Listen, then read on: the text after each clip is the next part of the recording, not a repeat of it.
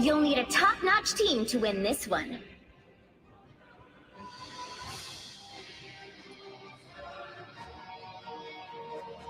I tear through the cloudless night, just like the moon.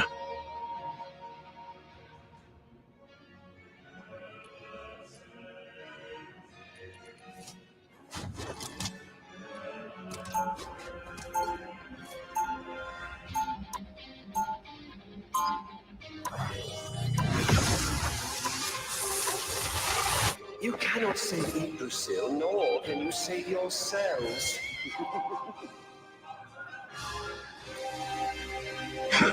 Keep an eye on them. 30 seconds before you attack. Get ready. Asgard has been invaded yet again. We can stop our enemies cold. What the heck are you talking about, kid? You are the Winter Soldier, aren't you? I think something may have gotten lost in translation. The battle starts in 5, 4, 3, 2, 1. Trouble has arrived. Help get that vehicle to its destination. Anyone who makes the night a more dangerous place needs to be taken out. I'm hurt.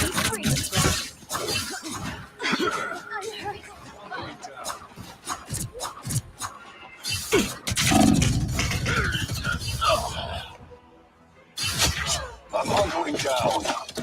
Everybody needs a hand sometimes. Or a dagger. Crazy cop. Still not dead. The tree's dead ahead. Don't stop now. Thank you very much.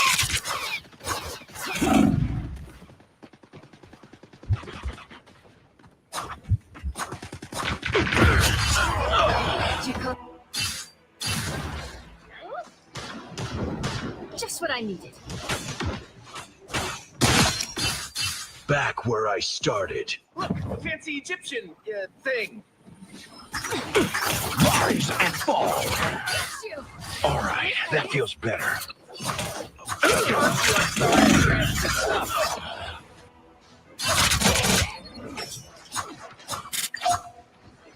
A gift from Honcho. I've come back from far worse than that. It hurts. Rise and fall. Don't pick a fight with vengeance personified. Just try that on.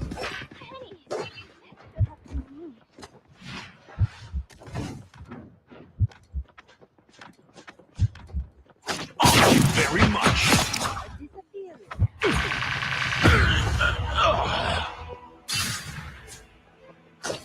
That vehicle moving again. Disappearing. Come on, Honcho. Let me rest. Operation World Tree, ready to commence. Thank you very much.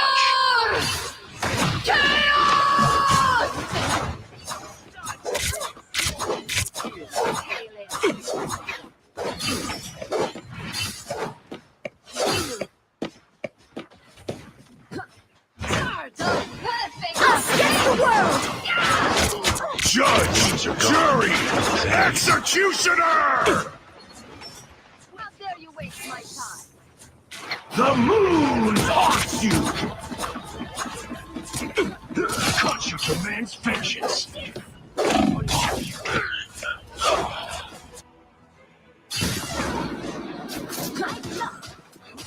Survive this! Still not dead. Behold, Dark Child!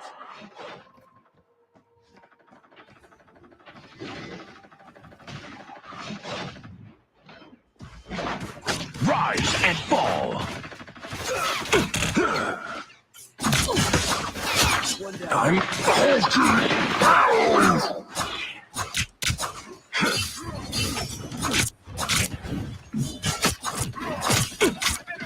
A gift from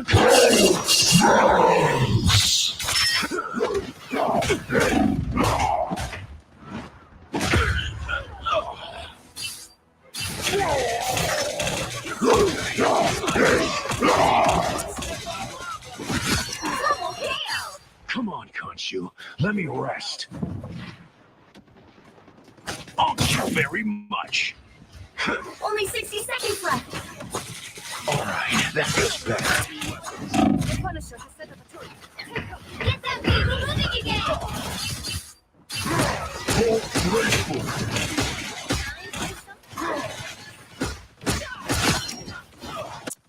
Gah! I've come back from far worse than that. Thank you very much. You were never the good guy, Castle. Sorry. I'll schedule the 30 seconds! Some assistance, please.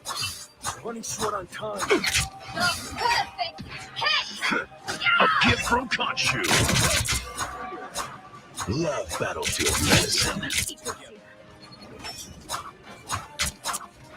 The final 10 seconds!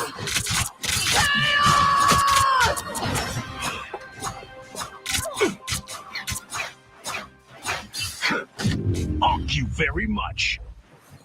Well, you can't expect to win them all.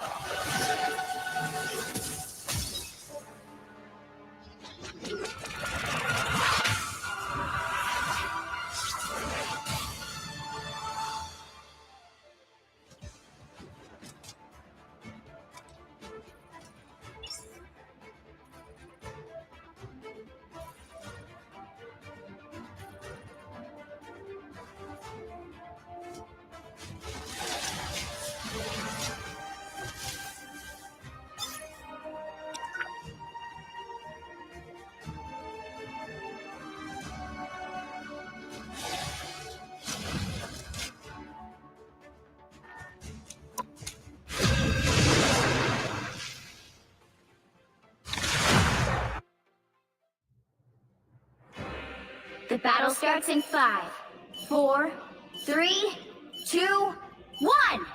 I dare to. Help get that vehicle to its destination! They don't believe you're real, Honcho. I'll make sure they regret that. There they are. We won't stop until the tapping is stopped. Need some help. My life's not dead. He's the best Honcho. Rise and Double fall. KO! Honcho never rests. That's 3!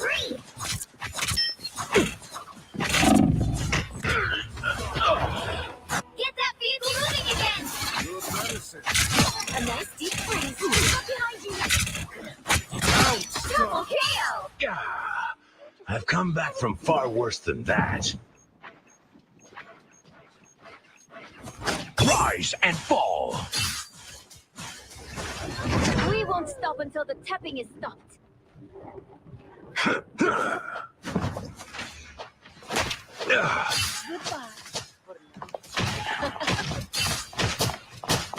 A gift from Honcho.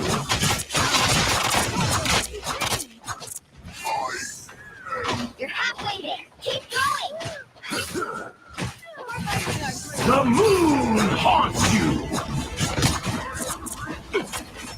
I am vengeance. Almost there. Don't turn back now. I was worried. Lights out.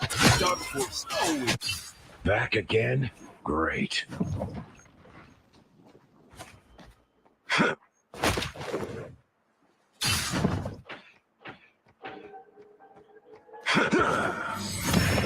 The vehicle reached a checkpoint. Keep up the momentum. Thank you very much. I am ready to put on a show. Love battlefield medicine.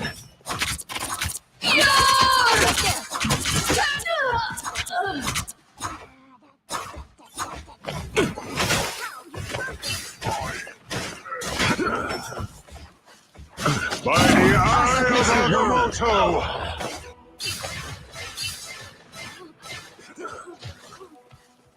I unleash the Shanti's power.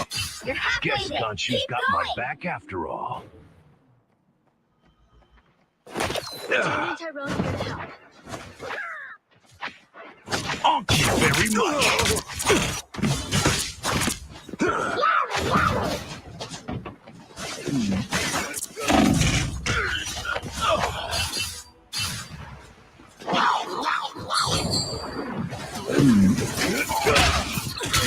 one. Hurts. Ah, I've come back from far worse than that. Get that vehicle moving again! There, ahead. I found them.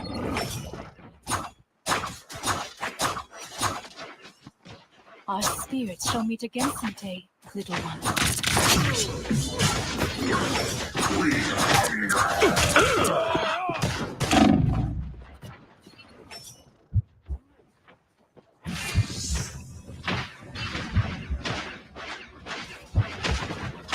The moon haunts you! Wait, that tree was real? The wounds are gone.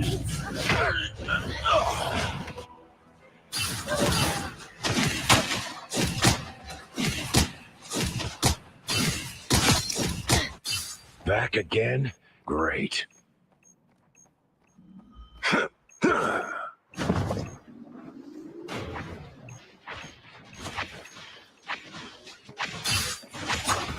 Enemy has arrived. Didn't like your tea. A gift from Honcho. I am ready to put on a show!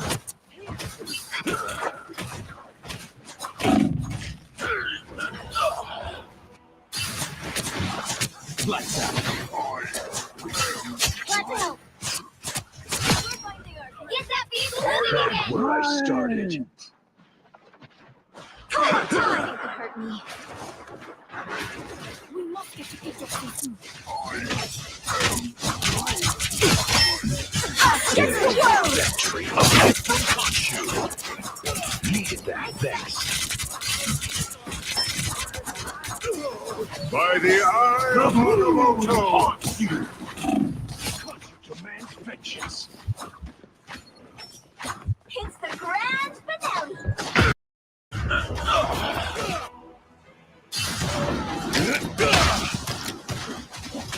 I am ready to put on a show! Nothing but still not dead. Thank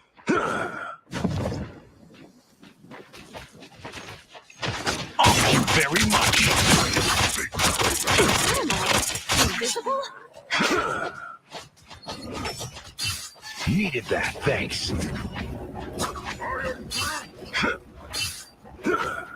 How's that work? Rise and fall.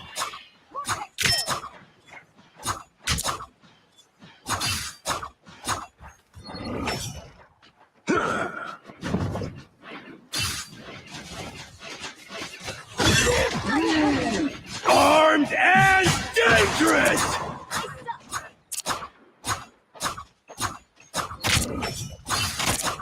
Almost there! Don't turn that now!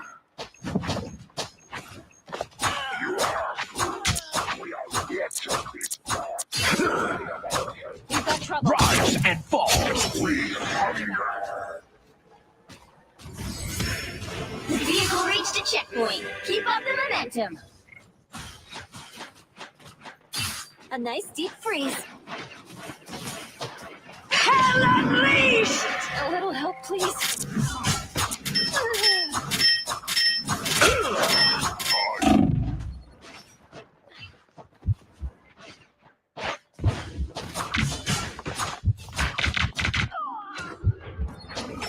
The wounds are gone.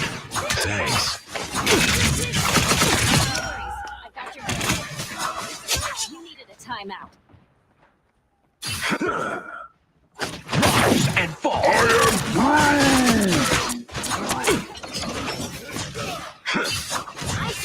The moon haunts you.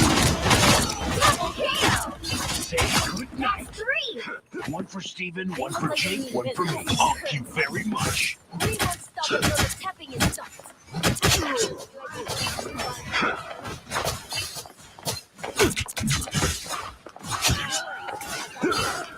Love Battlefield. Don't let anything stand in your way. A nice deep freeze. Against the world!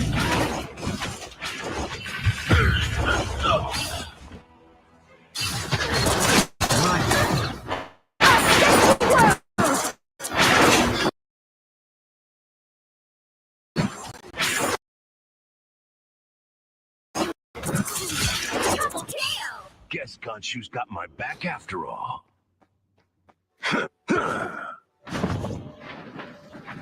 Watch me soar!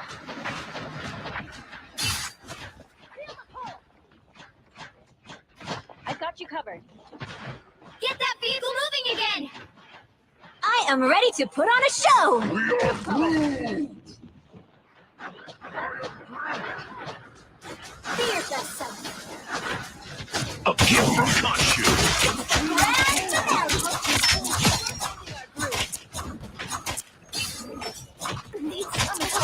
Double KO!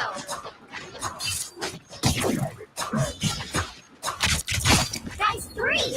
By the eye of Agamotto! Wow, 4 in a row! So A gift close! from It's your Honcho. big chance! Only 60 seconds left. Vengeance is mine. Double KO! Shields up! That's 3!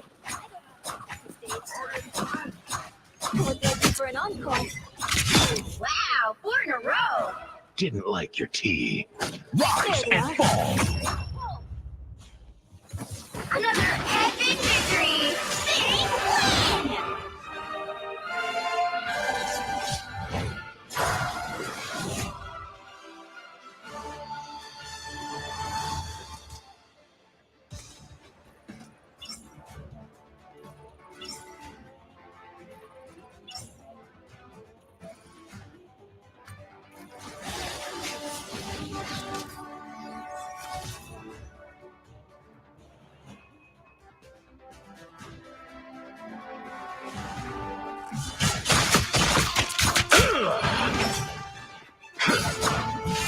The moon haunts you. Say goodnight. The wounds are gone. Thanks. That's 3 for me. Thank you very much.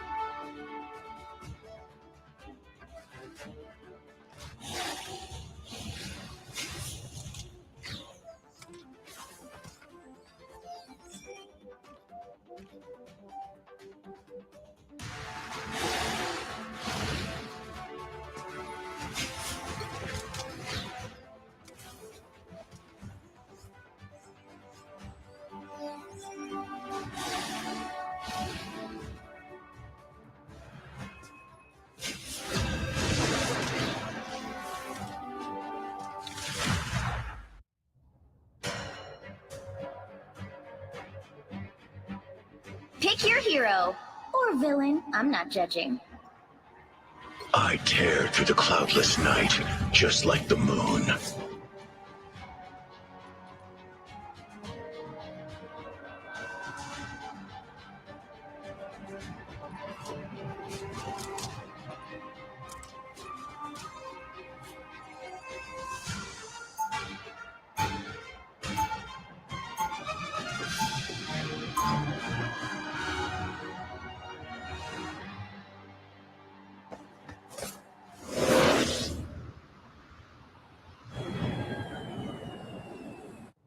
Being a living avatar of vengeance takes a lot out of a 30 guy. seconds before you attack. Get ready. You know, I wouldn't have left you behind if... It was a long time ago. We're both here now. Look at this place. Hydra's crazier than I am.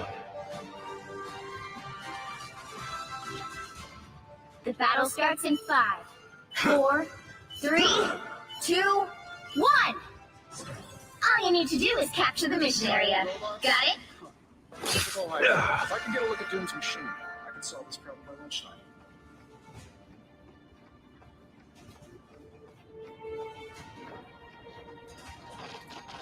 Incoming! Rise and fall.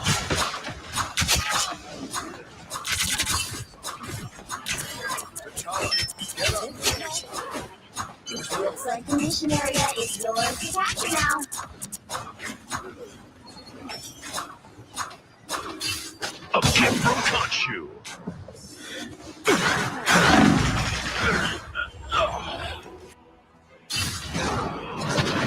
Take mine. Drowning you. We captured Back the where I mission area! started. And I thought Hydra had too many tentacles. A gift from Honcho.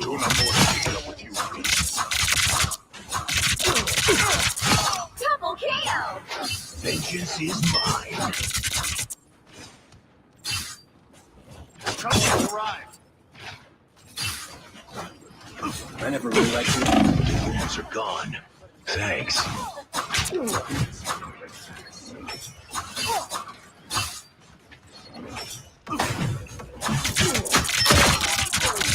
Fast must be proud.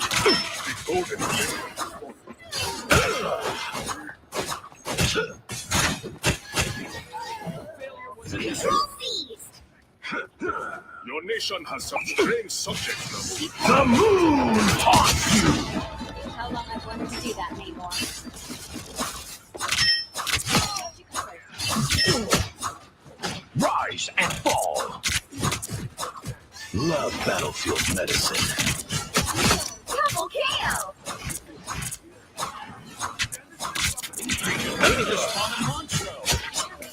No, where am I? That's great. And fall. Namor's a running guy. Let's put it back.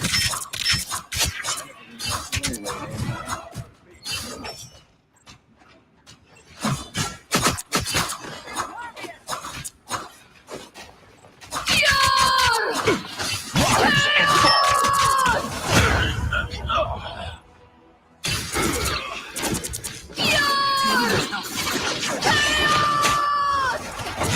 Double KO! You captured Get more up, than half my of the mission fish. area. Keep going!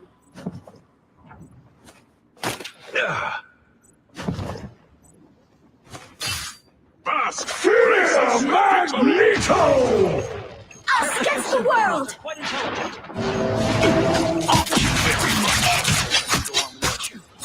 I'll be disappointed if they're a no-show. Control lost! Your team's capture progress has passed the halfway point. Much better. The moon! Always Back glad to where help. I started.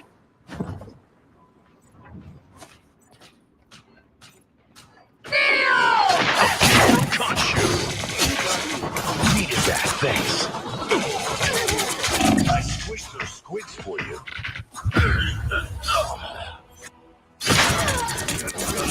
Just leave it to me. Double KO! Leave Back almost again? Great. Hawkeye is in position. A kill from Honcho.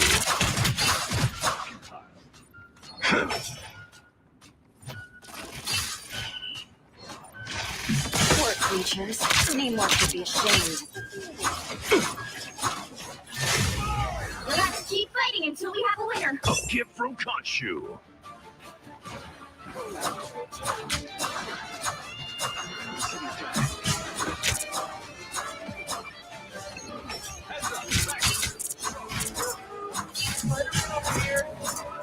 Control seized! Well done. All right, that feels better. Fury's almost yours!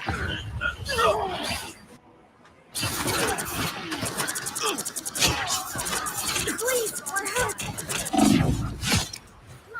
Control lost! I've come back You'll from have to far keep worse fighting than until we have that. a winner. Stand down! Rise and fall. Us against the world!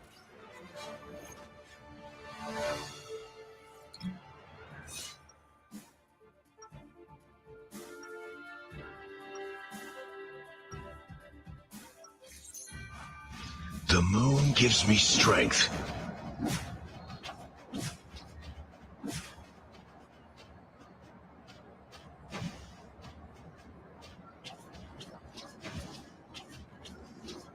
"30 seconds before you attack. Get ready. Step aside. The immortal Iron Fist has arrived. I know Iron Fist, kid. You're not him. I am now. And if you need solid proof, my fists are glad to deliver. I sense this boy's power, my champion. Do not challenge him. The battle starts in 5, 4, 3, 2, 1. All you need to do is capture the mission area. Got it? Some things you just can't unsee.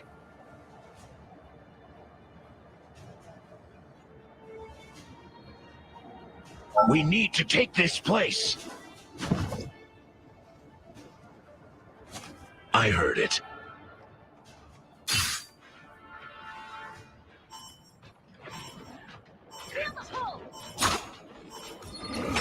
Looks like the mission area is yours to capture now. Can't control this yet. No worries. I've got you. It's not you are vulnerable, my son.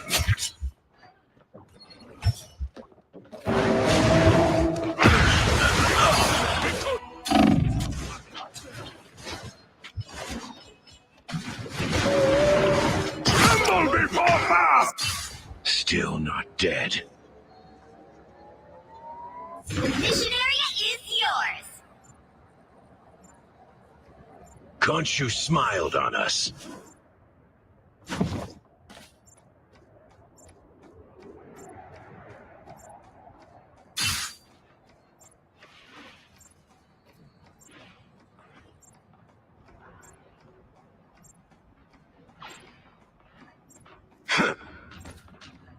Frozen spirits. A gift from Honcho. The squirrels are going to hate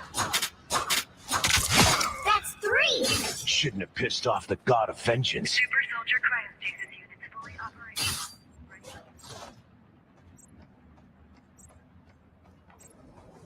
Rise and fall. Magneto! I suck.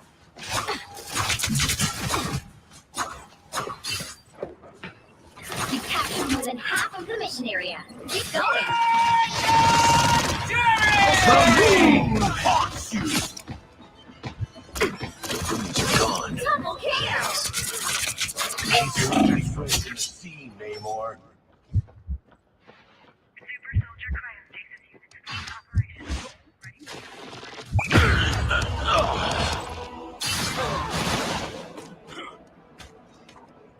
Protect your king! Namor does not... Back again? Great. The area is almost yours.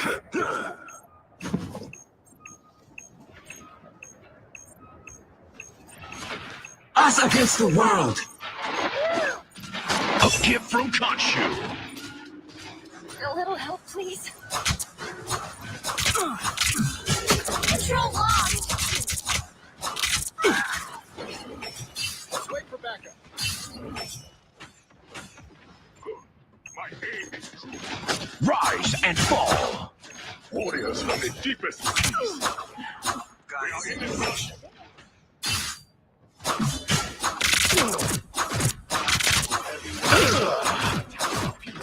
Love battlefield medicine. Poor creatures. Namor should be ashamed.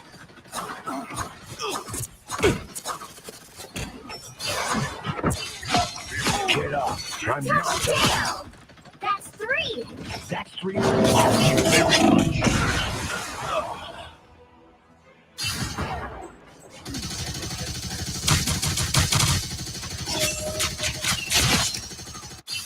Still not dead. Their team's capture progress has passed the halfway point. Shields up. Thank you very much. No worries. I must be taken. Fast! Grace us with victory! Ragnarok is coming. I don't think that's welcoming, Kitty. I am the light in the darkness. Control seized. Tony's got it under control. Even small victories are worth celebrating.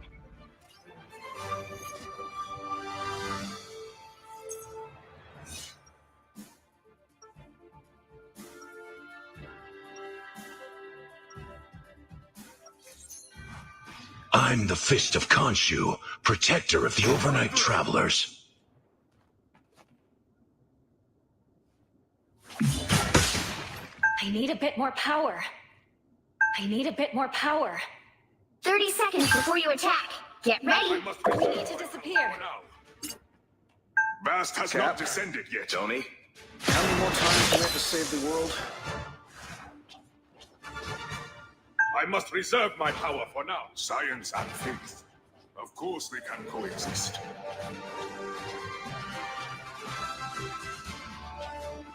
The battle starts in 5, 4, 3, 2, 1.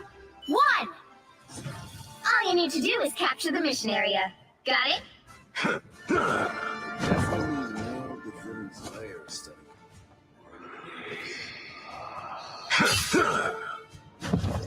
Please, we're hurt. The enemy approaches. Here's how you shoot! How does he make himself into a turtle? Not with this arrow.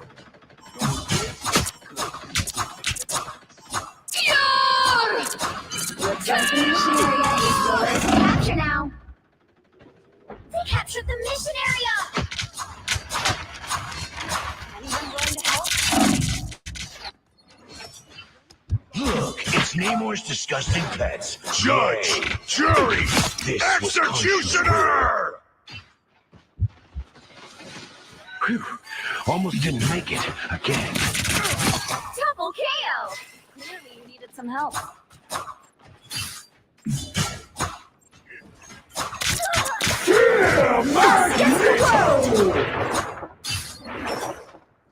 Pulse charge! Fire! Thank you very much. Heads up! Back that! The moon haunts you! Khonshu demands vengeance. Vast name opposed of good news. Honcho, we're sweet free. Control C! A gift from Khonshu. Almost didn't make it again. Not sure how we'll solve this without you, Tony. Behind you! Squibs are good. More arms to break. My favorite time! Your attacks are futile.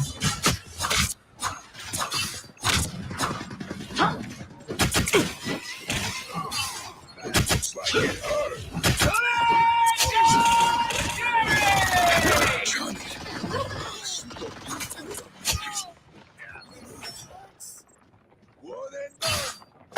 Ah. Good. You needed it.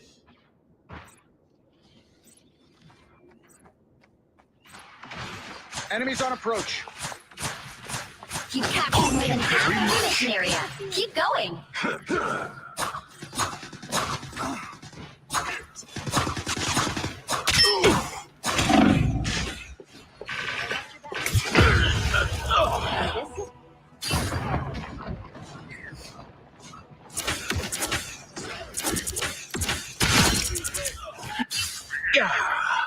I've come back from far worse than that. The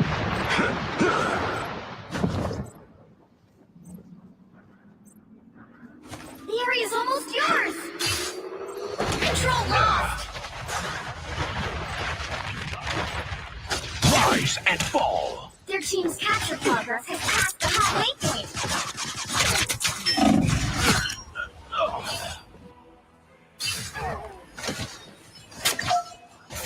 Protect your key! Khonshu, watch over me.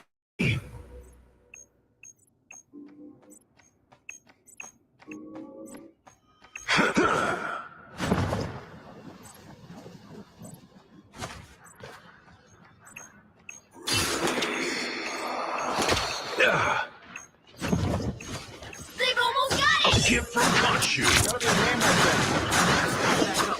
Pulse charge! Fire! Was no match for my claws. That's what happens when you pick a fight with protons. The moon haunts you. Khonshu demands vengeance.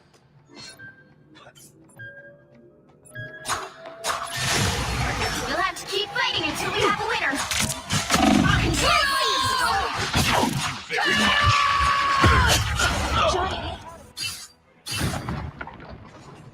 Supernova! Still not dead.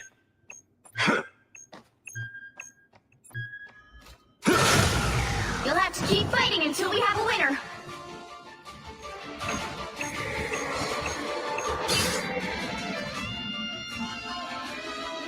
A gift from Honcho.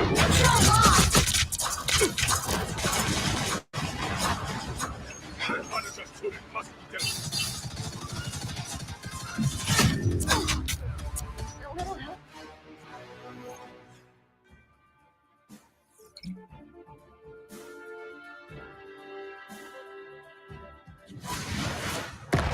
Well, you can't expect to win them all.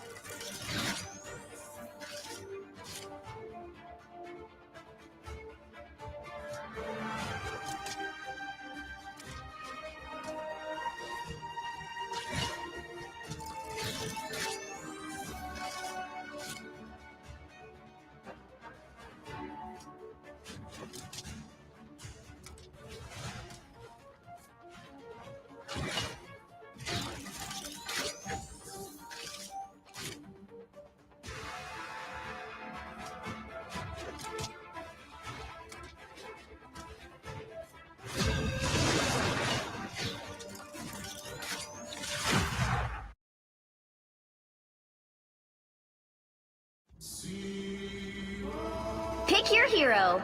Or villain. I'm not judging.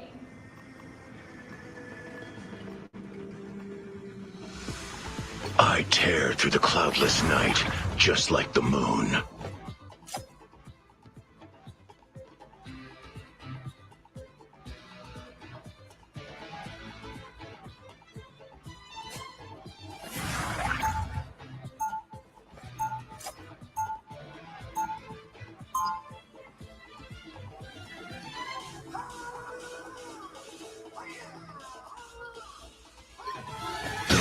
Gives me strength.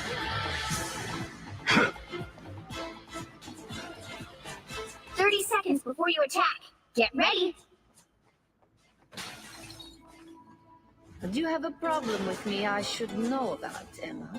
Only the years of unnecessary pain and strife you caused my people. Whatever your Wanda Maximoff is, that blood is not on my hands. And yet there you are, bathed in red. The battle starts in 5, 4, 3, 2, 1. All you need to do is capture the mission area. Got it?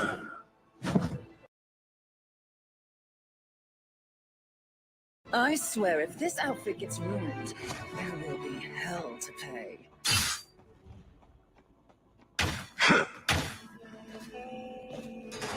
Help! I like cold.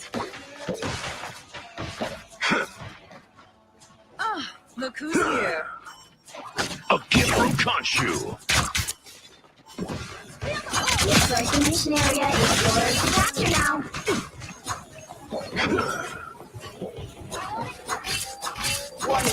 The mission area is yours. The wounds are gone. Thanks.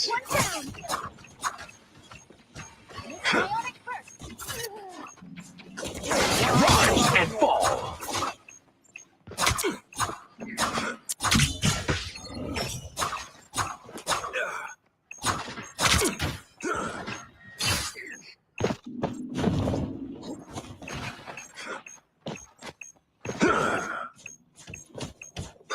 Thank you very Destroy much. these ants as soon as you see them.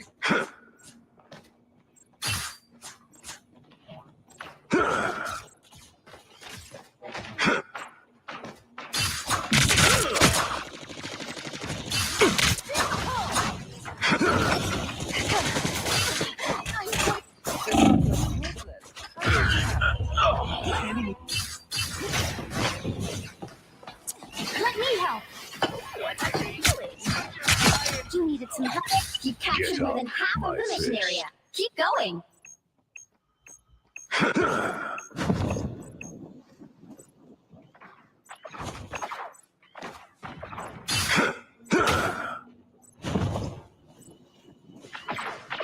I like the cold territory.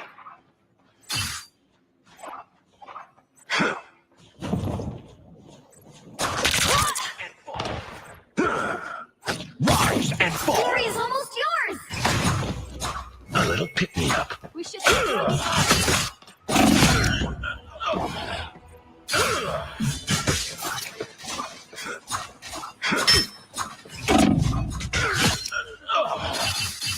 Guess Honcho's got my back after all. Control lost.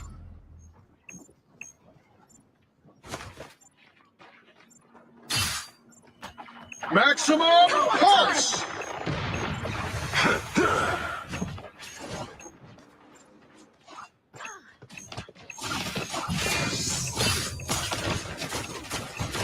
The moon haunts Or a dagger. you!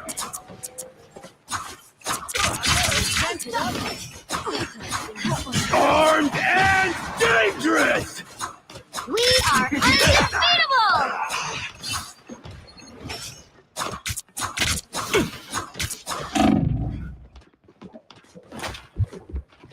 Good, you needed it. My anger. A gift from Honcho. Now your arm is broken. On your six.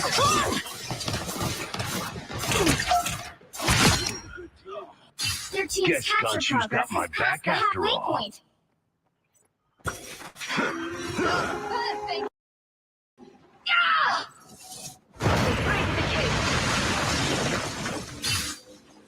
Goodbye. Control seized. You belong to me!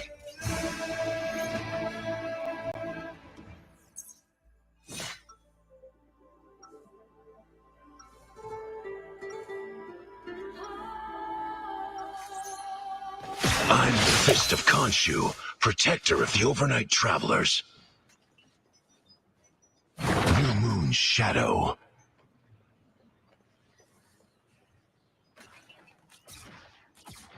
"30 seconds before you attack. Get ready." Wanda, you look different. Is it really you? Some days, Tony, I am not even sure of it. I have been lost between realities for so long. Well, you're not lost anymore. You'll always have a place with us. In any universe. Then we should... The battle starts in 5, 4, 3, 2, 1. All you need to do is capture the mission area. Got it? I'd rather make music than do anything else. Except music. There they are. This is natural aim. A gift from Honcho. Double KO.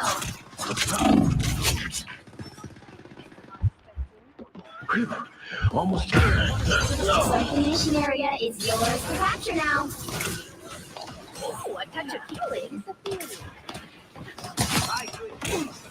The mission Back area again? is yours. Great. Time to celebrate.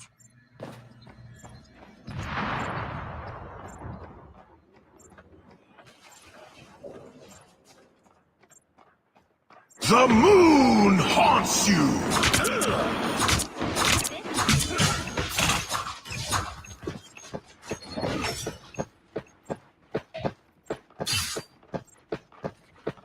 Thank you very much.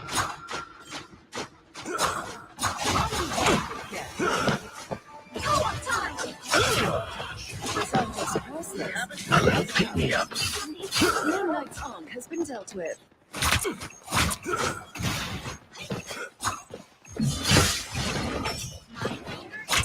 Vengeance is mine. You captured more than half of the mission area. Keep going. Double KO. The wounds are gone. Thanks. Pulse charge, fire! That's what happens when you pick a fight with protons.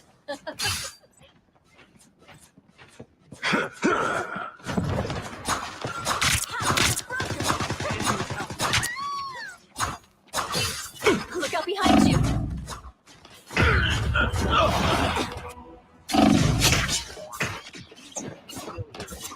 I'll patch you up.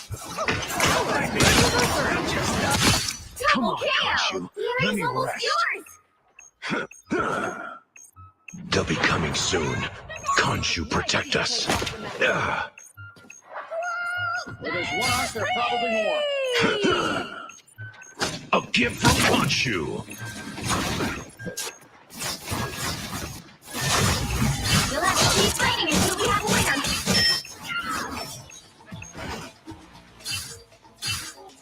Needed that, thanks. You belong to A little me. pick-me-up.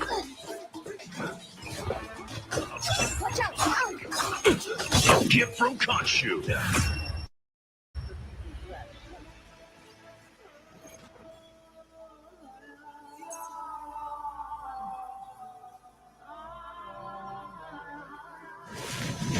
Another epic victory. Big win.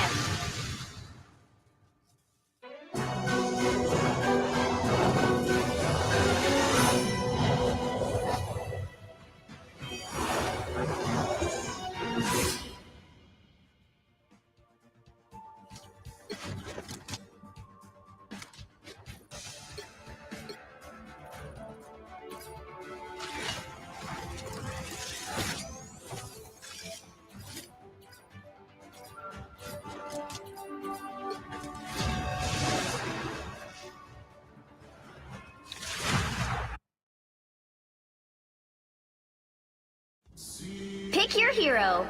Or villain. I'm not judging.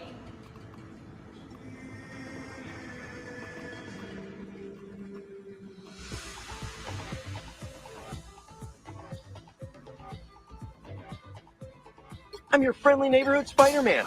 Only my neighborhood is now like multiple realities. Cool, right?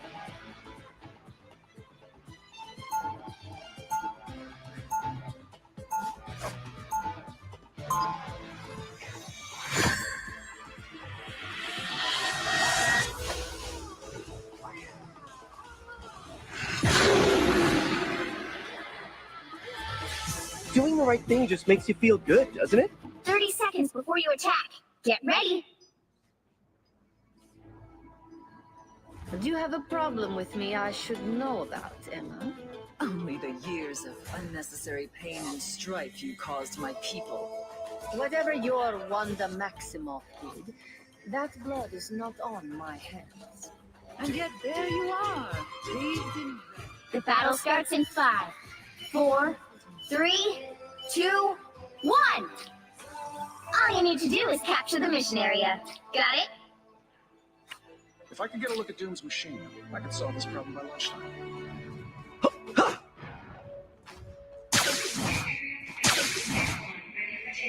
And so it begins.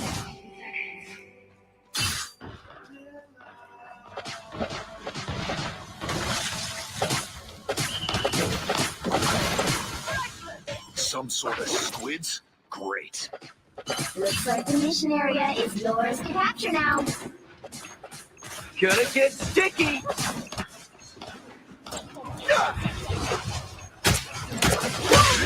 I don't know what to tell you. Spiders beat squirrels.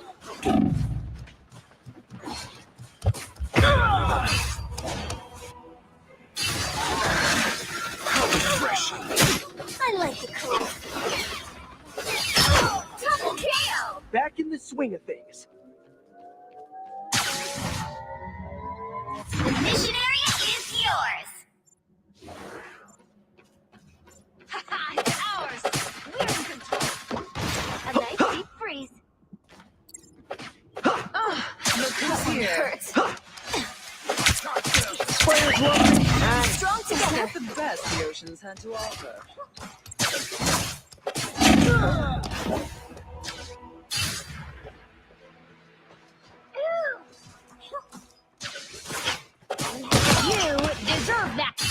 Now I've got something to prove.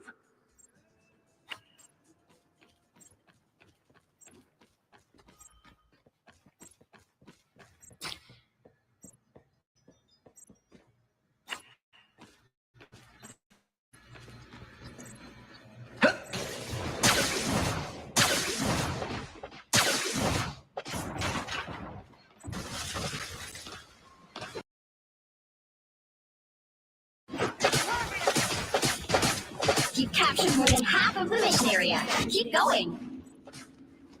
What do I do for an encore? A nice deep freeze. Hits the ground. Nice.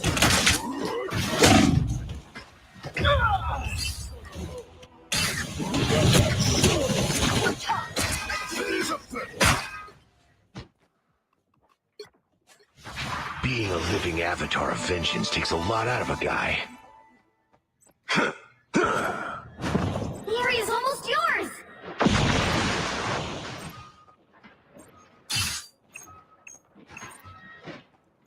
Pulse charge, fire!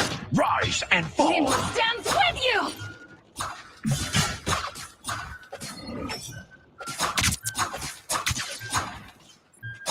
Don't mess with the amazing Spider-Man! You'll have to keep fighting until we have a winner.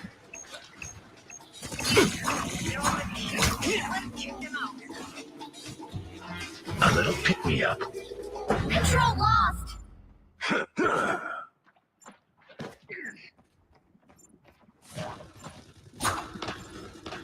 I'm doing this my way! A nice deep A gift from Honcho.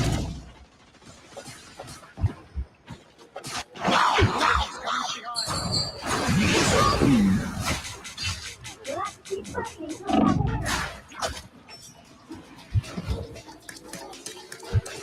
Control lost. Good. You belong Needed to it. me! Rise and fall!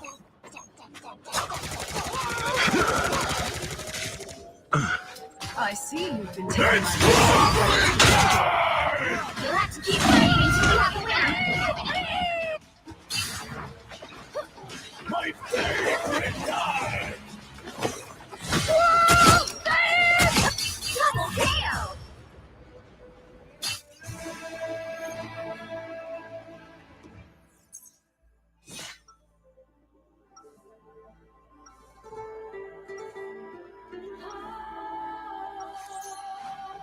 Honcho guides me, just not always in the right direction.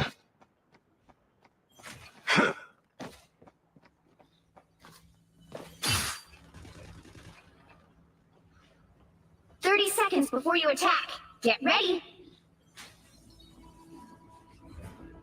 How nice of you to join us, Ilyana. Done playing Demon Queen? I've been at war with gods, Emma. What have you been doing? Helping to run a sovereign mutant nation. Oh, and I just had a manicure. Style over substance. The battle starts in 5, 4, 3, 2, 1. All you need to do is capture the mission area. Got it? Follow my lead. Or don't. I really don't care.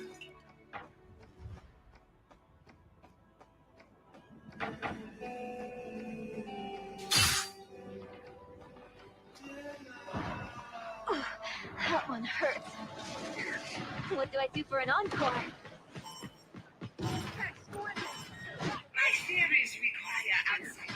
Looks like the mission area is yours to capture now. Did you even train for this? The mission area is yours. We're in control.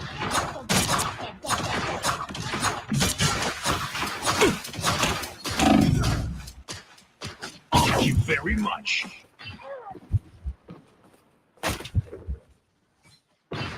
A little pick-me-up.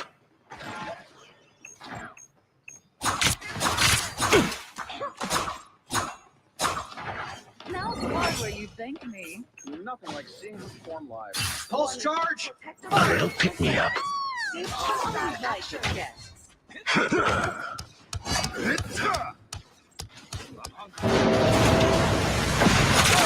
gift from Honcho. The power of the moon.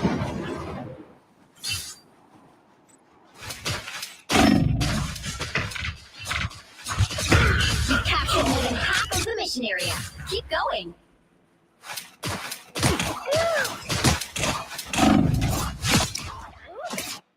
Get up, my fist.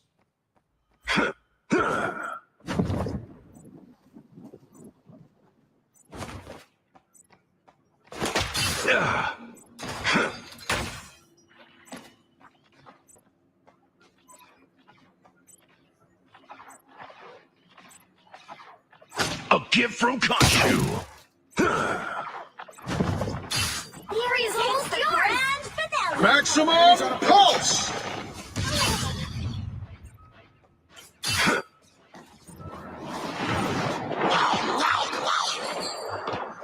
Ready for counterattacks. They're not going to win.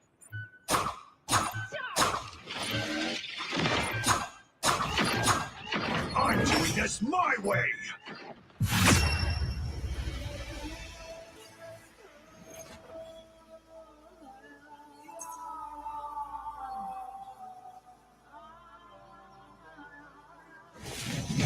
Another epic victory!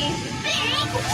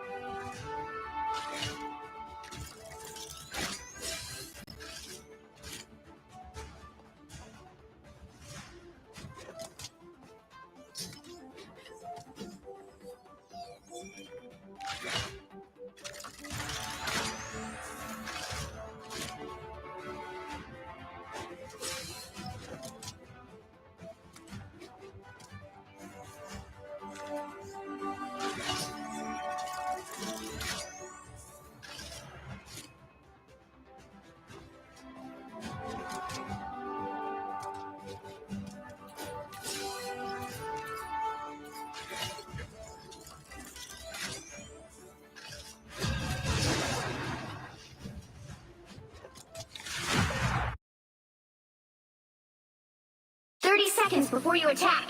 Get ready.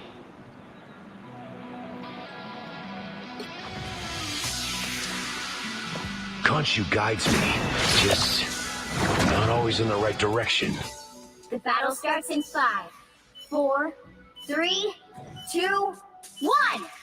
All you need to do is capture the mission area. Got it?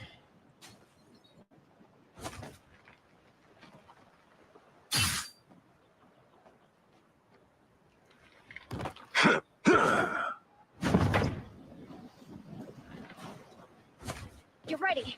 Here come the bad guys. I'm an Anyone willing to help? The darkness.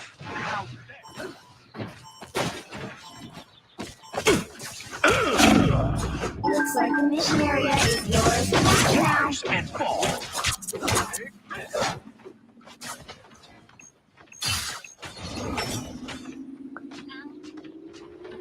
We captured the mission area!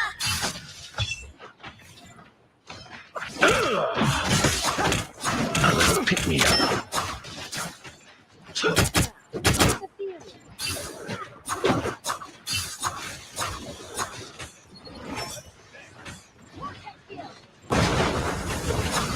A Captain Honcho. Enemy located. Let's pick me up. I'm holding.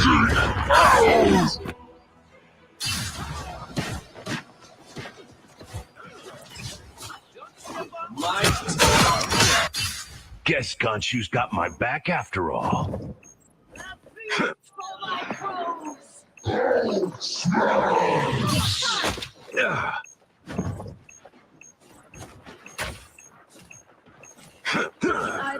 Rise and fall. Your team's capture progress has passed the halfway point. Control C's! A fine victory. This is real firepower! Bright like a star.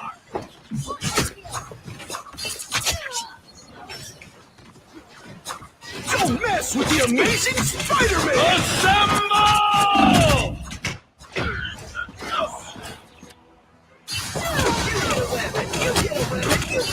Assemble! Still not dead. Control lost! You belong to me! Just Snow over here. Part-time international pop star and full-time superhero. Vortex field!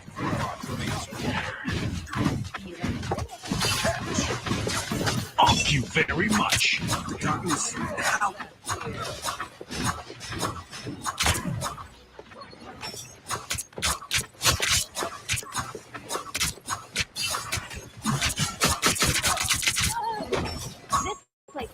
Rise and fall. Sig almost got it! A little help, please.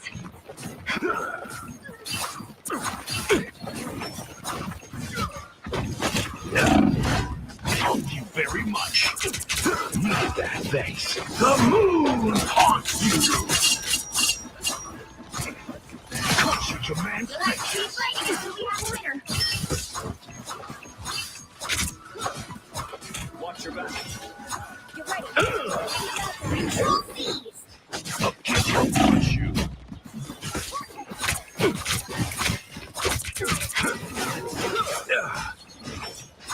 He needs help.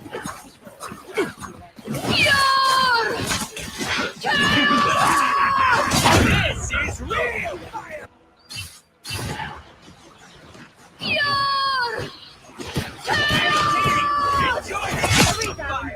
You captured more where than I half of the started. mission area. Keep going.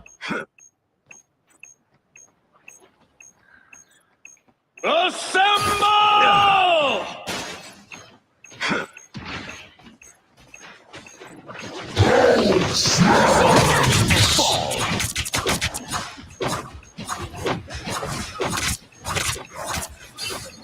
Some assistance, please.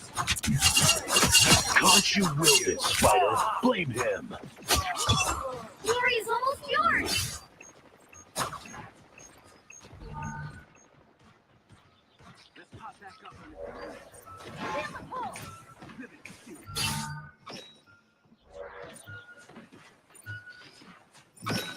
Don't mess with the amazing Spider-Man! Vengeance is mine. I'll get Keep you, fighting until we have a winner. You expected less?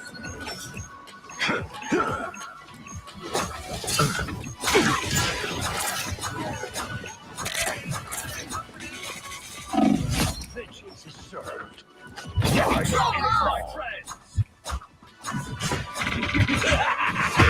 This is real firepower! Alright, that feels better. Second chance is over. The moon haunts you! Crush your command patience.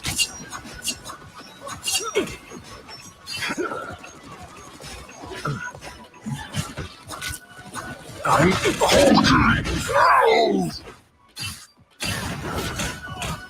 I require some aid. Like, on my return. Back where I started. Defense is the key. We need help.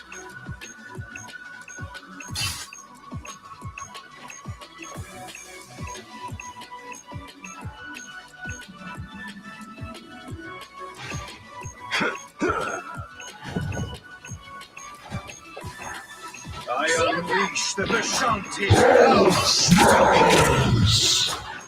A gift from Honcho. Assemble! Alright, that feels better.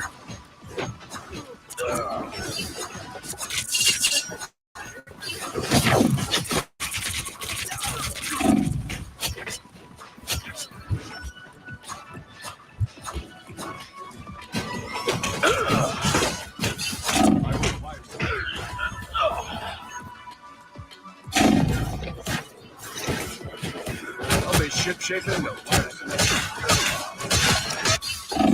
They've got the numbers. back where I started. Control lost!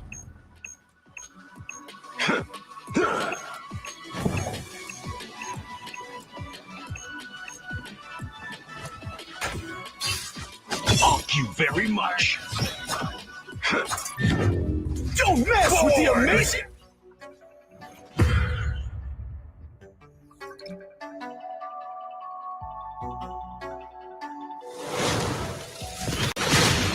Well, you can't expect to win them all.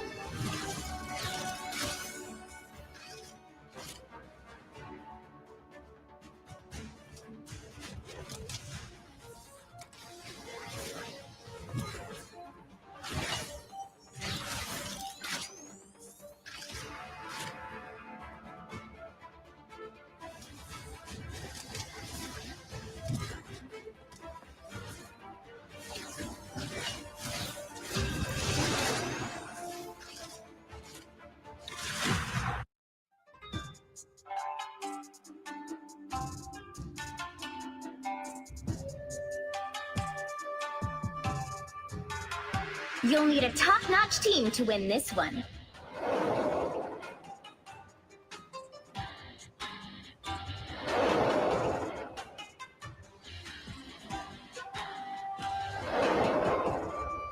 I tear through the cloudless night, just like the moon.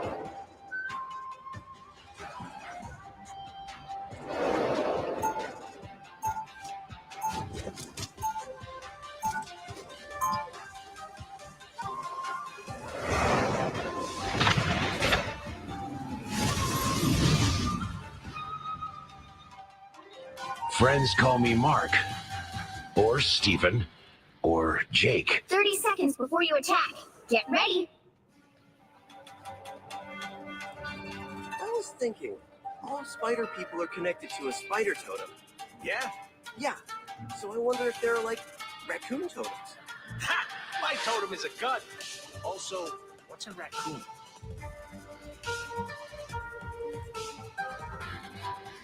The battle starts in 5, 4, 3, 2, 1.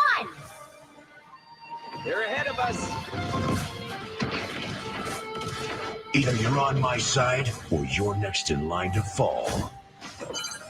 Help get that vehicle to its destination. Now I'm next. Someone scratch my back. Rise and fall!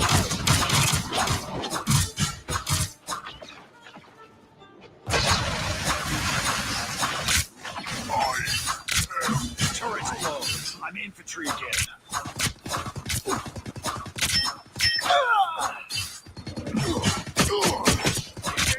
Honcho never rests.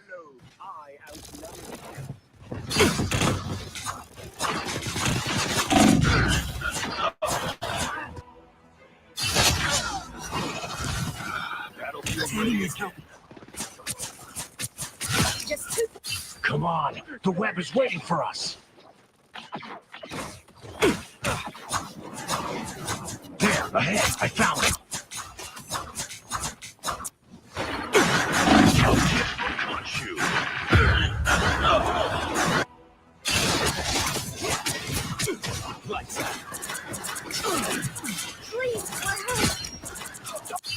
Honcho, watch over me. All aboard! Get him up! I am Groot! A gift from Honcho. Frank's doing what he does best.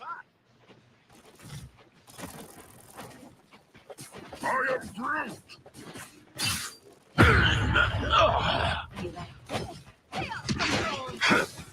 Rise and fall.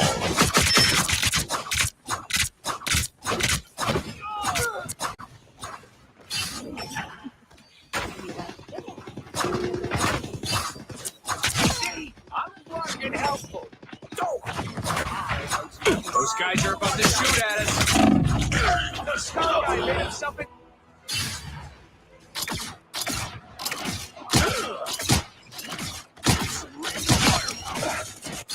Back where I started.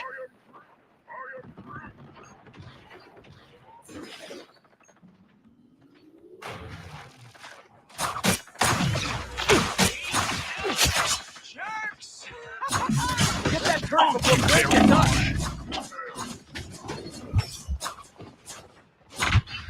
Good. You needed it.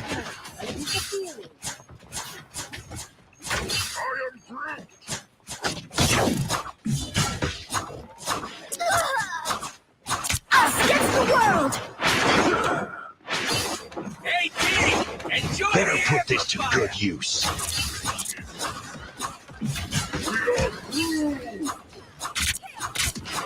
Sure, those are bad guys. Never thought I'd care so much about spiders. Right out. Maximum pulse! Punisher's down. Crazy. I am the light in the darkness.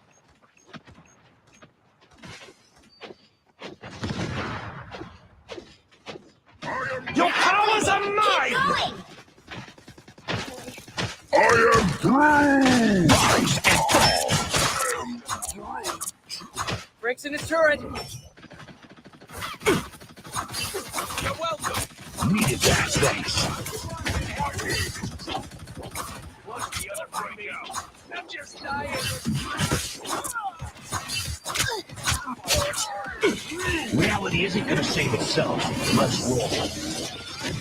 The moon haunts you. Only 60 seconds left. Tremble before power! Toss away. Almost there. Still Don't not turn dead. that now.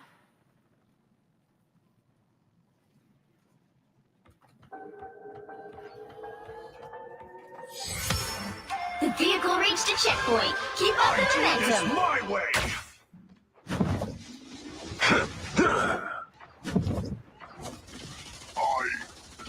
Look at that turret.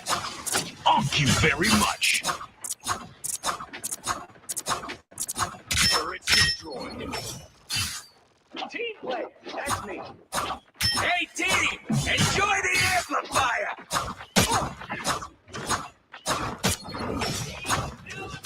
Don't mind me. I'm just dying. Thank you very much. Come on, the web is waiting for us. Shoot at us. Right at the wheat.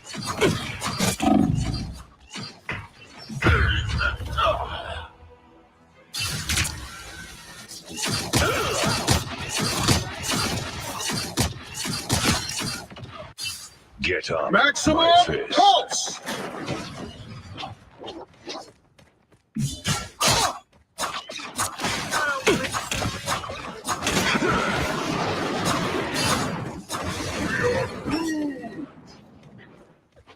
Rise and fall. Frank's doing what he does best. You're welcome. Was getting kind of worried there.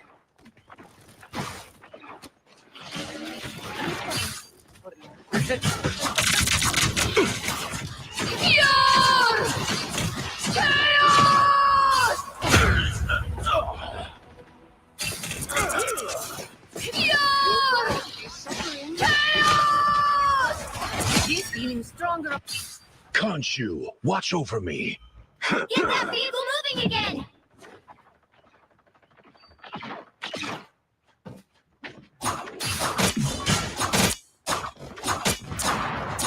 I am the light in the darkness.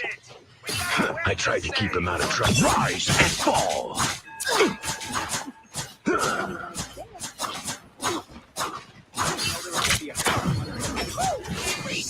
The moon haunts you.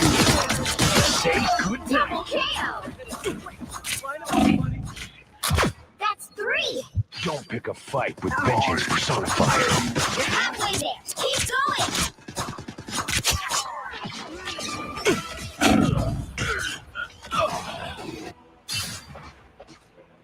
Only 60 seconds left.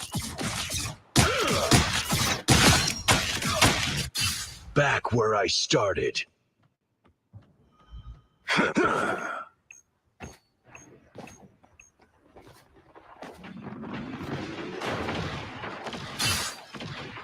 Thank you very much. It got behind you. Down to 30 seconds.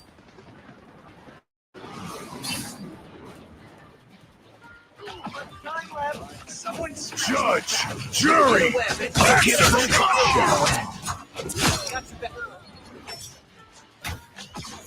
I tried to keep him out of trouble. Double KO. Final 10 seconds. Hit the gas, Zero. Better put this to good use. Have to keep fighting until we have a winner. Your powers are There, mine! turn back now. Judge, jury, maximum executioner.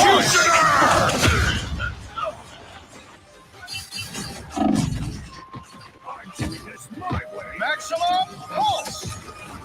Nobody can hit.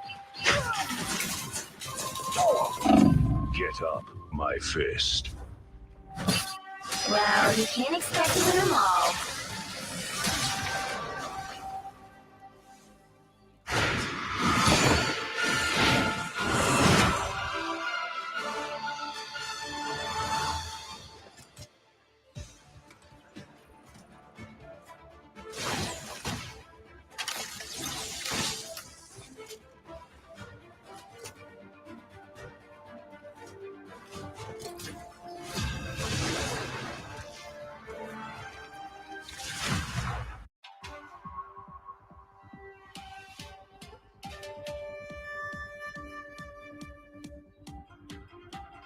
The right heroes could make all the difference.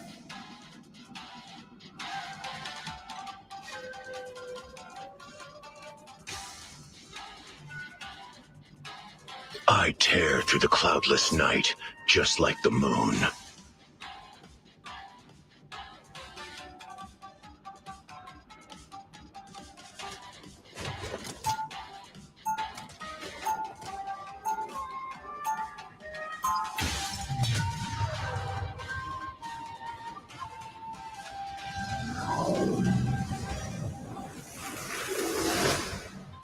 Honcho has guided me this far. I trust him. They'll be coming in 30 seconds. Stay strong. Moon Knight, I hear you've got an knack for tech. Yeah, and I got friends to help. Huh. You know, you should invest in a way to hide in the dark. Like maybe black clothes. The moon is white, Stark. It shines in the night. So do I. The battle starts in 5, 4, 3, 2, 1. You have to stop them from securing the mission area. There, ahead. I found them.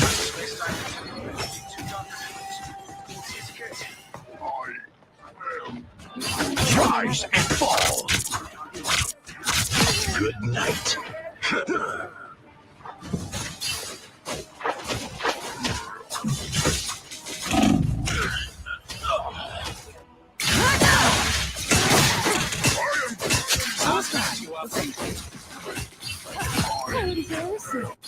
Honcho, watch over me.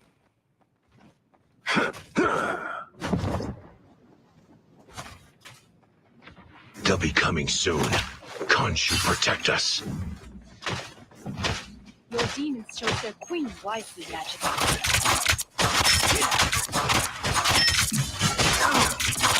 Honcho never rests. Double KO! A gift from Honcho.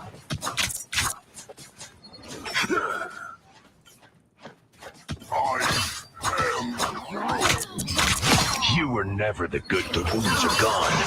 Thanks. Rise and fall.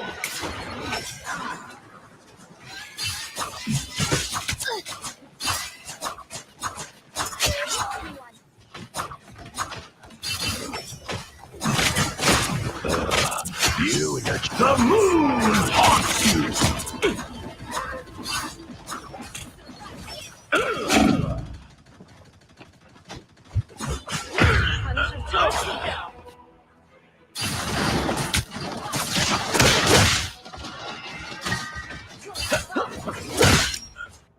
Back again? Great.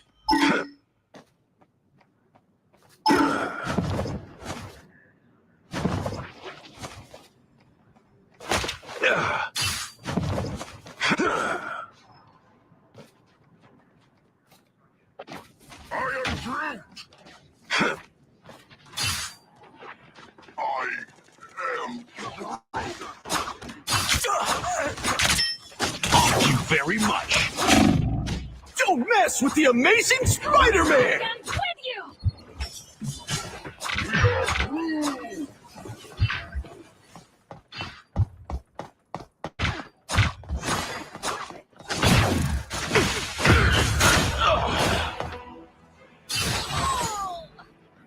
Oh, exquisite! Honcho, watch over me.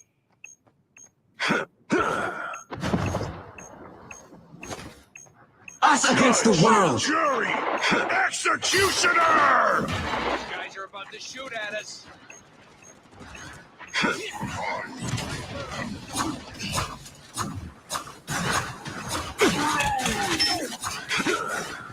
Rise and fall. My armor's got a lock on a boat.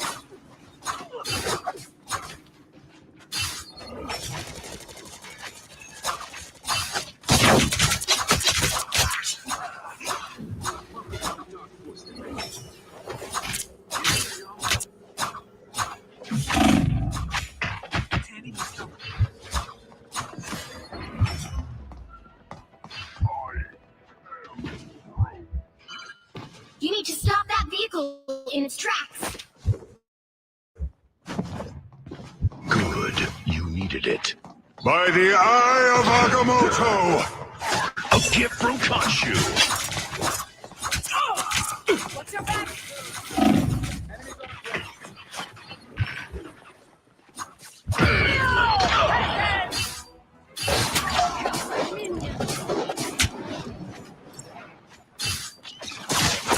Double KO! Back where I started. Hey, it's me, Squirrel Girl, in case you couldn't tell by the giant squirrel-like features.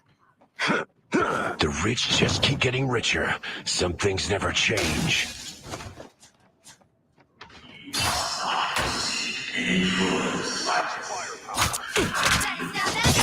Very much.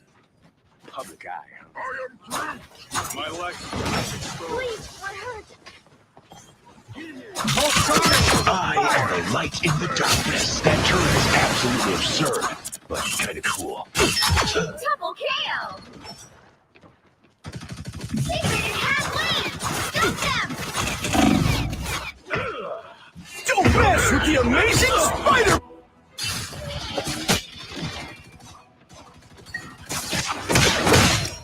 Don't mess with the amazing... Ah, I've come back from far worse than that. My friends are here! I can restore health, remember? Co-op time! Woo! I never miss! Mind your own dimension, strange. Against the world! The squirrels get the win? Really? Ow! Everything hurts! Thank you very much.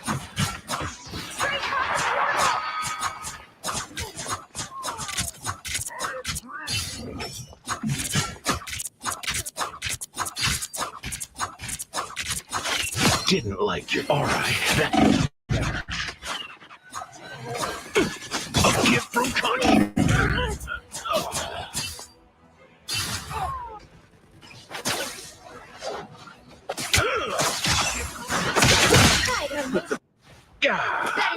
I've come back from far worse than that.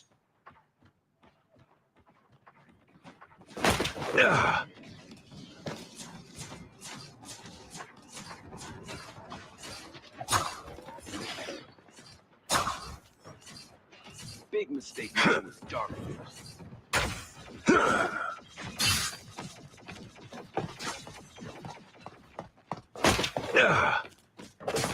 Rise and fall. I'm halted. The moon haunts you. The power of the moon. Double KO! Say, the wounds are gone. Thanks. Pulse charge! Fire! I'm halted. A gift from Honcho. Don't mess with the amazing Spider-Man!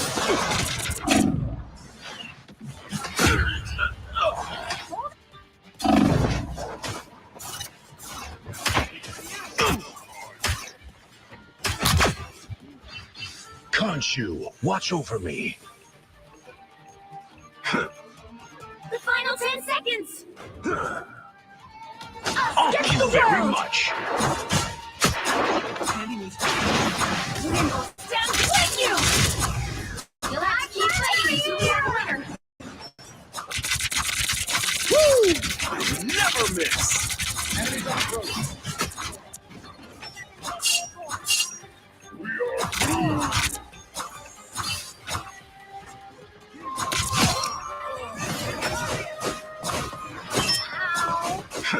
A gift from Honcho.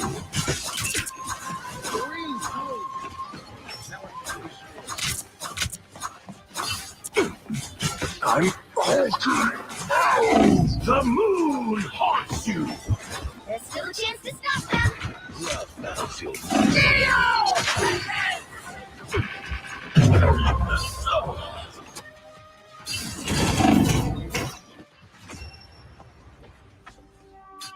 Another epic victory! Big win!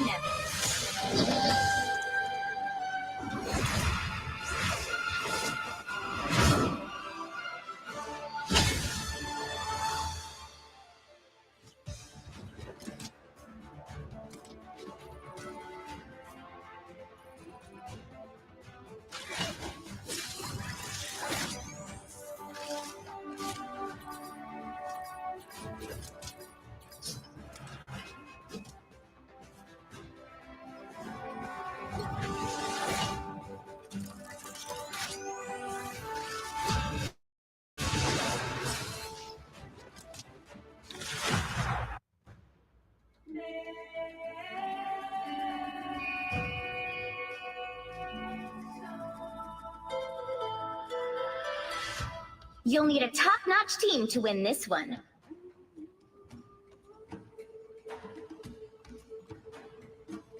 I tear through the cloudless night, just like the moon.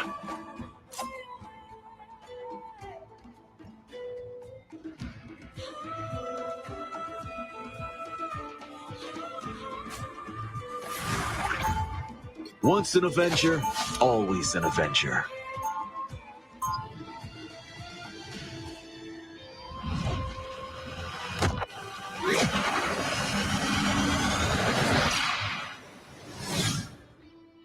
I think I was chosen to do some good in the world. 30 seconds before you attack. Get ready. You and me, Spectre, we're two of a kind. I'm not nearly as heartless as you, Castle. That's not it. We're alike because we both know there are some problems that can only be solved by force.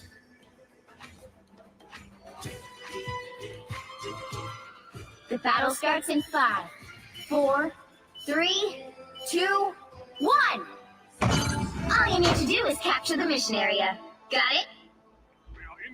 Toast. What does that mean?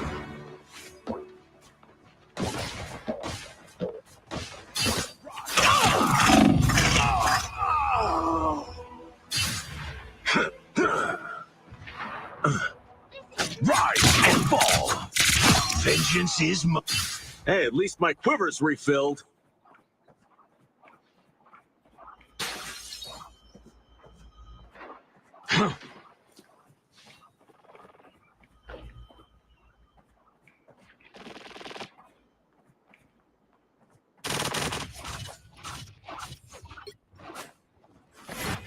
Friends call me Mark, or Steven, or Jake.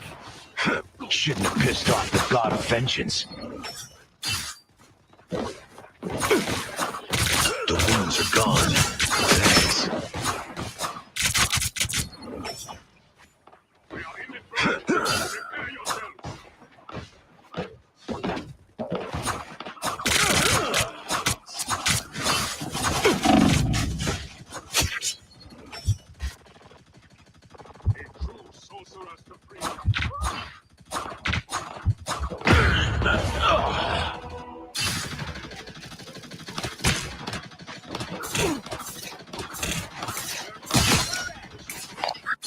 Come on, Honcho. Let me rest.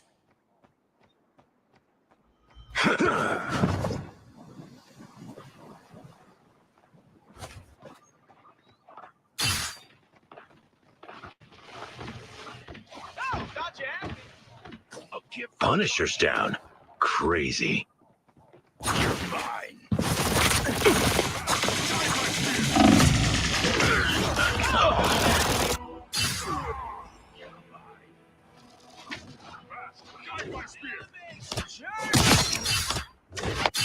Come on, Honcho. Let me rest.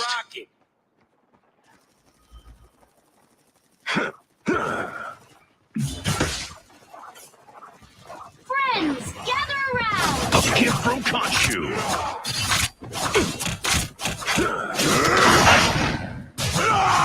Good. You needed it. Battlefield medicine. Just dying!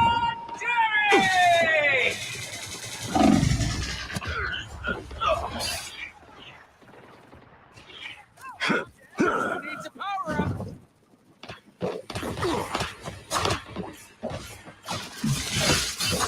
The moon haunts you!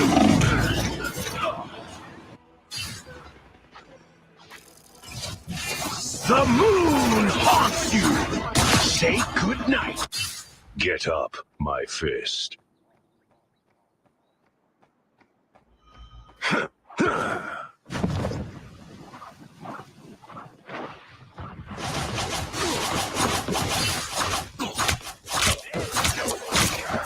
Punisher's down.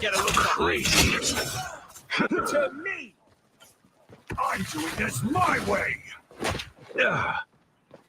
A little pick-me-up. Rise and fall! Night has been over. Sorry, no wonks for you.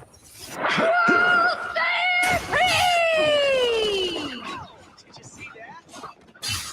Don't mind me. The moon haunts you! Only 60 seconds left! The moon haunts you! That water hurt. Well, you got Back where I started.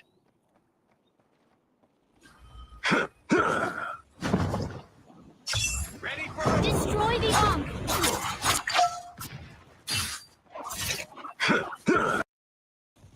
Thank you very much. Down to 30 seconds!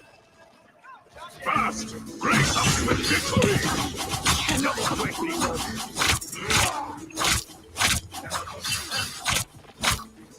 Mantis and Rocket make a great team.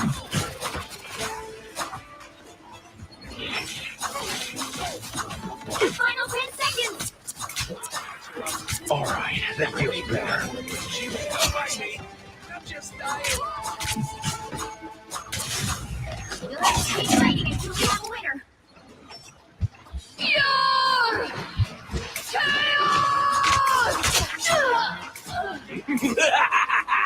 This The is moon real haunts you. firepower!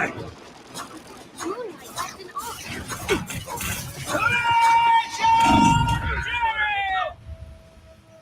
Well, you can't expect to win them all.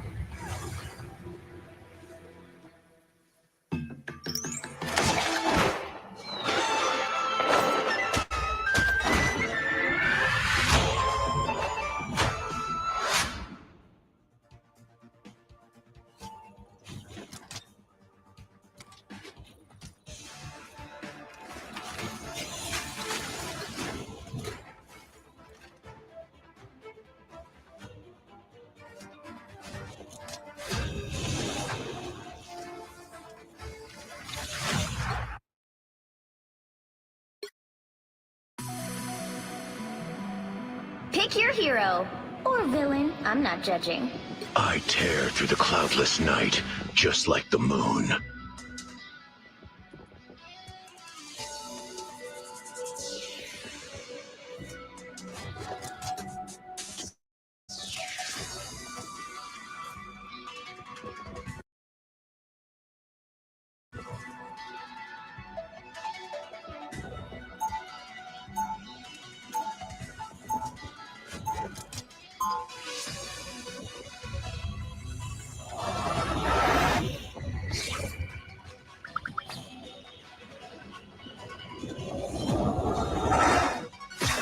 The moon gives me strength. 30 seconds before you attack. Get ready. I try to do the right thing, but somehow people always take it the wrong way.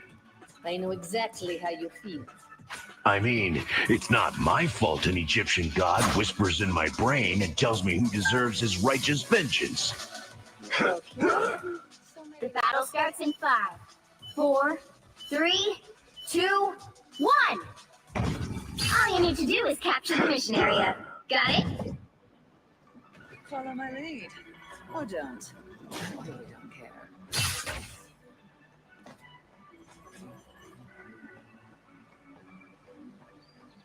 There, ahead. I found Honcho very much.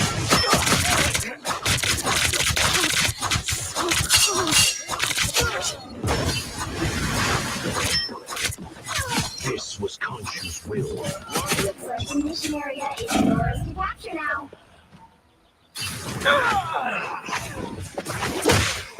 I am wounded. Capture the mission Watch area. over me.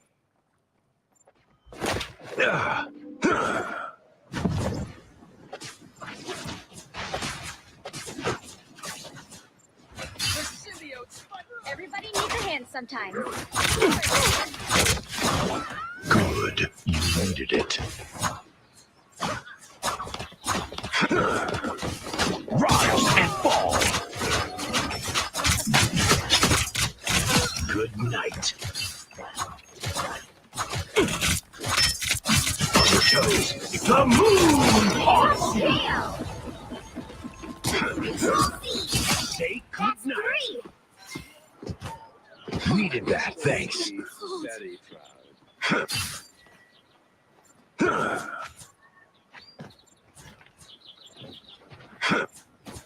Pounce the adversary. Rise and fall. But what about opponents?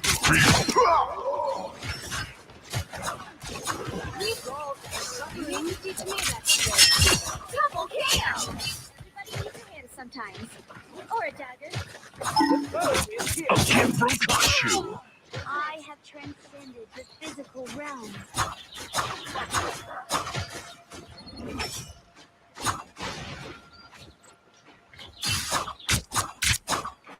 Now, a Go on time! So it begins. You captured more than half of the mission area. Keep going. Thank you very much. The Shanty's power.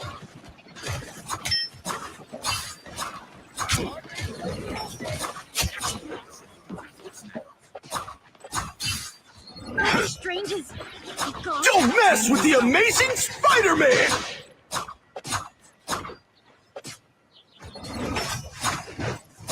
Something about you belong to me!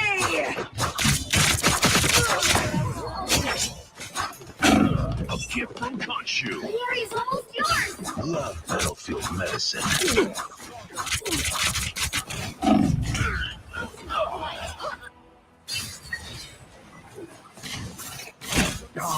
Much better. Guess Honcho's got my back after all. We'll have to keep fighting until we have a winner.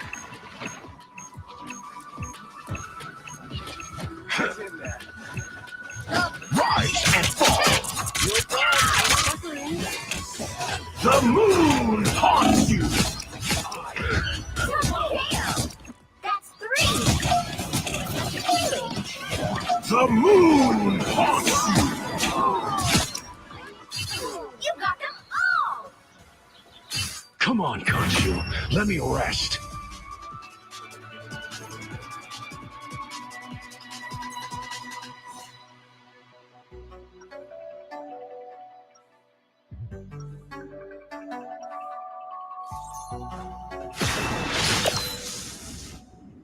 Camouflage is stupid. I want the enemy to see me and be afraid. 30 seconds before you attack. Get ready. Doctor Strange, wow. We're in this together, Tandy Bowen. Get the stars out of your eyes and let us fight. Whoa, all business. The fate of many worlds is at stake. It is a mighty quest. The battle starts in 5, 4, 3, 2, 1. All you need to do is capture the mission area. Got it? Some call me arrogant. Mostly their checklist.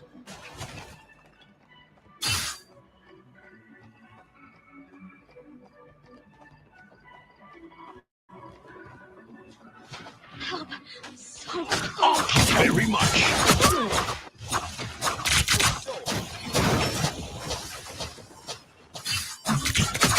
Behold the god of thunder! Capture now. Capture the mission area.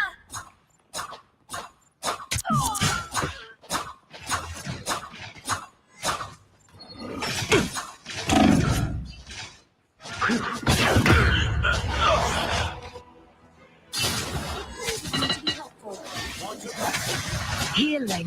Why would I need healing? Back again? Great.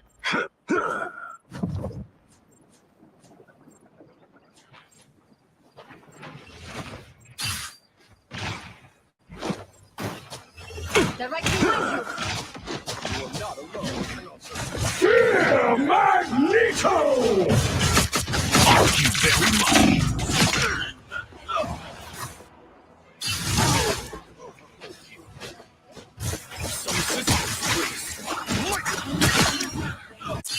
Guess Khonshu's got my back after all. We are undefeatable! Progress is past the halfway point.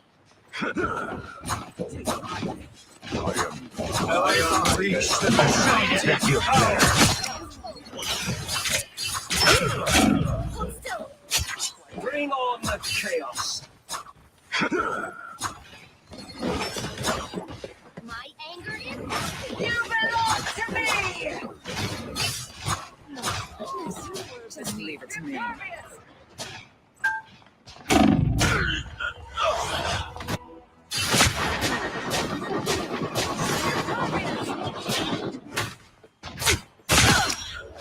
Still not dead. Hell unleashed!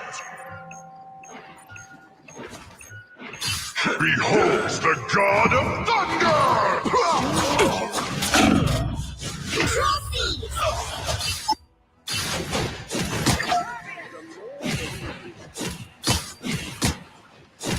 Return to this. Back again? Great.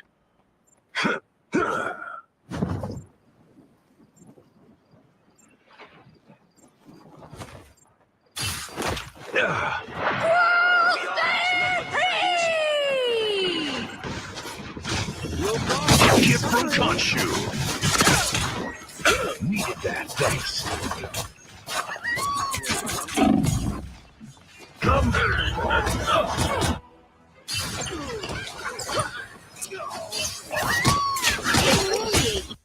Control lost.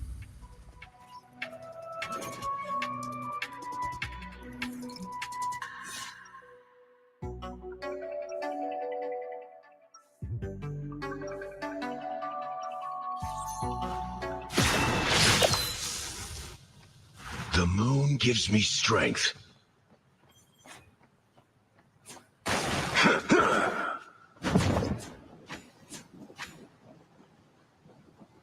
30 seconds before you attack. Get ready. Do you have a problem with me I should know about? Only the years of unnecessary pain and strife you caused my people. Whatever your Wanda Maximoff did, that blood is not on my hands. And yet there you are, bathed in red. The battle starts in 5, 4, 3, 2, 1! All you need to do is capture the mission area. Got it? Time is up. Who will stitch it together again? Me.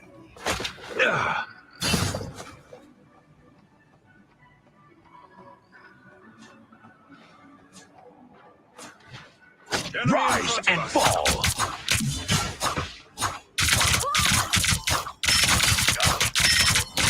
Born again! Looks like the mission area is going back now.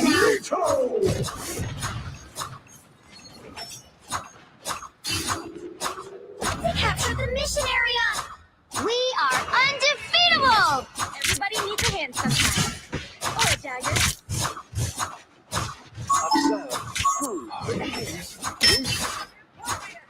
Thank you very much! Assistance.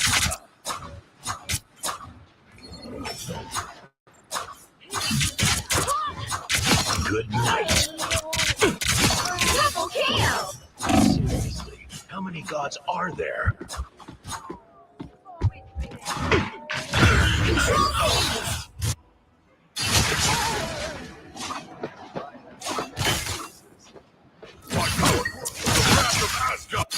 Come on, Honcho. Let me rest.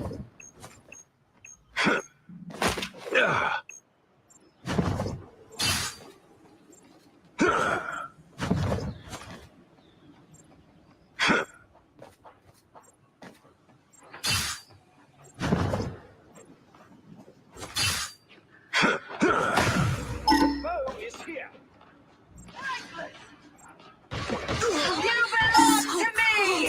Nobody can stand up against a full-strength Scarlet Witch. The moon haunts you! Behold the god of thunder! The moon haunts you! Behold the god of thunder! Get up, my fist. You've captured more than half of the mission area. Keep going.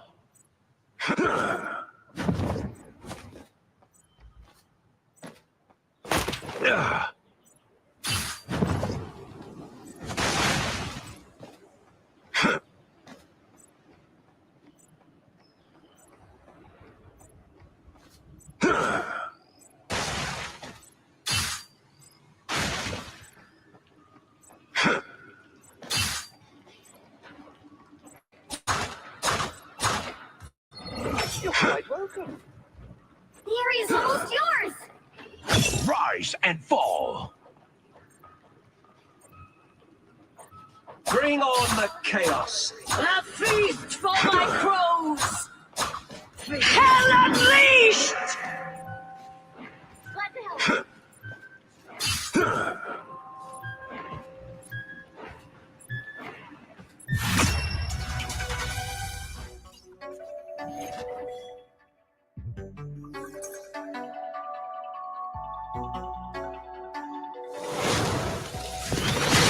Another epic victory!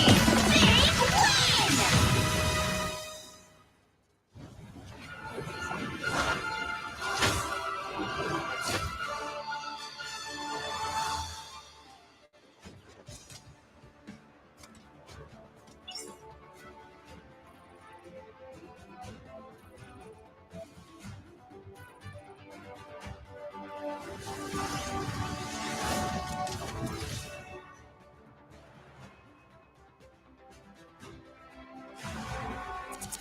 Ancient secrets revealed!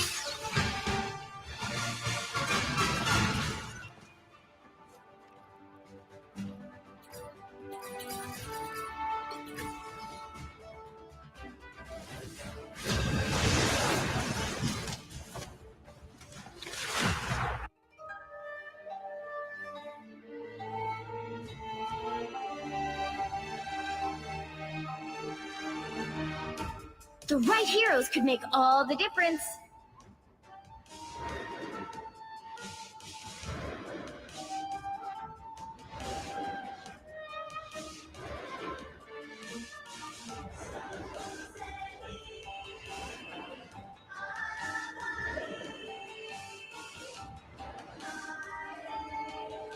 I tear through the cloudless night, just like the moon.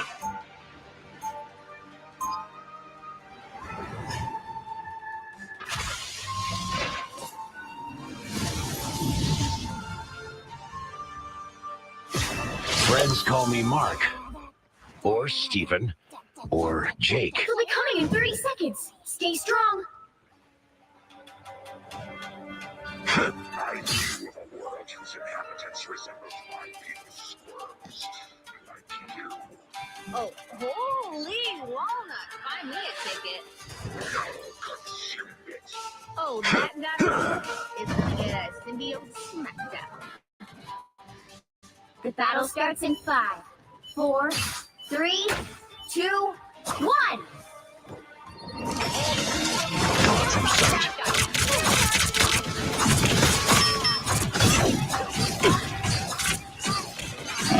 You need to stop that vehicle in its tracks.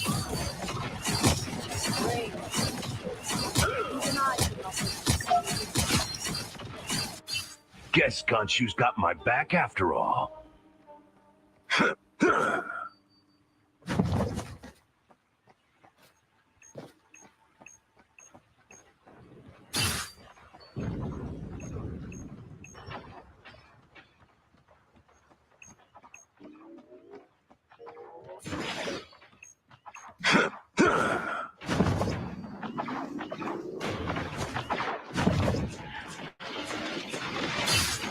I'm halted. Oh, thanks.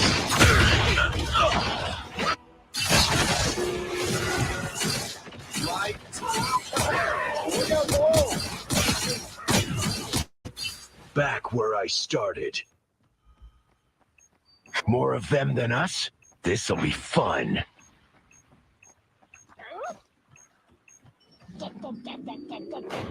Let's pop back up under the nose.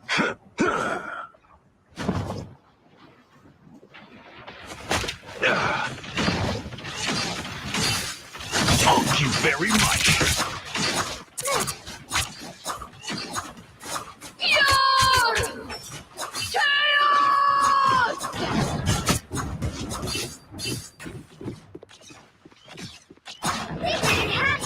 Stop them! Better stop that vehicle!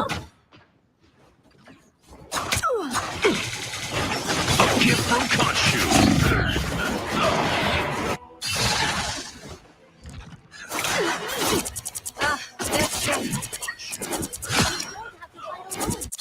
Honcho, watch over me.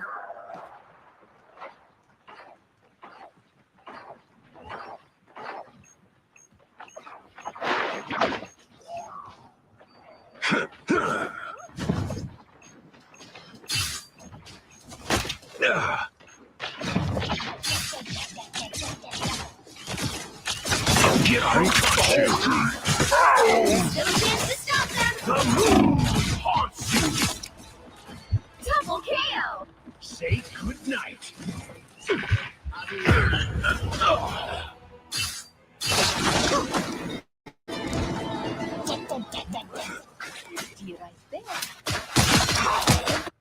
Guess Honcho's got my back after all. Spider mode!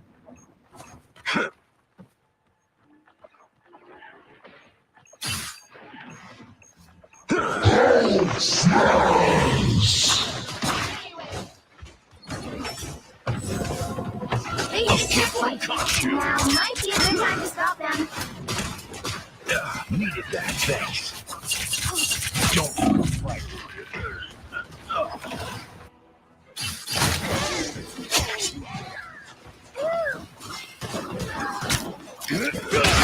Double KO! Guess Honcho's got my back after all. Better stop that vehicle!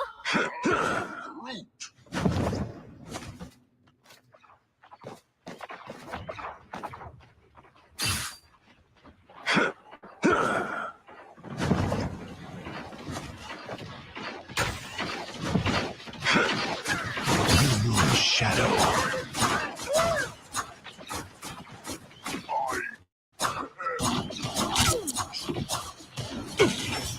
They've made it halfway! Stop them! Better stop that vehicle!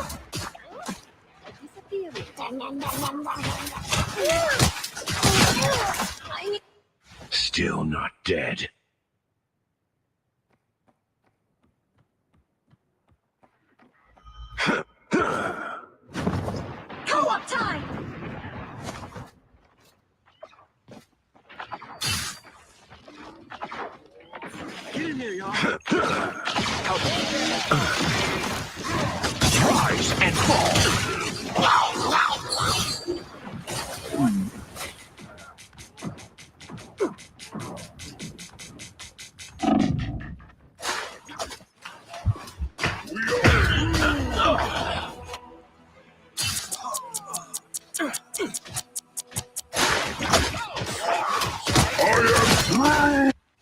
Honcho, There's still a watch chance out to for stop me. them. Armed and dangerous! Thank you very much. Again! Better stop that vehicle. They hit a train. Now might be a good time to stop them. Again! Back again? Great.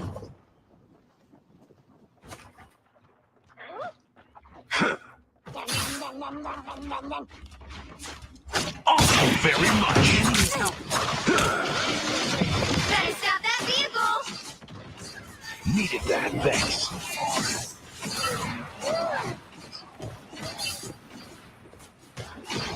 The moon haunts you! This is Honcho's will.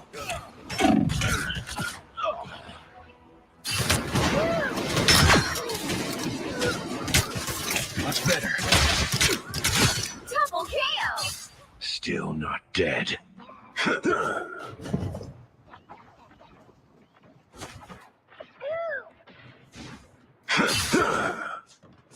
Oh, come back, little lamb shark. It's now or never. Rise and Stop fall. them.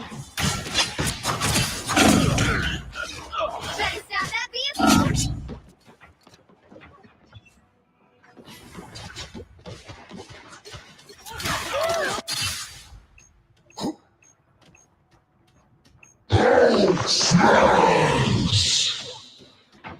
Make way! Let's rumble!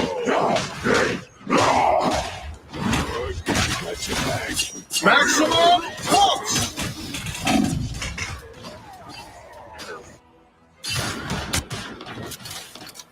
Pulse charge, fire! Nothing personal. Double KO. Don't give them another inch. Or else. Oh, better stop that vehicle. Well, you can't expect to win them all.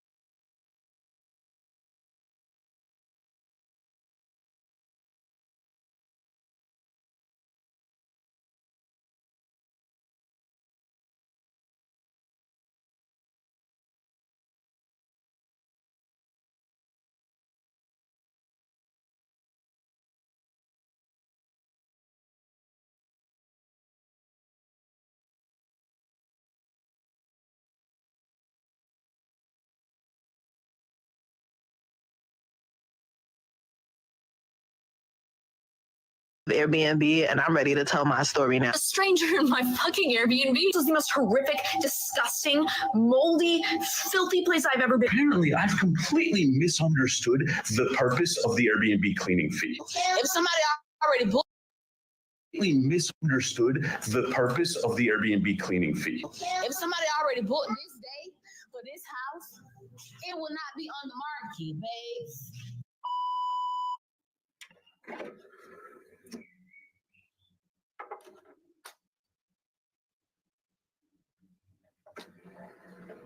What's up, YouTube? It's your girl Sandy. Welcome back to my channel, and welcome back to another episode of What the World is Mother.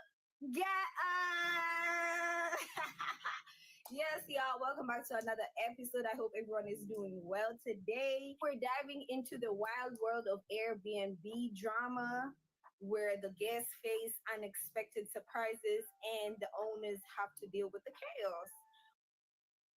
If you need to record anything over the internet, I cannot think of a more seamless way than Riverside to do it. We're now having a look at.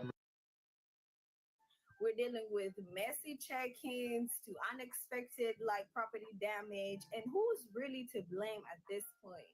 We'll be diving into this video, and I'm telling you, it's one of the wildest I've seen before, because a lot of these stories have really, really enlightened me, because you can literally learn from these videos, just to make you awaken, if you're either renting Airbnb or actually being an owner. It's literally wakens you up to know what to do ahead of time if you need extra protection and stuff like that. But anyway, I want to say this before we get into this video. I want to say this: it's free to subscribe to my channel and support my channel by just clicking that subscribe button, and also just by liking the video. It takes nothing but less than 30 seconds to like, comment, subscribe. You know what I'm saying? Share the video up. That's free, y'all. Literally free. You're not even asking for no manyan. YouTube is not asking y'all for no manyan. They're just telling y'all, just hit that subscribe to show your support. It helps with the algorithm. More people get to know my channel, and we having a ball like we always do in the comments. Okay, so without further ado, I hope you got your popcorn, you got your tea ready, you comfortable, whatever you get ready to, you know what I'm saying? If you're sipping on some wine, you got it ready, because this is about to be the wildest events of Airbnb. So without further ado, let's get right into it. I was a victim of Airbnb, and I'm ready to tell my story now. Last year, me and 4 of my friends went to New Orleans for my birthday. So I had booked this 8-person celebrity house. And based on the pictures, it had a pool, a hot tub, backdrops for pictures. It looked lit on the app. So boom, first red flag. I paid my deposit in February. The trip was in August. I was trying to message the Airbnb host, and he would not respond until I emailed Airbnb customer service. Second flag, the house could fit up to 8 people. I only had 6 guests at this point. So I messaged him hey, I'm gonna have 7 instead of the 6.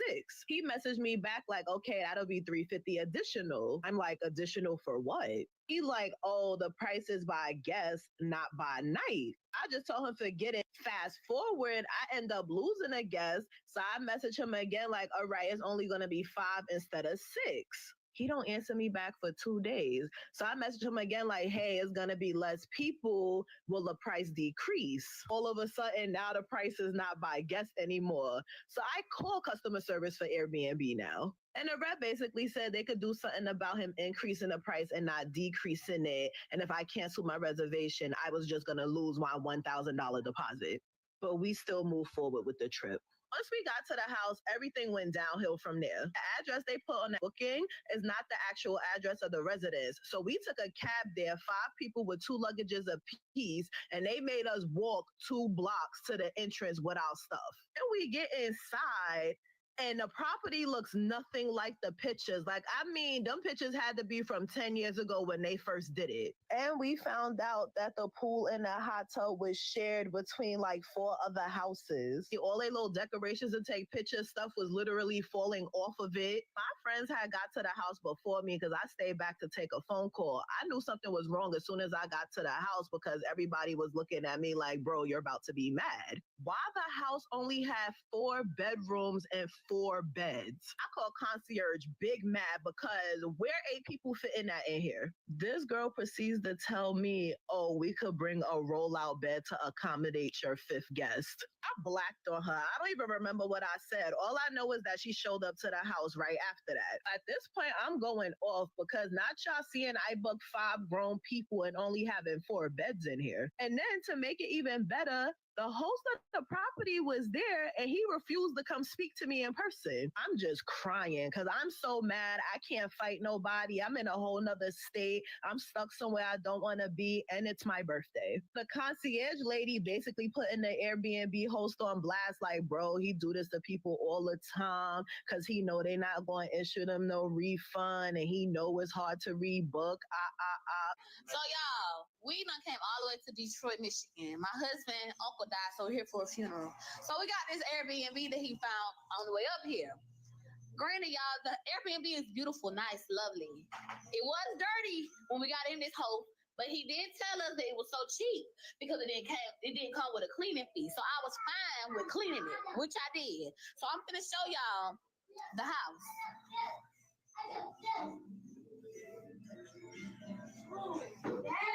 You help me. Not letting me play. This is my favorite part. I ain't even gonna cap you down.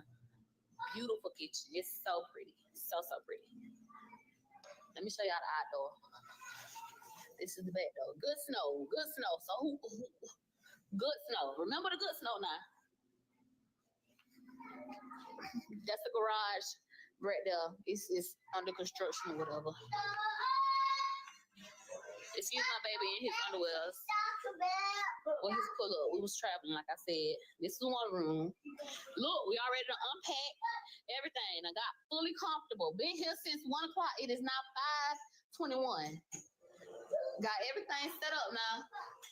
Ready for the weekend. That's another room. My other son in. It's another room. Nobody probably won't be in. And this is one more room. Now, y'all, this is the studio that these people is trying to tell us that we can stay in. Look at this glass lid. This is the studio they saying that we should stay in. Okay. It's nice, cute, but it's not fit for 4 people. Nice little size bathroom. Real cute. But it's not fit for 4 people. 2 adults and 2 kids, never. Now get off of it. Get down. Now, when we booked it, it was the entire house. We booked it for the entire house. He calls us at 3 o'clock. Nazi, would you hush? He called us at 3 o'clock. Said, oh, I have to cancel you guys' reservation. My husband like, what? Matter of fact, he didn't call, he texted. We have all the text messages. He texted and said, oh, I have to cancel you guys' reservation. My husband said, what? No, this is not acceptable. We can't do that. So then he said, oh, he called him. He said, oh, somebody else booked 2 weeks before you guys, and they're paying $600. I told my husband right then and there, lie. Because one thing about it, if you already done booked today, you can't come tell me that it's still available. If somebody already booked this day for this house, it will not be on the market, babes. It will be off the market. Ain't nothing else that nobody will be able to do. You can't double book on Airbnb. Okay. I told my husband that. He said, oh, well, it's a party of 6, and it's a big guest, and they're paying more money, and they're going to stay longer than you guys. We're only here till Sunday. Today is Friday. We're literally only here for 3 days. Okay. So he said, oh, they're going to stay longer than you guys. So, my husband like, no, we can't do that. Like, that's not what's gonna go on. We got to talk to somebody. So I get on the phone with Airbnb support, and I called them. Airbnb support tells us not to leave. They say, do not leave the house. Do not exit the premises. Okay, we done call about 4 or 5 times because they trying to get in contact with old boy. Old boy, I guess, dodging the calls. He trying to play us like we dumb, dog. Old boy called my husband back. He say, my friend, he's an Arabic Indian. I don't know. He's something else. He's not black. He says, "Oh, my friend, I'm trying to be nice. I'm trying to make sure everybody is happy. I just need you guys to leave the premises. Like, you have to exit the house." So my husband's like, "No, we're not gonna exit the house." So by this time, it's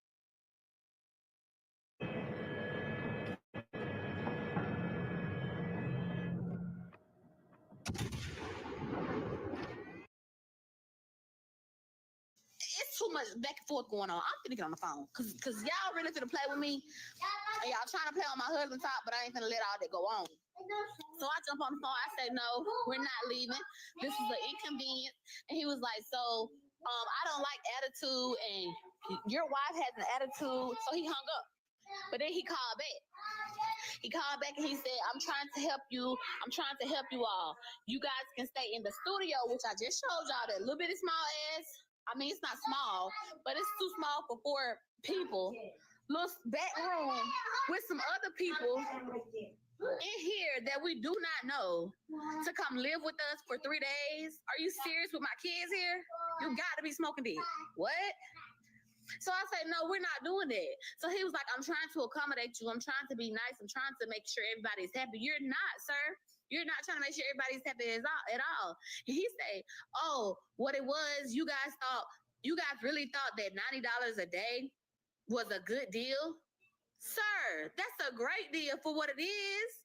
It's not my fault that you listed the house for $90 a day. It's not my fault that you put it up for that price. That has nothing to do with me. You chose that price. Whatever you decided that price to be, that's what it was.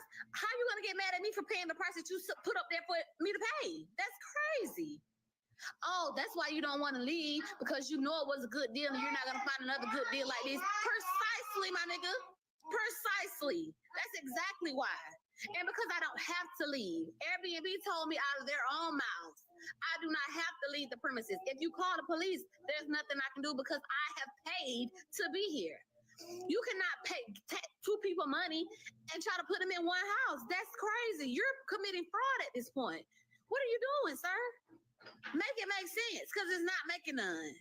I have never once in all of my time of using this app complained about a brand or a company, because it would take them doing something completely immoral for me to even bring it up. But the experience that I just had with Airbnb is beyond me insane. So grab your popcorn, do your makeup, whatever you want to do. Listen to the story, because if you're that uses Airbnb to travel alone, or you're a man, doesn't even matter. It's unsafe for everybody. But speaking from experience, you might want to reconsider using Airbnb. Like, I will never use Airbnb again after this. Let me paint the scene. So I had to go to New York for a funeral. Already not a fun time, but I get to my Airbnb and there's the cleaning lady. She's still there. Even though this goes against their policies of having someone in the unit upon entry, I didn't care about this. I was just like, finish your job, whatever, la la la. And I jump into the bed in the Airbnb and I start looking at TikToks. And then 10 minutes later, she's gone.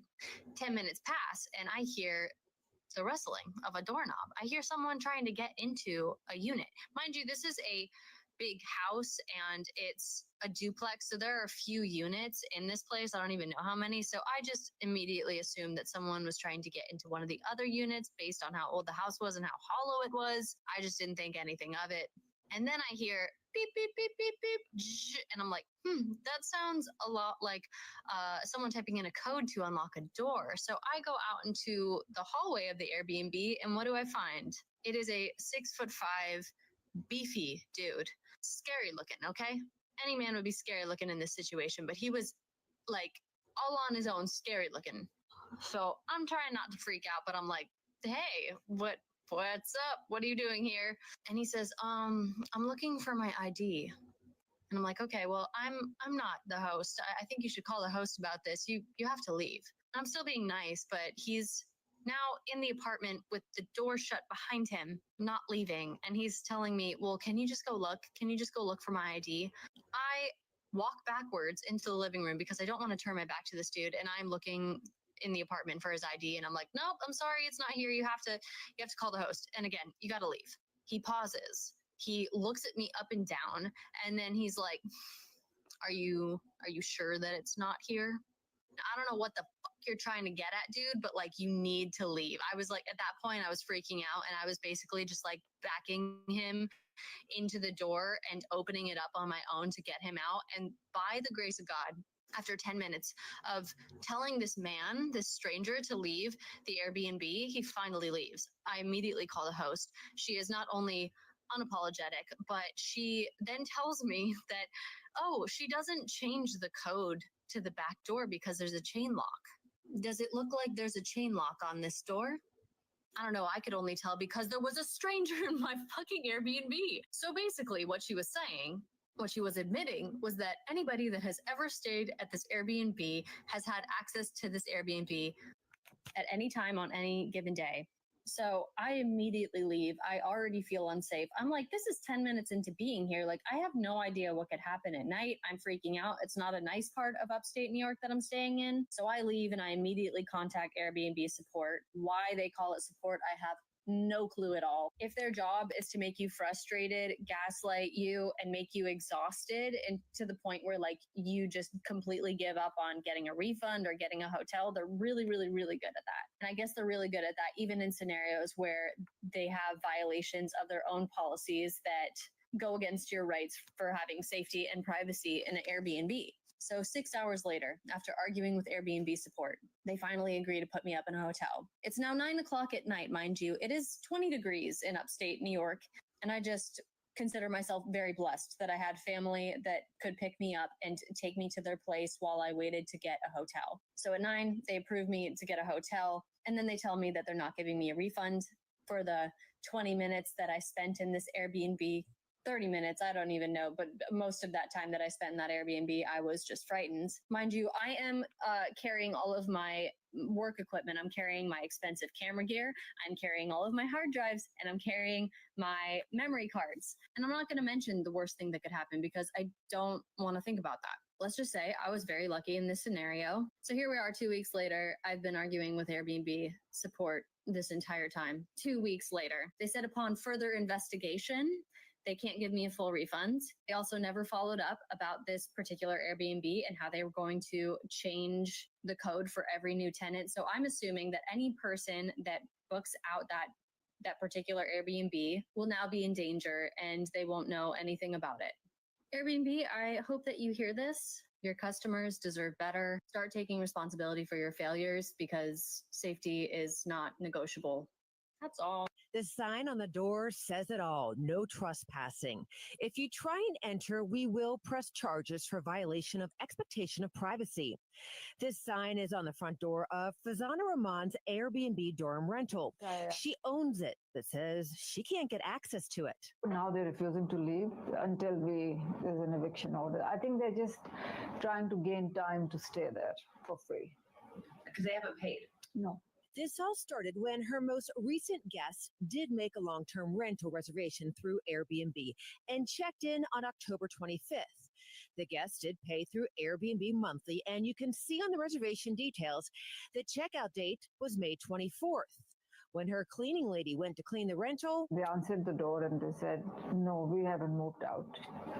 She said, should I come tomorrow? And they said, no, don't come back. Farzana went to the rental, this time, she says, with police.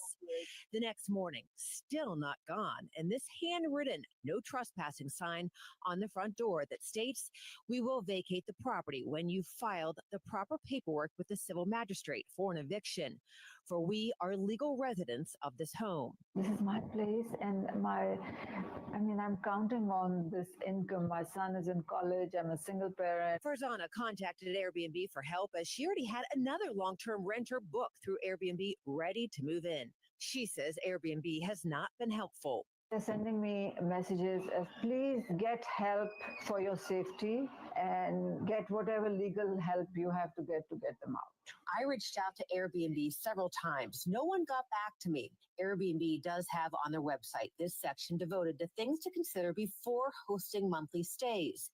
Airbnb warns hosts who have guests who stay for a month or longer. You may not be able to remove a guest without going to court. Attorney Maya Davis with James Scott Farron says when guests stay longer than 90 days, it's typically considered a holdover tenant.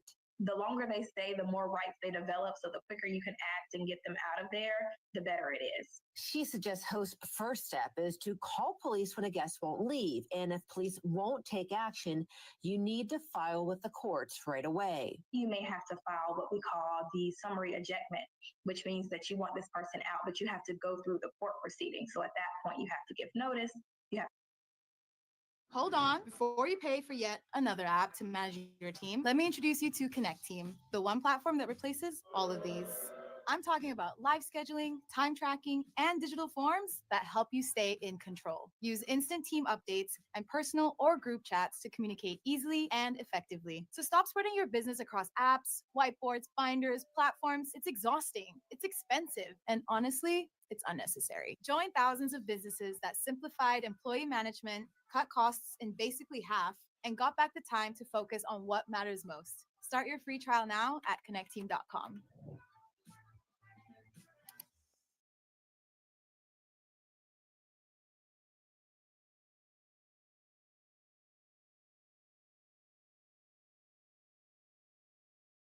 You have to file and serve papers. You have to appear in court and get the court to grant that before you just remove someone from the property. We did go to Fazana's rental. No one answered the door. I also left a message with a number listed on the sign. As for Fazana, she filed eviction paperwork with the court to try and get possession of her rental.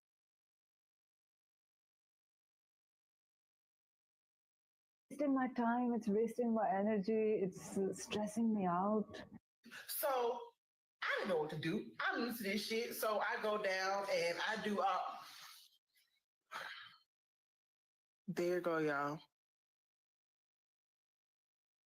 Straight to the kitchen. I ain't going nowhere. Fix this right now and a way you can prevent it in the future. First, prevention. Rent your entire building to your LLC and have that LLC filed as a hotel. And then have your Airbnb proof of payment from that guest combined with the fact that the building is currently rented by a business, and go to that officer and say, hey, here's the paperwork. She was staying for 6, 7, 10 days as a hotel guest, and now she's trespassing. Kick her out. Second, if it's too late to do that now, just move out all of the furniture. All the stuff in her room is by right yours. You own possession of it.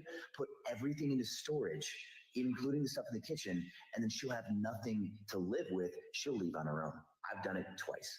It seems I've got myself into a bit of a predicament here in the south of France all on my own. My Canadian friends are the ones that booked the Airbnb for our trip. However, they're not here yet. They're currently on a flight in the air with no signal. I arrived in Nice before them, so I thought instead of just waiting around at the airport, I may as well just go to the Airbnb. Do you know what I mean? It was about a 40-minute drive away. My friend had texted me the details for the Airbnb, like the door code, the level. But I've arrived to the address, and it's just a gate with no door code to be found, just some buzzers, which I have buzzed all of them multiple times and no answer. I'm quite literally in the middle of nowhere. I would be quite calm right now if only I had more battery on my phone, but it's going to die, so I have two options. Okay.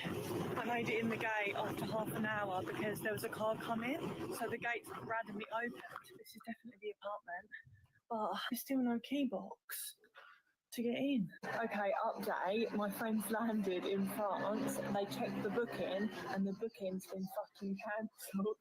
So I had to use my survival skills, jump in an Uber with the last 5% battery that I had to a random Vietnamese restaurant nearby. So I'm now at this restaurant. Obviously I was really stressed because I was thinking they speak French, they're not going to understand me, and I don't have an adapter, but luckily the Vietnamese people here were really nice. So my phone's on charge now. I've told my friends to meet me here and we need to book a new accommodation for the next 5 days.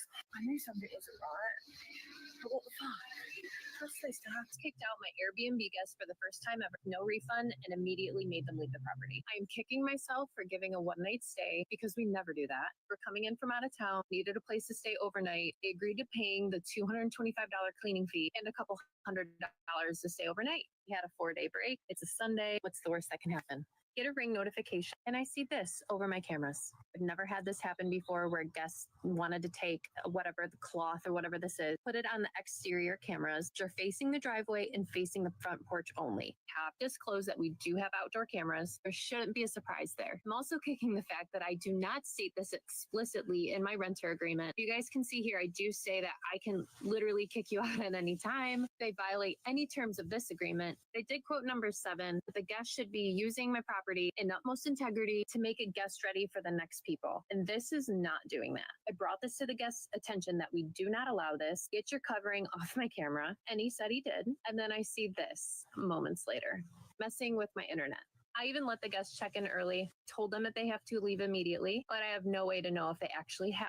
So I think what I'm going to do is just call the sheriff tonight, do a wellness check on my property to make sure they left, but I'm honestly a little afraid that any retaliation, I don't know. We've never also had any guests stay long period. It's a short-term rental place, but covering the cameras, one night stays, my head's going a million miles an hour. This nightmare came true. I had to check in from an Airbnb stay. Hey, just got here, great place, stunning view, but all of the bedding and laundry is still on the floor. My cleaning team did not arrive to change over the cabin before my guests came into town. My guests were coming from a 9-hour car ride to a dirty cabin. One might see this and crawl into a ball, but I am beyond that. Not only did I crawl into that ball, but I rolled over and called my cleaner right away. She didn't answer.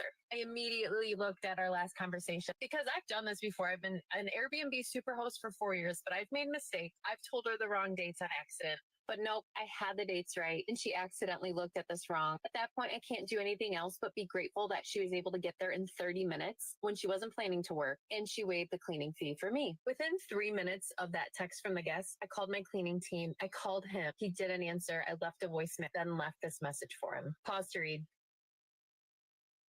Without him even asking, I offered him a refund on his cleaning fee and $100 comped for him to find dinner for him and his family that night. Not only it's inconvenient to show up to a cabin like that, but then the cleaning team comes and then they feel kind of like they're a nuisance. And they shouldn't feel that way at all. The tough thing too, it's Jeep Invasion weekend. I consider myself a local in the Smokies, so I know everything going on. But I feel like I was still able to create a good situation, told him a good place for dinner, pause to read. And on top of that, I gave him a free Dollywood ticket because if you guys didn't know this, if you book with us, we give you a free Dollywood ticket in your stay. But honestly, all of that does not matter. I could literally give him $1 million, but what does matter is that he feels like the experience was good. My husband said it perfectly when we were collaborating on what to do. To have a 5-star review is worth every penny. So now I await the anxiety every single day until this family checks out and hoping I did everything I could despite a really crappy situation when they showed up. So now we wait, and I'll keep you guys updated. I'm convinced I actually stayed at the world's worst Airbnb. I had to sleep in my car because there's no way I was staying in there. I didn't get to the unit and check in until almost midnight, 11:30, and this is what I saw when I walked up. A crooked handle. Do you see what I see? That screw? Do you feel safe? No. So I'm like, all right, let me see it through. I walk in the building, and it's just creepy, weird, eerie vibes in there. So of course, my room is at the end of the hall when I'm traveling by myself. And it's literally right next to that dark door at the end of the hall. So creepy. I was so scared. I had to record everything. Do you see a handle on the door? I don't. The owner's claiming that black square is. This is the view of the door from the inside. No handle, no peephole. How am I supposed to know who's at the door? And then the little motel lock at the top, that really pissed me off. Be so for real. They thought they ate with that? No. So I'm like, all right, let me see what the bathroom looking like. Bugs, spiders, everywhere in the bathroom. So I already don't feel safe, and now it's not even clean. In this video, I only recorded 3 of the spiders, but there was more than that. At the sink, the cabinets don't even close. Oh, let me see what's inside. Oh, nothing. No soap at the sink, okay? No body wash, 1 drop of shampoo, 1 drop of conditioner. I literally didn't even shower here because no. And to think it can't get any worse, there's a stain on the bed. And then to my surprise, what is it? A bed bug on the wall. I texted the host about everything. He was immediately defensive and rude and not trying to accommodate me. So I reported it to Airbnb. I wasn't going to if the host was nice, but because he was rude, I reported it. This is me showing how tiny the towels were. And the host basically lied and said that I was trying to scam him. Scam him for what? But luckily, Airbnb saw the proof and was able to accommodate me and don't stay here. Our guest checked out early today, around 4 a.m. They said that they were listening to what sounded like someone walking up and down stairs all night long while they were laying in bed, but this is a ranch home and there's no stairs other than the pull down attic stairs. So after they were listening to steps all night long, then all the lights went out, all the electricity went out, but the house next door was just fine. So I'm gonna go downstairs and hopefully a breaker tripped and hopefully there's no ghosts downstairs, but you guys are coming with me just in case I die. This is how to get to the basement through this tiny little hole. So here we are in the basement. I flipped the breaker box. And guess what I found? In this ranch home.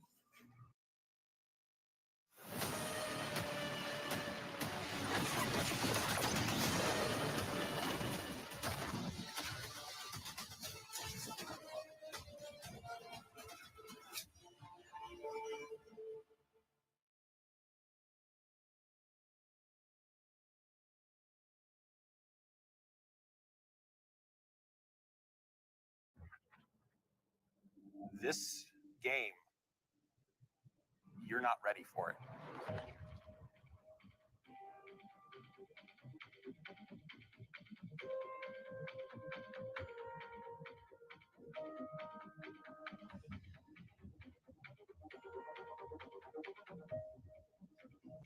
You're in the middle of this beautiful sci-fi environment, and you're seeing intrigue, the espionage, the alliances form, the power that shifts around, and it's amazing to watch. Simple actions can have massive effects. You can cooperate with people, compete with them, make friendships, deceive them, betray them. It's amazing to think that it's all just other players. More players start coming. It just starts this complete cascade of actions, and you don't know what's going to happen. It is a free-for-all. We'll get locked up and shot.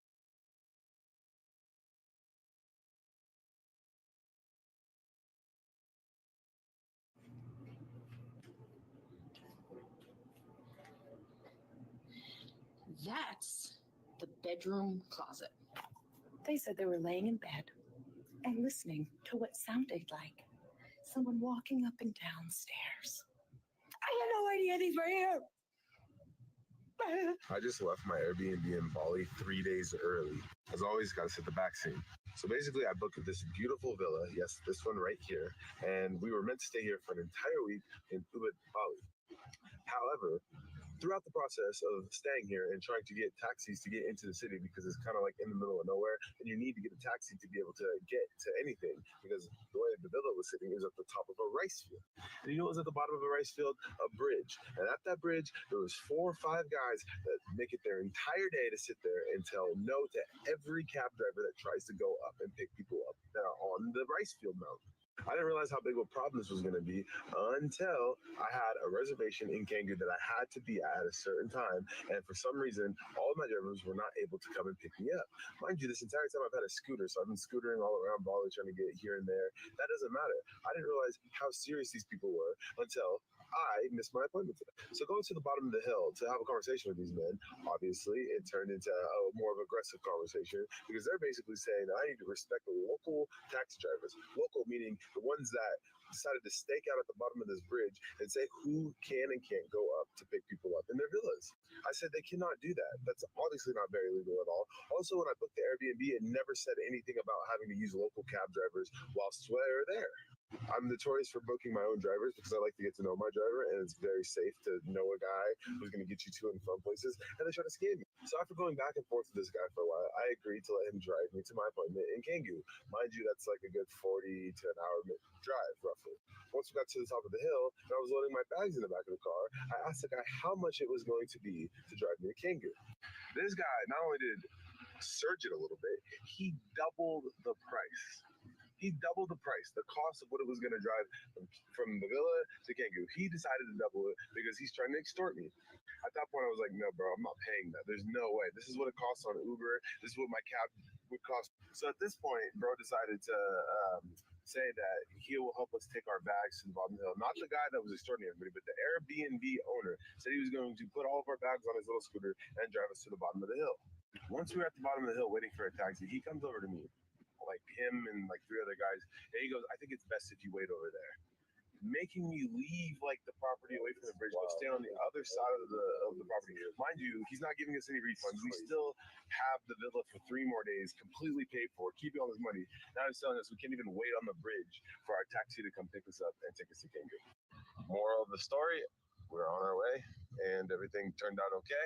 But just be very, very wary when you're booking these Airbnbs and these sketch places, because they try to run like these flippity-dickety rules to try to extort you of all your money. Like, it's Bali, bro.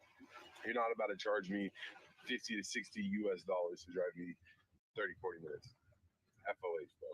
FOH. So I want to chime in into this story where the guy went to Bali and his experience just got crazier and crazier.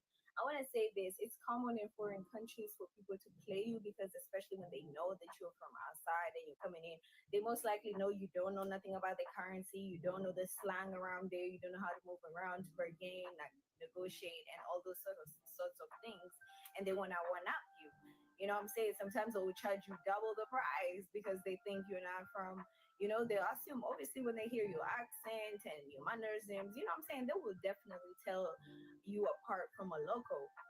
So I would say this: do your deep research if you're booking Airbnbs, especially outside the country. Ooh, that's a different level of trust. You probably need to go through agencies and stuff. I would say go through trusted agencies, like where they're common to like put people like, in hotels or maybe Airbnbs, and they're trusted and they have a whole tour, maybe tour team or taxis available and stuff like that.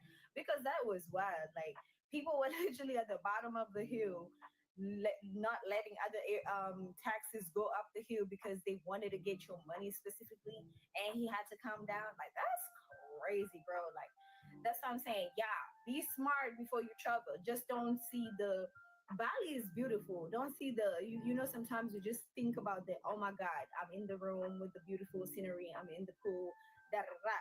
But that dream and that amazing magical moment can be shut down by just like somebody screwing you up with all these taxis and all these reservations and stuff like that. So you have to make sure you are extra prepared. Damn near start speaking a language, learn something, something or two, so that you can know something.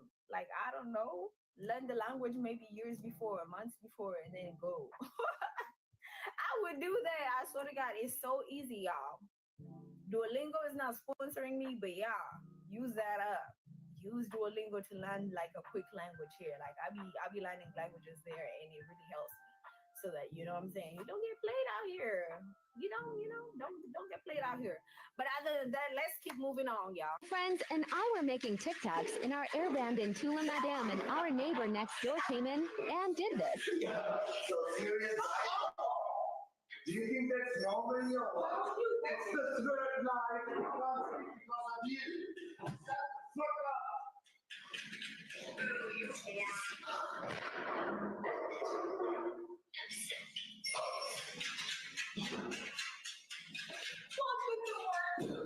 Why do Airbnb hosts make the dumbest rules and lie?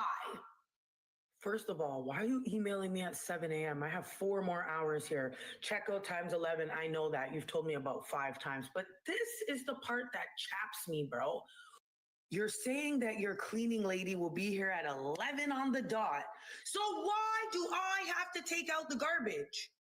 And before you guys are like, oh, just be a decent person, take out your garbage. Just so you know, this Airbnb has no parking. So I had to park a block away at a paid parking lot. It is currently raining, and I have 3 bags to carry. I paid $120 for a cleaning fee. Remember when you charged me $120 for a cleaning fee? And this is no shade to the cleaning lady, but if you guys are sending a cleaning lady right at checkout, and I paid over $300 to stay here, and you're paying that cleaning lady $120 to clean, why am I taking out the garbage? I'm not even mad that you lie and say your cleaning lady comes right at 11 so that the guests leave on time. I'm more mad that your check-in is 4 p.m. if your cleaning lady comes at 11. Because I asked to check in 1 hour early and they told me it was not possible, and they will not let you check out after 11 either. Just a heads up, hotels have late checkouts. It's noon and their check-in is 3 p.m., not 4. Why is this guy emailing me again, asking what time I'm leaving 2 hours before checkout? You already emailed me 2 hours ago. This is on the wall. There's also cameras at the front and the back so these people can see when you leave. Anyways, here's how I'm leaving the condo. There is all my garbage in that bag. I will not be taking it out. I slept in that bed. Let's see. I put the dirty towels there. And I never even used this room. $120 to clean it though. And I'm taking the roll of paper towel because I need it. And now we lock up and we walk down the stairs to the pouring rain. And let me show you where all my bags, let me show you where my parking spot is. All the way down there. And what you can't tell is that entire intersection is blocked off. So I have to walk 2 blocks over. But yeah, in the rain. All right, so I'm staying in an Airbnb in Palm Springs right now, and I'm starting to really understand why people are getting frustrated with Airbnb. As an example, we booked a house with this beautiful pool here, and the day before we checked in, we got a message from the owner saying that it's $109 extra per night just to heat the pool. Now, we also got a notice the day before we checked in saying that if we check in late, we're going to be charged up to $100 in a service fee for their assistant. Now, on top of the reservation, we are also paying a $320 cleaning fee for this Airbnb, but upon checkout, I'm getting a message saying I need to empty every single garbage bin in this house, put it all together, and take it out. So now I just feel like I'm getting nickel and dimed, and it feels like a hotel is becoming a more and more appealing option for the convenience, the service, and just the consistency of knowing what you're going to get. Let me know what you think about this. Am I way off and I'm just being too picky, or is this happening to other people as well? Help me. I'm finally ready to tell the story of the most nightmare place I've ever stayed in my entire life. This was the most horrific, disgusting, moldy, filthy place I've ever been. I was on a road trip with my mom. It was super last minute, and we did not make any sleeping reservations for the entire trip. We were just doing it like night by night. But there was one night where everywhere was so booked up. Even the Motel 6 was $350. So we ended up using this app called HipCamp. It's kind of like Airbnb, but it's for camping. People can rent out like space on their farm or on their property, and you can set up camp, but sometimes they have like cabins or glamping. So we find this HipCamp. It was kind of nearby. It had 100% good reviews. There were only like 10 reviews though. It was basically on an old horse camp, like a summer sleepaway camp. So I guess the camp wasn't going on anymore, but they were renting out the bunks, like the cabins for people to stay in. I've gone to summer camp many years. My mom's worked at a summer camp. We thought it would be fun. So we book it. Now after booking it, my mom was kind of messaging back and forth with the host. The host said like, oh, well, there's a lot of different mattresses. You'll have to test which one you like. My mom said, are there clean sheets on it? And she said, I'll put one on. The only instructions we got were that it was like behind the house next to like a red dumpster. We get there like 10 o'clock. It was pitch black. We could not see anything. And we couldn't figure out like where we were supposed to go. It was a big house and then a driveway, and it just went into the woods, like pitch black, literally in the woods. And it was so narrow that we didn't know if we could get the car through. I get out with my flashlight and I start walking up the road to see what's there. And it is creepy. I keep walking and then I see 2 bunks. Look at that fucking red glow. Look at the red glow. That's real. That's where we're supposed to sleep. I'm trying to talk to you. Oh, this is so fucking creepy. Absolutely not. Do you see the cabin? Absolutely fuck. So you can take us up to the room? Oh, God. Oh, yeah, we heard a guy screaming, like, in the woods, too. Yeah.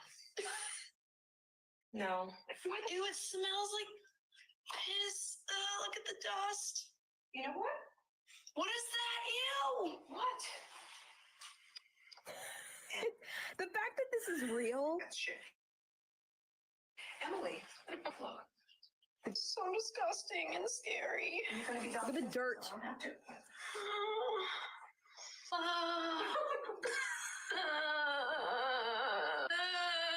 Needs to see your 3-4. Needless to say, we ended up sleeping in the car. The next morning, I woke up and took some videos of the other cabin. By the way, I think this was the bunk we were supposed to sleep in because there was a red, clean sheet on the top mattress of the pile of like 10 mattresses. See that clean sheet on top? On the mold? Look at this. Decaying blanket. The smell, guys. I can't tell you. Moldy, smelly couch. So in the morning, we get a text from the woman that's like, so here's how you're going to get to the site. Why did she not text us the night that we were staying there? Like, we already figured it out. My mom was pissed. So we go to drive. There's like a house where the host lives on like the horse camp. We drive down to the house and stop because she wanted to go talk to the host. There's a little boy that is sitting on the porch playing with a toy. Creepy, creepy. And he's like, playing with a toy. He just looks at us. And we look at him. And I said, excuse me, is your mom so-and-so? Like Jane. And he's like, no, my mom's Betty. And I was like, oh, well, is Jane home? And he's like, yeah, she's home. I'll go get her. So he runs inside, comes out about a minute later and says, she's not home. Really? Really? You just said she was. But what are we going to do? It's a little boy. So we said, okay. And we left. I left the longest review on this place. Like no pictures, no reviews show like the pile of like pubic hair. Like what? Like the mold, the filth, like what? Next night we stayed in a place that actually had a clean shower and I cried tears of joy. If you're in upstate New York, do not stay at that horse camp. Don't do it. A house out on Airbnb and this is what happened. 29th of January, got a same day booking request. I was super excited because I actually needed the money, but this is what happened. You can see they started damaging a lot of stuff, took some of my cushions, threw my router down, my home security and my Amazon Alexa, broke my TV screen, punched holes in the walls, broke my shelf, broke my table, bought a new one and chairs. As you can see, there's still tags on them. Ruined all the carpet, stole my comforter, replaced my sheets, broke my shower caddy, and poured bleach down this tub. And I just got this refinished and I have to redo it all over again.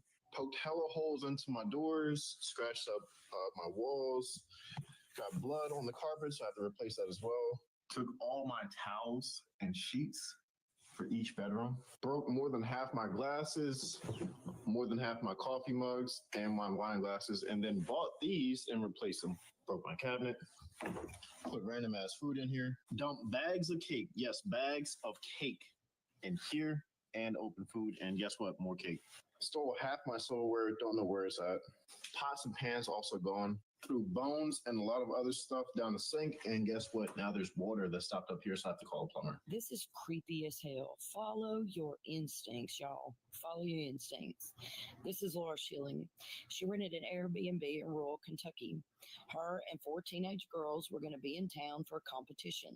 They arrived at the home on April the 12th. She knew she was at the right home because of the pictures that she had been sent.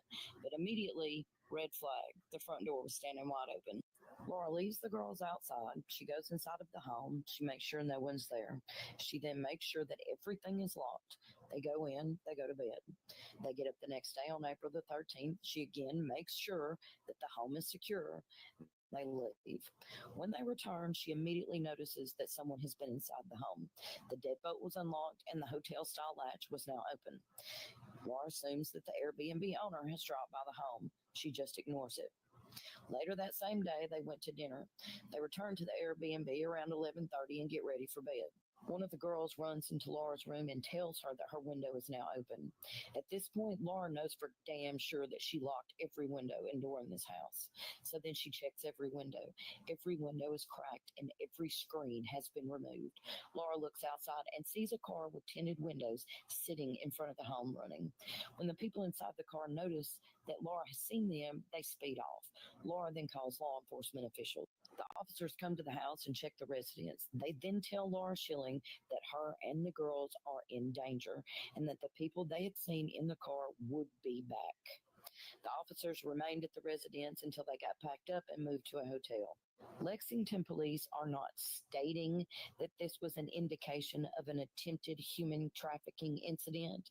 However, the Lexington Police Department leads the states, yes, all 50 states, in human trafficking related arrests. This Airbnb is really cool. Like the closer I look, Like it's a bit odd. There's some little odd pieces. It's a really pretty bathroom. It's the bedroom that, yeah, is cause for concern. And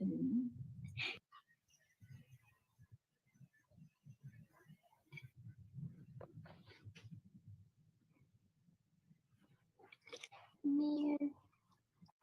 Mirror.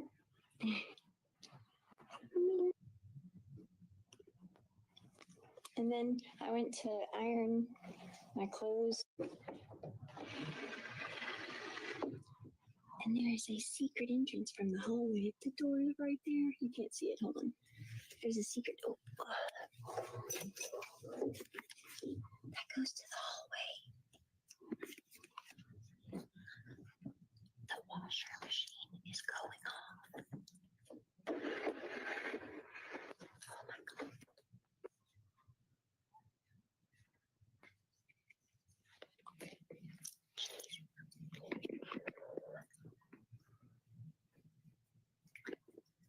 Airbnb, like, this is just excessive. This is a mob talk, yo. Listen, let me show y'all this. Look at this. Like, what the fuck? Like, I'm about to get out of here, bro. Look at this. This is a mob talk, yo. Like, this is not even like what? It's literally signs everywhere you, like, anywhere you literally go, it's a sign, yo. Like, what is this? I gotta get out of this place. I feel like I'm almost a village, yo. I had got a Airbnb for my birthday. This is in Detroit on 7 Mile. It's gonna be hard to see the Nets, but the Nets is definitely here. When I say we in this motherfucker fighting for our life, the host name is Patrick. This door don't open. I don't know what this is.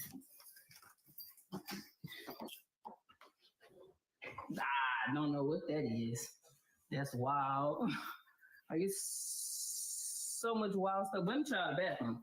This is a wild altogether. Like, I guess there's a lot of towels right there. Like, I mean, I don't know. I didn't go through all the way through the pictures like this. But yeah, we can't. I could barely breathe because we just sprayed so much. But yeah. When I say this is a nasty dude. Look, you could tell the house is not even. Like, look how that's close and that's far apart. They got some foundation issues, very, very, very bad. Joe, right here.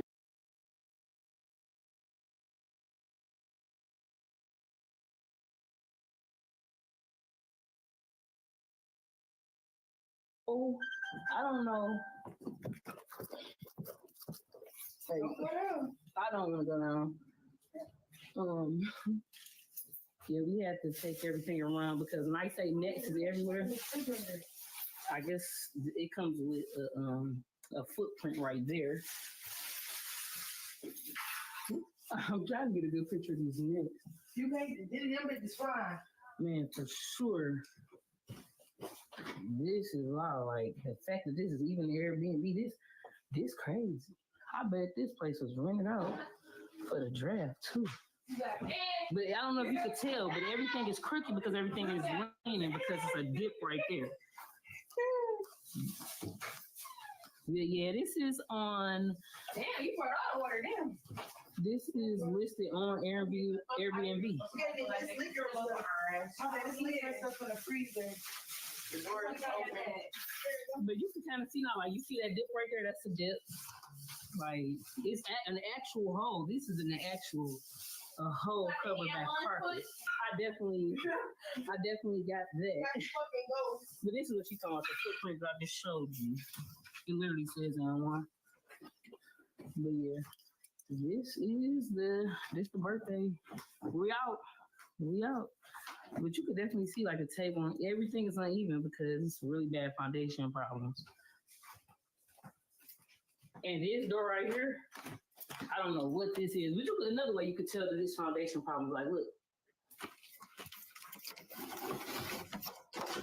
That was super hard.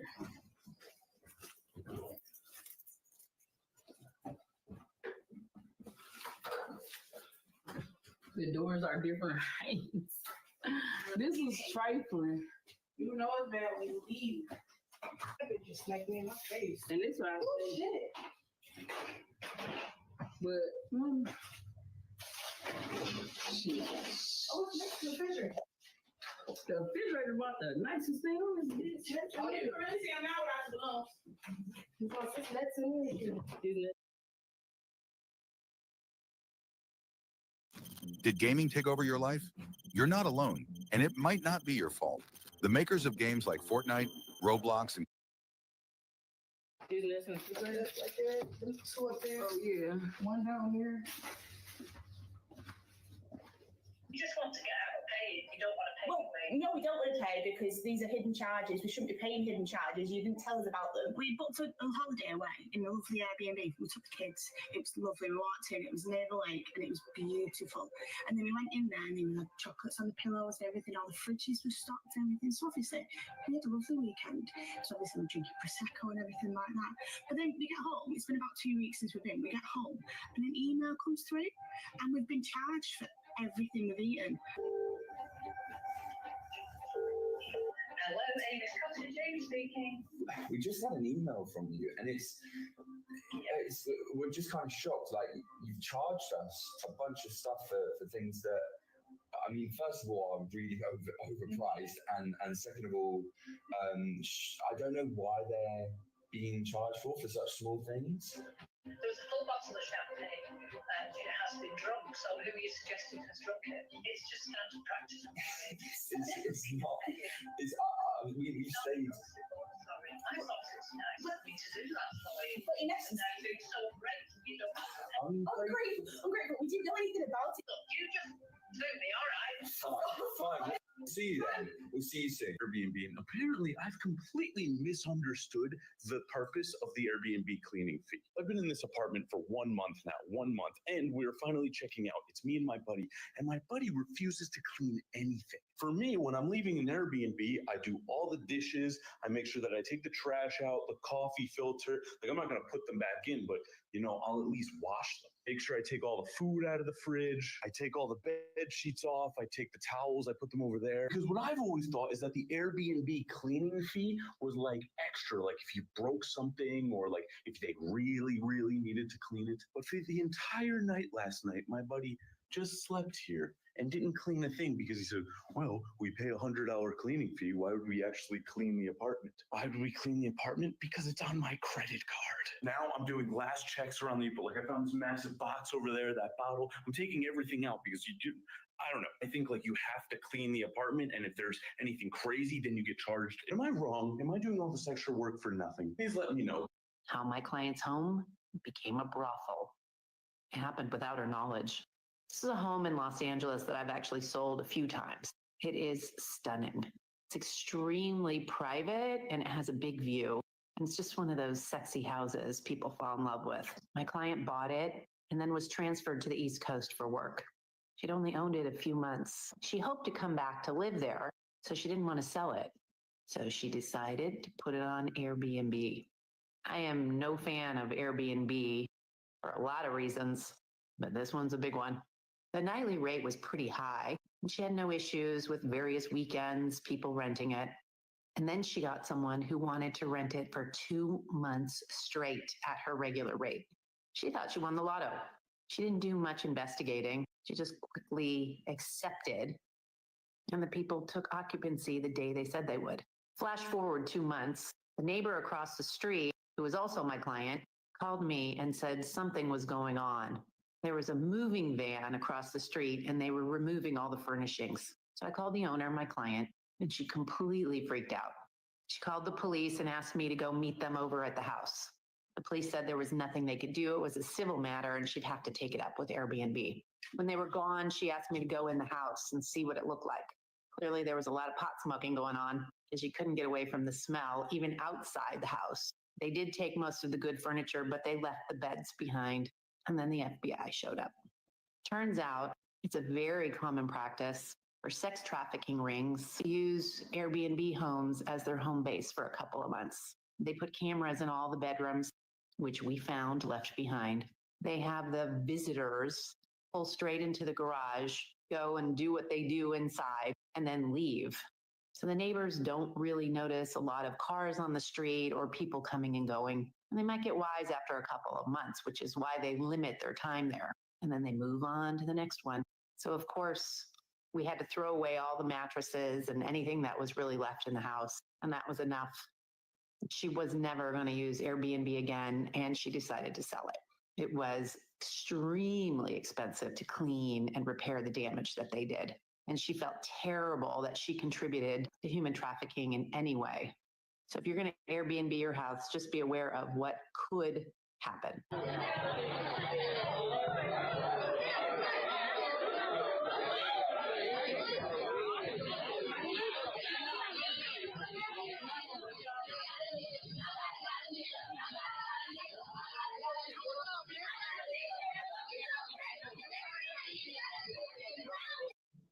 Y'all, that's it for this video. If you've enjoyed it, make sure you give it a thumbs up and also leave your comment down in the comment section. Share it up. Also, if you haven't subscribed, make sure you subscribe to my channel. It's free to subscribe to the channel and support the channel. I appreciate y'all so much. We're on the road to 20,000. We're almost there, y'all. So if you haven't subscribed and you're listening to this right now, please make sure you tap it up, because you are actually helping with the growth. Like, we're about to get closer with you tapping that. You are part of the movement and you're helping me, and I really appreciate that. So without further ado, I hope you guys stay blessed and make sure you turn on your post notifications. Like I said, I'll be dropping videos, so I want y'all to always get fast dibs. Turn on that post notifications. Be early. I will see y'all. Hey,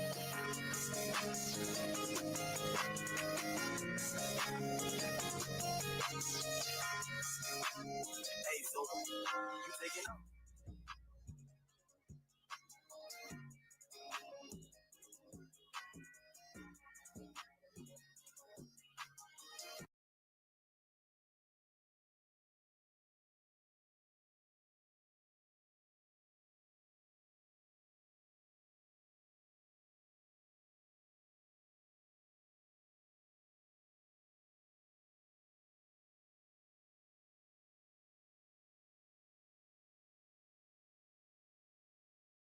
I wasn't looking forward to being a grandparent. We have very complicated, difficult relationships with two of our daughters-in-laws. Boy, these mother-in-laws be crazy as hell. My mother-in-law has never liked me. Mother-in-law secretly recorded me giving birth. She was trying to get my mom kicked out of my wedding. I told my husband a long time ago that this day was going to come, and it came.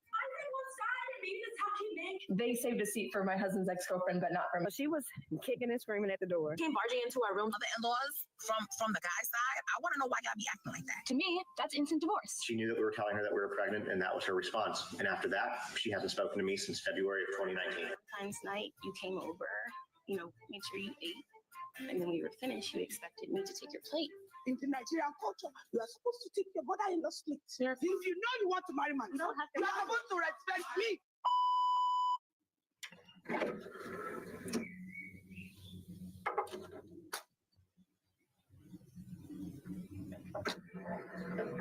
What?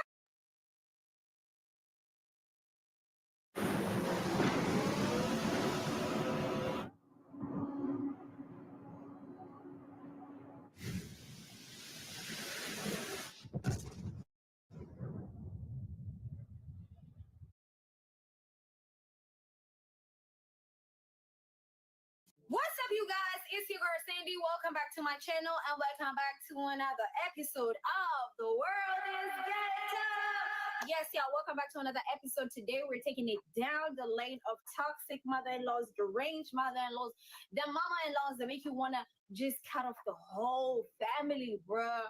Like, y'all just imagine this. Y'all just finished a nice family dinner. You're just sitting there talking to the family, and your mother-in-law just looking at you, giving you the stare, the death stare. Not because the food wasn't good, not because the conversation is dry, but because you ain't get your ass up quick enough to go to her motherfucking side where she's sitting on, pick up her plate, and take it to the goddamn kitchen and wash it. That's what we talked about. And I know a lot of people have seen this before, have seen that clip of the African mama, Nigerian mama demanding. Okay, she was demanding. So I know a lot of people have seen it, but these brought a lot of attention to different other people's dynamics, like everyday people who are not being displayed on TV. They came up on TikTok giving their 2 cents. They're showcasing their mother-in-laws in their craziest moments. And I'm like, damn, is this what it really is? And we want to find out, like, what is the root of the problem?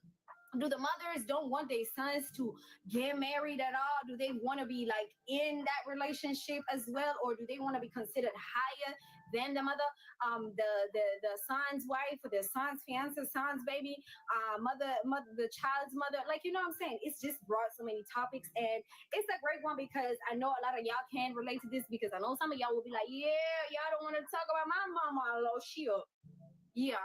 So we will be down in the comment section like we always do. I hope you guys are ready for this one.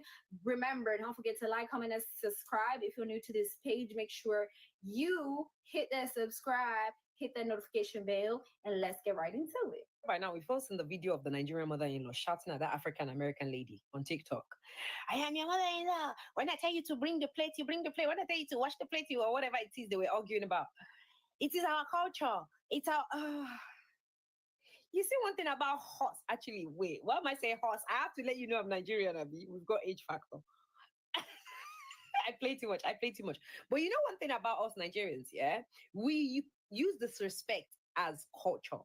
Like, the amount of cultures we have, even me as a Nigerian, I've missed it. I've forgotten it. Because, boy, no mother-in-law is talking to me like that. You and who? No mother-in-law is talking to me about, because what are you? I don't care how old you are. You're not going to speak to me like that. That's disrespectful. You're not going to speak to another human like that. And honestly, this is one thing I always say to non-Nigerians that marry into Nigerian family. These are part of the edicts you're going to face. We've seen it all over social media where some ladies have come out to talk about, oh my God, marrying into Nigerian, besides the Nigerian man. Sometimes they even marry an amazing Nigerian man, but it is the family members, the way they give them hell. And we call it culture. Come on, we need to stop this behavior. We need to stop it. It's not good. We need to stop it. You're giving patients Ozoku. Come on. You're giving Madagagu. Stop. We, all of Nigerians and all Nigerian women are not like this. Stop spoiling us and making us look like we are witches and wizards when we're not. Some mother-in-laws, even us Nigerian, some of us Nigerian women, I'm sorry, we cannot marry into certain family. The minute I meet a mother-in-law and she's acting like Patience Ozoku, or she's acting like Mother Gagu like that, I'm leaving your son. Because Kilode, I'm going to give my 2 cents, being that I'm from East Africa, and we've just seen being showcased from West Africa, that's in Nigeria. Traditions are similar and different at the same time. Like in my culture, I would say some people, like a lot of traditions have been left behind, washed over. Like a lot of people don't do the old stuff that was just there. Like some traditions are just dumb and stupid. You know what I'm saying? So you may go to different parts of Africa. Like I come from East Africa. Like that was West Africa, Nigeria, West Africa. They're way more stunned when it comes to their traditions. Like they don't play about it. But one thing about it is it's a way you can actually treat people, bro. I'm not picking up your plate. That's period. I don't care who you are, tradition, culture, or not. I am not picking up your plate. You are old as hell, bro. Get your ass up. Go take the plate and put it. I ain't putting it. If that's the deal breaker and the family breaks up from that, me not picking up a plate, oh well.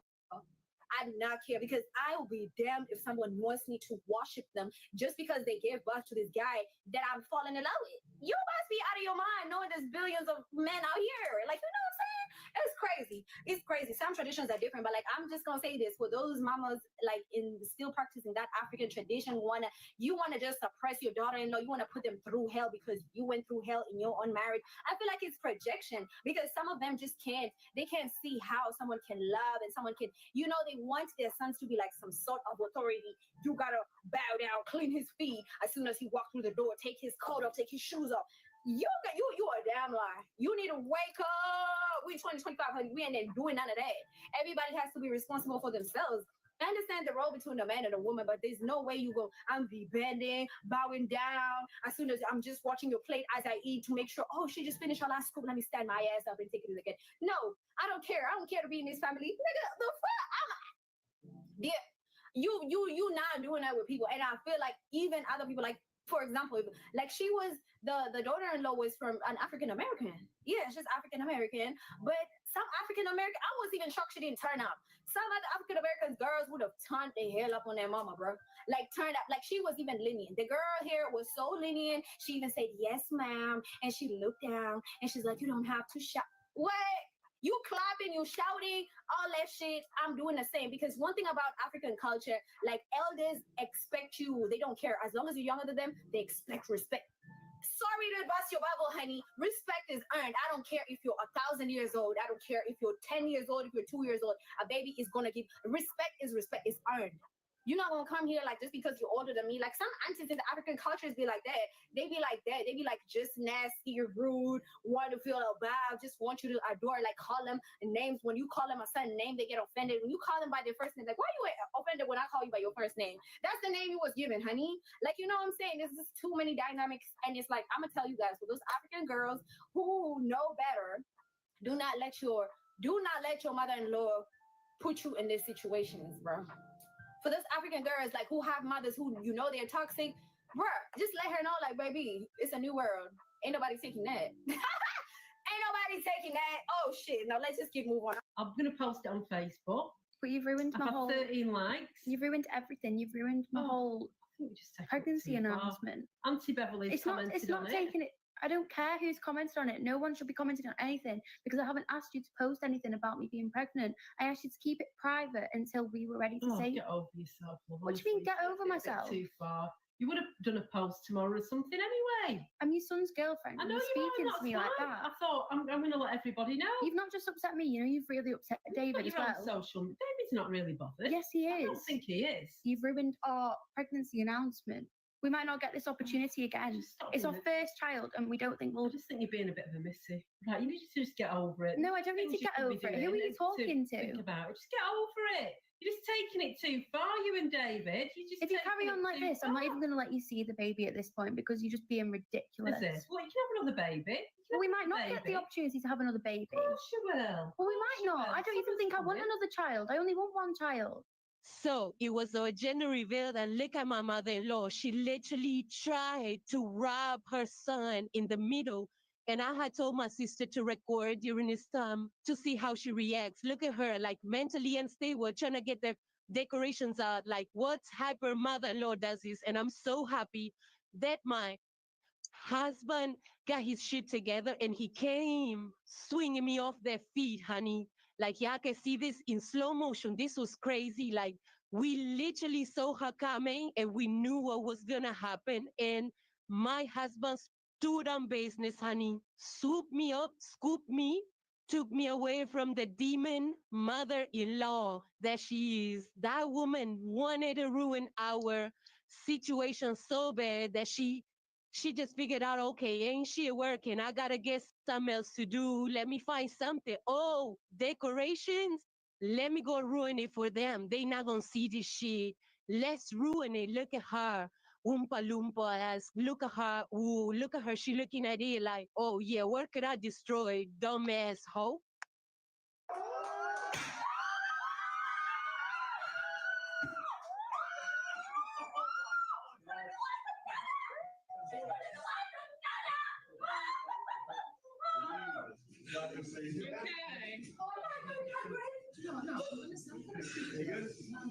He just completely stole our moments.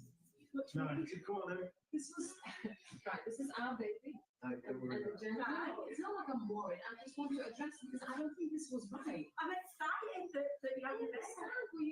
You didn't allow him to hook me. I'm his wife. You didn't allow him to hook me. Yeah. You sure forget about what's the problem? We just found out we're gonna have a little baby girl. It's fine. It's fine.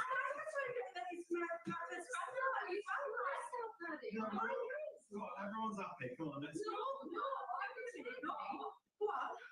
I don't think this is right because you just literally threw yourself at Dane, ended up on the sofa. He couldn't even like hug me. Right, listen, are you a little bit hormonal? Oh my God. Why is everyone staring at me and attacking me? Look, you. Listen, we're having a nice day. We'll tidy all this up. like you said, we have the nurses. Have a nice day. And I'm doing this. I can't believe that it's been 4 years that I've been dealing with the shit with my mother-in-law, and she thinks she's slick. She comes over today, and she thinks she's slick, but every chance she gets in a corner and she starts talking shit about me, and I am so fucking over it. She thinks she's like, watch, you'll see. You'll see. She gets in the corner of the house. She starts talking her shit, and my husband just allows it. He just allows it.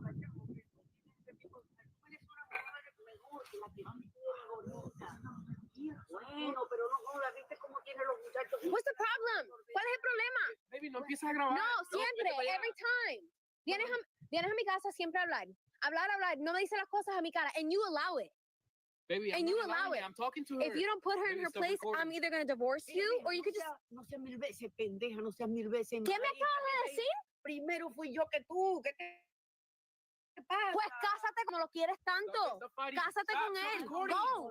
Marry her. You called me a pendejo and you just stood there like a pendejo and you allowed it. Okay, we're not disrespecting me because I didn't disrespect you. You didn't disrespect me. I didn't. Because you weren't outside the entire time not standing up for me. I was telling her that she couldn't be talking about you like that. And what time? I didn't hear that.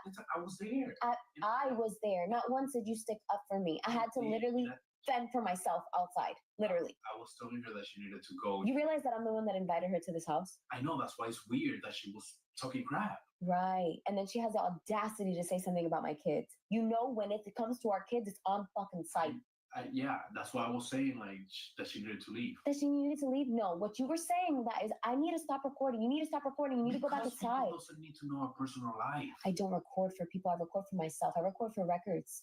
Because I don't want no one to think that I'm making shit up and that I'm going crazy. Yeah, but you don't need to post it online. I can do whatever the hell I want. Especially with a man that's disrespectful. Make up your mind. What do you want to do? Are you going to have her in your life or not?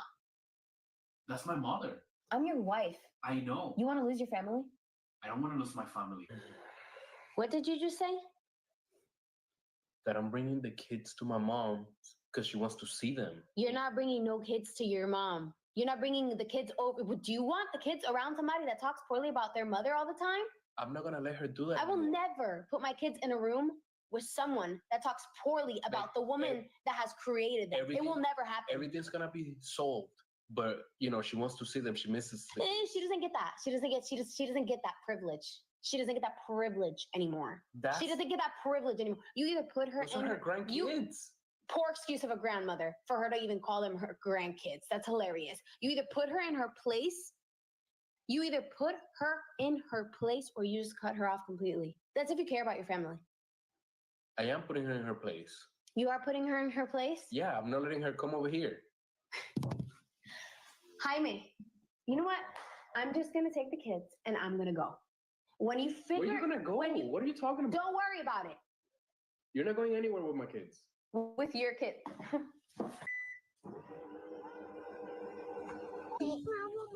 Yeah, baby. Okay, mommy got. All right, JC, your turn. Good job, my baby. You ready to go? Oh, wow, you did a good job. Yes, you ready? I just got to my parents' house, and the kids are obviously having fun over there with una abuela. But hopefully in the days that I'm here, Jaime gets his priorities straight. Ooh, that's good. I don't know. I'm just exhausted.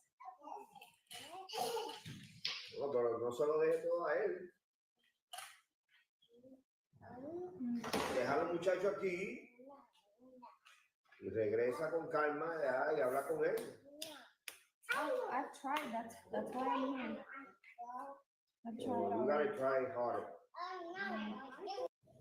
Hey y'all, so my son's fiance just called me, and I muted the phone and told her that I had to get something taken care of real quick before I could talk, but to go ahead and hang on. So anyway, let me see what she needs. I'm back. Hi there, I'm back. Hi, Tina. I hope you're not mad about the other day, but I just want to call you because, you know, I haven't had a job for a while, and I have a purse on layaway for my wedding. I hate to ask you this, but can you loan me some money to go get that purse? It's a Gucci purse. You seriously want? You're not working. Your son, he haven't bring enough money home. We barely can afford our bills, and he's been taking time off, so his paycheck is really short this month, and we barely can pay our bills. And I really need that Gucci purse. You do not. You think you need a Gucci purse, so you're going to borrow money for that, and you're not working. Yeah, but because I want a classy wedding, and that's going to be for my honeymoon. Okay. Can I just loan some money? I'll pay you back. It's not like I'm not going to pay you back. No, I'm not loaning you any money for a Gucci purse. You don't even work. If you worked and you needed money for something important, then yes. Bishop, please understand that I tried to get a job. Like, it's so hard to get a job, Michelle. And I've been planning this wedding thing. It takes a lot of my days. Like, I literally plan every single thing. We don't have money for a wedding planner. We really don't. So are you going to let me borrow the money or no? Just say it. No, I'm not. Yeah, and that's why your son don't want to come home, because the way you act. Like, you're so cheap. You're cheap. You are so cheap. I am not cheap. Why your son do not want to come home? He talks shit about you all the time to me, and I see why. Okay, we're done talking. You don't need to, like, you know what? You don't come to the wedding. It's my son's wedding too. Well, okay. She hung up on me. That's fine.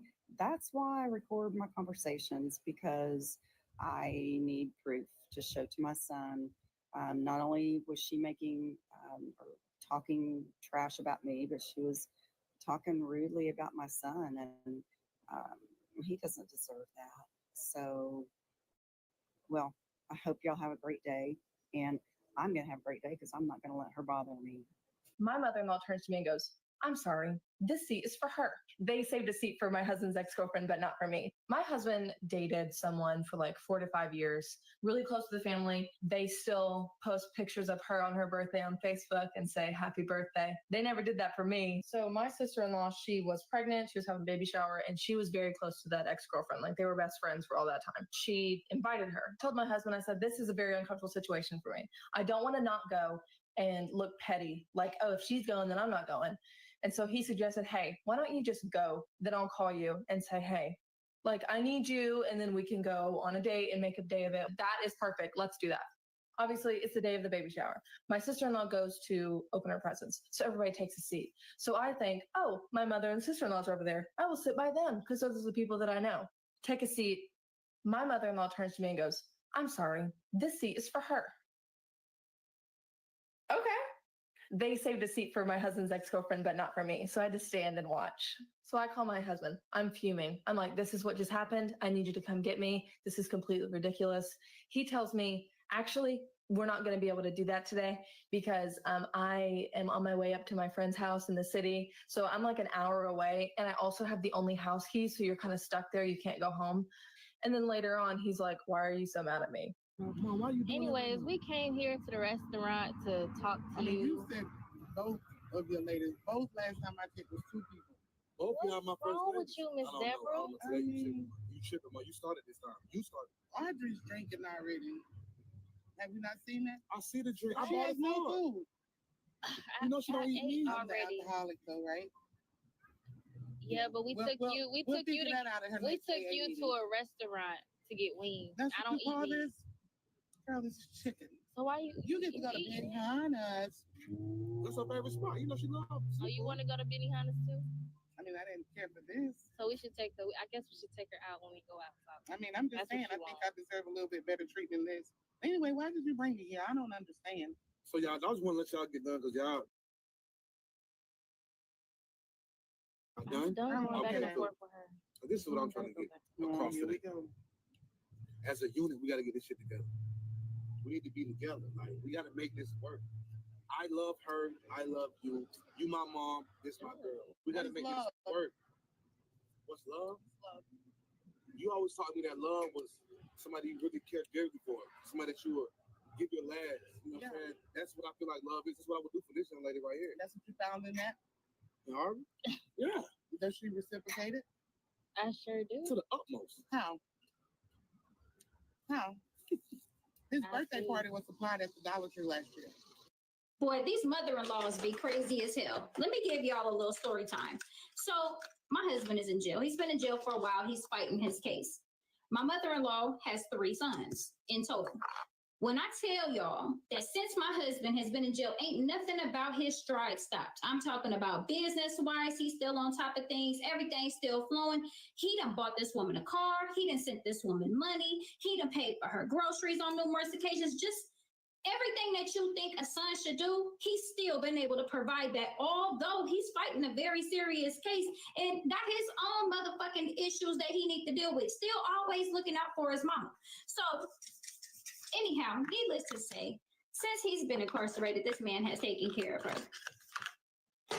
When I tell y'all, I have done everything right by this man, and she can see that. It doesn't take a rocket scientist to figure it out. She knows that I was actually the one that was encouraging him to start doing a lot of these things for her. You know, being as I don't have my parents anymore, I used to stress to him how important it is to be able to provide for them while you still have the ability to. Well, needless.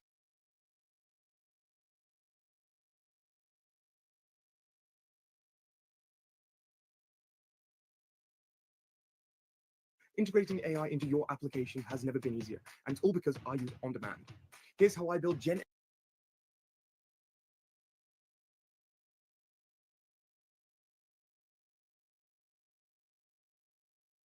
Well, needless to say that since he has been incarcerated, what I've noticed is he's still the one always offering his help. He's still the one paying for this and paying for that and seeing how he can fix this and seeing how he can fix that. Out of your 3 motherfucking kids, this is the motherfucking son that is always there for you. But why the fuck don't I see that shit in return? And although the shit bothered me, I just chalked it up because at the end of the day, he don't need for nothing. I don't need for nothing. So we really don't need anybody to do a motherfucking thing. Now, the problem came in at the fact that this woman understood that I am very big on my visits and my time with him. Trying to maintain a relationship with somebody in jail is not an easy task. On top of that, we are in the process of running mutual businesses that we have together. So we're on a certain time frame. Like we just, you know, the way we have everything structured, it is what it is. Well, this woman decided that she was going to start booking visits with him randomly. She would never tell us when. It was, you know, to me, whenever the fuck she had time because it wasn't consistent. So I kindly asked her, hey, you know, being that you know how important the time is for me and the visits and then running the businesses and stuff, do you think that you can let one of us know before you book a visit or when you're going to book a visit? So that way we already have it down in our head, hey, on Thursday, we're not going to have visits because she's booking a visit. And I asked with all due respect, but of course she had a fucking problem with that. She felt like she didn't have to tell me a motherfucking thing. Okay, cool. I'll ask your son to talk to you since you just don't want to take it from me. And he did that. Well, that's when the problems fucking started because she not only decided that she wasn't going to tell us a motherfucking thing, she was just going to continue on with the way that she's been doing, which is pull up any chance she fucking felt like it, whether it be once a month or once every 2 months. Well, now you're going to see that he's going to start canceling those visits that we weren't expecting. Now let's fast forward to the bullshit. When I tell you, since this man has been incarcerated, this woman has not showed up to one fucking court date. Not one. Hasn't asked how the lawyers are being paid for. Does he need anything? How it's looking? How about just some motherfucking moral support? Ain't been none of that. Well, let me tell you, he had an important court date coming up and he really wanted her to be present. According to him, he reminded her twice about this. When I tell you that woman did not show up, but you know what seemed really funny to me is every time you guys have a motherfucking problem, you know to book a visit and you won't ask for any type of help directly. You do a little shit like tell him about your problems or what's going on. Oh, I'm going to be out of work for 2 weeks because of this or that or whatever the case may be, knowing that he'll offer it. So to me, like I said, I be seeing through the bullshit. I still don't say anything. When she doesn't show up to that court date, I see that he, you know, he was bothered by it. It hurt his feelings. He was affected by it. And I asked him, are you sure that she knew when the court date was? Although, no, if it was important, nobody should have to tell you when the fuck a court date is, especially when number 1, it's public record, and number 2, you have no problem texting about anything else. So if you were curious as to when this court date was, although he told me he told you, you could have easily tapped in to figure that information out. Now, after she missed this court date, a few weeks goes by and she texts me and she says, hey, I want to book a visit for this weekend. Can you let him know? So I bring it to his attention. I don't tell him my opinion. I just tell him, hey, your mom tapped in. She wants to book a visit for this weekend. What time do you want me to tell her, or what day? He's like, no, let her know I don't want no visits from anybody else right now. You know, he wasn't rude about it, but like I said, I could tell everybody knows their spouse. I could tell it was affecting him, and I could tell it really hurt his feelings, and that's why he didn't want to see anybody. So I waited about a day or so, and I text her a very long text. And in this text, I let it all out. I told her, I said, you know, this time you really disappointed him. And you know, it's sad because out of all three of your kids, he's the only one that does shit for you, even under his circumstances. He's never asked you for $1. He understands that he has to fight this fight on his own.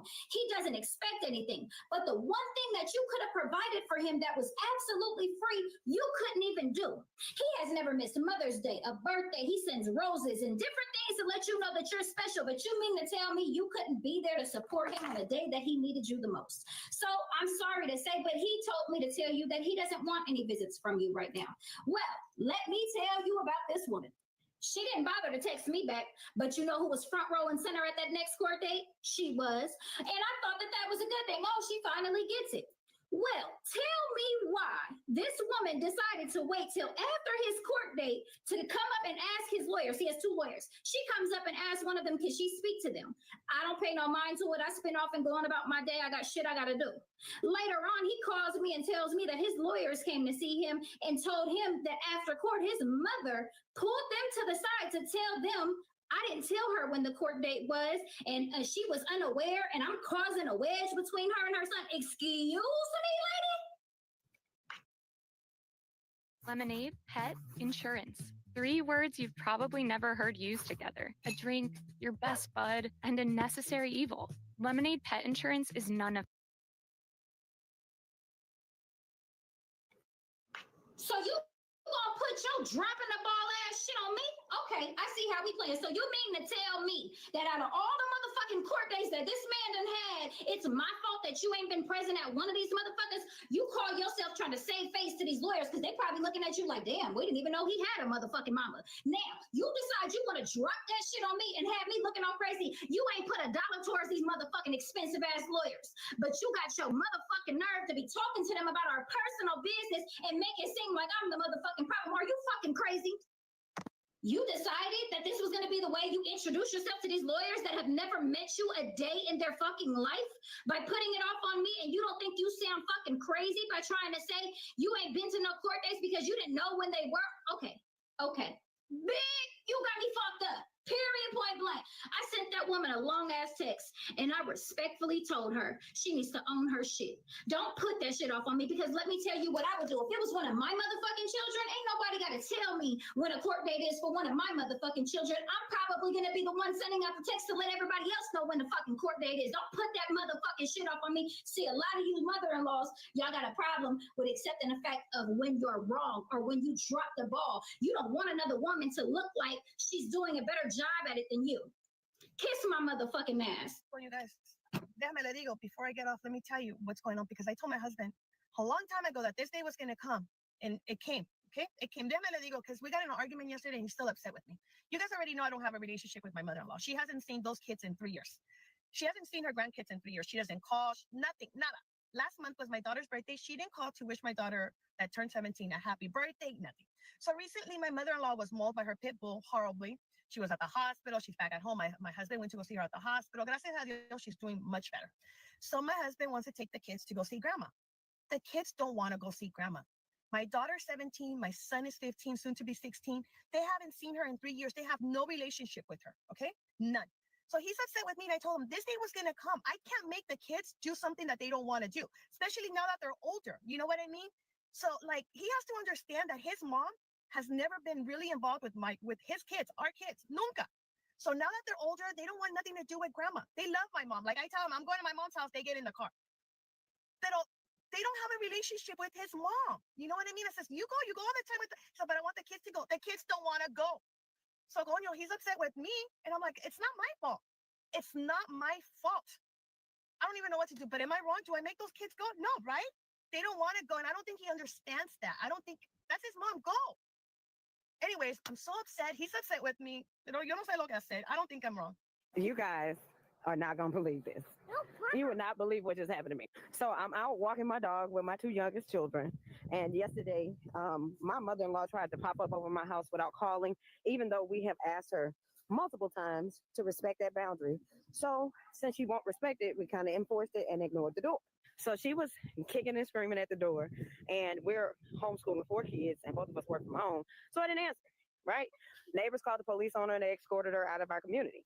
Yeah. Later on yesterday, she texts my husband such a nasty message, and I mean nasty. And I'm wondering, like, why didn't you just text me? Because you knew I was home.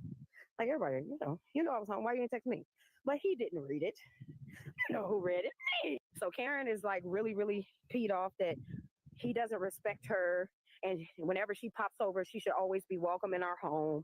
And I brainwashed him because she's been gone all his life to know how to treat a mother. Mind you, he's a grown man with 4 children. Nobody need to brainwash him. So instead of replying back to the message that I'm reading on his phone, I called her from my phone. Yeah. She answered, I don't feel like arguing with you. I said, listen, Karen, I need you to understand that we have asked you to respect this boundary. She cuts me off. I don't have to respect anything that you say. I'm his mother, and he needs to understand that when I want to come see my grandkids, I need to come see my grandkids. Granted, they're at school, so I don't know what you expect to do. So I said, Karen, listen, it is super easy for us to respect one another. I've asked you, my husband has asked you to make sure that you at least text or call to see if it's okay to come over. It is not a big problem. You know, we do that to anybody that when we come visit. You know, that's not something that's not normal. Well, it's unusual for me because all of my kids, and I said, Karen, all of your kids are scared to tell you no.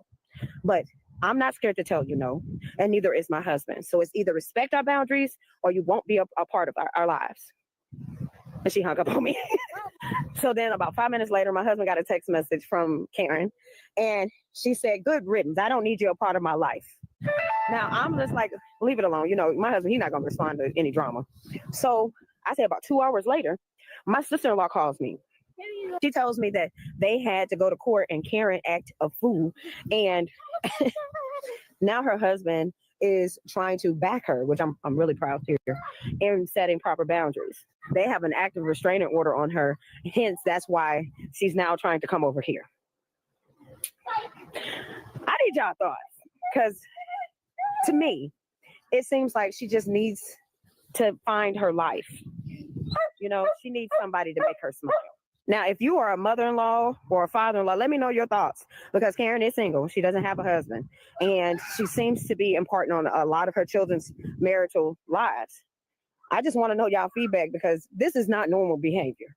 And this is I never had to deal with a mother-in-law, so I don't know what I'm really dealing with, but I want to know y'all thoughts.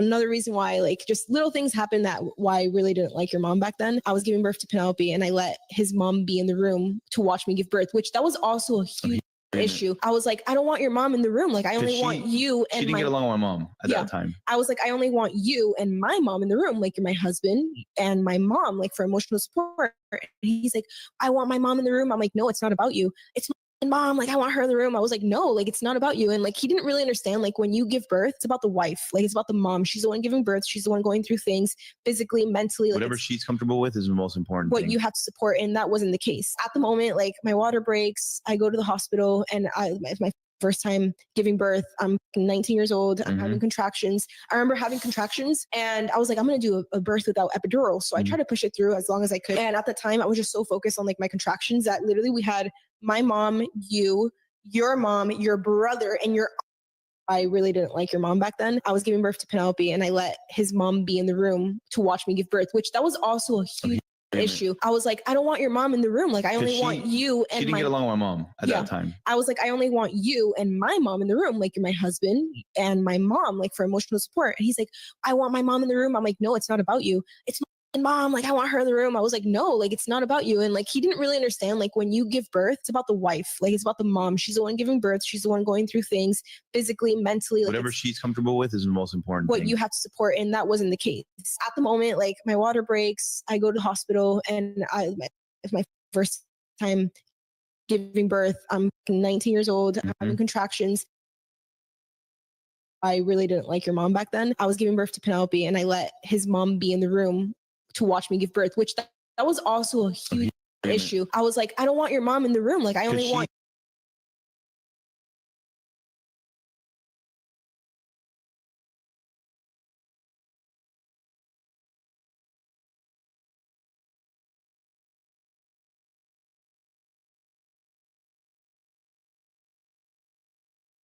Like, I only want you and she didn't get along with my mom at that time. I was like, I only want you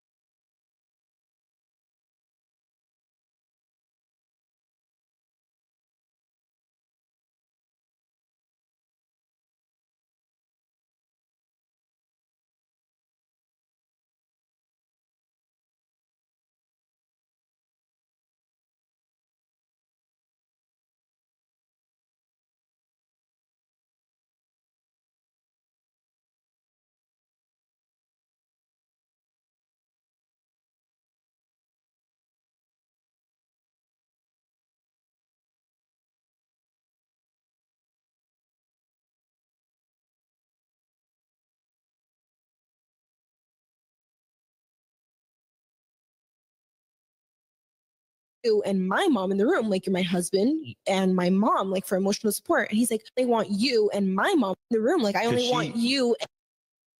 I really didn't like your mom. But I want to know y'all thoughts. Another reason why, like, just little things happened that why I really didn't like your mom back then. I was giving birth to Penelope and I let his mom be in the room to watch me give birth, which that was also a huge issue. I was like, I don't want your mom in the room. Like, I only want you and she didn't get along with my mom at that time. I was like, I only want you and my mom in the room. Like, you're my husband and my mom, like for emotional support. And he's like, I want my mom in the room. I'm like, no, it's not about you. It's my mom. Like, I want her in the room. I was like, no, like, it's not about you. And like, he didn't really understand, like, when you give birth, it's about the wife. Like, it's about the mom. She's the one giving birth. She's the one going through things physically, mentally. Like, whatever she's comfortable with is the most important what thing. you have to support. And that wasn't the case. At the moment, like, my water breaks. I go to the hospital and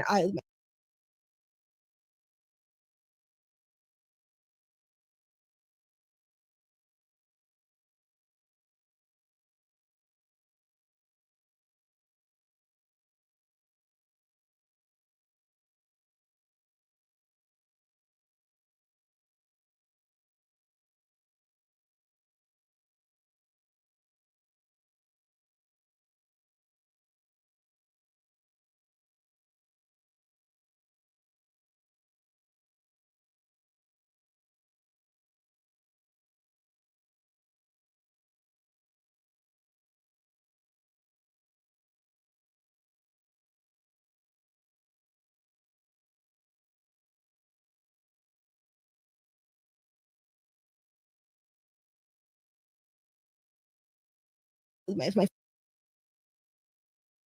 if you need to record anything over the internet, I cannot think of a more seamless way than Riverside to do it. We're now having a look at Riverside's editor. Riverside has automatically transcribed our show in its entirety for us. Each speaker is color-coded in the text as well as the audio waveform. This, as a starting point, already makes everything easier moving forward. We've got automatically generated chapters with a clear summary of what happens within. And one thing that's incredibly powerful about this is how you can just drag and move entire chapters around to reorder them in the edit. You can also edit directly from the transcript, and the words you delete will also be trimmed away in the footage. So you can customize the layout even after recording.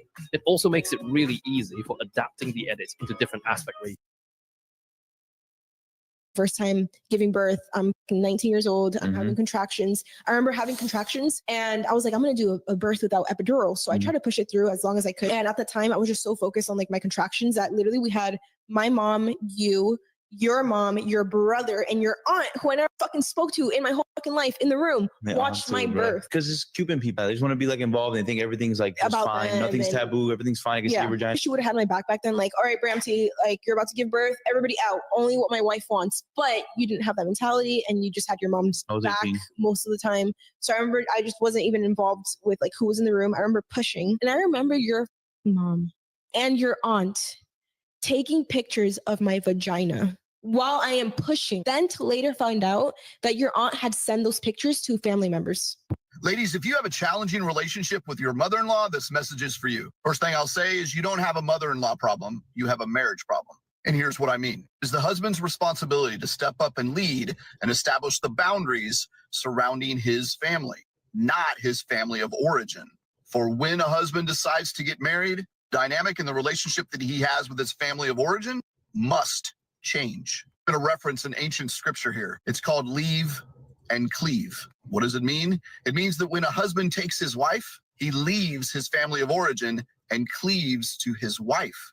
And the relationship that he has with his mother and father and family of origin forever changes. That relationship shifts and alters. Doesn't mean it goes away, but it must change. For when a man chooses his wife, he now prioritizes her over anyone else outside of himself. This can be incredibly jarring, most especially to his mother. And perhaps with his father and his siblings, it is a husband's responsibility to establish his new family while maintaining a new relationship with his family of origin. In order for a man to be able to do all of this, he must know who he is. He must be doing his inner work and growth and transformation, essentially building the most strong boundaries around him and his wife, and his family. That is the challenge. The wives out there, if you're having struggles with a mother-in-law butting into your family, dismissing boundaries that you want to establish around your family, around your husband, it's time to have a conversation with your husband. For those of you who don't get along with your mother-in-law, what do you guys be beefing about? Because me and my mother-in-law were just having this conversation yesterday about how people will ask me like how our relationship is because she lives with us. And I always say I love that shit. And people are like, oh my God, like, that's so crazy. Typically people don't get along with their mother-in-law. And I just want to know what the fuck y'all be fighting about, because we literally talked about it. And the only thing that would make us fucking beef is if she like laid her hands on my kids. Other than that, we don't argue about nothing. We don't disagree on nothing. We don't make the holidays like a big fucking deal. So like, what do you guys be fighting about? My future mother-in-law is sabotaging my wedding. Hey! My dilemma is my future mother-in-law is really making me question whether I want to get married to my fiance / her son. Jesus! Question! My fiance and I have been together for the past 2 years and everything was really blissful until he proposed 6 months ago. Until he proposed? No, that's yes. crazy! No! Everything was going well until he decided he wants to marry me. Can you imagine? Oh my goodness. Before our engagement, I had never met his parents.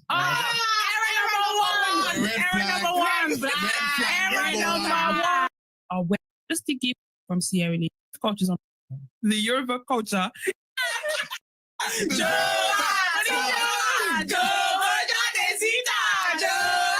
No, because when I look back, bro, I can't lie, it looks wavy. Yeah.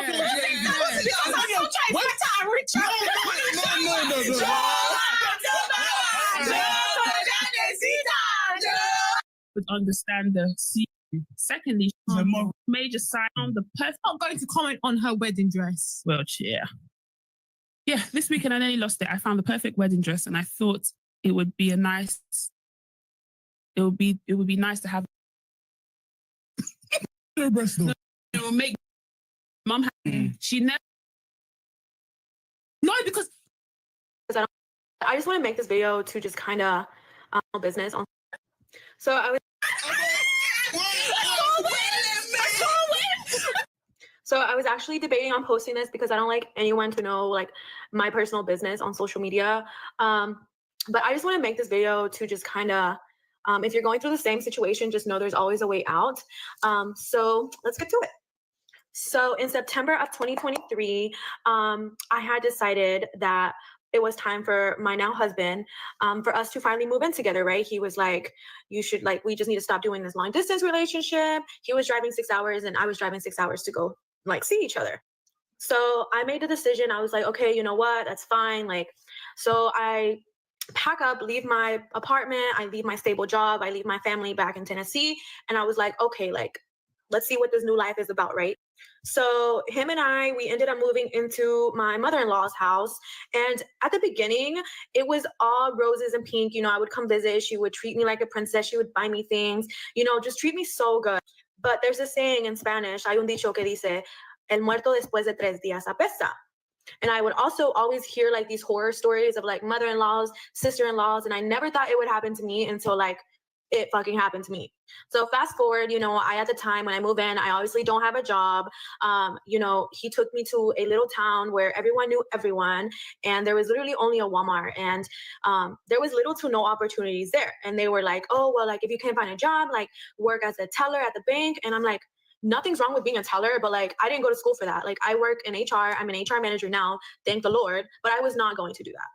So meanwhile, you know, while I'm jobless, I'm like cleaning the house, cooking for him, washing my man's clothes. Like I'm even cooking for her man at the time. Like, girl, you was at work, do your thing. I'll take care of the house, right? Well, after several months, that shit was just not good enough for her. Like she would literally make backhanded comments saying like, oh, is that how you clean? Así no se hace eso. That's not how you do it. There was a comment made to my sister-in-law from her saying like, oh, ¿a poco así se limpia el culo? Like, oh, is that how she wipes her ass? When I heard that, I was like, are you fucking kidding me? Like, is this lady really talking shit about me? Like, I might not know how to do it the way that she wants me to do it, but I would get that shit done. Anyways, fast forward, I would let that shit go, whatever. There was days where she'd be nice in my face, but that lady literally made me so fucking depressed living there. Like, she would come home and scream every day at her daughters. Like, her daughters would have to go outside, like little slaves, bro. Anyways, majority of the time, I just wanted to be in my room after my man got home. Like, we would cook, sometimes she would, but like most of the time, I would always try to cook for him because he was working for the both of us. So like when he got home, I just wanted to spend time with him. Anyway, she found a problem of that. She's like, you guys are always in your room, blah, blah. And I'm like, well, yeah, ain't nobody want to be around y'all. Fast forward to like April of last year. So his sisters, one of his sisters, his older sister, she had just had a baby. So, and I didn't think of this till after the fact. I was like, oh, she was going through postpartum, but like, bitch, you're not.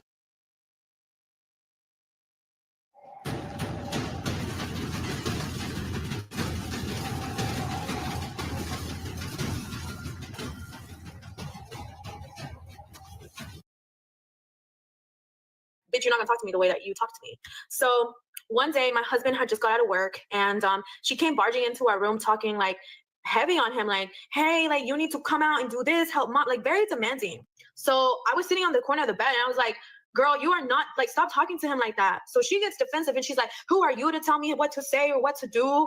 So then I have a big ass mouth and I'm like, excuse me? I was like, I'm his fucking girlfriend. Like, who the fuck are you talking to him like that? So anyway, she comes closer to me and I get up because I was like, but you're not gonna be talking to me down like while I'm sitting down. So at the time she had her baby in like in this little like wrapped up thing. I don't even know what it's called. But my man gets in between us. So then his older sister like starts coming in here throwing hands at my man. Like, bitch, you don't even know what's going on. Why are you even throwing hands? Anyways, that whole night it was a shit show. His parents walk in and they're like, oh, like, yeah, Carmen saying we'll talk about this later, blah, blah. So later, come to find out, these girls go shopping. Like, it even gets worse. Like, there's this girl named Allison Rodriguez that tried home wrecking my relationship when we first started dating because he used to mess around with her and didn't claim him, right? So come to find out, after that whole ordeal that night with my sister-in-laws and my like in-laws, they go prom shopping with the girl that he used to mess with. So when I found that out, I was like, oh yeah, bitch, I do not want nothing to do with you. So his little sister then, fast forward to May, she literally texts me and she's like, hey, we should leave everything in the past. Like, I want you to come to my graduation. And I was still nice. And I was like, oh yeah, thanks, whatever. Like in my head, I'm like, bitch, I am not going to your graduation after you just did that sneaky shit behind my back. So anyways, while I'm still living with them, I have a friend who, if Jenny, if you see this, I love you. Thank you and Rashad for changing my life. So I was like, I reached out to her and I was like, hey, I really want to get out of here. Kevin and I need to like find somewhere to live. Like if it's a house, if it's an apartment. At this point, bitch, I didn't even care. I was like, take me somewhere. So then she's like, yeah, like I'll get you guys going in the process, whatever. So then we start the home buying process. So then I have a conversation with my husband and I'm like, you do not tell them that we're buying a house because they are evil and they will literally give you mal de ojo. They're going to start talking shit on me, talking shit on you about how we shouldn't and can't buy a house. Sure enough, they did. Like, they would ask me like, oh, what's your budget? Like, if you ever got a house? And I was like, oh, maybe $250,000. And they were like, oh, I don't want a house of $250,000. Like, that's too much. Anyways, they didn't know. But there's also, so we all sit down and we're having dinner, right? Just me, my husband, and his mom one night. And she literally was like, oh, ustedes nunca van a poder comprar una casa. Ustedes no tienen el dinero salvado. Like, you guys don't have this money. You guys don't have this. But I was like, Lord, like, please help me not say anything to this fucking lady right now before I slap her. So then fast forward, we end up getting accepted to, you know, go sign for a house and everything. So I'm like, oh my God, like I finally get to leave this place. So anyways, we sign, I come home or come to her house and I literally pick up and pack my shit and I throw the shit in the truck and I'm like, let's go. Like, I didn't even say bye to this lady because like, thank you for everything that you've done and letting me stay here. But like, bitch, you were so disrespectful. Like, you don't even deserve a bye from me.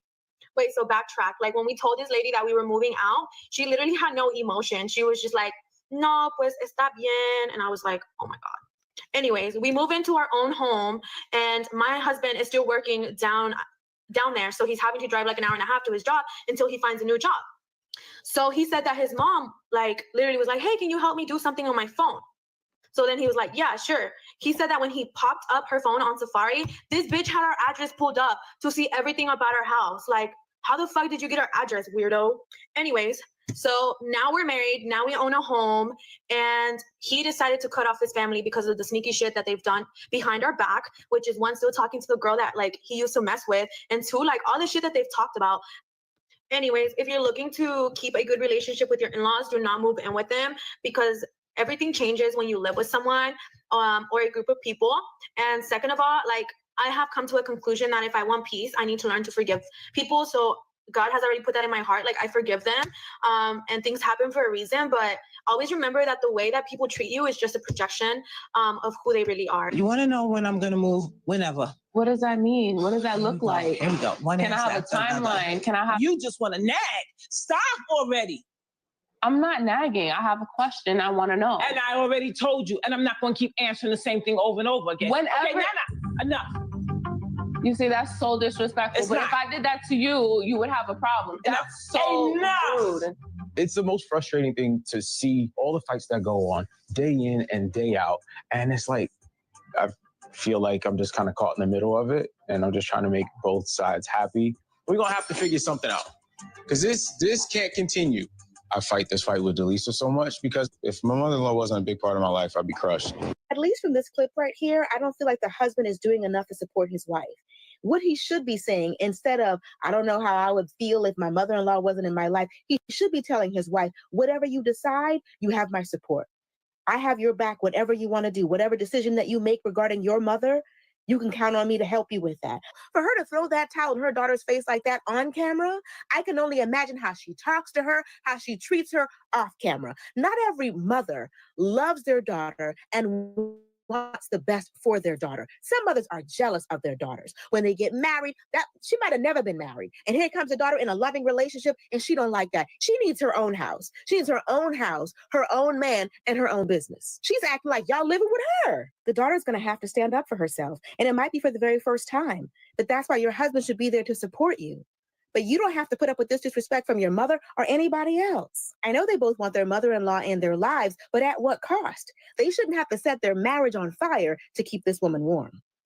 I want to know why the mother-in-laws from the guy's side, I want to know why y'all be acting like that. In reality, it's really always the man's side of the family that be man fucking weird. It's either they have a jealous-ass mother or sister, cousin, like it's always some bullshit. It's always some bullshit on the man's side. Why is that? Why the mother-in-laws be acting like they want to date their sons? It's very strange. So you trying to tell me that none of the girls that your son has brought home is good enough for your raggedy ass son? Stop. Actually, miss, you should thank me for even giving your son the time of day, because I'm way out of his league. Okay? That's just me being honest. Okay? You should thank me for even giving your son my number. Y'all be acting like y'all want to date y'all sons. These mother-in-laws be acting like if they want to be with their child. That shit is fucking weird and sick. So my sister had a baby last week, and she and her husband were so clear. They were like, no family in the delivery room except for us. And at the time, her mother-in-law replied to that email and was like, even other mommies? And my sister basically told her, in the politest way possible, fuck all the way off, right? So my sister goes into labor, and the hospital where she's planning to give birth just happens to be the same one that her mother-in-law works at as a head nurse in a totally different unit. On the day my sister goes into labor, her mother-in-law uses her badge and credentials to get into the labor and delivery unit, get into my sister's room, and start ordering around her care team, being like, oh, she's only 3.5 centimeters dilated, come back in an hour. And she was there for the birth. You guys, I waited 2 days because I didn't want to tarnish my sister's memory of the birth, but I sat her down and I was like, you need to go no contact with this woman. She violated a clear boundary. And while you're at it, why did your husband not advocate for you? To me, that's instant divorce. Obviously, that wasn't exactly what she wanted to hear. Now, I'm not allowed to see my nephew, and her mother-in-law still is. Make it make sense. I have had a mind, honestly, to go on the hospital's website and report this woman, get her license revoked, get her arrested, because what she did is so unacceptable. But I don't know if I'd be way out of line to do that. I don't know about y'all, but a deal breaker for me in a relationship is if his mom don't like me. And I could smell the comments from a mile away. Oh, but what if you really love him? What if that's your soulmate? It's still a deal breaker, because what if I have kids with that man, and then when it comes time for my kids to go to his mom's house, she's talking bad about me to my own kids? Let me find out somebody's talking bad about me to my own kids. I'm going to go crazy. I don't care what y'all say. I want a good, healthy relationship with my mother-in-law. I want to be so cool with my mother-in-law that whenever me and my man get into an argument, I could go right to his mom's house and be like, girl, respectfully, your son is annoying. Was he always like this growing up? You apply to this amazing job. You wait for a response and nothing. Enhansive can upgrade your resume in minutes. Enhansive's resume templates are fully customizable at the click of a mouse with endless options. Drag and drop sections, change fonts and colors in the entire. And she like, yeah, girl. He get that from his daddy. Don't pay him no mind. He'll come crawling back. You want to come with me to the nail salon? And best believe when I'm a mother-in-law in the future, if I catch my son cheating, I will be the first to tell his girlfriend. I don't play. Girls got to protect girls. The more that females realize that it's okay if your significant other's mom, sister, aunt, grandmother doesn't accept you, the smoother everything in your life will go. I promise you. Now, I'm not saying just be problematic. I'm not saying be disrespectful to them or anything like that. But you're not in a relationship with them. So you shouldn't be trying to go out of your way to please them. And once they don't accept it, or once, you get like that bad vibe of, maybe they don't like me, and now like you're overthinking it and you're causing a problem within your relationship, that's a problem, and that's going to be a lot of stress on you. Think about it from this perspective. How many of your brother's girlfriends do you even like remember? How many of them do you even like think about? If you have a nephew, do you ever think about his girlfriend? Do you ever remember them? If he's had a lot or anything like that? No, it really doesn't matter to you. So like, look at it like that. If you're the girlfriend, like that shouldn't matter. Most of the time we want a connection with our significant other's family, which is perfectly fine, but don't force it. Don't stress yourself out over it. Like it'll come naturally. I say all that to say that shouldn't be a main priority in your head. Let me make sure I please my mother-in-law. Let me make sure I please my sister-in-law. Just go with the flow and it will come naturally. We hear a lot about the children of narcissistic or toxic parents and how that dynamic is, but what about the partners of those adult children? Like what about the son-in-law or daughter-in-law that's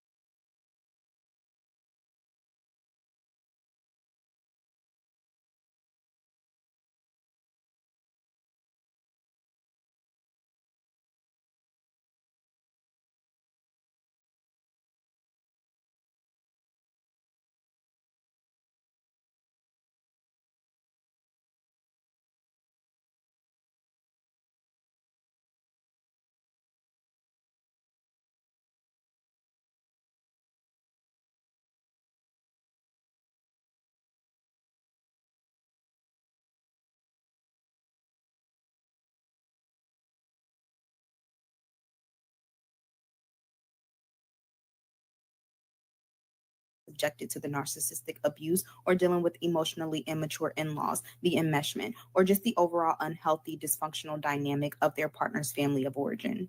It can be really traumatizing because you experience a lot of gaslighting and manipulation, and some of this may come from your own partner because they're expecting you to just deal with the treatment they've dealt with their entire life in the name of keeping the peace. You may have been casted as the villain from the time they met you because you are viewed as an outsider of their system, which for your mother-in-law or father-in-law or other members of that family makes you a threat to their system. New adult partners who clearly aren't going anywhere means change will be happening, and most dysfunctional families or people who thrive off control do not like change. It can cause you to second guess yourself and feel you aren't good enough. It can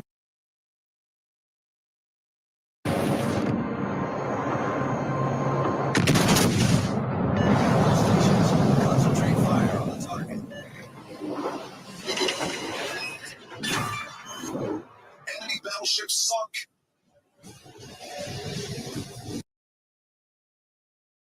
It can have a negative impact on your mental health because you now have to mentally prepare to be around said people. And whenever you are, your body is in fight or flight mode, you experience anxiety, or you just can't wait until you're no longer in the same space.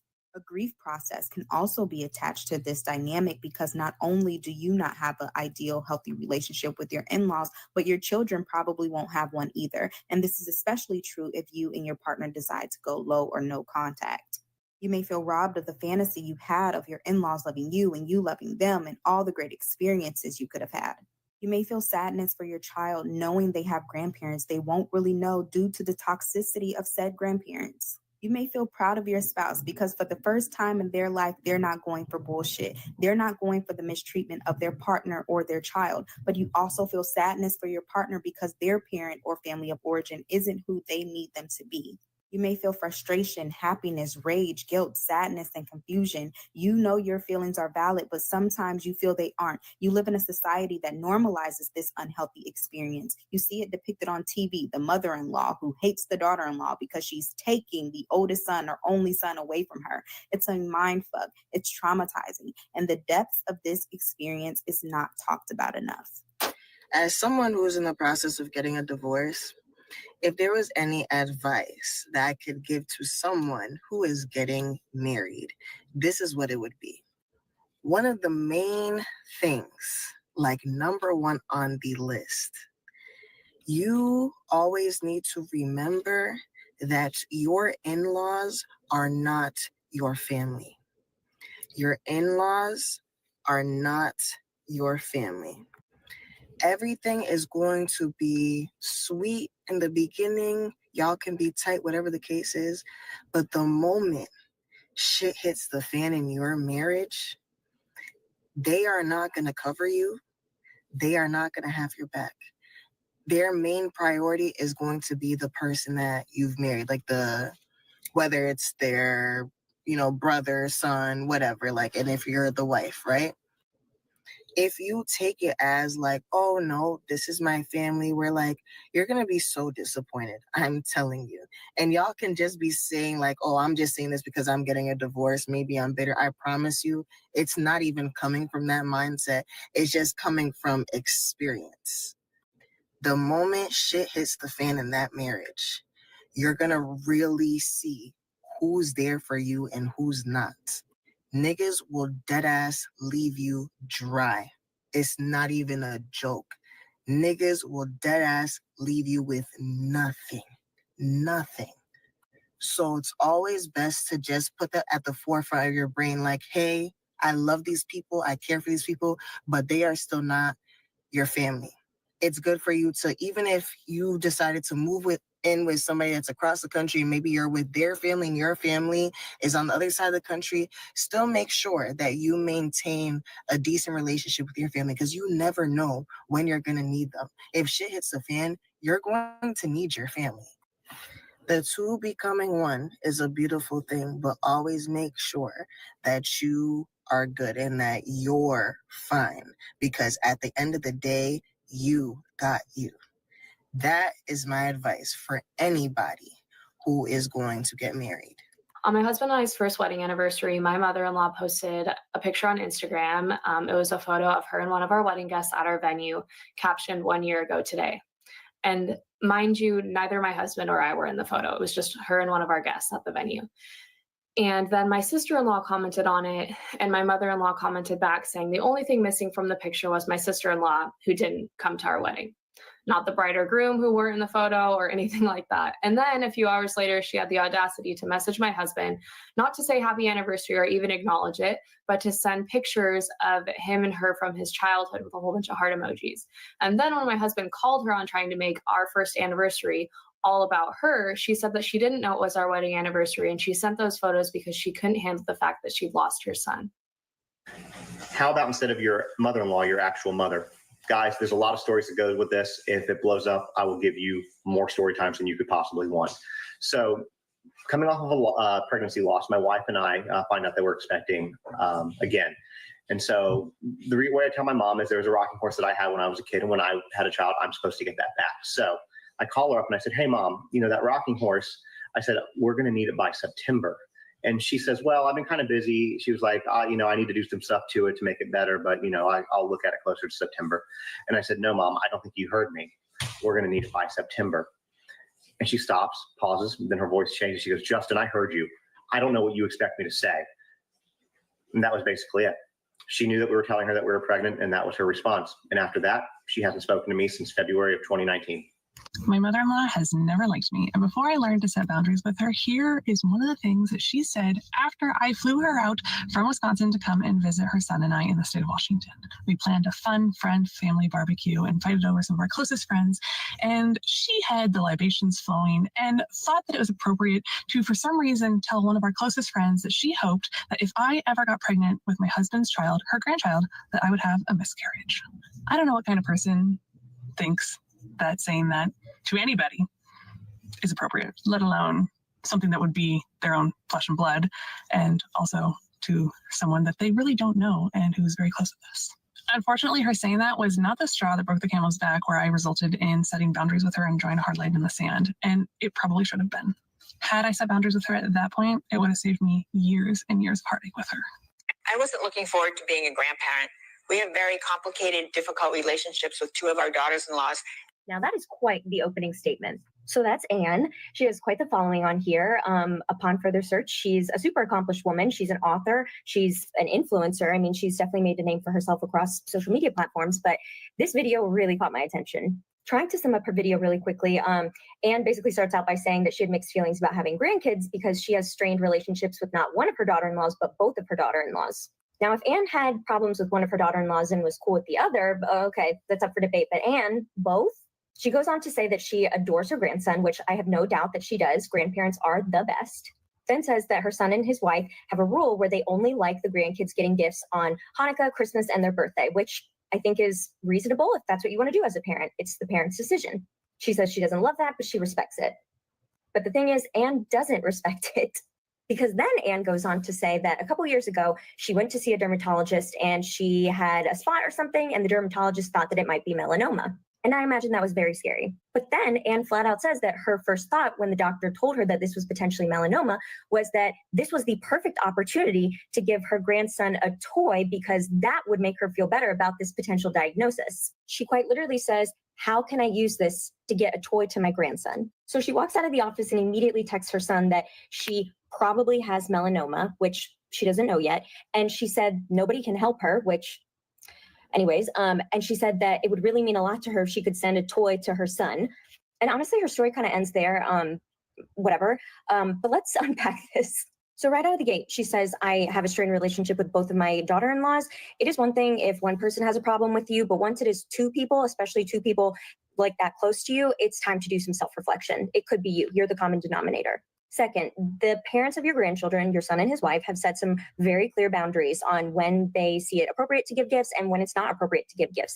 And that is up to them, whether you agree with that or not. And you need to respect that as the grandparent. Now, third, I find it very strange that your first thought after getting this news that you could potentially have cancer, your first thought is getting a gift to your grandson, although you know there are rules in place that they don't want things to go down like that. Because if I got news that I was maybe having a potential cancer scare, I wouldn't be concerned about giving a gift to anybody. Just being perfectly honest, I would be thinking about myself and the next steps I need to take to confirm whether I do or don't get some answers to get myself better. And I personally am someone, I've had health scares in the past. I personally don't love sharing information with family until I have all the information myself, because whether you agree with this or not, and I'm not saying what I do is correct, but I don't like freaking people out unless there's something to freak out about.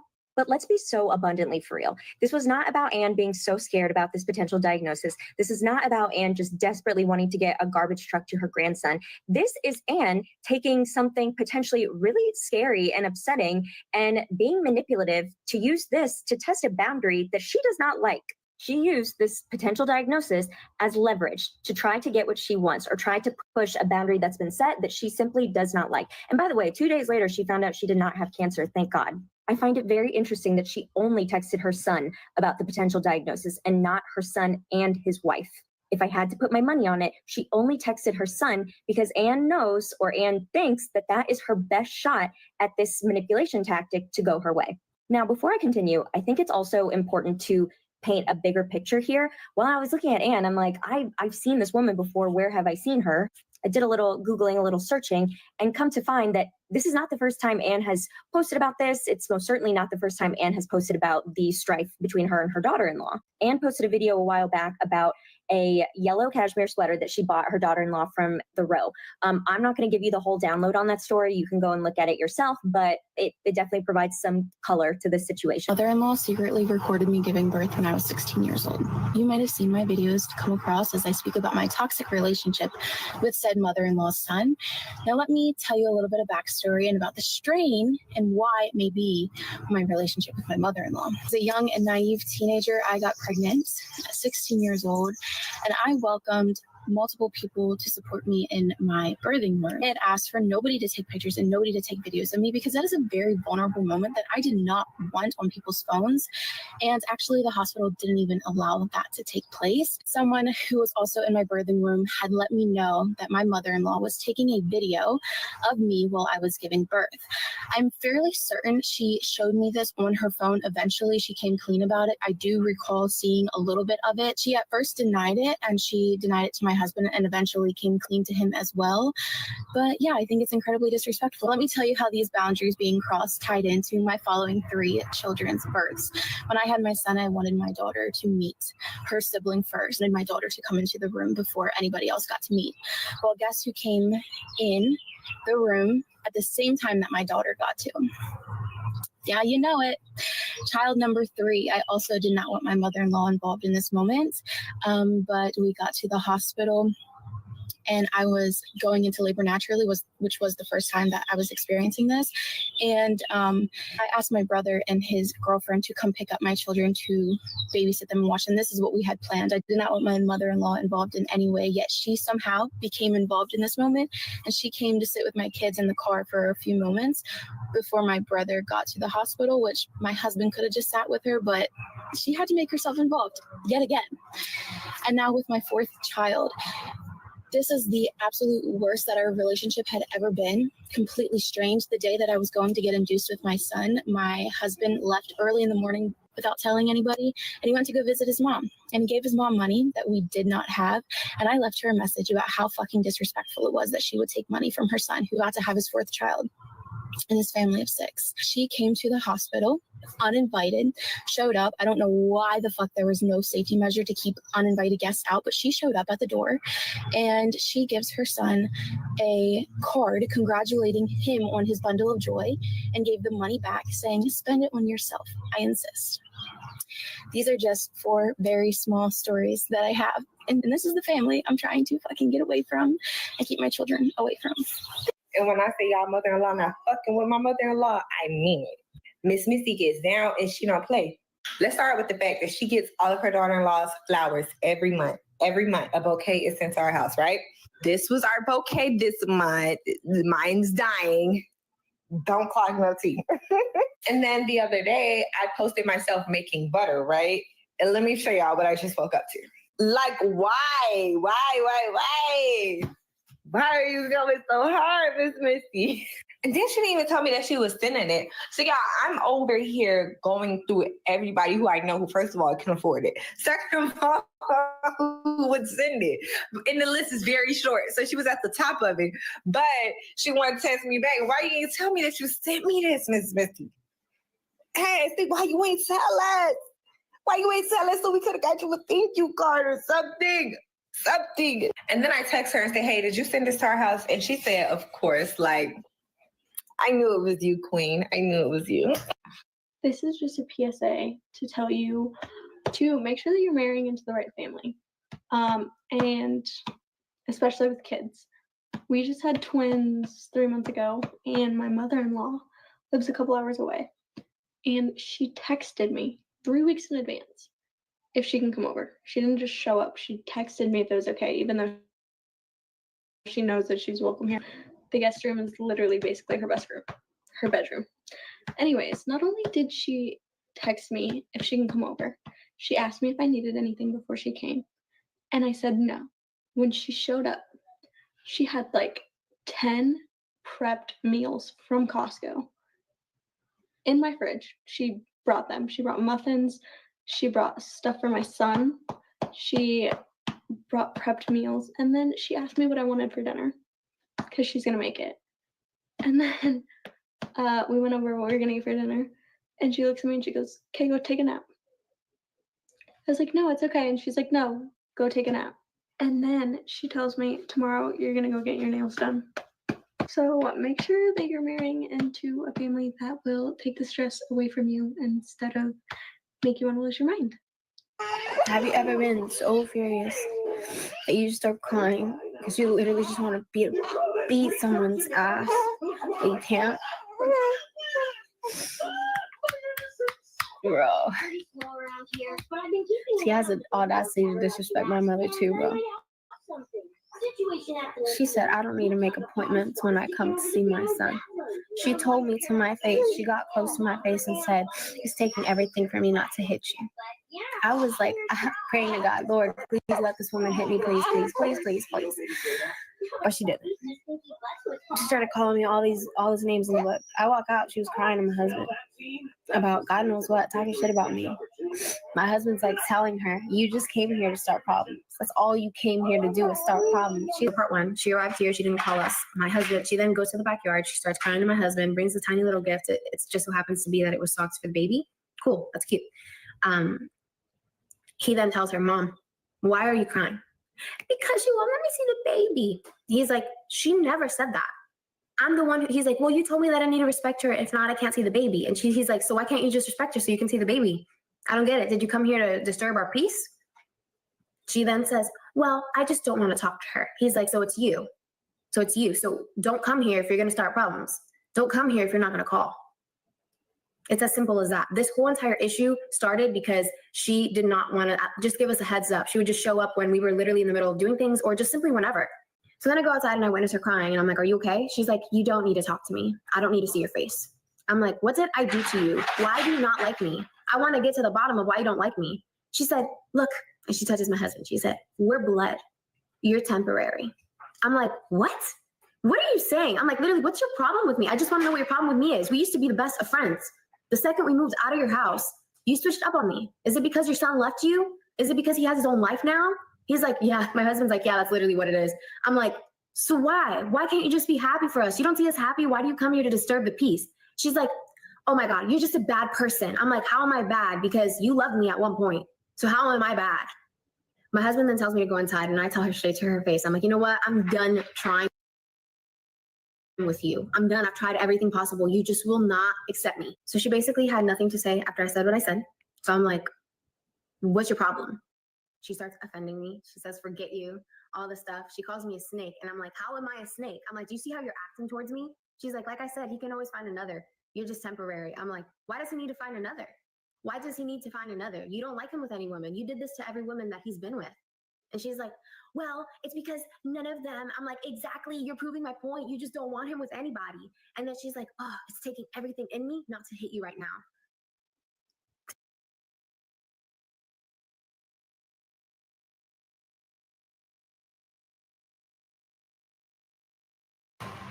There is electromagnetic energy in that pyramid between 200 and 600 meter wavelengths. In Atlantean times, we knew that everything was mind. Giants have been found in the Midwest.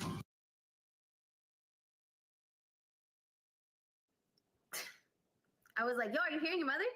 And he's like, what did you just say? He's like, go ahead, hit her. Hit her. See how fast you're not coming here again. So then I had to go inside because he was just like, this is going to get crazy. Go inside. So I went inside, and that's when I called my mom, and she came over. So this whole entire week, I have been saving her avocados, right? So I went outside, or avocado seeds, because she loves to plant just like my husband does. So I was like, oh my God, I'm going to save them for her. Well, this is so cool. There's like the warning sign on the, anyways.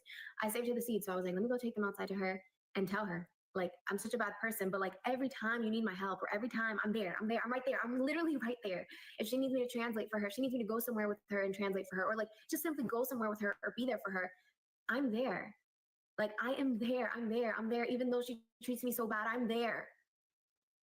So I go out there and I'm like, so I'm such a bad person, but every time I'm here doing all this for you, like, look at these seeds. I've been saving, there was like 4 or 5 avocado seeds. I mean, I eat avocado, but not that much. And I made sure that I at least ate them all, or at least like if they got bad, I at least took the seed out and saved it for her. She's like, I don't want it. You have bad intentions. I'm like, no, I don't. I really don't. So my mother arrives. My mom's a very, very good mediator. So she's like, she goes outside and she tells her, hey, what's going on? And the first thing she said to my mother was, this lets you know the person she is. What, are you out here to speak for your daughter? My mom's like, no. And you're not going to fight with me either. I'm here to speak with you to try to figure out a solution. So don't come here and talk about my daughter, because my daughter has already said everything she had to say to you. Just like you've done the same back. You need to call when you come here, just like I call. You need to respect their wishes, their boundaries, their relationship, just like I do. There has been times where I don't agree with something that Hyman does, but you do not see me here venting to her, talking poorly about him to her. It just doesn't happen. I stay in my lane, and you need to do the same. No, I'm the mother. I do whatever I want. My mother then told her, if you're not going to reason, mind you, I want you guys to keep in mind my husband this whole time is trying everything to get her on the same page as all of us. And she's like, no. And then my husband, this was the breaking point when she told my mom, you guys are the same, so I don't want to hear anything from you. My husband goes, you know what? You're not coming here again. If you can't call me, don't come. Do not come to my house if you can't call me. And guess what? Even if you call me and you do come to my house, do not even plan. If you have even a plan of coming here and talking poorly about my wife, do not come. You are not welcome here with negativity. You are not welcome here unannounced. And that's how it's going to be. When my mom came inside and told me how my husband was standing up for me and standing his ground, it was insane. She then started crying, and my husband said to her, stop with the crying. Stop with the drama. Stop with the show. Enough is enough. I have seen countless times for years of you treating her poorly and treating her like this, and you never change.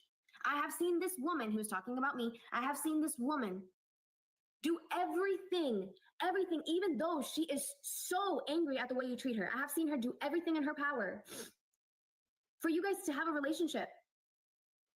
And to have the relationship you used to have, because we had a relationship, and you don't want to do anything about it. You do not want to accept her. Well, these are my wishes. If you show up here unannounced, you're being kicked out. So don't come unannounced, and don't come to talk crap. Watch how the mother-in-law reacts to seeing her new daughter as a bride.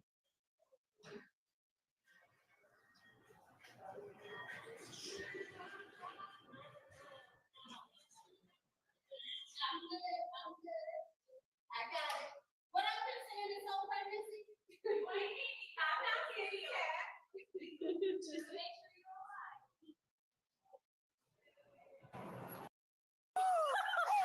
Don't do it. Don't do it. Breathe in through the nose. Oh my God. I told Jerome the best was yet to come. You came into his life. I'm so blessed. I know.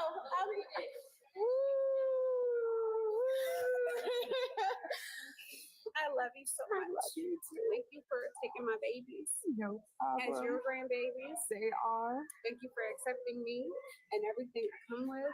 Thank you for loving me Always. genuinely. Always. I am so happy to be your daughter-in-law. Thank you. I feel like a bonus daughter for Yes, real. yes, absolutely. I have a relationship with you outside Yes. of Terrell, and that is what has meant the most to me. So thank you. I love you. Love you too. Yes. You look gorgeous. Ready? 1, 2, 3. Baby. Ayun siya.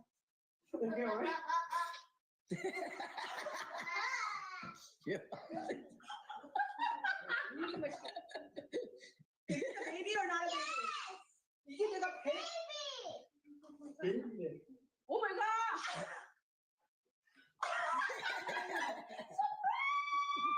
Surprise! Last baby. Last baby. Wait, what if it's two babies in there? No, it's just one baby. My mother-in-law's reaction to finding out we are having twins. Talk about it. You know? Anything? There's two. Oh my God! Daddy! Are you kidding me? No. Are you kidding me? No. Are you kidding me? Do you know what the science is? Yeah, go on. I've said this before. I'm going to say it again. So, yeah, you have those mothers who are like obsessed and no one's ever going to be good enough for their son, blah, blah, blah. Because basically, apparently the science is they were unfulfilled in their relationship. They didn't ever really get the man of their dreams. They just got like, a nice man, a good husband, but they whatever. weren't obsessed with him.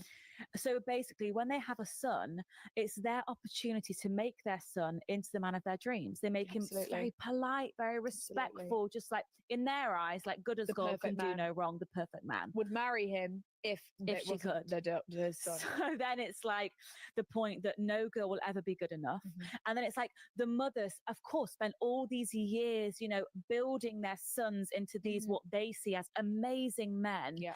And then a girl comes in and takes them away. Yeah. So And he's they gone. get to reap the rewards and not the mother. Absolutely. So that's apparently the science behind it. I don't think a lot of men realize that their mother is in love with them. Fellas, it's not normal for your mother to be hostile to your girlfriend or wife. Unwarranted, of course. If she's a piece of shit, she's a piece of shit. And if she is, why are you with her? But if you hear your own mother saying, oh, she's taking you away from me. Oh, you always side with her instead of me. It's giving side piece behavior. And I bring this up, a lot of men are like, no woman's ever gonna love me like my mama does. They're not supposed to. Maternal love is supposed to be different from romantic love. A lot of times this happens either from single mothers or women who are married to absolute pieces of crap and they latch onto their sons for the emotional needs that their husbands don't give them. And when they finally come across a woman who's willing to bring it up and be like, that's odd. You dudes get super defensive of your mother. Oh, well, she's all I've ever had. She raised me. Yeah. And if she wasn't unhealthily attached to you, she would want you to find happiness. She should want to have a healthy relationship with the woman that you choose to spend your life with. Your mother should not be fighting for your attention. I don't necessarily blame a lot of men for going along with this because they don't know. They grew up and they thought it was normal. But when you have a woman who loves you and she cares about you and they sit you down and they say, this is a problem, maybe listen to her. Rose. Who you calling? Who you calling, Rose? Since when? I think I need to educate you some more. Should I take you to school again? I'm not doing it again. All right. We're gonna be respectful. Yes, ma'am. All right. Yes, Dr. Rose. Oh yes, that's much better. I love you. I love you too, Dr. Rose. Yes. Tell me you have a toxic mother-in-law from hell without telling me you have a toxic mother-in-law from hell. I'll go first.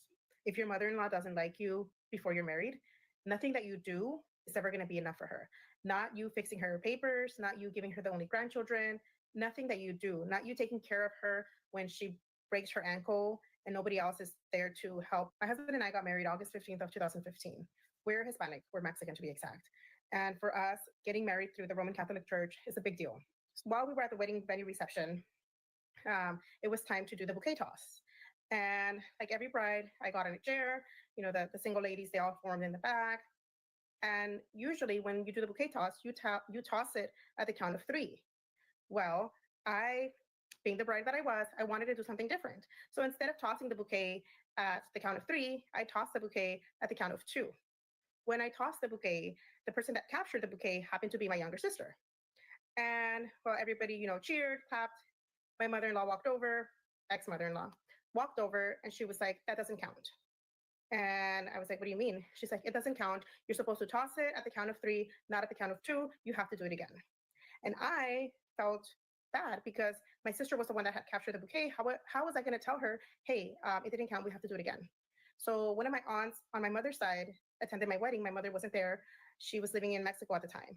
So my aunt approached me and she told me, you know what, Yamilet, this is your wedding. You do what you want, not what anybody else wants. You get to decide what to do. If you want to toss the bouquet again and wait till the count of 3, or if you want to leave it as is, just how you threw the bouquet at the count of 2, that's fine too.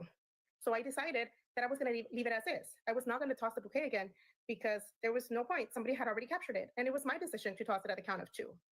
Well, all hell broke loose. My ex-mother-in-law got super upset. She started raising her voice. She started yelling things, causing a scene to we had a little over 100 guests.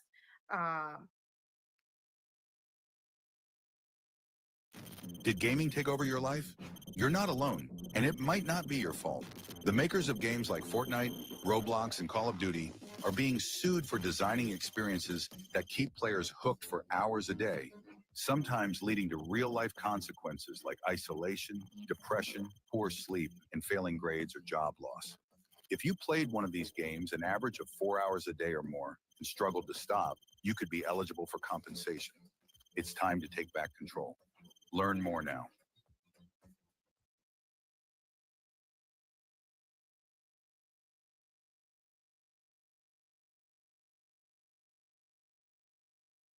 Everybody was looking. It was like she was being so loud. Finally, I decided to get up and approach her, and I told her why are you doing this? This is our special day. This is supposed to be something memorable. Why are you causing a scene? This is not fair. And she just went on making passive aggressive comments, saying how if I was going to listen to my aunt, that I should go with my aunt, and that my aunt should just help me babysit the children so that we can go on our honeymoon, and that she was no longer going to babysit my children because apparently I was going to listen to my aunt more than to her. And she just continued and went on and on and on. At the time, my husband and I, we were living on our own. We had 2 children, my 5-year-old daughter and my 1-year-old son. My in-laws, ex-in-laws, were supposed to care for the children while my husband and I went on our honeymoon. I remember that they did a mother-son dance. And I remember my husband telling her, Mom, why are you doing this? This is my wedding. This is a special day for me. And he started crying and she started crying. She never apologized. I remember we went on our honeymoon and one of my cousins helped us watch the children for our honeymoon. And keep in mind, this was not the first time that she caused a scene. When my husband and I married through the court about 5 years prior to our church wedding, she also caused a scene. And she was trying to get my mom kicked out of my wedding. And she also caused a scene when I gave birth to my daughter at the hospital. That's just one of the few things, or many things, that she did during the time that I was married to my husband. Both of the mamas in the house, y'all. My mama and mother-in-law in the same house. And I don't know why my mother-in-law caught herself trying to tell me with that big old bell pepper ass nose, talking about I make a difference in their food. No, I don't. I fix them the same thing. They both wanted turkey and cheese after church. They both got turkey and cheese. What the problem is, and you can't tell nobody on me, this my food. Or whatever. I don't know who she thinks she is. I gave them both the exact same thing. I didn't make no difference in them. They both wanted Funyuns. I gave them what we had, sparkling water, fruit. They got the same thing, y'all. Anybody seeing the difference? I ain't treat her no different. Mama wanted Coke.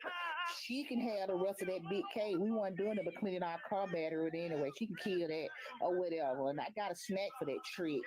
The hell up out of here with all that trying to cause confusion in my house. Get her ass banned up out of here. You won't be able to come back. I remember a couple years back, my mom told me if a man cannot protect you or stand up for you against his mother, then he is not the man for you. And I would 100% tell my daughter the same thing. Being in a relationship with a man who's in a relationship with his mom or a mama's boy seems like hell.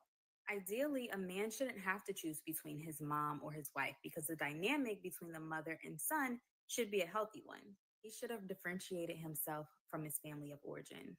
Realigned relationships to prioritize his wife and children if there are any. And mom should expect this, right? Because that's what happens when you launch your children and they begin establishing self, finding love, and creating their own family. A mother with healthy behaviors is not emotionally dependent on her son. She doesn't view her son's partner as a threat or competition or someone who has to appease her in order to be a part of their family. There is no expectation of conformity to her system or her values. There's no desire for control. There is no enmeshment. There's genuine interest in knowing the human her son wants to spend the rest of his life with. There's a desire to have a healthy relationship with this person and an expectation that they are committed to each other, thus committing to a new system.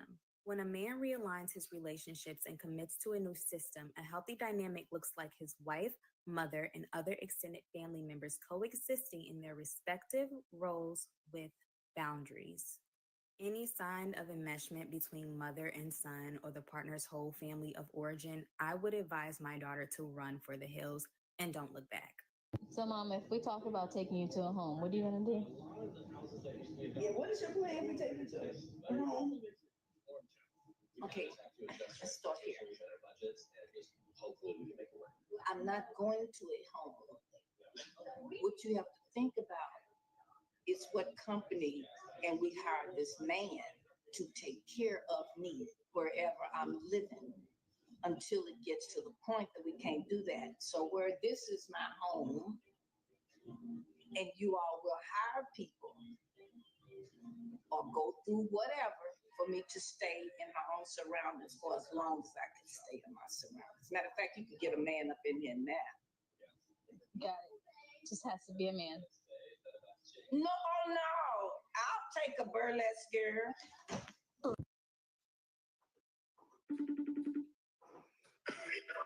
Hey, Norma. Hey, mommy. Hey. Yeah, everything's good. Ralphie's not helping me with the baby at all. He's just laying there, not doing nothing. So I don't know if you want to talk to him and tell him that he needs to help me out. Why is she calling you? What are you talking about? What's happening? Why are you calling my mom? Huh? I'm sick. I'm sick, Mom.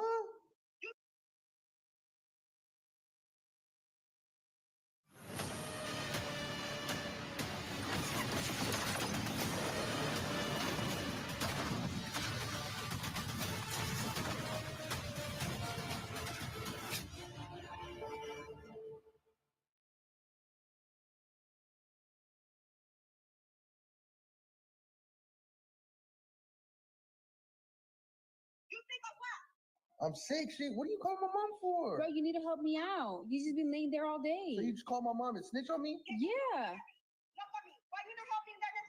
What do you mean? I'm literally laying down on my phone. Like, what's going on? On my MacBook. Like, I'm just chilling. I'm a grown man, Mom. Really? You really call my mom right now? Hang it up. Bye-bye. Why you call my mom? Now you give me a Because you need to do something. The hell? That's the only person that'll get your ass up. The new thing my mother-in-law likes to do is text me while I'm at work and ask me if I want the kids to get off the bus at her house and then for her to make dinner for us, and we can come and get at like 5:30 and get the kids and have dinner and then go home. That's what she's been doing like twice a week. She'll text and be like, I'm free if you want the kids to get dropped off, because she lives on the same bus route. If you want the kids to get dropped off at my house, I'll make dinner. Girl, you don't have to ask me twice. Not only does that mean I get home from work and I can have my little workout. I can today I went for a walk with my husband alone. But this woman is such a good cook. Like last week, I had the best carnitas of my life at her house. It was pure magic. My biggest flex in motherhood is my mother-in-law. 100%. Of the wedding rings, you told us you were going to bring the wedding rings here and give them back to him. I wanted to, but we were rushing and I forgot. But I did tell Derek. Now, wait a minute. You can't just gloss over that. You told us you were going to bring the rings and give them back to your son. Where are they? It's not. out of intention not bringing them, I forgot them. I was rushing, and I'm telling you the truth. I wanted to bring them so I can give it to him. I tried to get those rings back to Dirk 2 weeks ago. 2 weeks ago when you came over the house. Well, hold on. Yes, she did. Hold on. You did say you were going to bring them, but then you didn't. I forgot. Now look, don't make me lie. I'm not lying. I forgot him. I had him out on the dresser to bring him, and I forgot him. He can have his wedding ring. Dr. Phil, can I say please. something? No, we need to talk more. I need to talk more. In regards to the wedding rings, when I came down for my sister's graduation that I was banned from, I came down and I tried to do things the right way for all of us.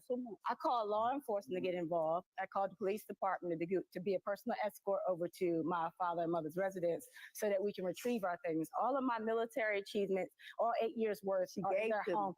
And I did not give it to you. I held it. You're my parents.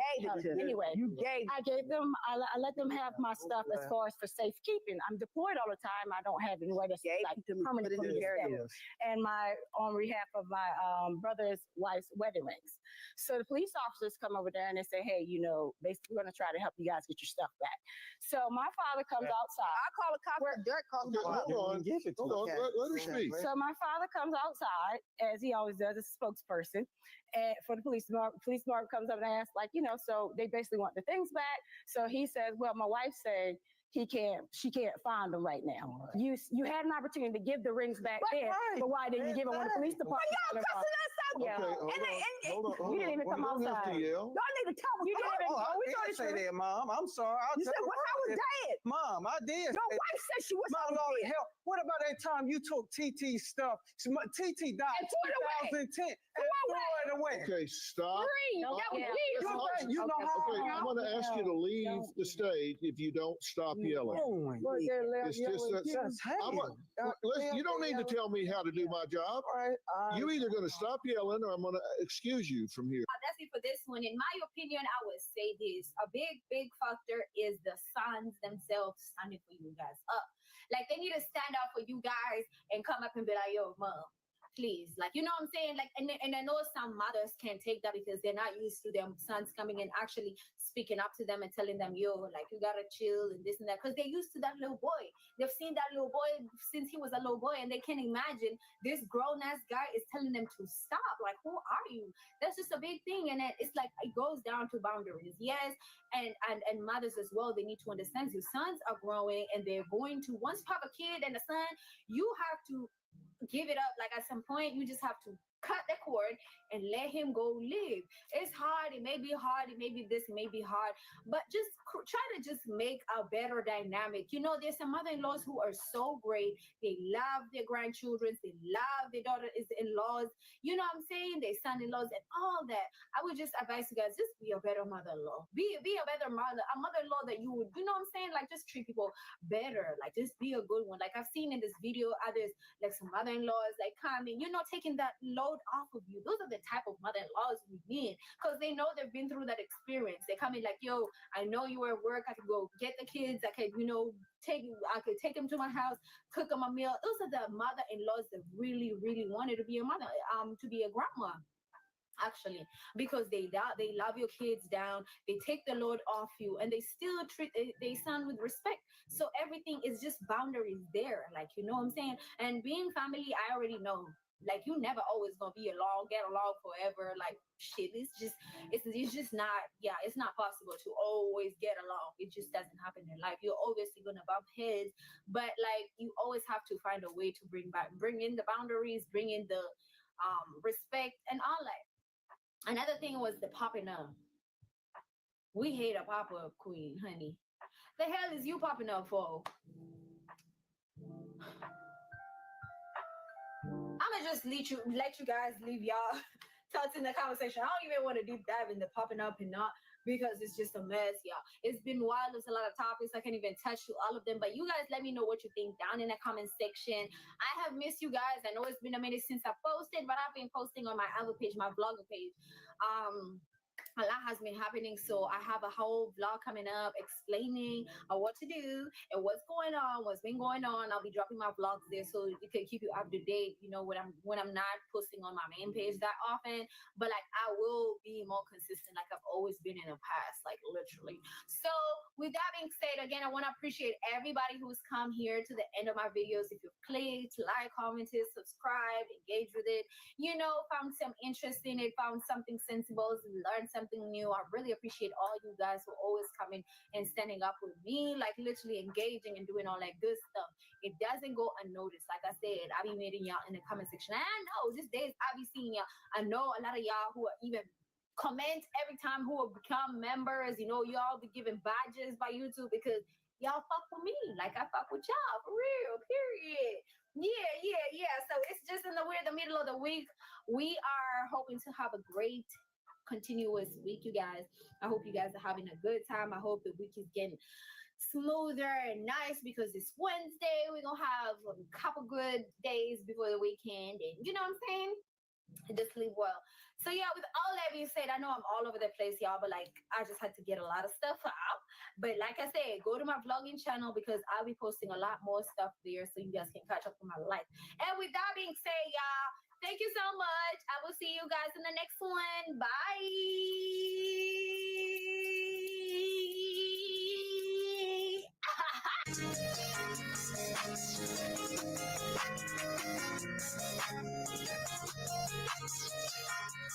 Hey, so you taking up?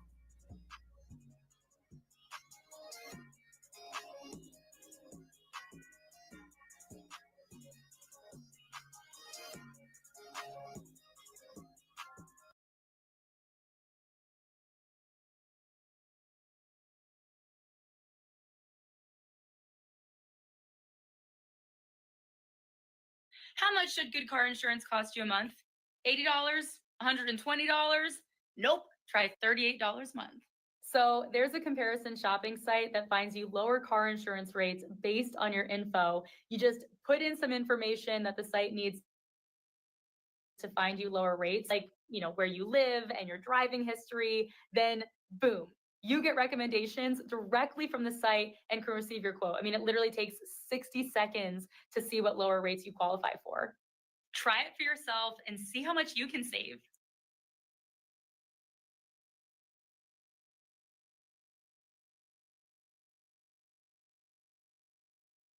Why ain't nobody tell me prom expensive as hell? Prom dress too high, bro. I don't care how much design y'all see me with. I wore braids to my junior prom, and oh my gosh, can a black girl live? I told Carter this is my car already, and he already got all the stuff, and it's so ugly. And she sent me this long message basically saying she's not doing my dress no more. She's canceling everything.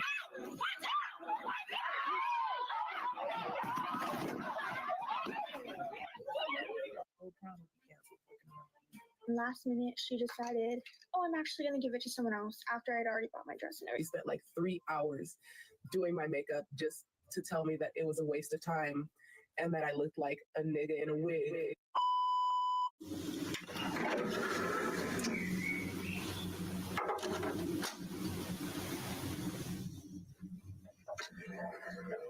up, you guys? It's your girl Sandy. Welcome back to my channel and welcome back to another episode of The World is Ghetto.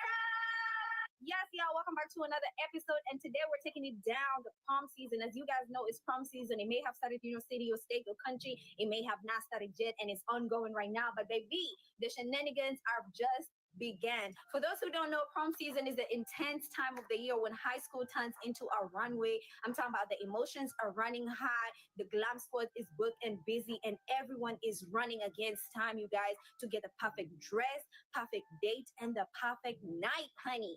Okay, but let's be real, you guys. It's not always Cinderella fairy tale because when you look at the back end, honey, this video gonna prove you right that this is totally chaotic, it's totally busy, it's extremely time consuming, and in some cases it may be expensive. Because this video right here, honey, I'm talking about people getting their cancellations of their orders, people getting stood up by their dates, and others getting whooped in the middle of pictures, others comparing prices and tags, and oh, she got this, I got that, I would never spend this, I would never do this, that's too much. I'm telling you guys, I just did not know that prom season is really crazy like it is in this video. And it just got me thinking, do I really need to open up a prom savings account for my goddamn future kids? Like right now, like do I need to just literally get done with the video, get onto my iPad and literally get an account because this is crazy. But I hope you guys are ready for this one. I hope you guys are feeling good. I hope you guys are ready for the roller coaster to take it down with me. As I said in the beginning, it's different perspective, different opinions. That's what makes it interesting. And I will meet you guys in the comment section. Without further ado, let's get right into it. It's so thin on the bottom, like it's ugly.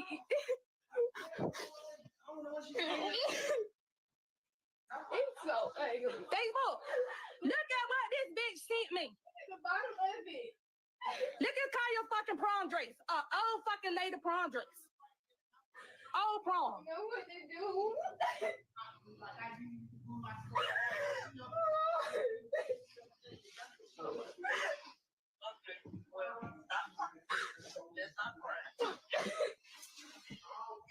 Wait, can you just buy a gown somewhere and then rock him out? No. I knew that shit. That's why the bitch waited so damn long. I don't know. I was wondering what she stayed there. You don't even put it in the trash. Take that in the trash. And look, she need to pay you for the makeup, everything you had to pay for that prom. Hey, Facebook, can y'all tag that prom lady that did my baby's dress and let her know that all y'all on Facebook see her work? I paid her $310 deposit. February the 11th. February the 11th. Do you know when I got this shit? The day of prom at 2 hours before prom. Look at what she did. She hot glued these heavy ass beads on this thin ass material. Look at her. Look how thin it is. Look at it. Now remind you now, this my baby's senior prom. Senior prom. And I don't spend hella money getting my baby to look pretty so she can wear this ugly ass. Go put it on. Guys! It's so funny. I already told Carter this was my color.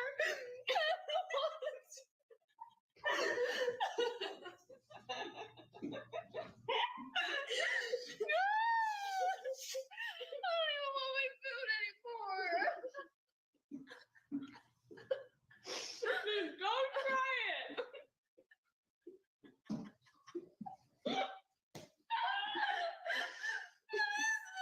Wait, it's inside out.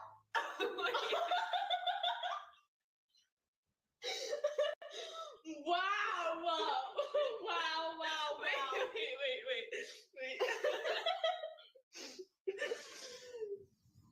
Wait. I mean, that's better, but that's still not what it was supposed to be. Try it on. Oh my gosh, I hate it.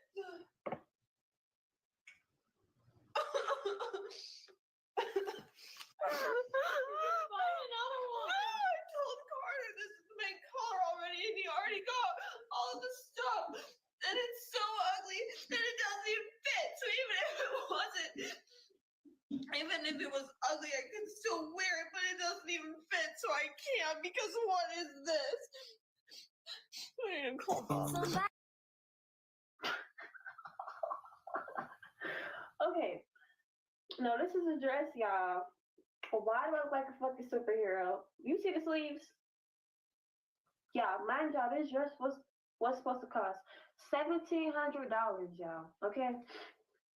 I didn't have nobody to tie it up in the back, but this is what it would look like.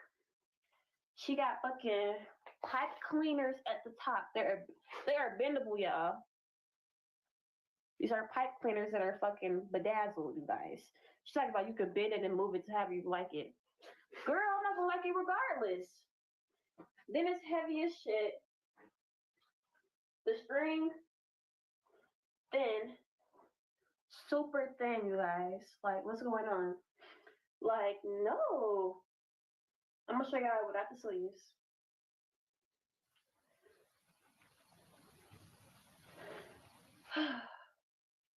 Like, come on now. $1,700, and y'all, we paid the $850 deposit because you have to pay it, to get the dress made.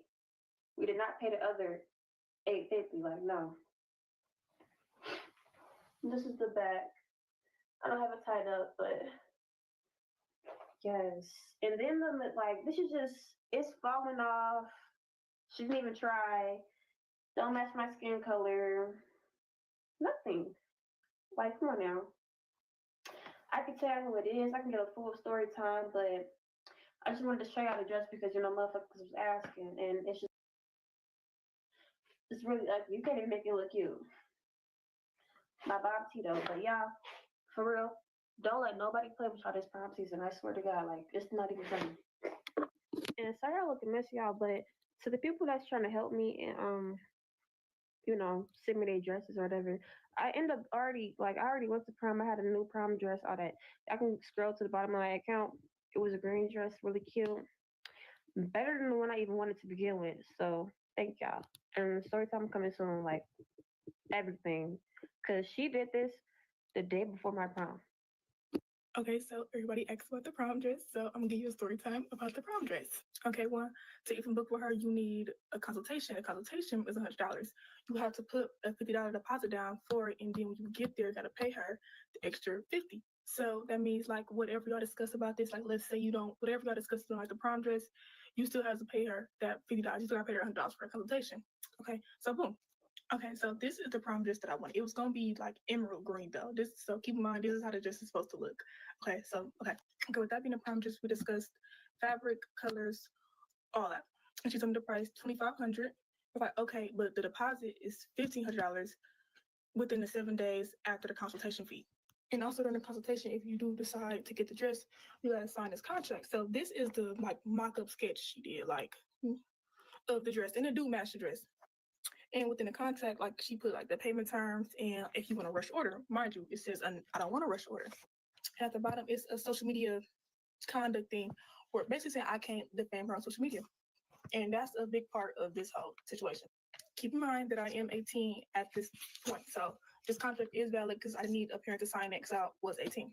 Also within the contract, it says I require 2 fittings at her shop. Keep that in mind too. Also in the contract, it says both parties agree to make a good faith effort to resolve disputes amicably before pursuing legal action. Keep that in mind also. Now, for the refunds in the contract, it literally says acceptance may be made at the sole discretion at the designer in case of extraordinary circumstances. Boom. Yeah. Riverside's going to help you edit your podcast in record time. Let's have a play. Your podcast transcript is here, and you just have to edit the text, and that will edit the podcast. Super simple. You'll never edit your podcast the old way again.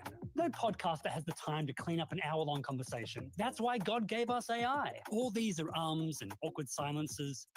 2 clicks, and they're gone. And to help promote your show, Riverside finds all the best parts of your podcast and turns them into social clips automatically. I mean, why would you edit the old way when you can edit with Riverside? You got to check out Riverside. You can even start for free.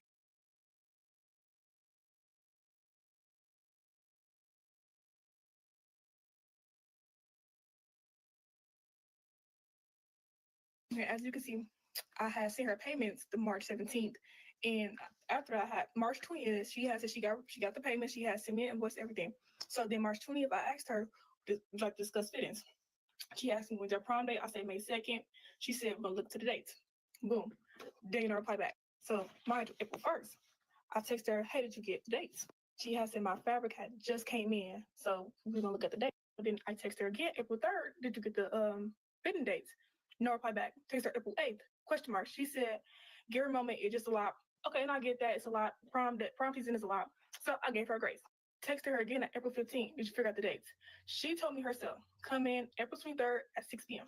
I agreed to come, and then just 4 hours before she canceled an appointment. No reason behind it, just say, hey, we need to cancel. Why? Okay, I couldn't get the frame enough, so I'm just gonna say what I said. I said I haven't had at least one fitting when I was guaranteed 2 of them. I have been real patient, but my promise next Friday, I already called off work for this. She then said, you're still going to have two fitness love. It will be the first week of May and the second week right before prom. Mind you, it's April 23rd. It is the week before prom. And May 2nd, that's the first week of May. So I'm like, maybe she got my prom dates confused. So then my mother, she texted her and called her. I don't have the messages. They on Facebook though. So then she put us, me and my mother, in a group chat. And as you can see, this group chat got very intense and very long. Now, here comes a random assistant named Becca. Now, we already know about her first assistant, Tootie, because Tootie was texting my phone also telling me she had my payments. So we already know about Tootie. We've seen Tootie before. Becca, this is new. I've never heard about Becca, never seen Becca. So she just out of the blue came. Basically, just this long message. She says they gave me an option for the 28th and 29th as a reschedule. Nobody gave me a reschedule at all. Okay, this is the message they sent us. It's a long message, so pause to read that. But I'm gonna sum it up. Basically asking if we wanted to cancel, we got to submit a canceling form, and then if we still wanted to continue with the dress, we can't do the 28th no more because it's filled in, so I have to come in the 29th. Keep in mind, the 28th in the contract, it says when my dress is due. Before this whole little group chat, my mother asked her to send her a picture of the dress. She said, if you send us a picture, we'll leave you alone, we'll let you do what you gotta do. She said, I cannot do that. So that led us to believe she didn't have the dress. Mind you, we booked in March 10th. This is April 23rd here. Okay, so we went back and forth by the 28th, 29th, 28th, 29th. So I just said, look it, we're gonna do the 29th, we'll see 29th. Boom, there was a post made, my mother did. Mind you, my mother did not sign a contract with her. I did. So she cannot say that my mother can't send it on social media because my mother didn't do a contract with her. I did. Everybody had something to do with Kimberly. My mom didn't say names. People knew it was Kimberly. No one said her name. Boom, another girl who got her prom dress from her before had basically said like, oh, Kimberly the best in the city, also in the third. My friend wanted her post and told her about my situation. I commented on her post and said, literally promise next week and I don't have a dress. Mind you, Kimberly was under that post that I commented under, so I'm pretty sure she's seen that comment. Y'all, then in the group chat, she tells my mother needs to send her a written apology on Facebook, adding highlights and followers. My mother tells her, hell no, which she should, because she doesn't need to do an apology. You're a grown-ass woman. Grow up. So I resend my prom dress. The picture I showed, I resend the prom dress. I said, just to make sure we are all on the same playing level. Then she acts confused about the dress, she never seen that dress before. Like she just acted so confused about, like she was actually sure that we had already sent a consultation. So that was really let us know that she never started this dress. Boom. Okay, a few days before the fitting that we were scheduled to meet on the 29th, she texted me. She sent me screenshots of the post that I commented under. Now she asks me, is this me talking and me being tagged? Mind you, this is my first and last name, so clearly it's me. And second, my mother has the same initials. The second being tagged is not me, that's my mother, Alicia Wright. But boom, I didn't respond because it's like, what does it matter? Like, you know it's me. Why do I respond to that? Like, I didn't defame you. Like, it was true. I promised next week, and I don't have a dress. So then a couple days later, Becca texted me and said, hey, are we still on for the fitting on the 29th? I then text back because mind you, I have been ignoring her about the whole screenshot of the comment. This is very crazy. So this is Kimberly right here. She said, since I ignore her about the post, we have to meet at a separate time about the post. Mind you, we're already meeting today about the fitting. So I said, we're meeting today at noon. We can talk about it at noon. So what she tried to do was make me cancel. So she said, no, we have to come to an agreement at Starbucks at Miller Parkway, which is far from me. So I said, no. Mind you, we're already meeting today at noon. Why would we need to meet somewhere else at an earlier time when we're already meeting at noon? That would make sense. Mind you, I have school. So I told her, no, that's not going to happen. So I give her another place at this hotel. We meet there. So mind you, they're fitting in the contract. The fitting said I'm supposed to meet at her shop, not the Marriott. So we had to do the fitting at the Marriott, but mind you, we didn't do the fitting. She came in with a whole different contract. This is the new contract she came in. When we're supposed to have a fitting, she wanted to talk about Facebook and social media. During this, I deleted that comment that you had already seen. I deleted the comment. She wanted me to have my mother sign a contract too. Mind you, I'm 18. My mother does not need to sign a contract, so that is dumb. And then at the bottom, it literally says, for me to get my address, me and my mother both have to sign the contract and delete every post we have made. Mind you, so when she first walked into the Marriott, her assistant Tootie came from the left, she came from the right. She didn't think we seen that. So when I told her I wasn't signing the contract, first of all, when we actually see the dress before we sign the contract, she wouldn't see the dress. That's because she didn't have the dress ready. All she had was the corset that she said. Mind you, she would let me see the dress. I don't know what she had. Her and her sister Tootie both drove out in the car, but mind you, she not thinking we see her come in her car. So we waited outside until she came back to come get her car, which she did like 5 minutes later. Okay, you see all this? She called the police. Okay, boom, she called the police because she wanted to stay in Tootie's car, but we was waiting outside for her, so she called the police. So the police had basically said it was a civil matter, but he also did say I have a case in my head and I didn't win my case. So she sent me this after the whole situation. She sent me this long message basically saying she's not doing my dress no more. She's canceling everything. No refunds, no nothing. So we're suing her. I summed it up the best I can because this is a whole lot, but like that's most of what happened about the dress. So she's more mad about me saying on Facebook that I didn't have a dress than actually doing my dress. Like, had she took the time and stopped arguing with me to do my dress, she would have had the dress done, but she don't have the dress done. So she thinks she's just gonna keep $1,500 out of me and not give me no money back. So we're suing her. Tell me why this happened to me when I was done with her makeup, done setting and everything. And it happened to both eyes, not just one. So that's why I'm fixing both eyes. So I tried to just go in with the lighter concealer and it just didn't work. And y'all, I was literally about to crash out. My other client's appointment was literally in 5 minutes, y'all. And this was her prom makeup. So just imagine how she was feeling and how much I was just about to go off in my motherfucking head. But I had to trust the process just because it happened to me before. And y'all, I was able to fix it on my own self. And it's never happened on a client before. So I'm glad I got to, work on it and fixed it. So guys, what I did was I went down and I wiped it out and I used a darker concealer instead of a lighter concealer. And then I went in with my pressed powder and applied that just like normal. And then applied my loose powder, which you've seen here right now. I'm applying it. And y'all, I let that set for a little bit because I was running out of time and I was running out of I was just running out of patience and everything because my client was literally outside waiting at this point. Y'all, it still came out good. Based on my opinion, this is my first time trying to fix something like this on a client. And honestly, I don't hate the way it looks. I feel like if I had more time, I would have done a better job. You guys give me your opinion and tips on what I should have done instead. Thank you guys for watching. You like it? No. It's because I don't know what it is. Like, what's wrong with it? Yeah, remember? Yeah, I think so. I dare you to let me build you a completely free e-commerce store preloaded with 20 handpicked products that are trending all over the world, basically validated by AI from a trending product database from one of the top vendors on the planet. And the reason that we can do this completely free for you is because, well, Shopify is paying me to do it. You've probably seen me before because for the last year, Shopify has loved the AI paired software that we built so much that they've been paying me to build people just like you, complete beginners, a completely free store. Now, again, it's free for you, right? Shopify is paying me a commission to do it. And if you don't keep your store for more than 90 days, I don't even get paid. But your store is still free, right? And after 90 days, it's still your store. I don't own a percentage of the store. I don't control the store. It's yours. You can delete products from it, add new products to it, all that good stuff. It's your store, okay?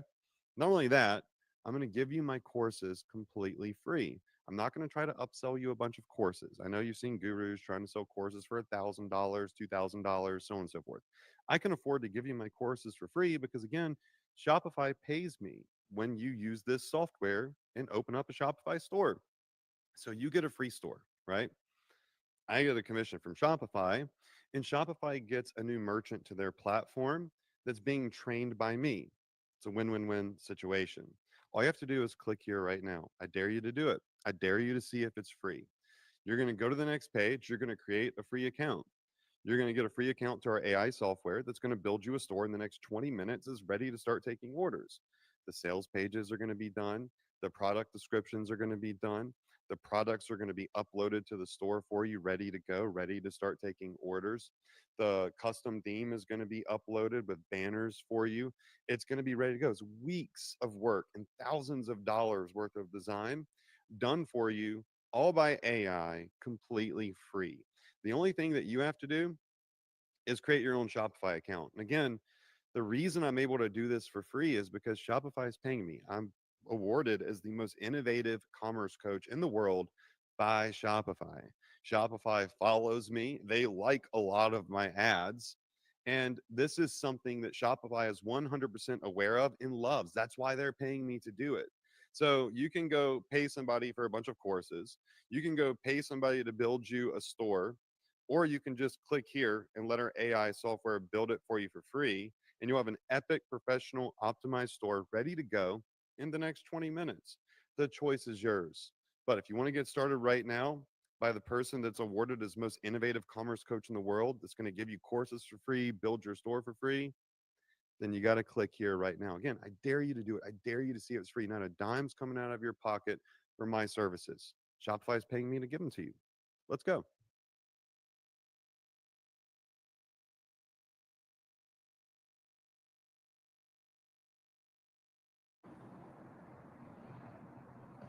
It's gotta be the wing.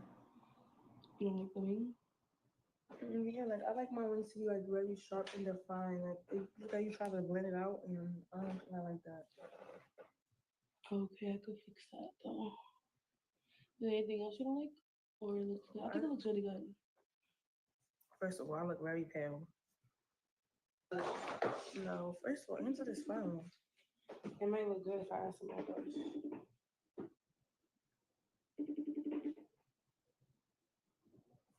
Like I'm about to cry. Why is he not answering? Like the fuck? I think it looks so cute though. I don't think I look cute. I do not like my makeup. I don't like this. This is ugly. Why you don't like it? Don't start crying. So I don't know if I look pale or I look like I was tan. Like look at it. What the fuck?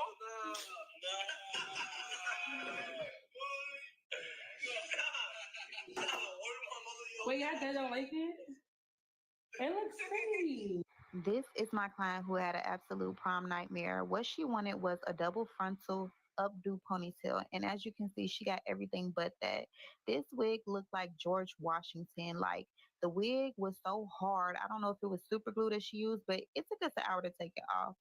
She was crying. She was so upset. She even had scratches from where she cut the lace. My question to these stylists is, if you don't know how to do the style, then why are you playing in people's head? But as you can see, I got her together so she could still enjoy her big day. So I wore braids to my junior prom, and oh my gosh, can a black girl live? Can a black girl just be? Okay, so I usually don't respond to these types of comments because I don't give people the time of day anymore. Freshman year would have. Oh, now I'm chill. Like, okay, people say what they want. Blah, blah, blah, blah. No, I just had a tennis match and it really pissed me off. So I have the time today. Not that it's anyone's business, but this was my junior prom. If you do a big for junior prom, you're just wasting money at this point. Second of all, we got MFS saying, why don't you get your hair done for events, girl? So my hair is done, by the way. When my hair is natural, it's done. When my hair is in braids, it's done. Hell, even when my hair is just apt, it's done. No hate to this person because I don't think they meant anything by it. But I asked, what am I supposed to wear? A wig? Yes. What? What is this notion that Black women have to wear wigs to formal events? Let's bring emotions out of it for a second. Let's look at the root of this. This all dials back to the olden days. Yes, it does. Because I know damn well you're not talking about a kinky wig and afro wig. No, you're talking about a water wave, body wave, bust down. Black women's hair, and whether it's in protective styles or in their natural state, Black women for centuries has always had to conform to the Eurocentric beauty standard. This idea comes from the fact that we had to change our appearance in order to be taken seriously by white dominated fields. And wigs, especially the body wave, the bust down middle part sleek, has been a way to navigate those expectations. But you're not here for a history lesson. You're here to watch me rant. I will wear braids at every single prom, every single homecoming, every single formal event. Hell, I'll even wear it at my own wedding. This black hairstyle can be formal. So to my fellow black girls, don't be afraid to wear those braids to that formal event. You don't have to present yourself to conform to other people's beauty standards, and I will never do that. So keep rocking those braids, girl, as I will too. Ain't any girl going to prom this year? Bro, fuck prom. Bro, y'all don't understand how fucking stressful prom is. Like, my dress is not even the same fucking color as the zipper. Then she ordered more fabric, and it's the same fucking color that she ordered the first fucking time. Cause she talking about she don't know what to tell me. Bitch, make a new one. Bitch, order something else. The fuck? You better hurry up and get some fast shipping. Like, this shit is so irritating. And yes, I'm not giving no fuck because I'm not about to wear that ugly ass color. Like, bitch, I don't want that color. Fuck. If the dress is $1,200, bitch. If I'm paying you $1,200, then bitch, I want the dress that I custom made. Bitch, I don't want that color. Like, y'all don't, bro. Being a girl is so fucking hard. Like, every fucking day is something. Like, bitch, the wrong fucking color. How could you? And then, like, bro. You're supposed to. Maricel, I love you. You love this kid. The dress was $1,300, right? The shoes were $4,900. The send-off was $3,900. Your hair was $175. They gave you a great price on the hair. Because hair's good. $750 on photos and videos. $4,000 on a car rental. And you got the hotel so everyone could get ready, and that was $1,600. The total was $16,625. Do not pay your next car insurance bill. Repeat, do not pay your bill yet. So I found this website and look at the difference. $271 a month. I thought that this was the best that they could do. Don't even look anywhere else. This is the best price, right? Wrong. Now look at my new price. $50 a month for 2 cars. I'm even covered if they steal my cars, and I didn't have to deal with any annoying insurance agents. So many insurance companies do this, you guys. They push our rates up and make us pay even more. So if you want to try this website, I put the link below. It took 2 minutes, super fast. You've got to trust me on this. Just try it out.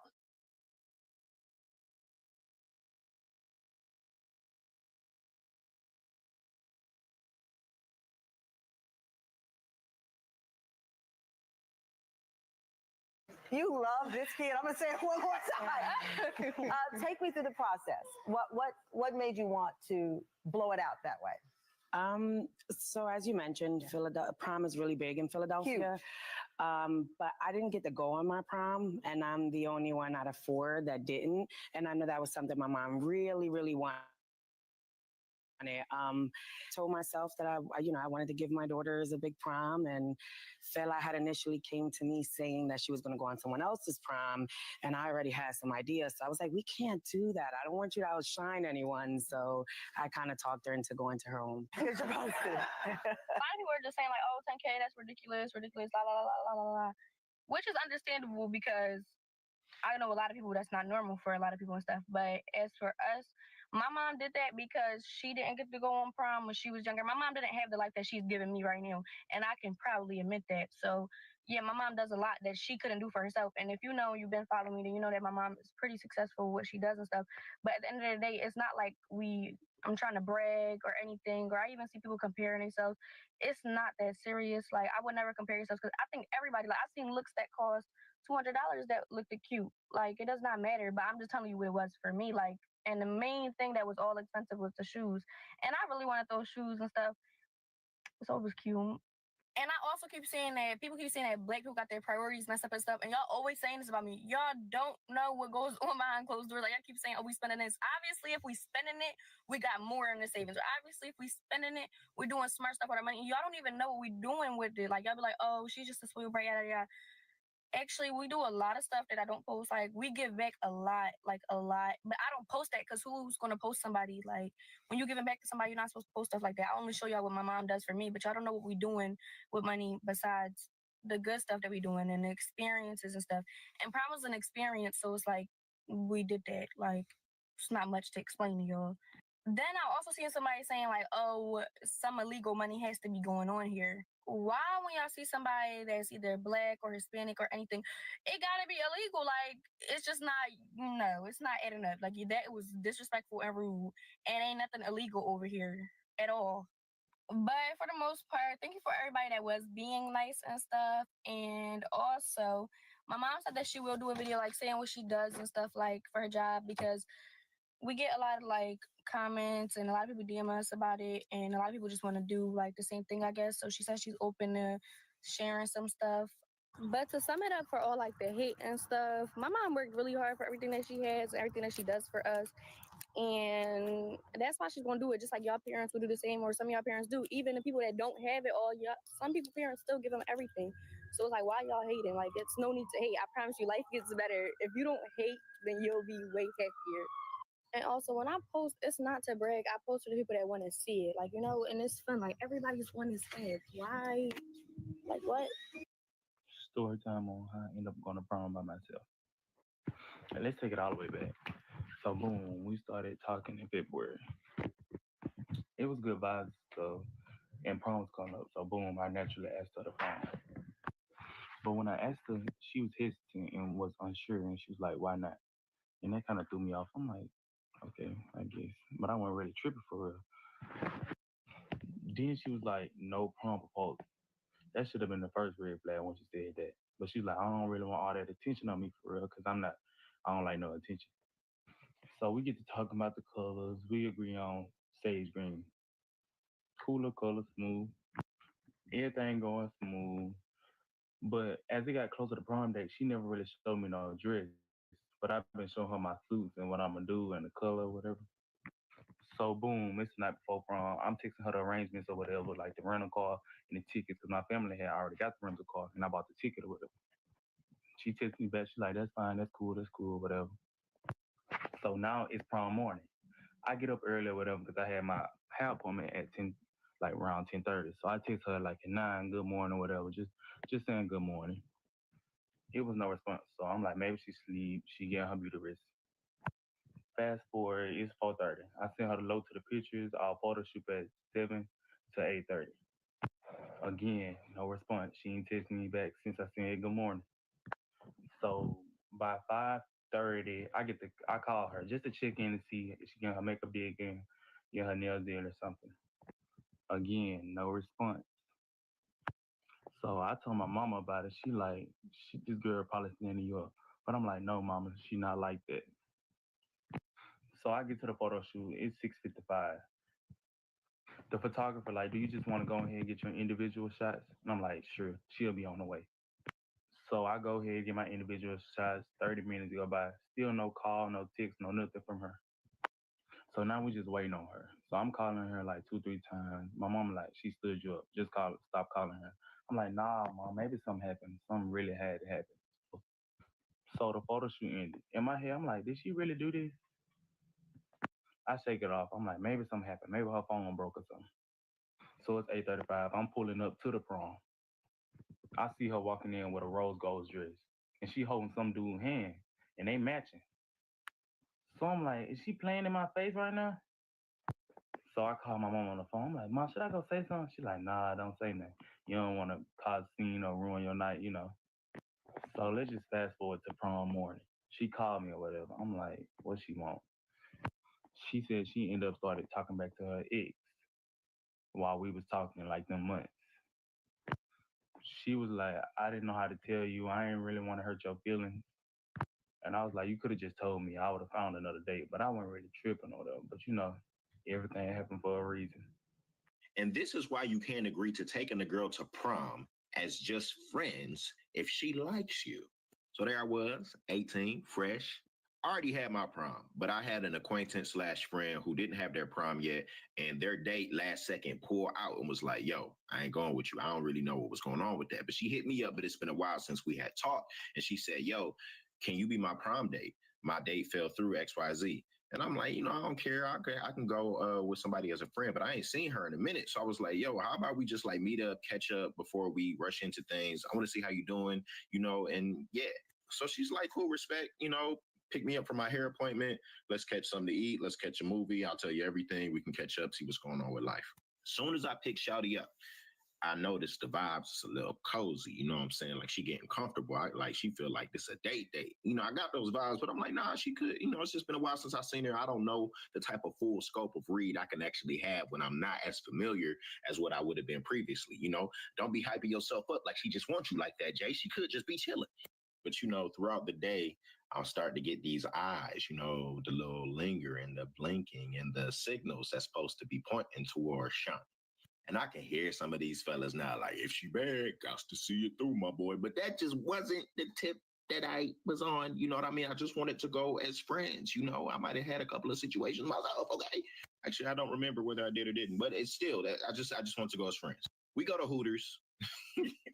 I think that was the last time I've been to Hooters. We go to Hooters. She gets fried pickles. Then we go to the movie to see Hunger Games. I don't really think that's an environment to catch up. That's why she was acting like that. It felt like a whole day. I did pay for everything. But at the movies, you know, Hunger Games not even scary. You all trying to be all up on me and stuff. I'm like, okay. I mean, you just ate some fried pickles.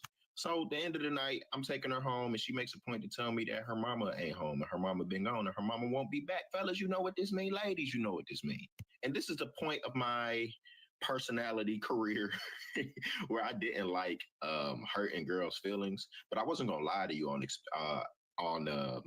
you know, to save your feelings, but I just didn't like hurting girls' feelings. So I knew I didn't want to go in her house, and I knew it wasn't that type of vibe, and I knew I could have did that stuff. But, you know, I like to see myself as a guy that's a little bit better than just going for low-hanging fruit and just busting something down. That just wasn't me, never's been me. So we in the car talking, stalling for a while. I'm trying to, like, you know, see if she just gonna go in the house. All right, have a good night. See you later. Let's, yeah, we'll link for prom. But, you know, she keeps stalling and stalling. I'm like, yo, it's getting late, and I really gotta pee. And she's like, oh, come in. Again, don't like hurting feelings, didn't have an excuse to freestyle at the time. So I'm like, yeah, that makes sense. So I go inside, walk past the couch or whatever, go to the bathroom. I come out the bathroom. The couch is clear, pillows are on either side. And she's sitting there like, what's up with the reality TV show playing? What y'all think I did? Like, I just don't understand. Like I thought we were friends. But okay, so I like go there. My mom drops me off. And then I see my friend, a friend. I see her, and I walk up to her, and I'm sitting there, and then I see her. Okay, the person we're talking about. I see her, and I'm like, okay, I'm just gonna wait because on Friday, yesterday, I kind of asked again. I already asked before, but I kind of asked again. I was like, hey, are we going? Am I gonna be able to go with you? And she's like, oh, it's kind of not my event to say. So then I asked the other person she was going with, a girl, and she was like, oh, probably because of her boyfriend. You know, her boyfriend probably has to have a say in it or whatever. And so whatever. Really late minute, guys. Could have told me earlier. Anyways, and so I asked another person. I was like, hey, could I go with you? She's like, I don't know. We don't know where we're going, and whatever. Fine. Anyways, and so last minute, wasn't sure if I was gonna eat with her. So we're there taking pictures. I see her, and eventually, my mom tells me to go up on the stairs and like take a photo of me. So whatever, I go up there, and she notices me, and she's like, oh hi. She's like, oh hi, and whatever. And so she walks up to me, and I'm gonna cry because I'm like so angry about it. But she walks up to me, and then she's like, so I'm following her around. Like it's like I don't.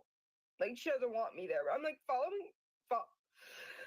like, okay. So I'm like following her around. Like I feel like she doesn't want me over there. And I asked again. I was like, hey, am I gonna be able to go to dinner with you guys? And she's like, oh, I don't know. Because we're gonna go. Well, first she goes, I don't know. I'll ask the other people who is going with me or whatever. And so I'm like, okay. And then 5 minutes later, I'm like, I ask again, I'm like, hey, can you tell me please? Because if not, I'm gonna have to get my mom to come over here so that, you know, I'm not gonna be like alone and stuff. Because I already asked the other people, and someone's car was packed. Other people had a reservation. And so she was like the last person I like could ask about. And well, obviously it was like, I thought we were friends, but whatever. I'm not talking to her no more. Anyways, and so I like ask her, and then, you know, a little later, we're like 2 minutes before she leaves, it's honestly like 5 to 10 minutes later, Okay, sorry, I'm like, I can't keep track of like the way it went, but and she's all, and so I ask again for the third time, and she's like, okay, well, we're not gonna go straight to dinner. We're just gonna we're gonna go. I don't know where they were going, but they gotta go somewhere, and they weren't gonna go to dinner for a while. It was gonna be like an hour. I said, okay, well, do you think I'm gonna be able to, like, can I like ride with you? Because, you know, I don't have anyone else to go with. And she's like, well, I don't know. I'll have to ask. Stop saying you have to ask. Like, just tell me freaking no so I can get a freaking ride home. Like, I'm not gonna. Ugh. And then 2 minutes before they left, I asked again, or they said, oh, we're gonna go out. We're gonna go out to eat. And so 2 minutes later, sorry, I was hungry. But 2 minutes, like 2 minutes before they leave, I'm gonna tell you, so are you guys going to dinner now? Are you guys leaving? And she's like, yeah. I said, so am I gonna go with you? She's like, no, I don't think. She said, oh, no. And then she's trying to act like she's like sorry about it. If you were sorry about it, you could have freaking told me so much earlier. So I had a ride home, or that I didn't have to stay in there. So I was just like, and then so she left. She left and knew I didn't have a ride yet. I thought my ride wasn't gonna be there for a little bit. She doesn't even know like how far away my ride is. She just knew I was gonna be alone. And so I'm like standing there for like 5 minutes texting, you know, making sure my mom was gonna see the text that I'm like, hey, I gotta go because, you know, I'm not gonna go to dinner.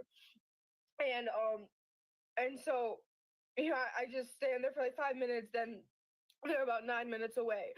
And so I move to like the stairs and I'm just like sitting there on my phone and I look like a freaking loser.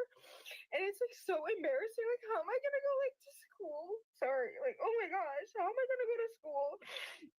And like, I just look so stupid, and like people probably like make fun of me for that, and like they probably think I look so freaking like dumb. Why would you do that to me? Why would you? I don't even know. Like, she had to have known that she was going to be leaving me there all alone. Like, okay, that I'm not gonna like. I know this is so childish, but I'm not gonna talk to you anymore. I'm not gonna try and be your friend. I'm not gonna follow you around. I'm not gonna eat with you at lunch. Like, I just don't understand how you could do that. If you truly thought of me as a friend, how could you do that? I don't even know how to end this because I didn't even start it. But yeah, so I'm still gonna have to go to the dance, and I have other friends I can dance with, and I'm just not gonna be with. I'm not gonna walk around with her. I'm just done because how can you just like leave like that? Like, it's just so embarrassing, and I already felt super uncomfortable because this thing is not staying up. It's strapless. It's stupid.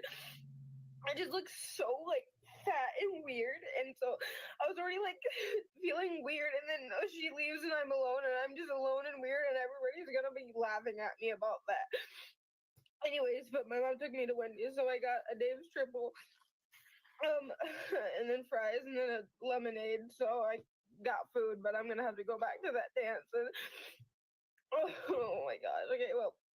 Yeah, hopefully I have better fun there. I really blame anybody that went to prom before me for my bad prom experience. Everybody was so happy to see me go to prom. They was, you finna show out, this, that, and the third, but they all had bad experiences. They all had something wrong. Dress they didn't like, gems falling off, everything. I didn't get my motherfucking dress until my motherfucking send off. That bitch had to literally send my dress in an Uber Connect to get dropped off to me while I was getting my makeup done. Then I missed my motherfucking makeup appointment playing with this bitch who was doing my motherfucking hair. She didn't even do my hair. Let me tell y'all. I went there the day before. She had the wrong booking dress, just shot down to cancel me. Then, bitch, motherfucker had her cousin glue my tracks in. Then she didn't even put my motherfucking frontal on. Then she over bleached my frontal. Then she laughed about it. Then, bitch, I went back the next morning because the bitch, first of all, I was getting my nails done. The bitch told me she was gonna text me the time to come. I'm getting my nails done. She told me, you gotta come get your hair done. So I leave out without even get my motherfucking feet done because my heels, I didn't need my motherfucking toes out. Bitch, I get there, a whole nother bitch in the chair. Now my makeup artist texting me, talking about, yeah, you could come right now. I said, I'm in my hair appointment. He said, you could stay there then and get your hair done real quick then. Bitch still ain't even do my motherfucking hair. Missed my makeup appointment because I had to go get fitted for the dress. It was just so much shit. My sister had to do my motherfucking makeup. Horse and carriage people finna leave because I'm taking too long to get to the send off. The horse is getting tired. I was so fucking upset. Like, what's y'all story? Just tell me y'all story so I can not feel bad about mine. Because every time I think about that, I want to beat that bitch ass. Please help me pick my senior prom dress. For context, this is what I wore last year. It has some beading, it has a cross front, and I had the shawl and the gloves. I looked gorgeous. I miss this era. Literally, look at this picture, look at that hair. But that dress was actually my second choice. It's because this dress didn't arrive on time. And I don't know if I should still wear it because it's very similar to the last dress, obviously. I like that it's kind of booby. It's got the tags there, but it's got like the cross back and it's got red beads on it and like all over instead of just in a floral pattern. I really like it. But is it too similar to last year's dress? That's why I got another one. This is my second. It's white and it's very poofy and very long. It obviously doesn't fit me very well right here. I would get it altered to be closer to my waist. So I'll like pinch it so you can see what it would look like. But I have this one as well. I love the way I look in white. And this one's very different from my last year's dress. But I don't know, because the other one already fits me perfectly. Which do I pick? Help me. So you have a after the prom dress or after the prom look that you're supposed to have. Yeah, not a dress, it's just an outfit. Like you're supposed to step like. It's not even a dress. No. It's an outfit. Yes. Can we get that from like Mad Rag? Sears or something? What's Sears? Cause what? Y'all hit. So y'all hit. So what kind of sense that made? I've literally never heard that. So what, I'm supposed to go to the party with my dress? I can't even bust a boogie. Who has after the prom parties? The prom is the party. No, it's not. And mama, the prom is what the school people do. We don't have no good music at all. At all. We're not gonna be Dance the Night Away by Taylor Swift. I'm not gonna do it. Why not? I think it's a good hit. That ain't even a song for real. Well, I just made it up. Well, I don't understand these expectations. So they're supposed to have you're supposed to have a party before you go because you have to have a send off to even go to the prom. Well, okay, the prom is the whole day. And then the prom. Prom is the whole And day. then the after the prom party. Prom is the whole weekend. No, it's not. Yes, it is. It's not though. The other school's prom, so then they have they after prom party, and I have to step at that. You're going to get a dress, shoes, hair, makeup, all that jewelry, all of that. Your family is going to come over and say, "Sai, you look so pretty," and take pictures with you. Okay. Or there will be a backdrop decorated for such pictures. Okay. Cool. And then you're going to go and attend your prom. And then you're gonna get picked up. And go where? I'm not coming home. And then you're coming I'm home. not coming. You're not. What you mean? I'm not coming home. I'm not. Who not coming home? I'm not. Who stay gone on their prom? What you doing? Where did you go on your prom night? Why ain't nobody tell me prom expensive as hell? So this was everything we did leading up to prom day. So we started our prom dress shopping. Oh. Nah, that's actually really pretty. Stop. Her dad said that dress looked like Vanna White, but that's besides the point. Anyway, get up on my seat. Okay, come on. All right, turn around. We felt like this one was cute, but it was not giving prom. Oh, yeah. That color is just so gorgeous on you. At first, we thought we just liked all the dresses just because she already had her hair and makeup done from her graduation pictures, but then we saw this little number right here, child. Really? I like the train. Yeah. The train is very fun. Then she had another think this wasn't gonna stand out enough. I literally had to convince her to get this dress, y'all. It took us a week to go back and get that dress. So I decided I was gonna put the applicators on her boyfriend's tux, and that was me mapping out where I was gonna put it. And here is me sewing. So here we are going to pick up the dress from the tailor. If you hear that breathing in the background, it is this little stinker right here.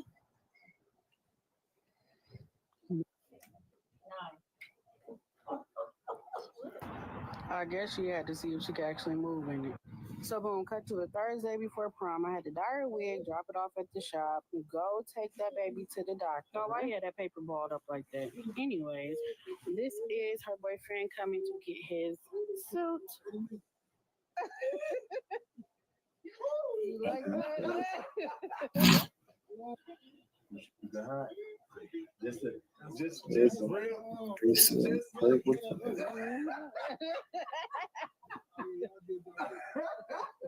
This is Friday after she got her wig installed. Here's my mom starting decoration.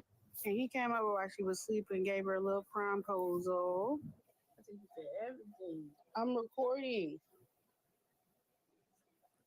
Don't do that face. Don't do that face. She always got something to say about what I'm doing. Girl, mind your business. Anyway, she took a client that morning, so she can go ahead and get a little coin. Hey, oh my gosh. Oh. Unique. I'm a one of one. I'm the only one. Unique.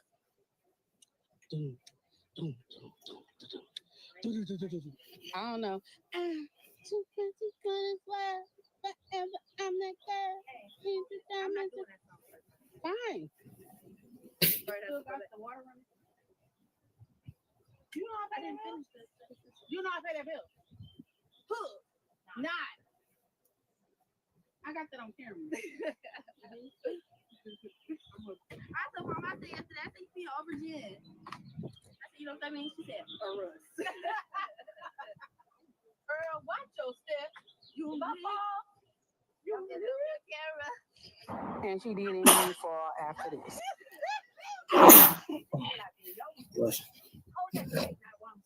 Turned it the other way. She laughed just talking. Y'all not that over. So in the midst of that, I took her to get her hair done. She got her little updo. And right after this, we had to jump into makeup because baby, we was running behind.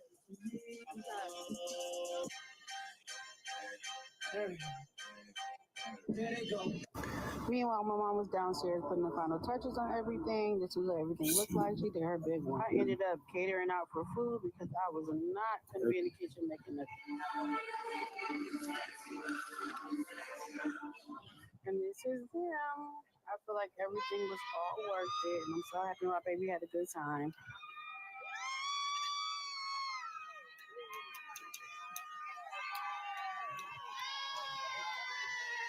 This is how it was almost wrapped for me on prom night. So quick little backstory. Before the night of prom, we were texting in our group chat. We was like, what's going after prom? We don't want to just go home. My friend was like, this girl having a party, so we can slide. We was all like, all right, bet. Keep this in the back of your spine. The next day when I was dropping the prom, I tried to fill my gas tank up in my car that we put $4 in. I don't know why. So fast forward, that's all that. Prom's cool. We had a good time. My friend was like, they got a hotel in Atlanta for this girl because I guess they didn't want to go home or something after. So they was like, we could chill at their hotel before we go to this party. So me and like 5 friends, we head over to the hotel so we could chill for like 30 minutes before the party. So after chilling at their hotel for a little while, we got to leave before going to the party. One of my friends was like, I'm not gonna lie, I don't have a good feeling about this. I'm gonna go home. So we're like, what? That's a normal party. Nothing that happened. We couldn't have been more wrong. So look, we get to the little venue with a party at the security guard. He tapped us down. We're like, oh, this is cool. He making sure ain't nobody got nothing on you. This is gonna be straight. I'm not gonna lie, party was actually talking. They was talking about Bible system and everything. So it was like, this week. So out of nowhere, I guess it's a party host. She come on the mic. She talking about everybody gotta leave. So and so lost her bag. We're like, what? So we didn't pay no attention. Everybody just kept on going about their business, standing around. Then she gonna call on the mic one more time and say the same thing. She be like, oh, she's serious. We gotta go. So as everybody walking out, she come back on the mic. She talking about, never mind, y'all can stay. She found her bag. See, I'm not an idiot. I'm just thinking to myself, I'm like, that don't sound right. So I told my friend, I'm like, slide with me to the drink stand. I'm gonna get some lemonade. So as I'm drinking my lemonade, scoping out the area, tell me why I see a dude walking in like a crowd of 6 people. And he holding something in his pocket. So at that point, I already know he got a stick on him. Tell me why I accidentally looked dude right in his eyes.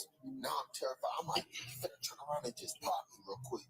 Everybody just starts sprinting out the door. Me, I see everybody running. I promise I turned into Saquon Barkley. I was doing juke moves, spin moves. I was doing every move in the book to get out that door. I promise I went from the back to the front. But look, when I walked out the door, for some reason, I just stopped. I turned to my right. I see a dude. He has a Fortnite. He has a fully automatic gun. Blue SMG. Boom.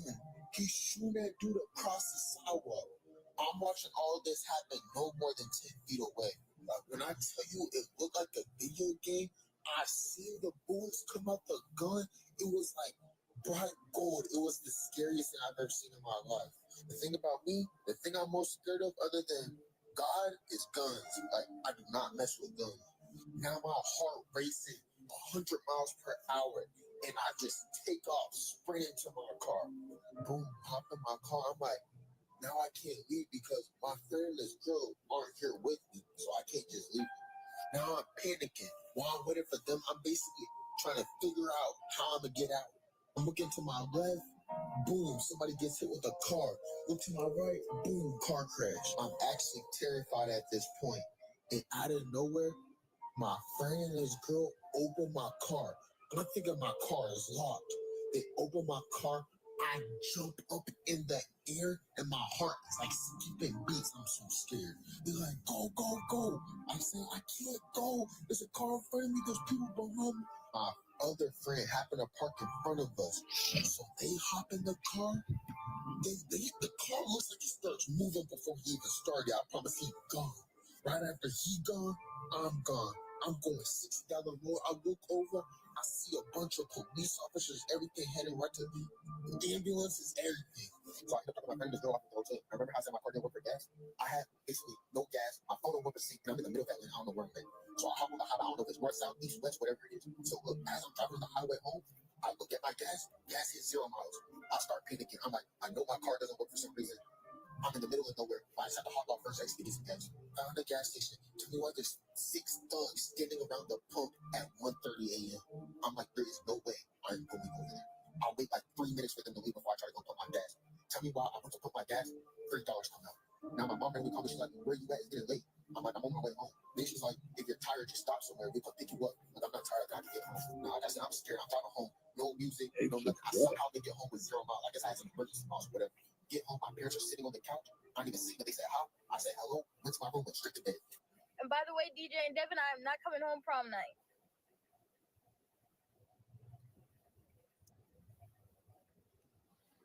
Mari, why are you looking back? I already told you. I'm not coming home. Y'all didn't tell us nothing about this. It with them yet, And Victoria. what do you mean, Victoria? Why are you looking What back? you think you knew gonna about be this? doing? I mean, I'm the mom. Why you guys always assume the worst?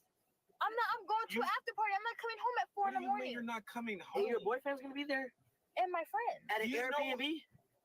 I mean, would you guys rather her come home when people are drinking and driving on the freeway at 1 in the morning? No. You guys don't trust your sister? Do you know what happens on prom night? I'm not you. You know what? Did you go to prom?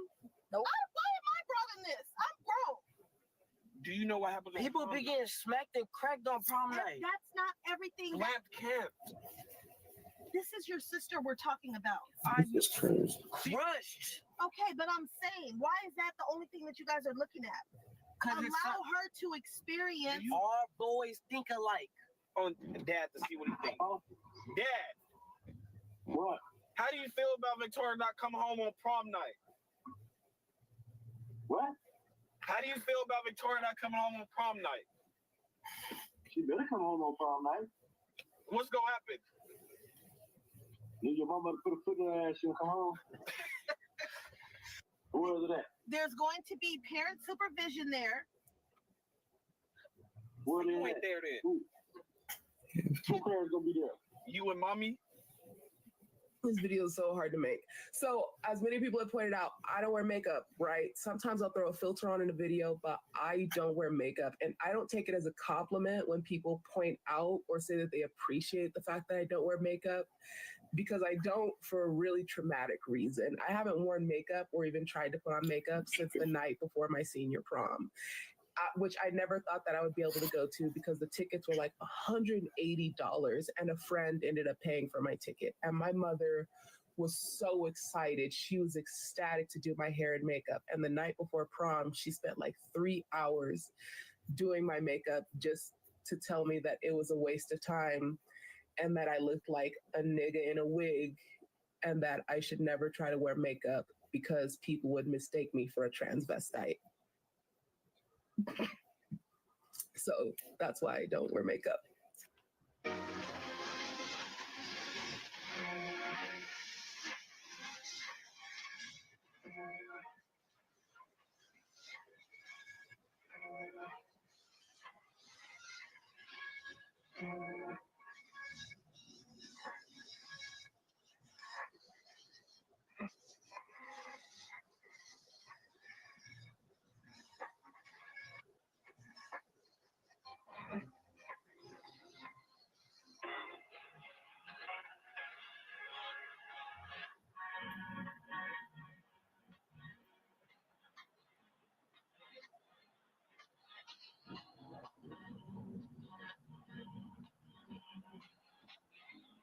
I don't know if those your news or they playing some shit. Just like,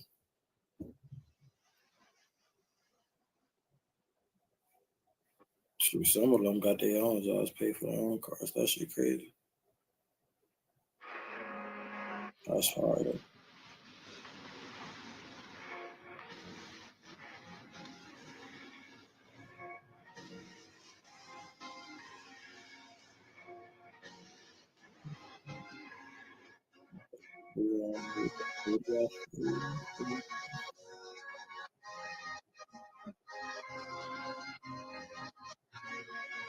So this is how my sister prom started out. But when she had her nails, the original design, the lady said she ain't never did that before. So she changed it to this, and this is what she got. So boom, next day, the day of prom, they go to the teller, and this is the final product, y'all. I kid y'all not. This is what he gave back. A kangaroo pouch and all. So my big sister had to undo the whole thing. She cut around the excess lace that he left on, which he wasn't supposed to. So she got that neat, and when she got that together, she had to re-put it back on the dress. So she used a little glue. She used some needle and thread. This is us in the process of getting it together. Y'all see her on the floor. This is the day of prom, so it's crunch time. When we went to get her makeup done, then she was finishing up the finishing touches of the dress. So this is how it turned out. Final product. Yep, my sister saved the day. We had to reapply that one there. But it ended up being a good night, y'all. She was so cute. Don't play with her. Yup. Mm-hmm. Yup. That's fine. Last minute prom play. Got a couple pictures for y'all, huh? My mama and the brothers. Hair in braid. They went to prom together and they both ate down. Look at them. They so lit. Yeah. They deserve. But yeah, that's it. I'm gonna let y'all see some more pictures and stuff and videos.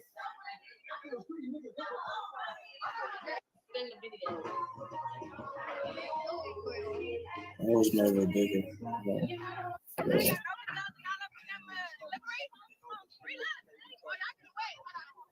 So y'all, I'm gonna do a story time. My prom. Don't mind my makeup probably like clown right now, but I tried to let my shit off. It's not coming off, so mind your business. So yesterday was my prom, and I'm gonna tell you how it just went so bad. So first thing first, I went to my makeup appointment. I already got my hair done. Hair appointment was good. Everything was smooth. I went to my makeup appointment. Why did like tears kept falling down, fucking up my makeup? Like my eyes kept getting watery every time I was looking up and stuff. Every single time she would like draw the thing on there, put the thing on there, my eyes get wet. And I was getting so fucking mad, gang, like, cause she kept doing it, like, and I'm not mad at her because I'm glad she kept doing it because it was really my fault. But at the same time, like, that was the first thing that like just was fucking up my prom. Like, I was so irritated. Then let's get to good shit. So my decorator, he was supposed to come. What time is he supposed to come? 12 o'clock. He was supposed to start decorating around 12 o'clock. My makeup appointment was at 1:15. So when he was supposed to be decorating when I'm at my makeup appointment, I get the fuck home, not a table, not a balloon, not shit. I get home, it's nothing up, gang, not one thing. So then he come, magic. My send off was supposed to start at 5 o'clock. He coming at 4 o'clock saying he finna start. You finna start decorating at 4 o'clock. Man, y'all, he promised a DJ. He said he was gonna have a cameraman, all that, and I was just paying one price and he was doing everything. Now that I think about it, it sounded too good to be true, but at the same time, if you paying a lot somebody some money to do something for you and they said they're gonna have this and that and that and that, that's what you're supposed to do. So I'm like, okay, I'll tell everybody. I post my story. I'm like, y'all, I'm gonna push it back. Can y'all all come at 6 o'clock, please? When I already told everybody 5 o'clock. Okay, so imagine I couldn't tell everybody like come at 6 o'clock because I'm not gonna test everybody 6 o'clock.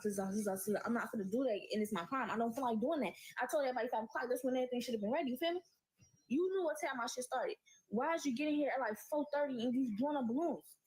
Then okay, cool. We had food. We had like jerk chicken, fried chicken, macaroni, macaroni, greens, string beans, mashed potatoes, all that. Why the fuck? He said he don't got the tables. What the fuck you mean you don't got tables and you say you was providing tables with my shit? Y'all was so pissed. So then I'm looking around and stuff. Okay, he brought up balloons. Like, it's not moving. Okay, it wasn't moving real slow. Like, it was moving like at a pace. You feel me? Because he wasn't by himself. So it was moving at like a pace. So I'm like, okay, cool. But why the fuck I'm looking outside again? I don't even have my backdrop. I was supposed to have a backdrop with my picture on it and everything. It's supposed to say my prom and all type of shit. You didn't even do that. Only thing you got is this pink ass thing down the thing and my chair. Okay, cool, but like, where's everything else at? You made chip bags and waters, but you didn't say that you wasn't gonna have no tables when you told us when you first came that you was gonna have tables. So I asked myself, oh, what time DJ coming? He was like, oh, the DJ not coming no more. You didn't think to tell me this yesterday? Or the day before yesterday? Or this morning? You didn't say nothing? Pissed off already. Next. Then my friend, I said, I'm mad. Now I'm getting a crack. That's why my makeup is like, when I was trying to take my pictures up, my makeup looked a little messed up because I was already crying. I'm sorry. Like, when stuff gets so irritated, I'm already crying. Like, I'm mad. So I go downstairs. No, I didn't go downstairs. I told my friend to go downstairs and ask him, is the cameraman coming? Just let me know now. Just let me know. Is the cameraman coming? Let me know now. She go downstairs. She say, oh, yeah, the cameraman, he not coming no more. He canceled. And you telling me this right now at 5 o'clock. At 5 o'clock in the afternoon that ain't no cameraman coming. No DJ that you promised was going to be there. You bogus as hell. I swear, this shit's so bogus, guys. They didn't even have no tablecloth. That's why you don't game. I should have booked. No offense. I don't know, G. I don't even know. So now I'm all on Instagram, all on Facebook, asking me, can they please take my pictures for my prom and all type of stuff. Man, I drew my decorations one up to, like, everything was just so bogus. And all I could do every time I thought about was cry. Like, I just cried around and said all I did was cry. So now mom mad, my granny mad. My mama, when she came, she was pissed. She said, where he at? So she got there. Because mama, she was running around, like, getting food and stuff and all type of stuff like that. He was just supposed to be at the house decorating. So mama come in the house, she said, where he at? I don't even know what she said to him, whatever, but I know she treated him. I was upstairs crying still. So then the car fucked me up too. Like, I was so irritated. Mama, she made an appointment with Enterprise because she was supposed to go pick up the car and then she was supposed to pay how much the car was going to be like the same day of. They said it was going to be a nice luxury car or whatever. Cool. Because the car that I did found was like a 2023 Mustang. It was like far. Like, we had to drive like 2 hours to get the car. And they didn't want to drive 2 hours away. So they said, we're going to go to Enterprise. They said the car was going to be like. They get there. They talking about she can get a Jeep Cherokee. My sister got a fucking Jeep Cherokee. What the fuck I'm gonna do with a Jeep Cherokee? And like the car, don't get me wrong, the car was nice, okay, cool, but it looks like my sister got. Like it don't look exactly like us because it was a Jeep Cherokee 2023. But my sister got a Jeep Cherokee 2019. What the fuck is the difference? It's no difference. That's luxury. That's a luxury car. Jeep Cherokee 2023. Okay, cool. I'm thinking y'all talking about something like I don't know. I wasn't thinking too like at least a Tesla. Like, y'all give me a fucking Jeep. Okay, cool. Yeah, I'm not gonna. The only good part about it is because we had food, but because we already knew we was gonna have food, we were supposed to have fucking tables and fucking tablecloth and all other fucking shit, and we didn't fucking have shit. The hella snacks, hella candy, hella chips, nachos, all that. And you talking about you don't got no fucking tables? We found some tables because my granny got tables in her basement, but so I'm gonna have to go to the Airbnb. I drove like operations. And as y'all can see, my son that had his barber to come through to give him a fresh cut because he was walking his sister out. We done spent our entire day getting ready for prom. Y'all, was supposed to be one of the best days of our life turned into one of the worst. I have literally cried my eyes out. Now, I had a lady contact me last November and ask me, could she do my daughter's dress for prom? And I was like, yeah, because she's done us a dress before and it turned out gorgeous. So we was excited about this dress. I contacted her at 8 o'clock in the morning to see what time the dress would be arriving because I scheduled a photo shoot in Atlanta, Georgia at 3 o'clock today. The lady told me she would be here around 10:30 or 11. I said, cool. So then she contacted me and was like, she was running late, but she was coming. So I called her around 4 o'clock because now when I missed the photo shoot, I'm like, what time are you coming? Because lead out started at 6. She was like, well, I have someone bringing you the dress. Y'all, this lady did not show up. I could not believe this lady did this to my daughter. As y'all can see, my daughter friend came to see us. I just feel like if you are dealing with children, some shit you just do not do. Bro, I'm stressing. Prom dress too high, bro. I don't care how much design y'all see me with, bro. All this for a dress, bro. Just bring me the sewing machine, bro. Like, oh my God. I'm finna start a GoFundMe for my dress, bro. This ain't gonna work. She came in here a couple of hours ago for your makeup for a prom today, and she's come home looking like a baboon. What have you done to her? A baboon? She's orange. Have you seen what you've done to her face? I did. She was so beautiful. Oh my God, you're blind. She's got black all over her eyes. Her contours just all the way up her face. It looks horrible. She got prom in 2 hours' time. We paid an absolute fortune for your services. She came in for a practice session and it went 10 times better. What's gone wrong tonight? She's 16. It's her first and last ever prom she'll ever have. She's excited to go, and now she's sat in a bedroom crying her eyes out thinking she can't be seen like this. No wonder she's got black under her eyes then if she's crying. How dare you? How dare you say that? You messed up her face and now she's miserable. You ruined her night.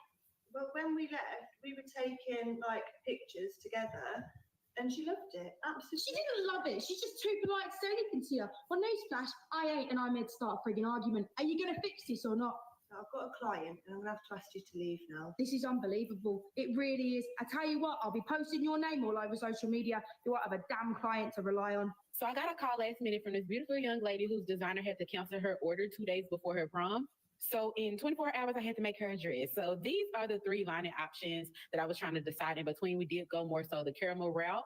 The crazy thing, you guys, is that I had so much going on. I had 2 events to do to you guys within this 24-hour period. So I didn't know how I was going to get it done, but I did, okay? She wanted pearls, so I came up with like this hanging chandelier pearl type of idea that I wanted to add to her dress, which I thought was a nice touch to it. Look at that, y'all.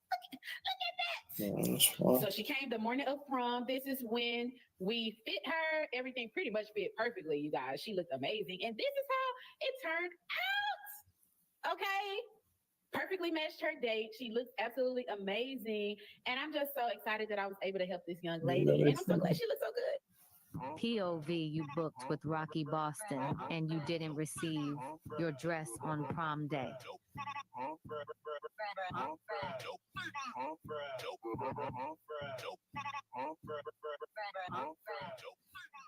So this designer by the name of Rocky Boston in Houston didn't do this girl prom dress.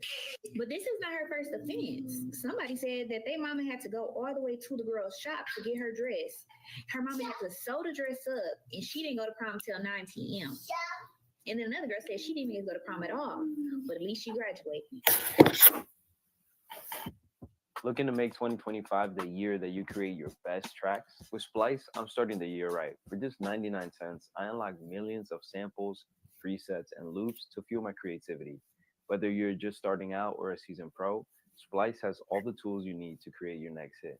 And the best part is, it's so easy to use, it's like having a full studio at your fingertips. Why wait? Start 2025 with a bang. Join Splice for 99 cents and explore the world's best sound.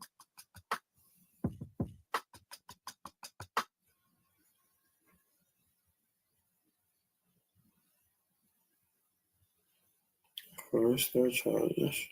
Is she gonna say her side of the story, or is it no side to be said? But this has happened way too often this prom season. At what point do y'all realize that y'all not had a dress done in time for the girl prom? More so, when do you communicate that the dress is not going to be done by the day of prom?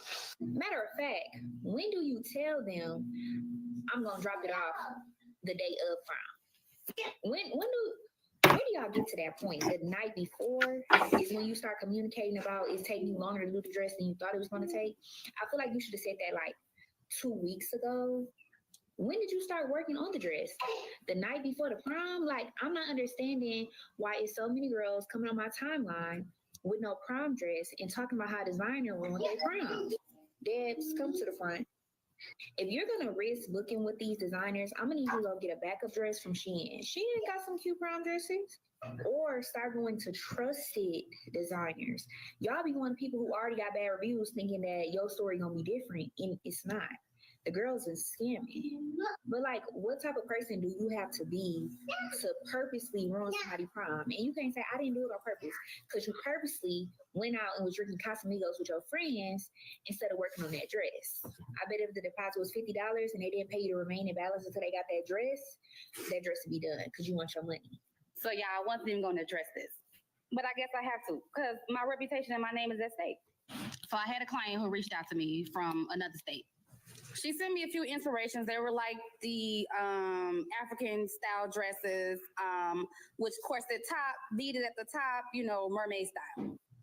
I'm like, okay. I sent her a price quote, and I believe she set up a consultation.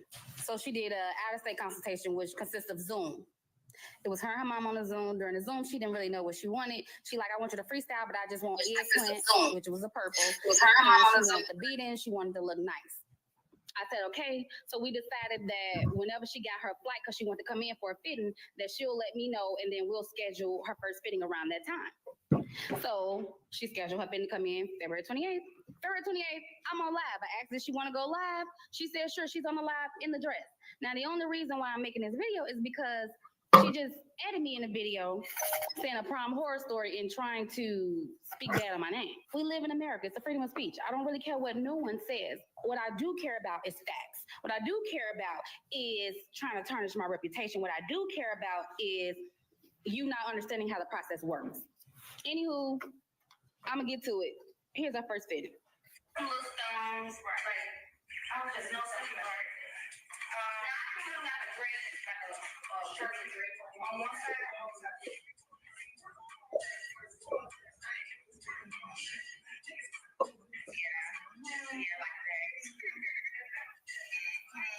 So 2 weeks went by. We get a message asking about some changes. She wanted the V-cut lower and the undertone change. Now, changes for me is never an issue. The only issue is that's what your fittings are for. That's the time for you to express what you want to change or express what you may like, don't like, whatever. But I get it. I know how it is. I was a kid too, and I got my dress custom made too. But what I don't get is that I don't talk through message and tell you, okay, we're going to change, we're going to do this. I got hundreds and hundreds of clients. I can't. So for me, I always take their feelings into consideration, what they say they want to change, and I, behind the scenes, do what I have to do. That's why I'm so good. But I am not here to hold your hand and cater to you throughout the process. So long story short, she decided to do a video. And it hurt my heart because she won't have the dress that she wants for prom. She's slandering my name. She's asking for a refund. They paid through credit card. So she can dispute the charges. It's just like, I don't understand. My word of advice here, guys. I appreciate all of you. My word of advice is trust the process. Understand a first fitting is just that. That dress was further along for a first fitting. Don't get in front of yourself. Trust the process. Trust the process. Trust in the process. And had how many kids end up with no dress? She crazy. Hey, this is Jacob DeCoke here from Indigo Marketing Agency, and today I want to give you the 2 keys that separate the top 1% of advisors from the rest. The first thing. I will be back out there in Buckhead 2 motherfucking tomorrow, bitch, if that deposit don't hit my money. Yeah, she was stripping. And all them kids without a dress. You talking about trust the process. Don't fucking play with me. Trust the process. Bitch, I couldn't even enjoy prom. I left the fucking prom early because my hair was ugly. Bitch, you stupid. Them whole airline at prom was looking cool as fuck. I shit on everybody. Everybody. One my hair was ugly. I had to fucking go. What are y'all talking about? Bitch, where the fucking bottles at? They should have never took the bottle because the bottles is in the crib.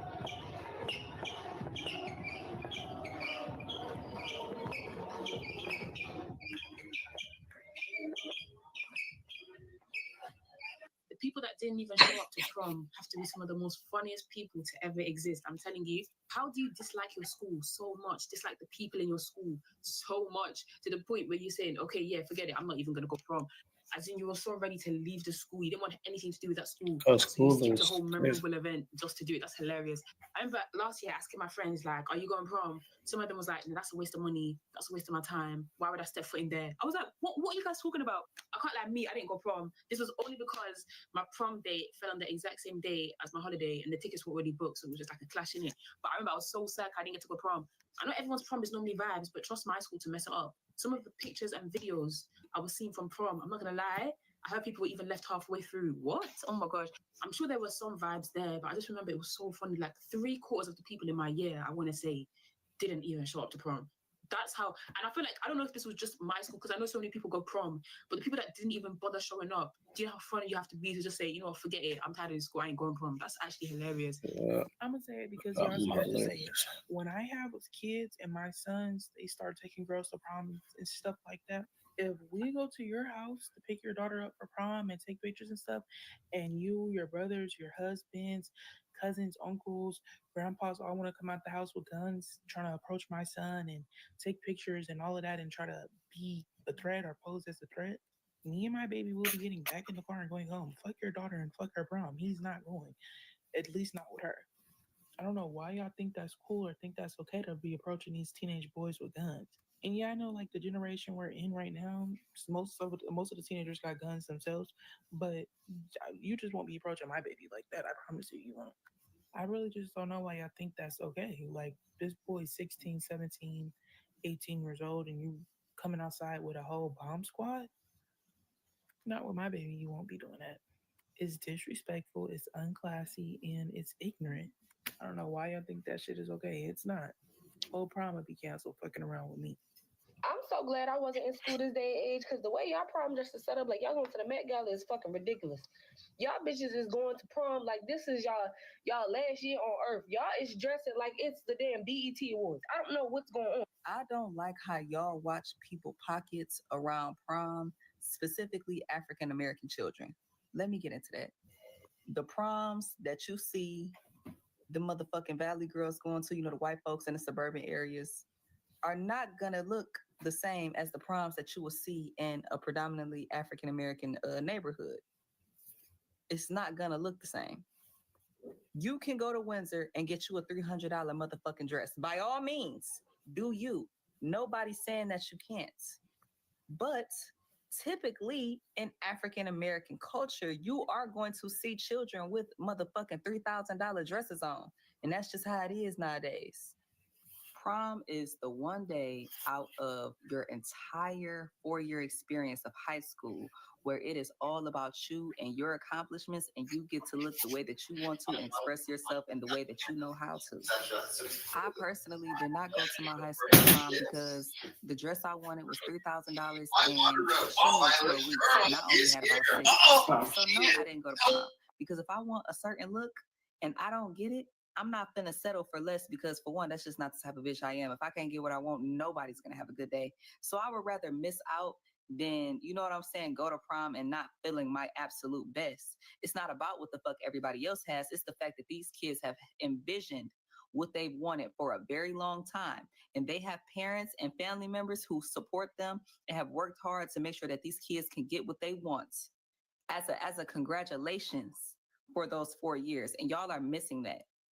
For one, within African American neighborhoods, predominantly African American neighborhoods or schools, I should say, a lot of us don't even get no motherfucking high school diplomas. So yes, prom is a big deal. I don't care what nobody say. I have literally seen kids not be able to afford prom and an entire motherfucking neighborhood coming together to make sure that one kid can have one night to enjoy. It's not fair that y'all try to boil it down to, oh, but these are the same underprivileged neighborhoods, and I hope that financial aid denies you guys. Why would you hope for something like that for children? What sense does that even fucking make? Then, like I said, mind y'all, people be saving up for prom for years. I know people who have been saving up for prom since they were 16, or who had bought things when they were like 15 and they knew that they were going to save up for prom, or you know what I'm saying? They already had shit lined up. And like I said, people have family. Me, unfortunately, it's just me and my mama. So, you really got to get what you can. But people have a support system, y'all. It's fucking prom. Y'all acting like it's a wedding. It's not that serious. In more suburban areas where it's predominantly white folk, they wear these basic ass dresses with no design, no flavor, and it's nothing wrong with that. They can wear that shit. The same dresses they wear at homecoming is the same shit they wear at prom. It's nothing wrong with that. But it's not a part of African American culture, and that's okay too. Do y'all say this shit about fucking quinceañeras and all that extra shit, or do y'all just be wanting to shit on these black kids who are, you know what I'm saying, having one good day to themselves? I'm so tired of seeing, oh my gosh, $10,000 for 3 hours. Yes, bitch, $10,000 for 3 motherfucking hours that you did not have to pay for. Shut the fuck up and let these kids live. Damn.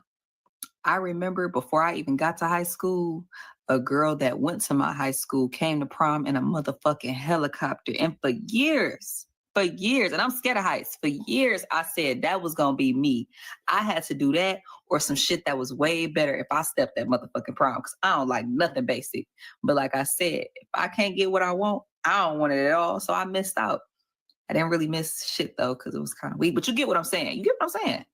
Let these children enjoy themselves and enjoy the I guess you could say the good things that comes out of graduating, because in a few months, life starts. Bills start rolling in, and that shit come in thick letters when it say your motherfucking name. So yeah, let these kids enjoy themselves with their $10,000 ass proms. Shit. Have you ever wondered why Black people go above and beyond for prom? It's prom season and folks are already rolling out horses and carriages, red carpets, limousines, anything you could think of. We already know Black people do not play when it comes to prom season, and I'm going to explain why. If you need to record anything over the internet, I cannot think of a more seamless way than Riverside to do it. We're now having a look at Riverside's editor. Riverside has automatically transcribed our show in its entirety.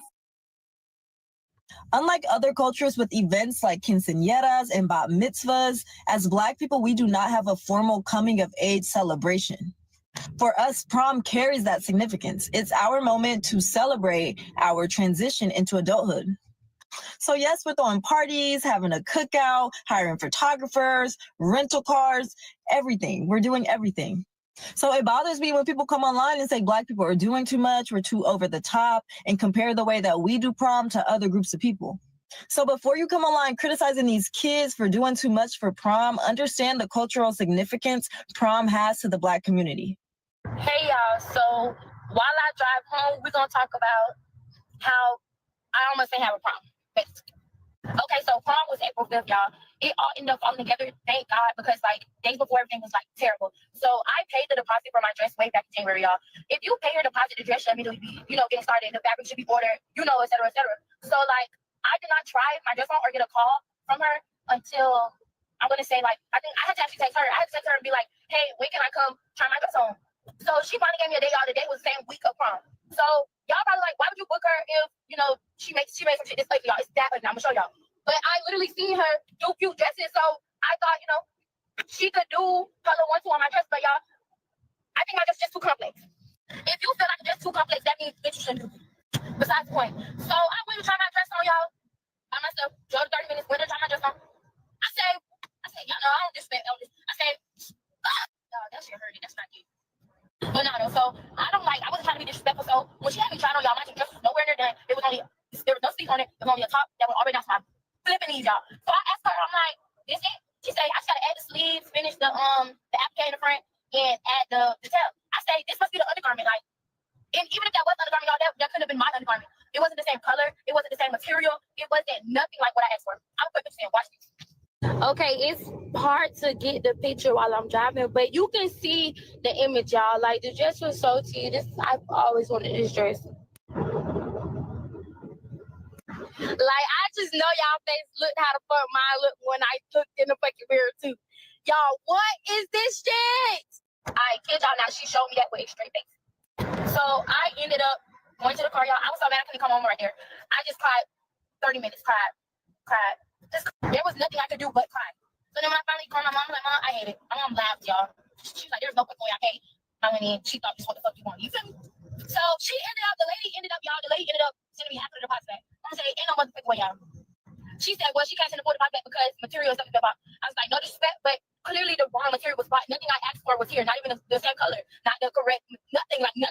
So you send it back. So I think she slept on it and realized how terrible the motherfucking dress was, y'all. And she sent the full deposit back in the morning. So I had to find a dress, y'all, 4 days before prom. Luckily, I did, and I too want to show you. Thank you. But for that to be last minute, y'all, I think I cheated. Oh, it get worse though, y'all, because I had missed my hair appointment and everything. But I'll make another story time though. But yeah, that's all, y'all. Bye, bitches. I know I'm not gonna fucking win prom queen. That's why I gave myself a crown, because motherfuckers do not fuck with me. So I know, like, hell, I'm not gonna win prom queen. No shade. No shade, but yeah. Let's get into the fucking dress. Let's get into this space, y'all. But yeah, y'all, I know I deserve to win prom queen, but motherfuckers do not even fuck with me at school, so I know for a fact that I'm not going to win prom queen, but let's see where everybody else starts from.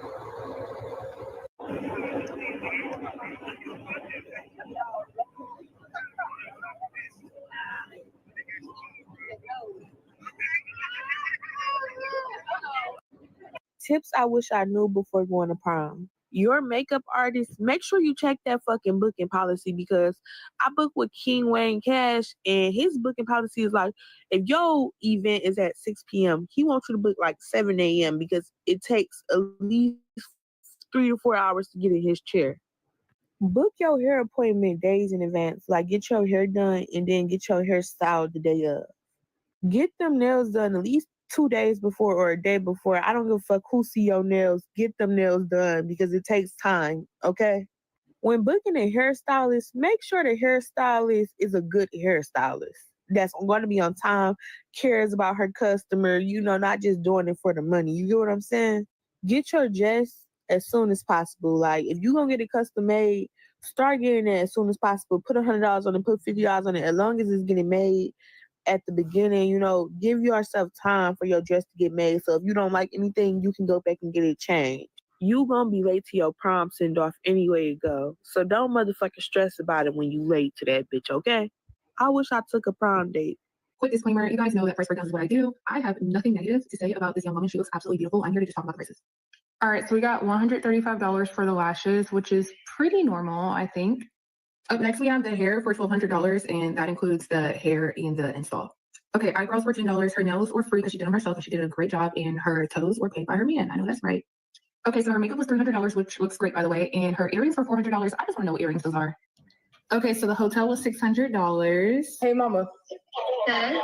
Okay, quick question. It's prom, and I asked you to get me a hotel for after prom. What would you say? I guess I could, since it's prom, depending on how much it costs. Oh, period. I know that's right. I really expected you to say, girl, no, what you need a hotel for? Okay, so the event space was $1,000, and for the Tesla Cybertruck rental, $2,000, $1,450 in total for photography and videography. She had multiple different shoot options, but the one she picked was $600. Y'all, get into the dress. Her dress was $18,000, and yes, it's custom made. All right, so her prom date, suite, and hair was $500. All right, y'all ready for this grand total? The grand total is $26,245. Ooh, I'm so glad you're not ugly. Oh. I was worried.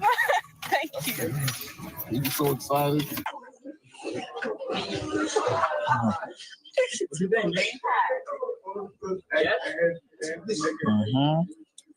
Yo, come on, yes, you is, bro. You pay for your ticket. Fuck that. Watch out, baby. What? What? Just seen a video of somebody saying they ain't never seen a New Yorker go to prom. No.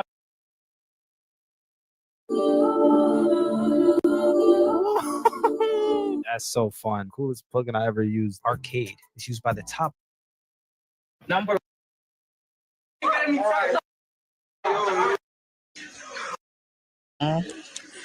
You been late? Yes. Yo, come on, yes, you is, bro. You pay for your ticket. Fuck that. Watch out, baby. What? What? Just seen a video of somebody saying they ain't never seen a New Yorker go to prom. Number one, by the time we have prom, it's the full semester of the next year. So y'all prom season is like April, May. Our proms be the middle and the end of June. By the time we pop up for prom, y'all all prom season out. Y'all don't care. Fuck that.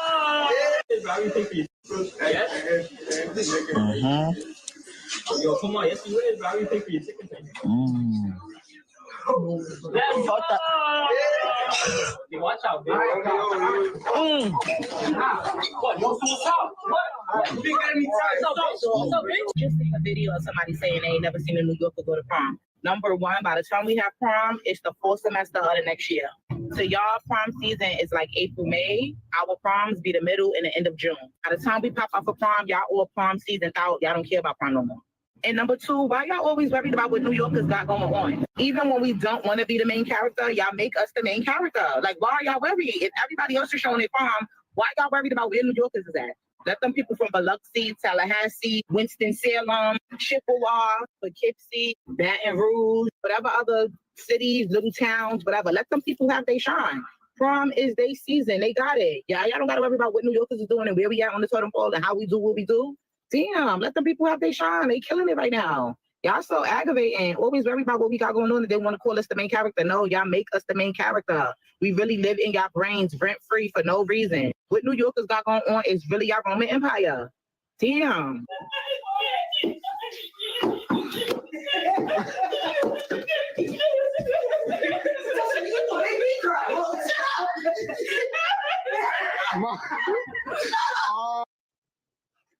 Oh man! Wow! Ooh, that's nice. That's so beautiful. You're like a mini version of your mom. That's custom. Turn around, let me see.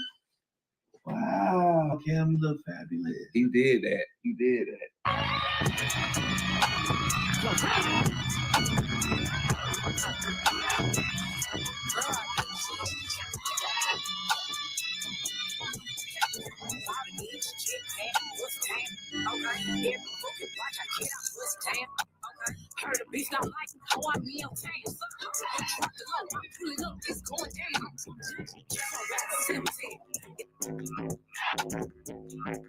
Hey guys, practice my prom makeup with me while I give you a little story time on all the prom drama.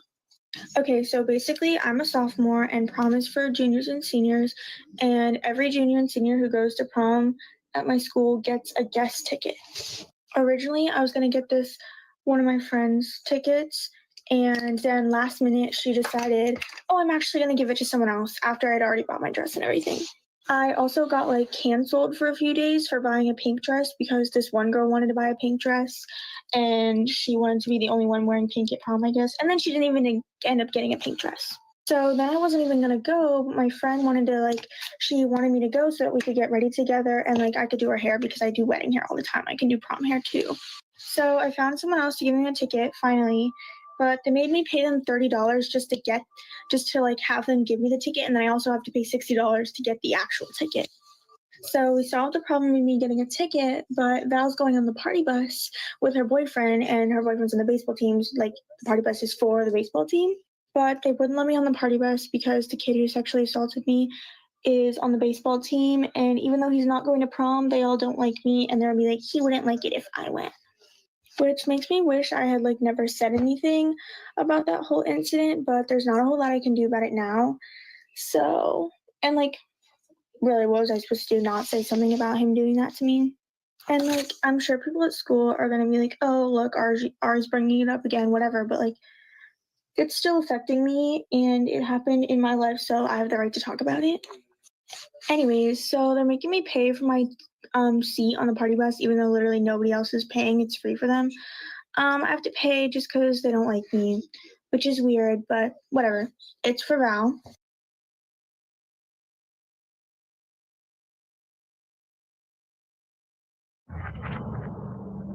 This game, you're not ready for it.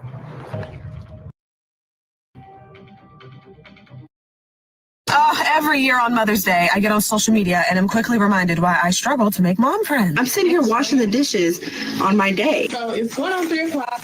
My husband haven't done anything for me on Mother's Day. If they've come in or out of you, they should be getting you a present for Mother's Day. Hope that helps. Fortunately for me, my baby daddies hate me. And now my husband hates me. You know what's sad? If some good women, the only person who didn't wish them a happy Mother's Day was their baby dad. My son just texted me what I'm getting his mama for Mother's Day.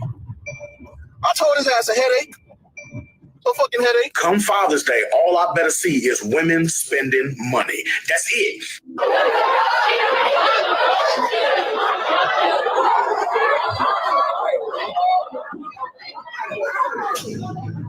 Remember, red roses are for love. Yellow roses are for friendship. Which rose is for don't call me back?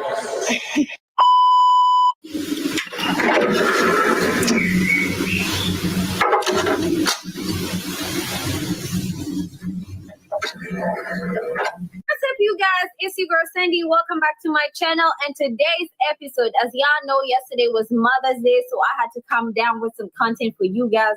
Today, I'll be showing you guys the good, the bad, the ugly on Mother's Day. As we all know, Mother's Day is usually a day to celebrate our mothers or the mother figures in our lives, those who take upon the role of nurturing, taking care, calling upon any time, those who go without sometimes just so their children and those around them can have. Like, we are celebrating our mamas on this video, but like I said, I will showcase the good, the bad, the ugly, different perspectives as of people showcasing what went down yesterday on Mother's Day, and I hope you guys enjoy.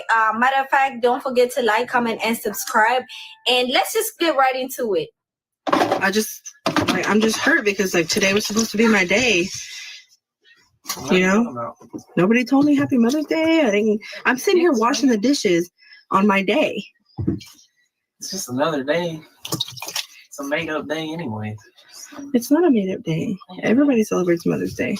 No, it's just another day to get men to spend money.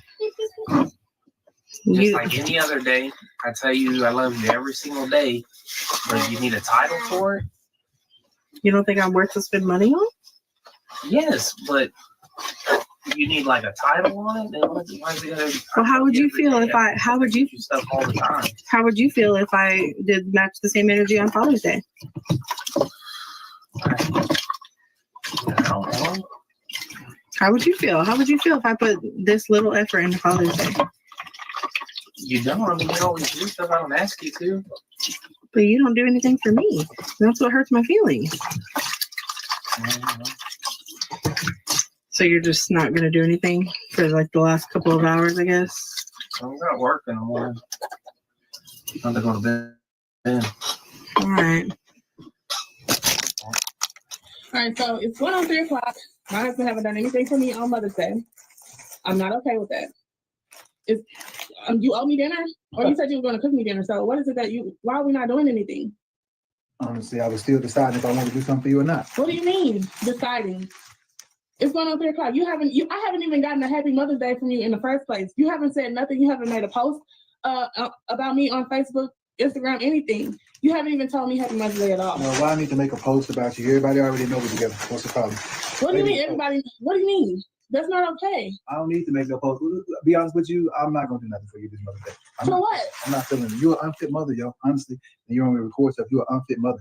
How am I unfit mother? Like, make this make sense. I take care of the kids. I take care of you. Hell, I'm your mama at this point. And you have the audacity to say I'm an unfit mother?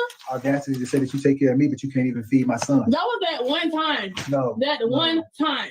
No. So we're not even going to go there. We're not bringing that conversation up. You did it enough so that my baby mama popped up over here thinking she could come over here and check you because my son keeps going back. Because my son keeps going back and telling her that you are not feeding him. So I mean, so okay, so that means that you don't supposed to do anything for me for Mother's Day. She tried over here thinking. We're gonna go there. We're not bringing that conversation up. No. That one time. No. So we're not even gonna go there. We're not bringing that conversation up. You did it enough so that my baby mama popped up over here thinking she could come over here and check you because my son keeps going back. Because my son keeps going back and telling her that you are not feeding him. So I mean, so okay, so that means that you don't supposed to do anything for me for Mother's Day. The woman that birthed your kid. I wasn't going. I mean, I can't even get a Happy Mother's Day that come out of your mouth. Listen, I was gonna do something for you on Mother's Day, but I told you I'm not feeling it right now, yo. You unfit. I don't care what you feeling. At the end of the day, I don't feel like my husband is being supportive and being there for me on this day. Well, I was supporting you enough to stop this fight that was about to go on outside. Listen, she came over here to get got nothing to do with today. At the end of the day, but I bet you told your baby mama Happy Mother's Day, didn't you? I did. So what's the problem with that? She actually raising my son. That's not cool. Everything ain't cool. Life is. Yeah, I'm your wife. I'm your wife. Yeah, you are my wife. But and you don't seem like you call me unfit? You don't seem like you want to keep that job, honestly. You my wife, you want to say you my wife, but you don't want to act like my wife, and that's a problem. I act like your wife all the time. Do you? Was you acting like my wife when you wasn't feeding my son? That was that one time, but what about you talking about you want to do things for my kid and that their dad is responsible for it instead of you? So you cannot try to turn this on me at the end of the day. Because I do stuff for your kids, but at the same time, I don't have money to just do stuff for your son. Yeah, but I don't have money to just keep on doing stuff for your kids over my kids. If you calling me an unfit mom, like I take care of my kids. You take care of your kids? I take care of your kids. Yeah, when it's convenient. Not consistently. They're barely even here in the first place. What do you mean? Well, so when they are here, I take care of them. You clearly don't. If my son is going back telling his mama that you're not feeding, that was that one day. That was that one day, and it wasn't even a full day. It was just that day that you didn't get up and fix your own kid some breakfast. So but did you fix your kids' breakfast? So I don't get nothing for Mother's Day. Nothing. Happy Mother's Day. Let's get that. Get that. Happy Mother's Day. That's not okay. I don't understand. Well, then be a better mother. Be a better mother then. And that's why me telling you to be a better father comes Father's Day. Well, we don't look for shit anyway. I don't want no socks. I'm good. I got plenty of socks. I'm not buying no socks. Yeah, well, you don't really give me nothing for Father's Day anyway. So what's the problem? But at least I would tell you Happy Father's Day. You can't even fix your mouth to tell me Happy Mother's Day. I just did Happy Mother's Day. You're not getting a gift this year. No dinner. No dinner. So why would you tell me that the other day of what we was going to do? Because I was still deciding what I was going to do. So what made you come to the decision that I don't deserve anything? Because I'm fed up. I'm fed up. You don't know how to be a mother. You don't raise the kids right. They don't really know math. And you're not even feeding my kids. So no, I'm not really feeling you, kid. It's if cool. they don't know math, it's come from your side of the family. Oh wow. Now we got jokes. Okay. Now it's funny. Yeah, now it's a joke. It's funny now. Okay, cool. Well, how about you just go up there and get you something to eat? I'm not taking you out. Hang them curtains up. Period. I'm going to tell you a story about humanity. I have been channeling an extraterrestrial entity that we call Bashar. Oh, no, say good day to you this day of your time. How are you? They undertook a program of genetic alteration where they introduced their own genetics into Homo erectus. Today is Mother's Day. I don't want to be around nobody that came in me or came out of me. Anybody that made me a mother, don't talk to me today. If you're looking for me, I'll be in my garage with an iced coffee, sitting in my car until I figure out what plans I got for the day. Y'all think we joking when we say we don't want all that glitz and glamour and shit for Mother's Day? All we want is a few minutes to ourselves. Look, a purse is nice, perfume is nice, money is nice, breakfast in bed is nice. Okay, well, but is it going to be quiet? Or am I going to be sharing my breakfast with two crumb snatchers? You know, let me know something. And if you think that I want to go out to a restaurant, you watch your rabbit ass mind. This is the one day of the year everybody and their mama, no pun intended, actually going to go out and eat. Man, take your mama out on a random Tuesday in November if you love her so goddamn much. Once you really become a mama, these are the things we want. A clean kitchen, clean a bathroom, make dinner for us, take care of the kids, handle the appointments for next week. You know, an extended gift. I didn't expect you to come over here. Yeah, Dad said he was barbecuing, so I had to come get me a plate. I know, but what about your wife, the mother of your child? Oh, she on the way. You gonna make her bring the kids all the way over here?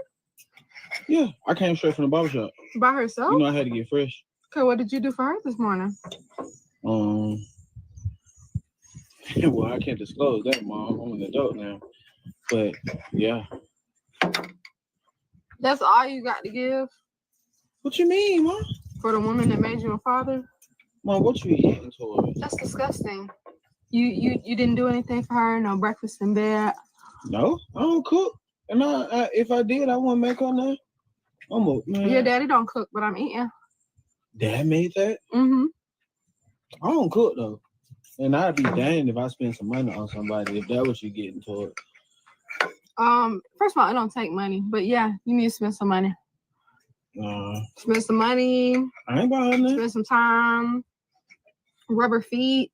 I Clean put my the mama house. first. I put my mama Cook some first dinner. over any girl. No, you had your entire life to buy me Mother's Day gifts. If you want to buy me something, that's nice, but your wife needs to be your first priority.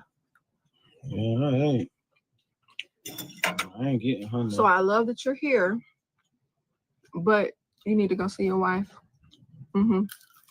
This is what it looks like when he listens to what you want. I am in a hotel room, no baby, no man, just me, in silence, and Netflix that is about to go on. And yes, food right next to me. Oh, and hold on. My bevs and my water. And I washed my ass without rushing. Okay? Did my skincare. You see that, gloss? Look at that. Did my hair in the bonnet, and now I'm just ready to relax, and I'm relaxing for the rest of the night. Because he listened. He listened. This is what happens when they listen and they deliver. Amen. Happy Mother's Day. If you hear chirping in the background, it's because I have crickets in the car. I just seen a video of this mom who was visibly upset, and she wrote on her video, "My son offered to take me out for Mother's Day on Saturday instead of Sunday because he's taking his wife out." And she didn't know how to feel. Earth to mom, that is not the responsibility of your son. That is responsibility of said man in your life to take you out for Mother's Day. If you don't have one, go get one. Stop putting the responsibility off on your sons to cater you and to treat you the way a man should, because it's not, that's just weird. It's emotional incest. That's what it's called. She even was asked in the comments, well, does your son have children with his wife, with this woman? She was like, yes. Well, then what do you think is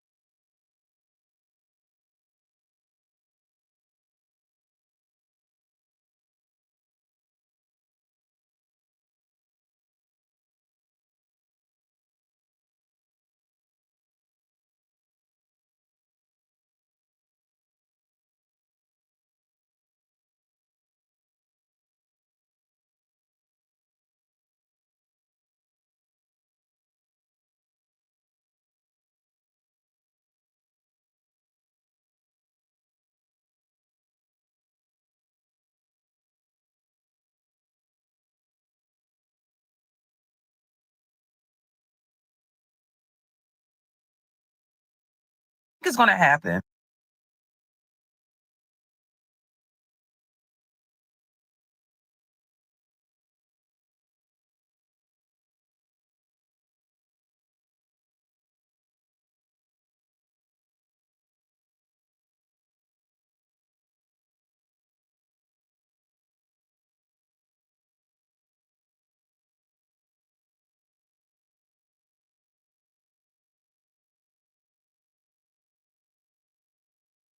Then.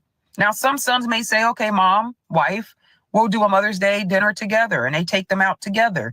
Maybe he wants a romantic Mother's Day. Maybe he doesn't want you present. Maybe you're very critical of their relationship. Who knows what the case may be? But that is not your son's responsibility to make you feel whole on Mother's Day. I'm pretty sure he did that when he was little by bringing you little flowers and making you little cards with macaroni on them. No longer his responsibility. Take yourself out for Mother's Day. You know you're a mom. Treat yourself.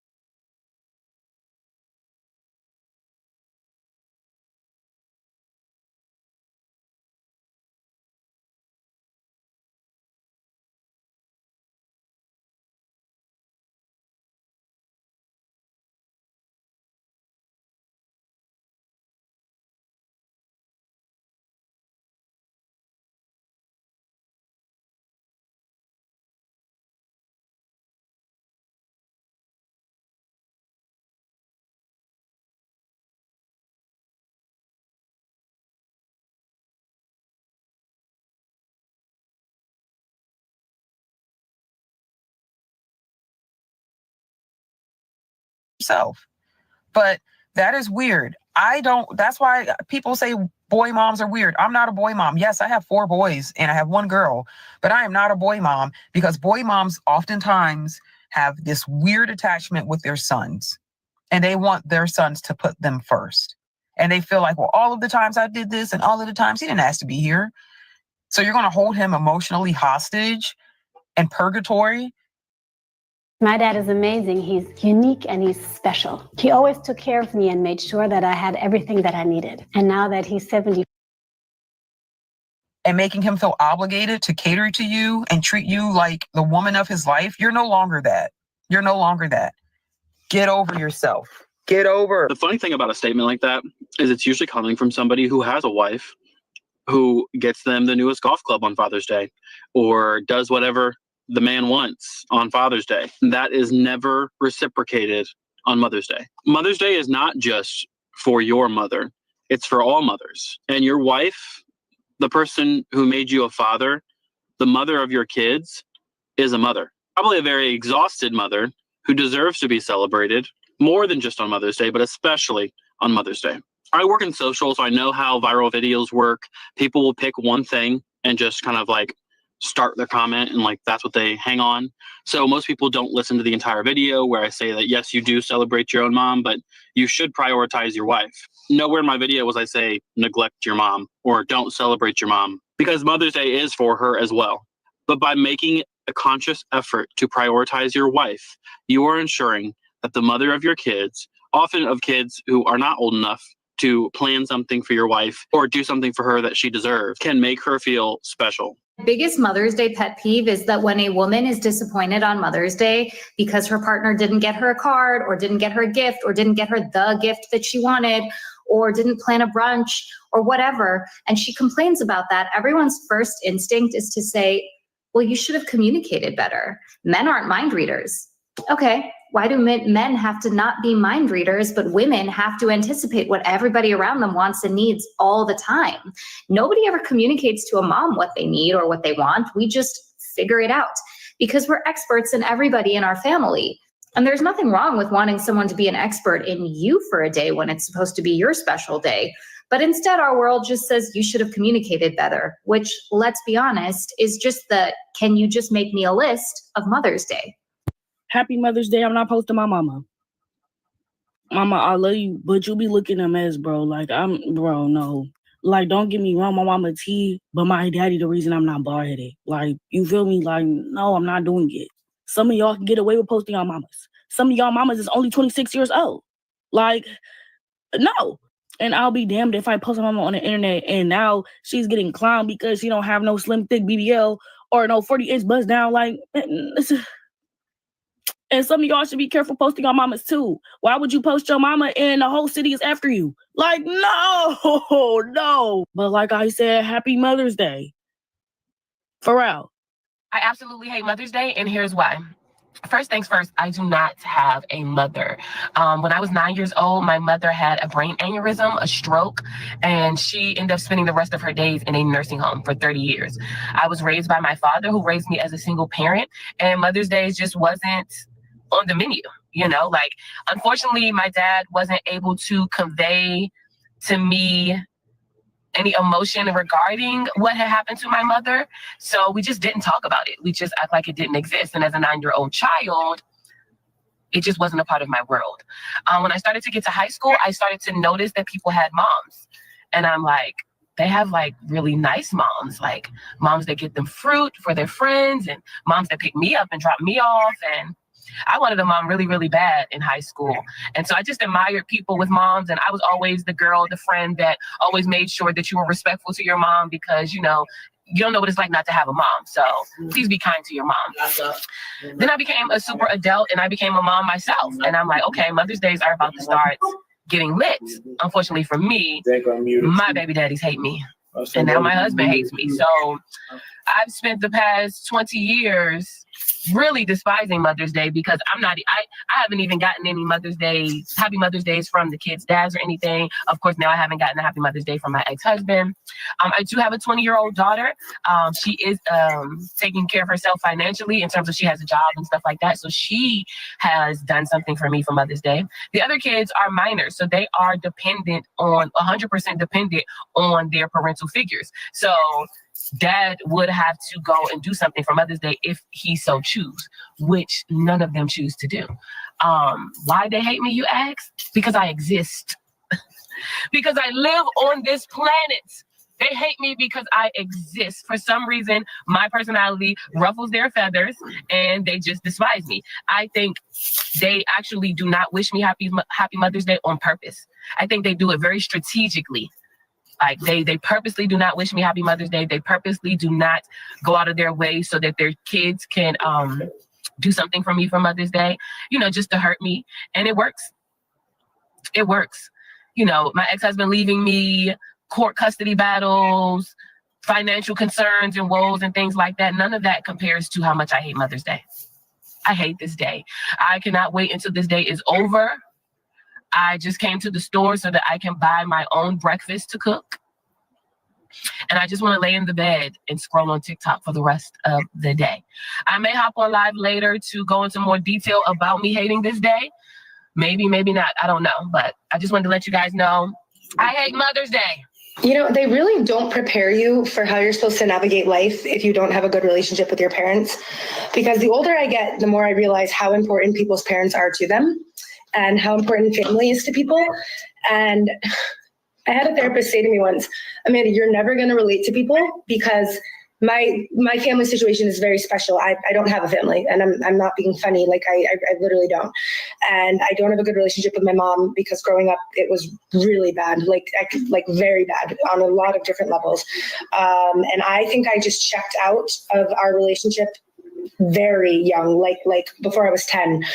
And so the first thing is they don't tell you what to do. They don't explain to you that when you become an adult, you're going to be surrounded by people who care a lot about their parents and people who come up to you and say things like, well, when you're sad and you just want to call your mom. And I'm like, no, I don't understand that. So that's hard. That's hard not relating to people, especially when you're someone who likes relating to people and feels like I feel like I do relate to people. But on this one, I don't. So that's hard. And the second part that's hard is I spoke to my mom today. We haven't spoken on the phone in a couple years, actually. I don't even know what to do with what happened today. I started crying when we got off the phone because it was just so I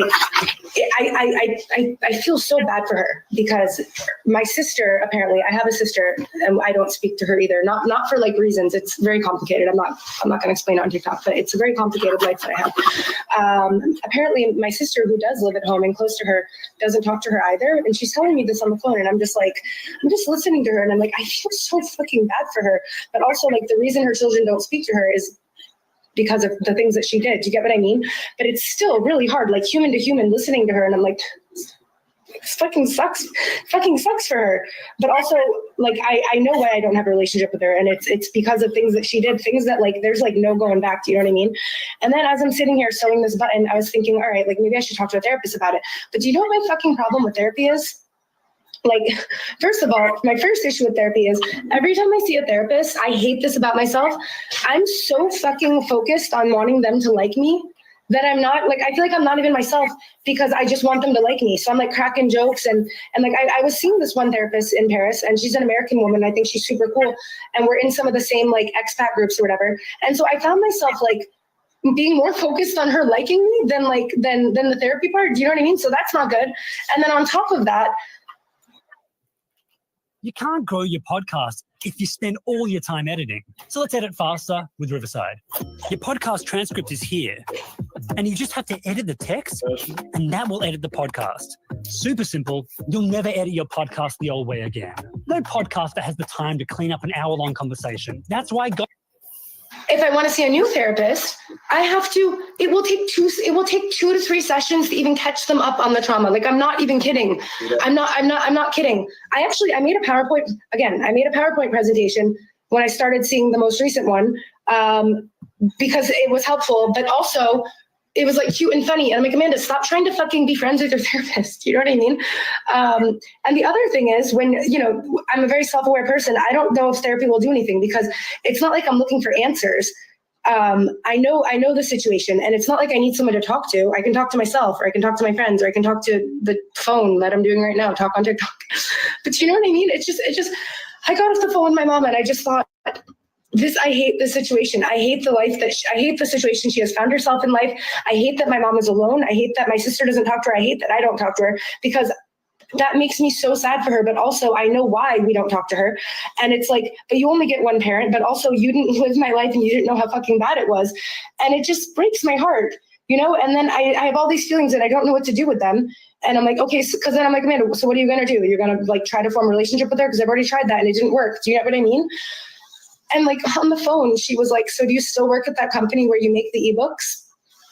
I haven't worked at that company since 2019. I've told her this. Exhibit A, why we don't have a relationship. She knows that I don't work at that company. She has no idea about the life that I have right now. She has no idea of what I do for my job. And if you are watching this and you know who my mom is, please don't send her this. I really don't need that. What I'm saying is, if you have a good relationship with your parents, you have no idea how lucky you are. Because when I hear people talk about their relationship with their mom or with their parents, I look at it and I'm like, it's fascinating. It's like a museum. I'm like, I hear them, don't comprehend. Like I cannot feel empathy to that because I've never felt that. I have never felt sad and then mom fixes it. I've never experienced that. So I look at it and it's not just people, it's everyone. This is what my therapist meant when she said, you're not going to relate to people. It's not just people, it's every people, all the people.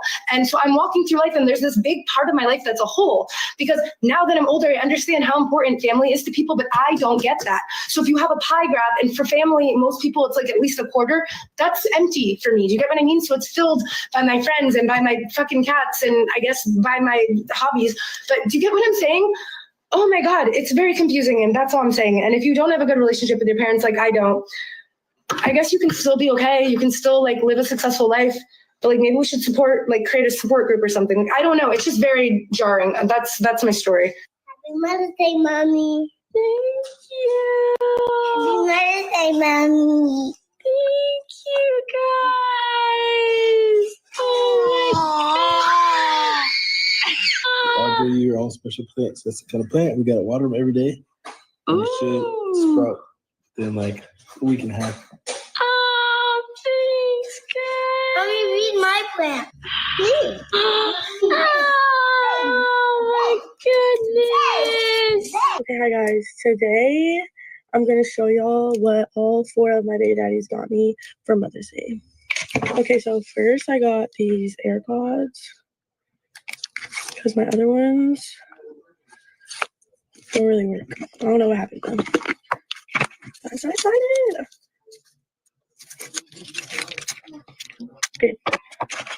Okay, then I got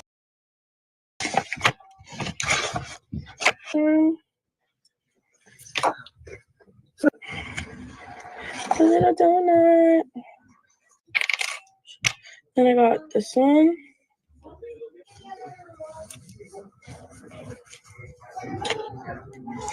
This little bee, it's so cute.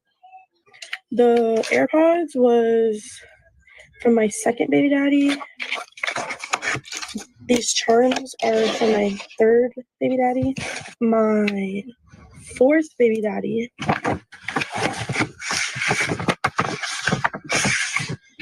got me this. I'm so excited. And this. I'm so excited. So yeah, that's what all my baby daddies got me, all 4 of them. My first one didn't give me anything, but it's okay. But anyways. Daddy called me and told me the reason he didn't say Happy Mother's Day to me is because I don't deserve it.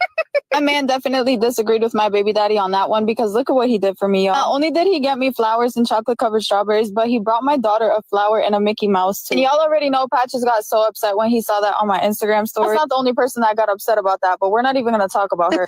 I just think it's funny because I have both of those people blocked and they still end up seeing everything I post. All I'm going to say is please stop logging into that fake account just to watch my page. There's a couple lessons that I've learned from this entire situation. situation. And y'all, please do not let your baby daddy stop you from finding your husband. And the other lesson is that your baby daddy probably doesn't want to be with you, but he definitely doesn't want to see you with anyone else. I know it's hard to leave when you have kids together because you want the family to work out, but y'all, please do not be like me and just keep giving chance after chance and block your blessings because of your baby daddy. When I tell you that there are good guys out here that will accept you and accept your child as well and treat you guys the way that you deserve to be treated. Don't leave the door open for your baby daddy to keep coming in and out of you and your child's life to the point where you're closing it on a good man that's ready to step up and be the person that your baby daddy can never be. Happy Mother's Day to each and every one of you, and I love you guys so much. I saw a video on here of a girl asking if you are dating somebody with kids, like if you would feel some type of way if they got their child's mother something for Mother's Day, and the comments were insane. Like a majority of the comments said,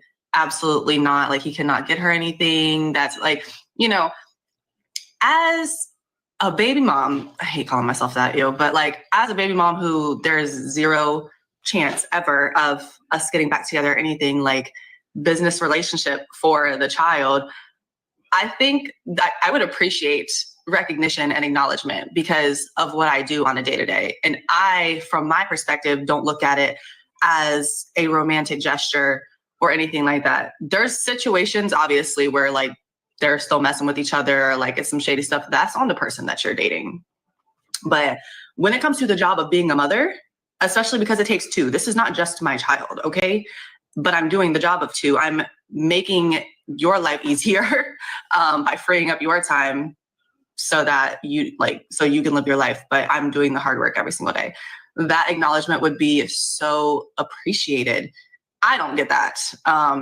But just speaking like if I could have a certain situation, I would appreciate it. And I think that as a woman, you should be secure enough in yourself. Like if you're dating a man with kids and you're gonna be that weird about how he treats the person who is literally caring for his child every day, you should not be dating a man with kids. But I used to think that way when I was a little bit younger before I had a kid. So if you don't have a kid, I don't really think that you understand. But a lot of my audience are single mothers. So what do you guys think? And happy Mother's Day to you guys. If you don't have anybody to celebrate you today, just know that I am celebrating you and rooting for you. And I want you to know that you're doing an amazing job. And yes, if I had a boyfriend, he could buy his son and his daughter a gift to give to their mother on Mother's Day. Because why not? That's their mother. Why not? Who else gonna buy it? Especially if the kids ain't got a job, who gonna buy their Mother's Day gift? It should be the parents. But that's just me because I feel like every mother deserves their flowers on Mother's Day, especially if they're a great mom. I can't even hold y'all. I don't even want to be with a man that I can't trust around his baby mom. Because there's going to be plenty of times where I'm not even going to be around, where I don't want to be around, when I got other things to do. Because I'm a busy lady. I got my own life and my own things going on. So I'm not trying to watch no man. So if I got to sit and watch a man and watch everything he do, I don't want to be with him. Like, if we supposed to be a big old happy family, why we not acting like a big old happy family? You know, if y'all got a family outside of the big old happy family that we all supposed to be a part of, then let me know so I can move accordingly. For me personally, I would never be mad at my boyfriend, my husband, my fiance for buying his kid or kids a gift to give to their mother for Mother's Day. Yeah, 9 times out of 10, I'm over there helping his ass pick it out because I'm going to make sure she gets something for Mother's Day, especially if I see for myself that she a great mother. Oh, yeah, she going to get something for Mother's Day, baby, because I don't play by myself on Mother's Day. I ain't nobody bought me no Mother's Day gift. I go buy my own. But one thing about it, too, I already told y'all, it made me feel so good to make somebody else feel better because I know how it feels to not get shit. No type of appreciation, no type of happy Mother's Day, no type of you have been a great mother all year round, none of it. I know how it feels to not get that. It kind of do hurt. It sucks. So if I'm with somebody who has a baby mom and I see that she's a great mother, he gonna give her motherfucking flowers. Period.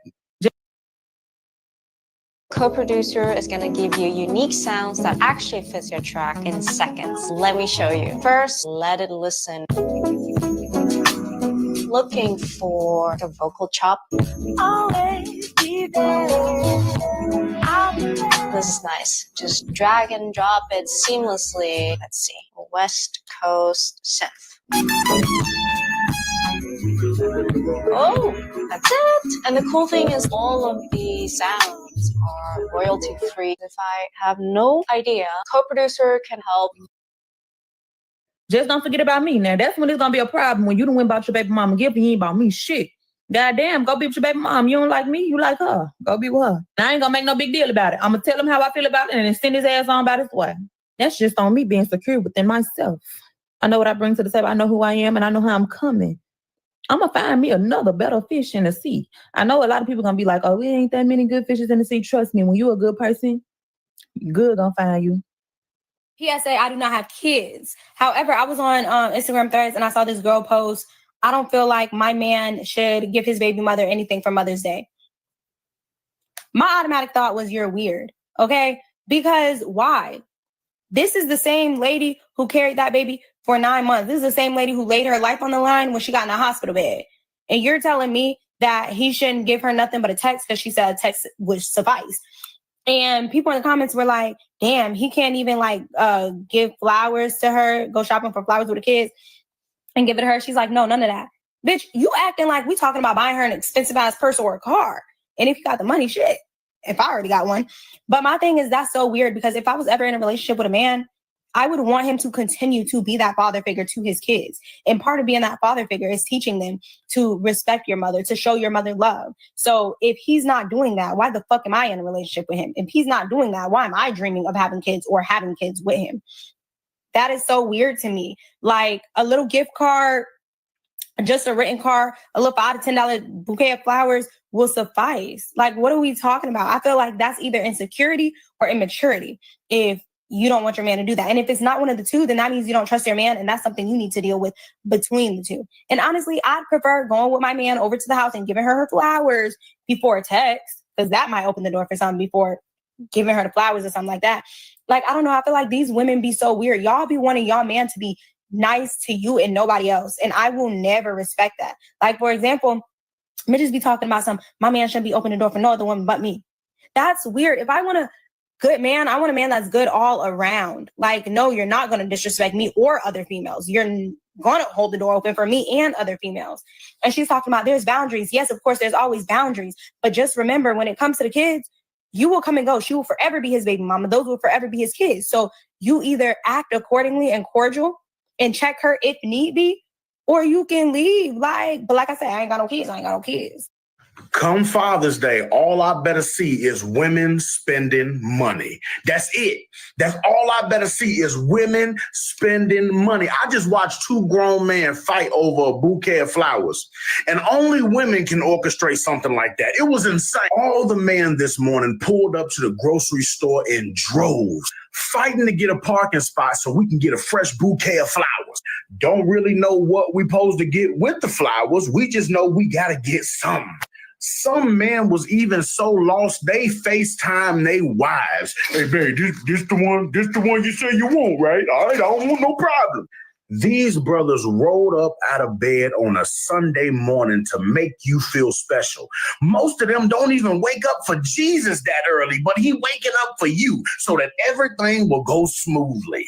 So for Father's Day, I better see women paying for haircuts, women paying for car notes, women paying for mortgages, women taking them out, going on trips, vacation, because all of us, man, are wrecking our brain trying to figure out how can we top what we did last year.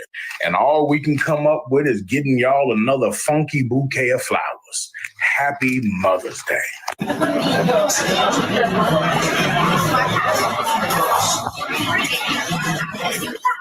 much the bill? That's great. That's great. I got margarita, we got steak, we got chicken.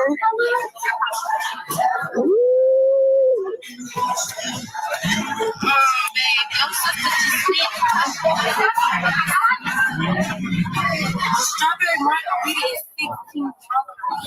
You don't deserve to drink Coke. Then she got a margarita. Then let's just have the nice to get some steak. That's $27.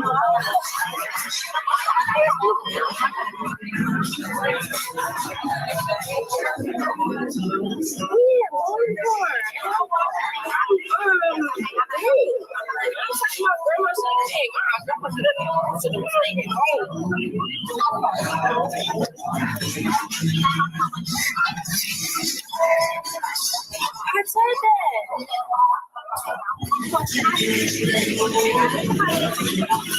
And I gotta give a tip. I gotta give her $400. because I gotta get the Wednesday shirt back and then get the top too. Thank you.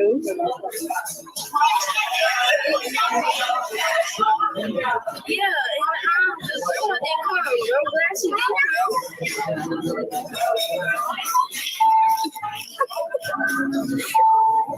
all right. There you go, so.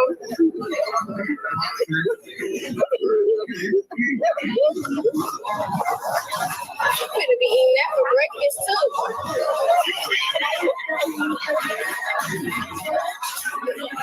My abortion baby daddy gonna text me talking about Happy Mother's Day, and I said that same to you. He talking about don't start. You sure you want to do this for me today? Because the way you told me you didn't want no more kids, and I handled that for you, and the way you cried, let me know you wanted to be the mama. So again, Happy Mother's Day.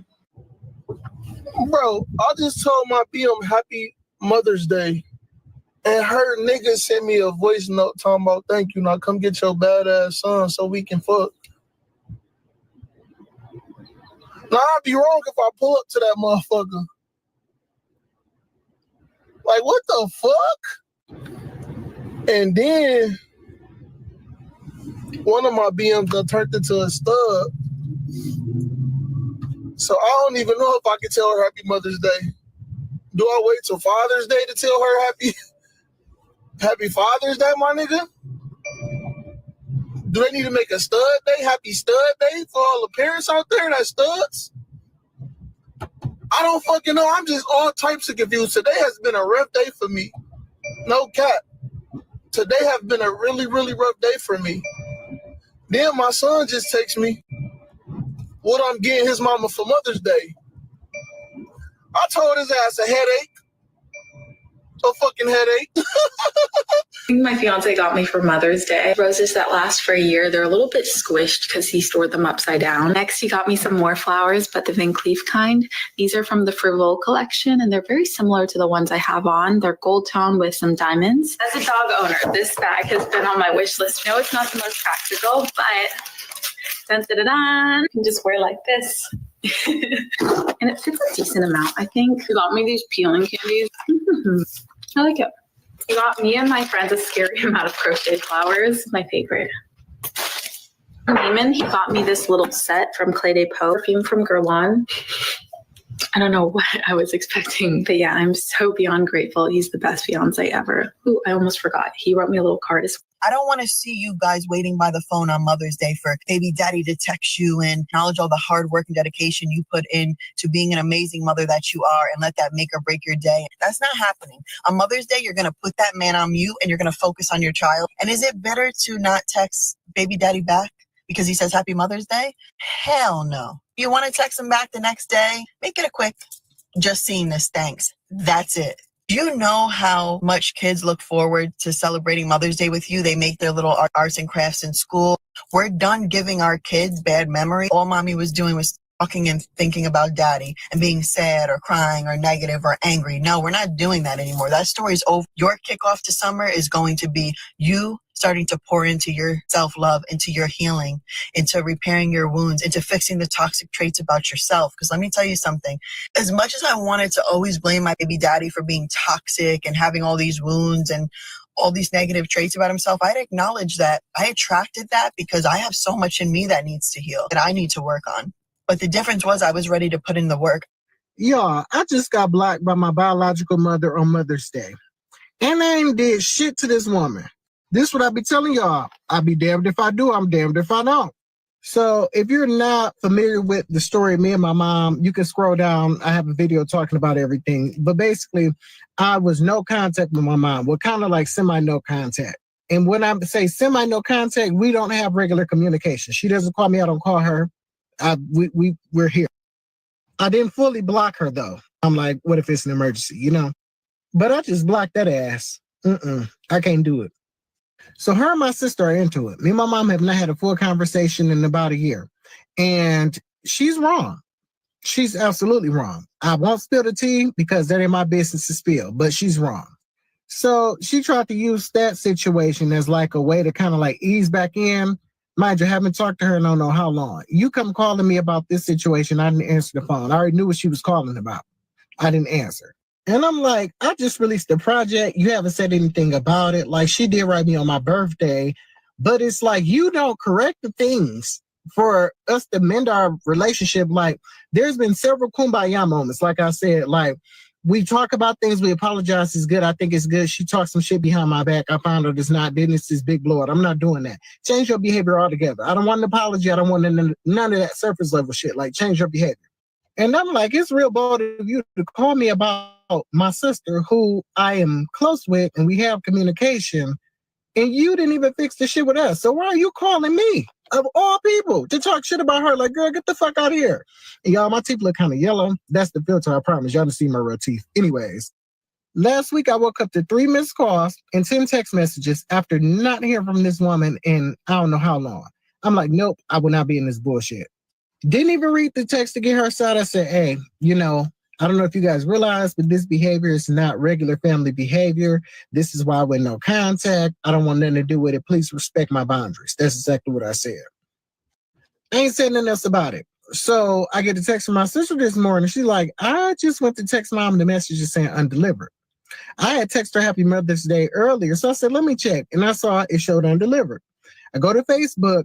Her account's not coming up. So I go on Google, type in her name to see if her page comes up. Her Facebook comes up, click on the link, and her page comes up. I got blocked. I ain't had no conversation with her, no nothing. And this be my thing with her. We're no contact right now because we got into it. She ended up blocking me. And that just opened up the door for me to just go, I'm not dealing with you.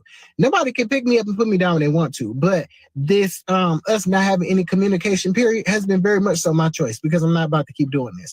She blocked me today. I said, you know what, God, I see that as a sign on Mother's Day. Blocked her. There's no line of communications because I'm not about to deal with this. And she always tries to make it like I exalt my stepmom, because if you don't know, I'm really close to my stepmom. Like, that is my mom. She plays the mom role. But it's not even that. Like, you don't even play a role as a mother. Like, bro. But I enjoy my Mother's Day with my mom. And if you see this your own doing. Like, I don't want nothing to do with you. And this is exactly what I be talking about. I would never have no peace. Now, how dare y'all plan to take me to brunch for Mother's Day, but you didn't come home last night. You just getting in the door. You look like life had you, not you had a life. D! You tossed up. Yo, son. You tossed We've up. been nuts since 7 o'clock in the morning. Because how you gonna plan to take me to brunch but text me 10 something? I said 1. Again, brunch is anything before 12. Anything after 12 is lunch. That's why they call it brunch, because the B is for breakfast, the lunch is for lunch. So again, how you playing? That's why I told you yesterday when I was like, you sure you don't want me to plan my own day? I asked her, so you sure you don't want me? Because again, I get it. But you ain't made reservations for nowhere. You last minute trying to come. I'm already in here cooking me in the car with breakfast. Because I didn't know, I didn't know what, my stomach was growling. I didn't know what my son had. Dre didn't come home last night. He spent the night with you. And you come pulling up like who did it and why. Sure, I was gonna stay here. But anyway,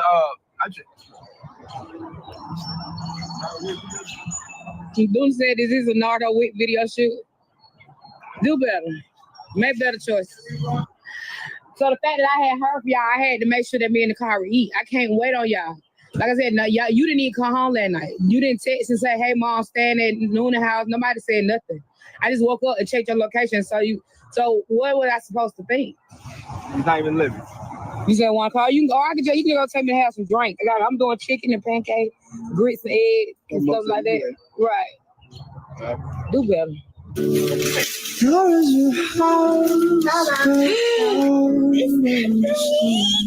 Oh, wow. I just saw a TikTok of a lady saying, ladies, would you be mad if your man bought his baby mom a gift for Mother's Day?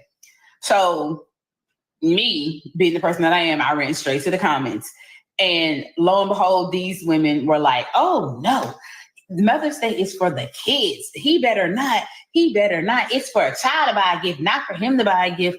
And it's like a lot of comments that were like that. I'm starting to see a lot of y'all not secure in y'all relationships because Mother's Day. he's buying the mother of his kids a gift. The mother that is raising his kids a gift. Like, if y'all gonna be insecure like that, why do y'all be with men that have kids? Because before you came around, he had a child with his lady.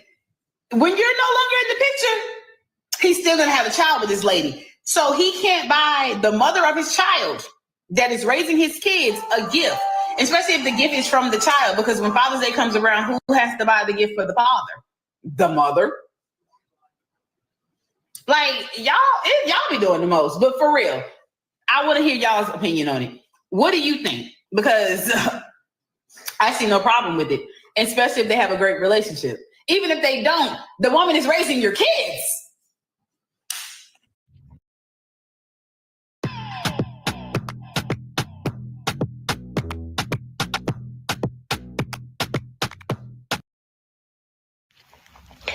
It's not a fucking holiday that I hate more. I fucking hate Mother's Day. Like, my mama was never there for me. She never did shit for me. She never came around, and everybody just posting their mama, the buns, laughing, and happiness, and the shit is making me so fucking sad. Like, so fucking depressed. Like, I'm not understanding. Like, why the fuck did I have to be picked out to be one of them ones that got a shitty ass fucking sad excuse of a mother? Like, I don't understand. I'm just ready for this whole Mother's Day weekend shit to be over with, because, like, I'm happy for y'all, but I'm tired of seeing it, honestly. Every year on Mother's Day, I get on social media and I'm quickly reminded why I struggle to make mom friends. What do y'all mean that y'all are up here arguing back and forth about whether or not women who have had abortions are allowed to celebrate Mother's Day? Like, I have literally never heard of that. Like, I'm a mom of two. I've never had an abortion myself, but I know lots of people who have had abortions, okay? And I have literally never in my life come across a woman who had an abortion because she didn't want to be a mom, who then turned around and wanted to celebrate Mother's Day. I guess you can never say never, but I literally don't think that's happening. I think y'all are actually sitting around at y'all's houses making up shit to be upset about. Like, the only women I've ever known who have had an abortion and still celebrated Mother's Day are the women who had to have an abortion for medical reasons. Like, had to have an abortion to save their own life. Like, but the pregnancy was going to kill them. That's it. And in my opinion, obviously, you would continue to celebrate Mother's Day because had you not had those medical complications, you would have been a mother. Like, you wanted to be a mom. But even if, let's play devil's advocate, right? Even if women who have had abortions because they didn't want to be moms turned around and decided to celebrate Mother's Day, what are you going to do about it? Like, who's going to stop them? Like, this whole conversation is so ridiculous. It's so ridiculous. It's actually so ridiculous. What is wrong with y'all? Like, it's getting bad. It's getting bad. It's getting bad because I'm starting to sympathize with the men. Oh my God, y'all are making me empathize with men. Like, oh, I didn't know there was a Mother's Day militia. Jesus Christ. Like, I don't know what point y'all are getting up here trying to prove, but I'm just going to tell y'all, in my opinion, it's kind of giving you wish you would have gotten one. Like, that's the only energy I'm getting from any of these videos.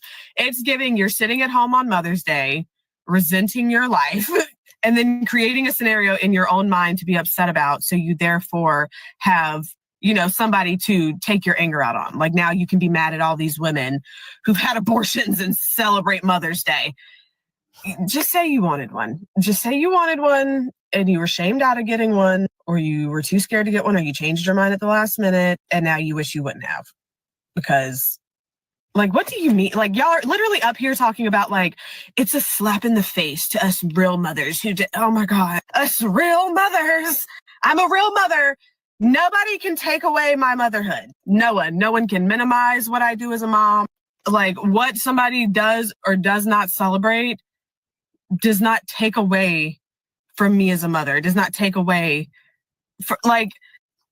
y'all are just unhappy with your lives. That's all it is.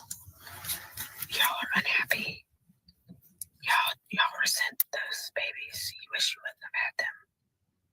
That's what it is, I'm telling you.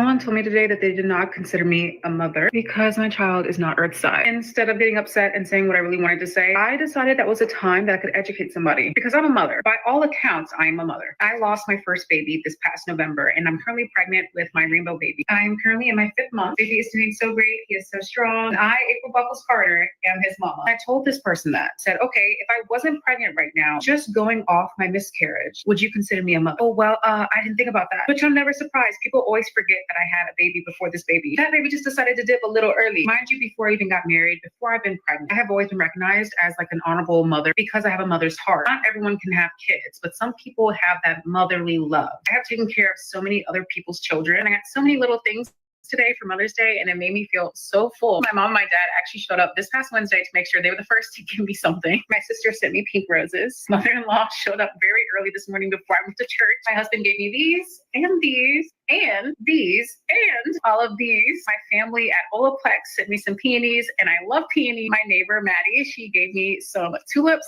and she gave baby Carter his first tennis outfit. So happy Mother's Day to all the moms, to the moms that are cooking, moms that have their babies waiting for them on the other side, moms who have fur babies, to the moms who can't have kids and maybe they don't have their own kids, but they are a mother to someone. Happy Mother's Day. I never seen a post about bitches without kids that I felt the way about. Cause they ain't talking about me. Them miserable bitches ain't talking about me. Every time I see a mother talk about you women without kids, I scroll right past because she ain't talking about me. My version, like, a mom cannot be talking about me because she got mom things to worry about. And I got single young hot girl things to worry about. We are 2 different places. I don't give a fuck if you younger than me. Once you got kids, I won't even argue with you, mom. Happy Mother's Day. Ain't crazy. Girl, you got things to do. Are you a mother? I am. Happy Mother's Day. You just think I might think they might think I stole this. No, I paid for these. Yeah. Okay. Well, If they say anything, tell them to hunt down the brother in the black cutoff with the locks. okay. A tattoo on his hand. Thank you. Oh, you're welcome. How many kids did you have? I have 3. You have 3? Nice. I have 5. Oh, well, congratulations. I'm a mother-father. Huh? I'm a mother-father. You're what? A mother-father. Your father? I'm a mother-father, a father and a mother. Are you a trans man? No, I'm the only parent in the household. Okay. So I play both roles. Yeah. The best I can. No. Congratulations. Thank you. Yeah, sometimes you just got to do both roles. I cook and I clean and all that. Yeah. You got $1? You got $1, Bill? You got $1? I don't. Oh, okay. Here you go. No, don't. Yeah, go with your rose. Give you the $1 with the rose. Just put it in. No, I don't want you. I don't want you looking all nice with your pretty rose and ain't got no money, Meemaw. Love you. I've had the flu for a goddamn week. Now tomorrow's Mother's Day.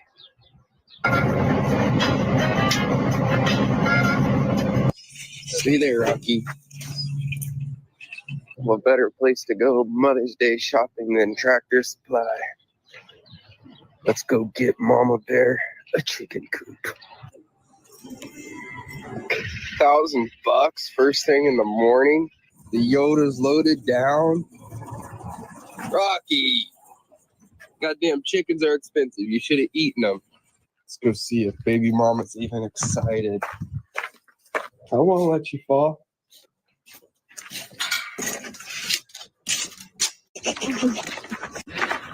Keep going. You're there.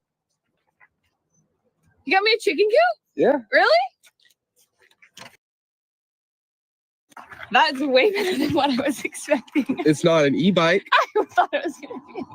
I'm way more excited about the It's the most bitchin' one. Not excited. I was very excited. Could have gone with the e-bike. I just walked through your fart. Does it stink? Yes. What the science is showing us is the universe appears to be alive. It appears to be conscious. Near-death experiences are some of the strongest evidence we have that there is life after death. Period.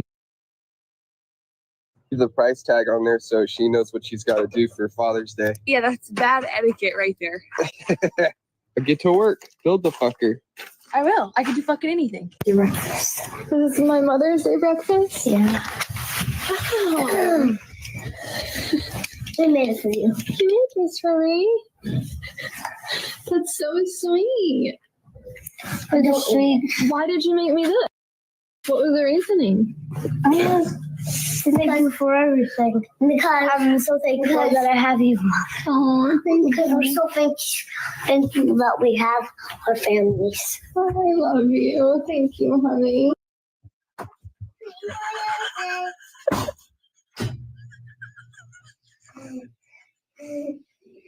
Give it to Mama.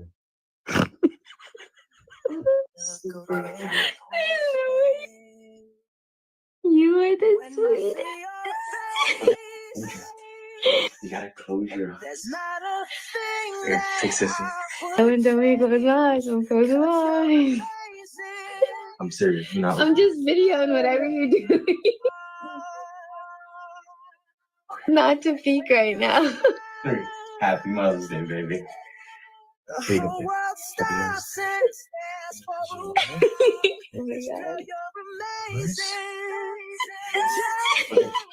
Oh my god. Handwritten notes in the mason jar. This is the reasons why you're the best mom in the world. Bringing our kids to God's kingdom. Now we're ready for the real gift. Now he's doing something on the TV. Oh my gosh, what is happening? Can I turn this off?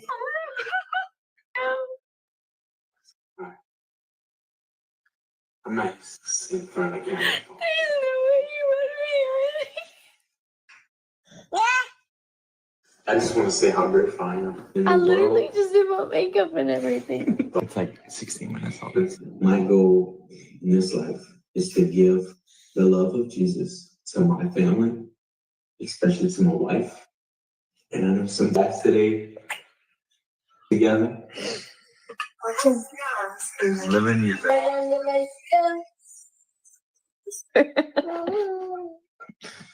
I love you like Jesus, baby. This Mother's Day is a blessing to you. My Mother's Day morning has been made. So it's my first Mother's Day not being a mother. My 14-year-old daughter passed away on July 22nd, 2023. She was my only child. And so for the last 14 years, I have been celebrating Mother's Day. Today is not a happy day. I have stayed in my house. I got my Merlot Kila, and I have still already heard, I don't know if you're a mom, but if you are, happy Mother's Day. And I've gotten so many texts. I did get one text that was like, if you're a mom of an angel who is too beautiful to be here. That was beautiful to me. And I didn't know how I was going to handle today, but I can say that when you've lost your only child, happy Mother's Day is not it. Every time I hear it, I'm reminded that I'm not a mom anymore. Y'all gonna say in the comments, you're still a mom, you're always gonna be a mom. I don't get those little corny notes that say like, my mom is this many years old. I don't get those plants that I kill every year. I don't get to raise up a child that I'm just so proud of that went to college or met her boyfriend or husband. I'm never gonna get that. So I don't feel like a mom today. It's not a happy day.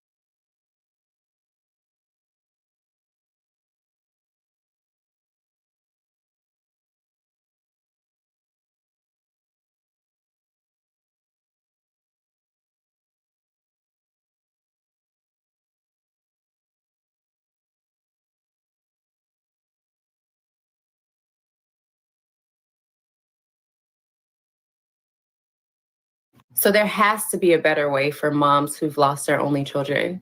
I don't know it yet, but when I find it out, I'll let y'all know. Mother's Day is always so hard for me because I see everybody with their moms posting their moms, and I don't have mine. It makes it so hard. It's just so fucked up that somebody has to take my mom out of my life like that, and I just can't even continue to live my life with her. Like, that is just so messed up that I have to do that. And then I spend the day with my grandma, and I see how bad it hurts her that she don't even have her daughter with her on Mother's Day. And I try to be strong for her because we gonna do stuff on Mother's Day and on my mom's birthday and stuff like that. And it's just always so hard for me. And I just have to always be strong for her, though. And I just want everybody to know that they are loved no matter what. I want you to feel loved on this day. I want you to remember your mother if you've lost her. And I want you to live on her legacy as best as you can, because that's all we can do for our loved ones. Happy Mother's Day to all the moms out there. Bye. It's Mother's Day weekend, Saturday. It is 12:20. Holly ran out and took Zoe to dance this morning, but she just got back. And her only request for Mother's Day present was to be able to take a nap. Well, actually, it was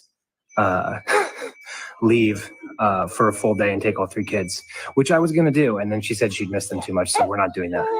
I'm about to go put Scotty down for a nap.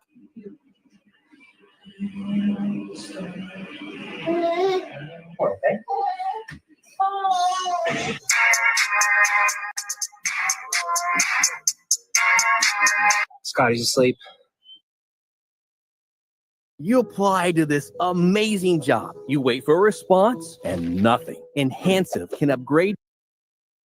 And Holly is also asleep. Good job, babe.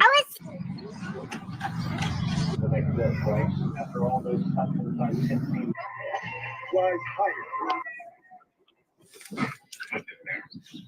like, he's just always in his own world. He really quiet for real. Yeah, he's getting this umbrella set up.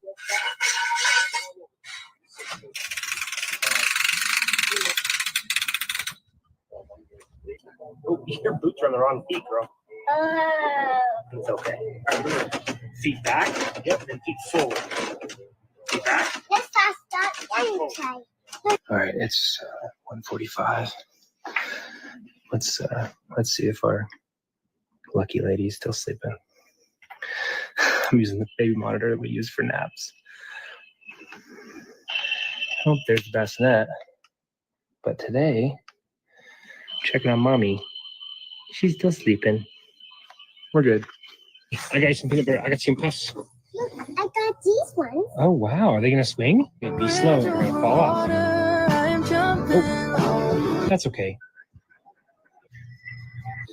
I'm nervous now because the light here, the shade, has been slowly creeping toward the edge of the couch. I'm going to have to move him and he's going to wake up. Okay, what are we about to do? Golf ball. Golf ball?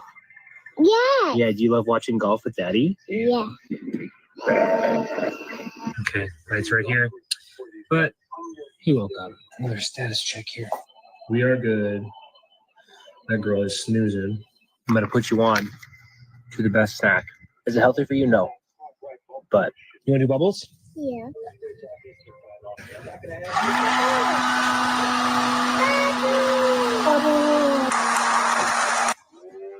There you go. Okay, you see that? That's called a putter. Mission accomplished. Holly's awake.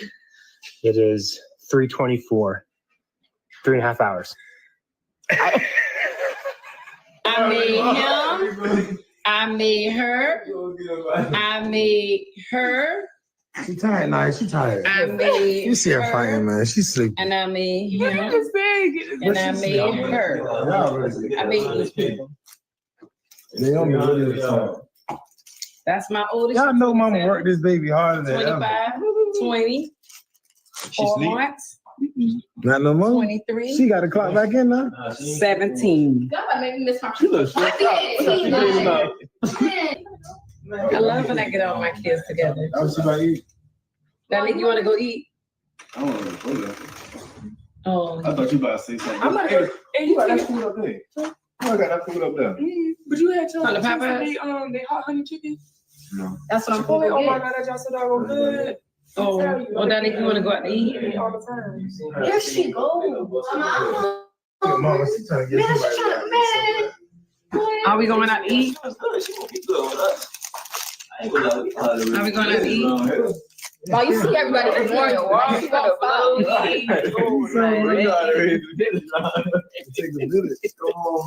we going to eat or what? Oh, you see everybody ignoring you. That's why everybody knows good. Yeah. That's good. They chicken. That job was good. Man, I don't like that job though. No, you gotta get a spicy one. Yeah, maybe that's okay. Being a mother of two, I know is not easy because my mom, she's a mother of 6. Oh, wow. Yeah, she has to juggle 6 kids every single day, and it's not easy for Your her. mother's a gem. Yes. And shout out to my mom, by the way. And an MVP. Oh, that's mom? Yes, my mom right there. MVP right there. Yeah. Wow. You'll see one day at 50 when they allow you to date for the first time. By the way, don't ever underestimate your mom. She's probably a lot more busy than me, times 6. I think being a mom is probably the hardest job ever. My job seems challenging, nothing compared to being a mom.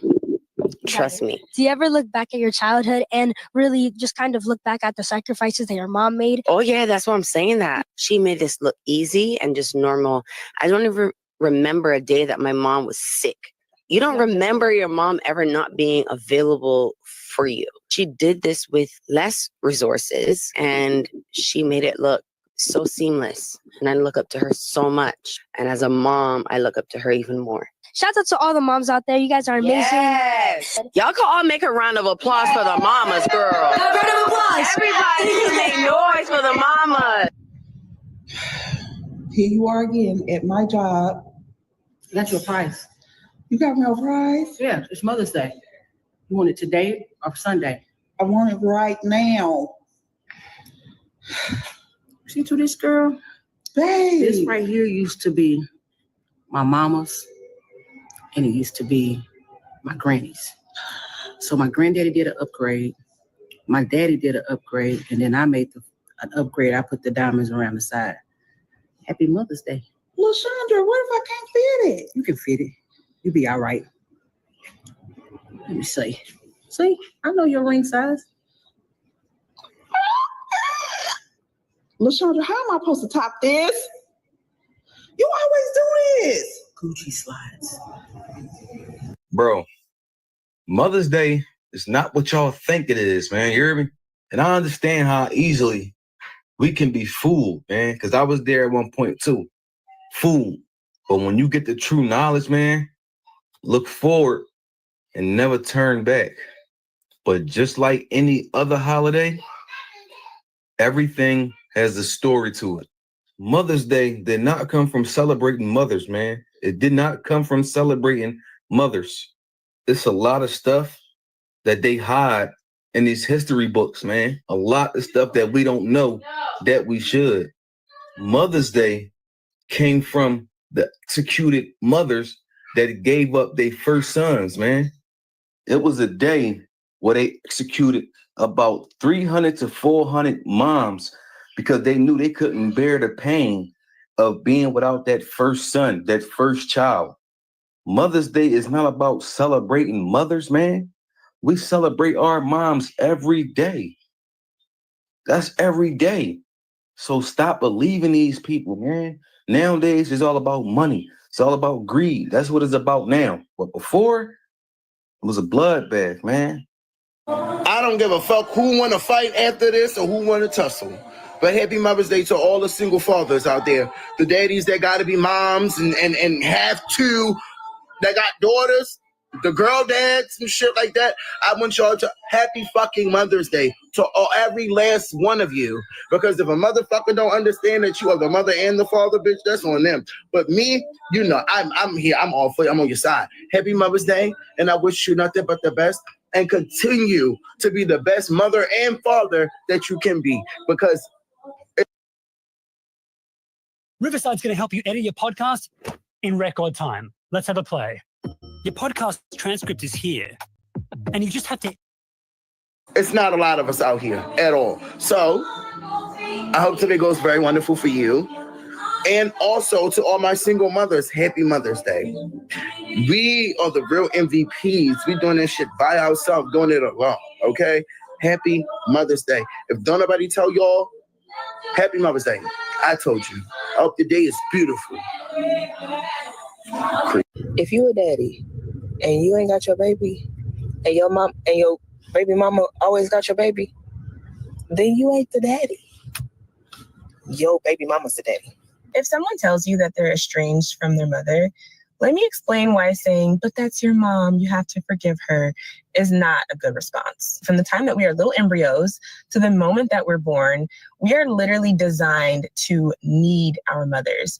People who work in healthcare, they will tell you that right before someone passes away, in an overwhelming number of cases, they ask for their mother. George Floyd, you can hear him crying for his mother before he passed away. If someone is not talking to their mother, they are literally going against human nature, biology. So you have to trust. It's probably something that they did not want to do, but they felt like they had to. I've received literally hundreds of messages from women talking about their moms. Most of them have been positive. Some of them have been telling me about some of the really horrible things that their mothers have done to them and explaining the reasons why they don't talk to them anymore. So I would hate for those women for someone to say, oh, well, just forgive her.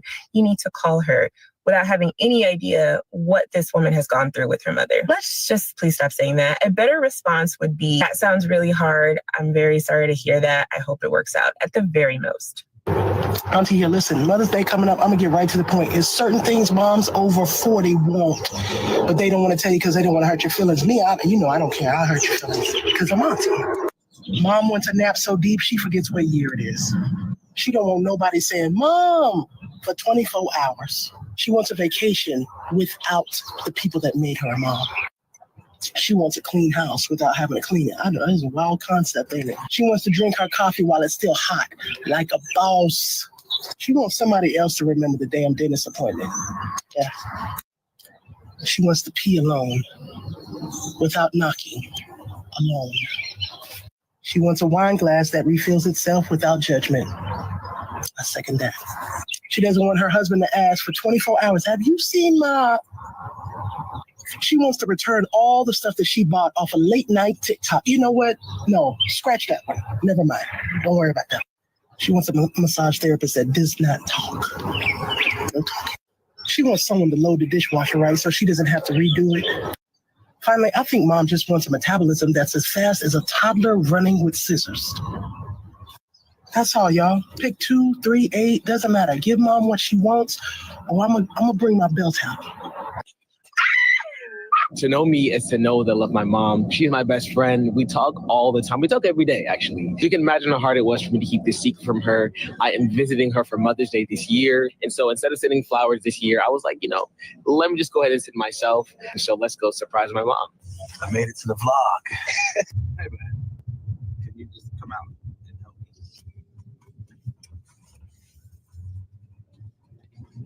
We here. We made it. My mom's about to come outside. Oh, my goodness. I'm nervous.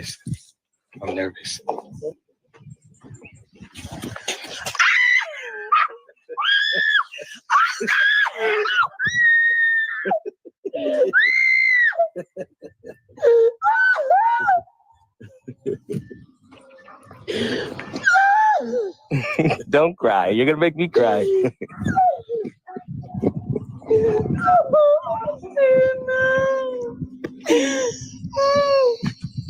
Happy Mother's Day. You can't get no flowers. Did you bring me my stuff? Yes, it's all in this bag. Yeah, it's Mother's Day, right?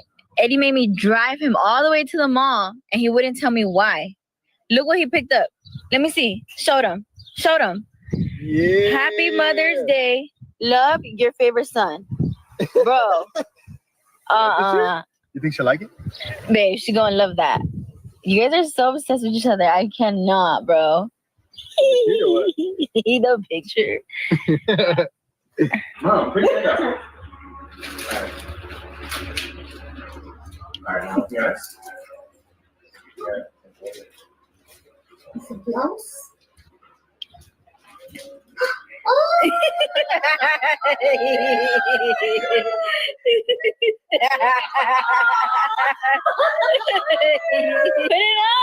Put it on.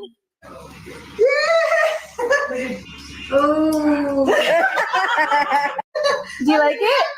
You said you better wear it every day to work, to sleep, to shower, after the shower, everything. I'm gonna wear it for work on Friday. We love it. The picture. What picture? The picture for mom. Hello? Now. I'm right here, Noah. Stop your screaming. Okay, so I said the. Are you kidding me? Go put on a tie. I'm back. Okay, so are you close? Any close? Get back here! So you're not in frame. You're not in the frame.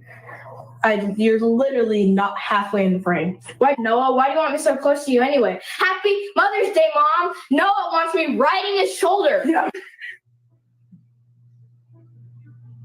I said it for 3 seconds. Okay, we're gonna retake the picture. Try to smile this time. I smiled last time. I just looked at you. You look like a freaking gopher. A gopher?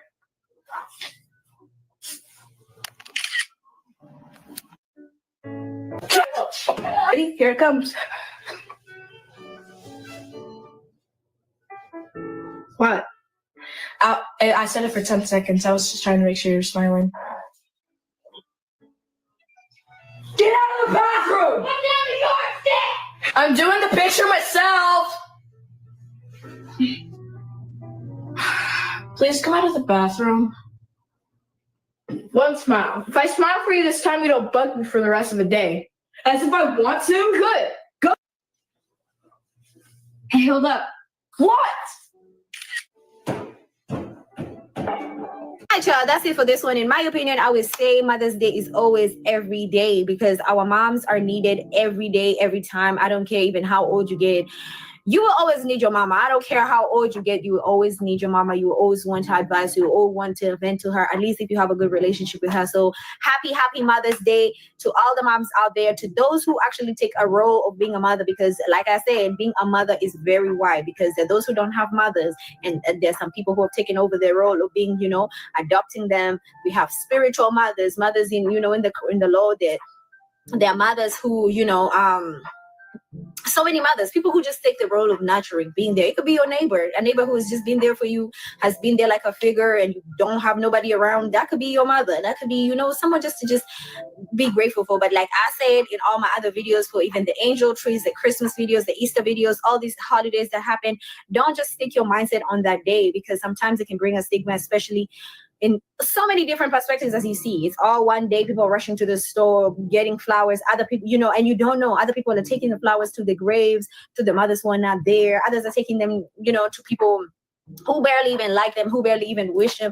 Like, it's a lot of different perspectives to what's going on in this whole situation, but don't get stuck on just one day. You can even set your own traditions and have a day where you and your family acquire, this is the day. Every Tuesday we'll be celebrating mom, every Friday we'll be celebrating dad, every weekend we'll be celebrating the kids. You can change it, because I understand, like, these holidays have been there for years and years and years and years, and sometimes you don't even know. If you actually go behind the real reasons why we celebrate these holidays, some people don't even know.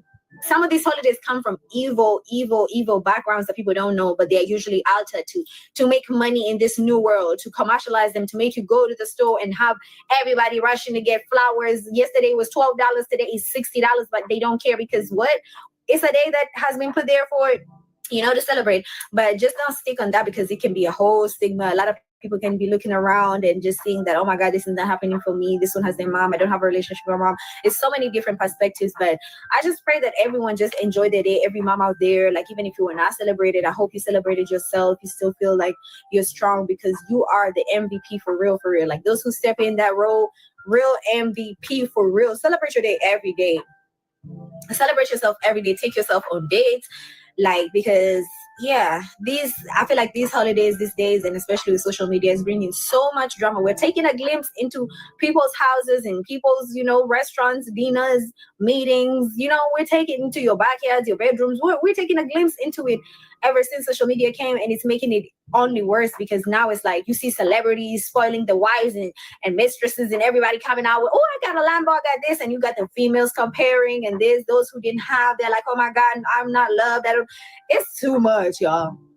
I would just say what could solve this is everybody just celebrate yourself every day, because if you wait on one day out of the year to celebrate your mom, honestly, what if she, you know what I'm saying? Sometimes what if that you don't get the chance to be there for her for that time when you're like, oh, I'll just wait till Mother's Day. What if you didn't get that chance? That's why they say you have to celebrate yourselves every day. Celebrate your mom every day. Celebrate your dad every day. Whatever you have, celebrate yourself every day. That's just it for me, y'all. But I will meet you guys down in the comment section because I am dying to hear what you guys got for me, what you guys did for Mother's Day, how it went down for y'all, because I love seeing y'all stories, honestly. And like I said, we'll meet down there and we'll have a little kiki. We'll talk about it. And yeah, I hope you guys learned something from it. We'll stay enlightened, stay positive. Yeah.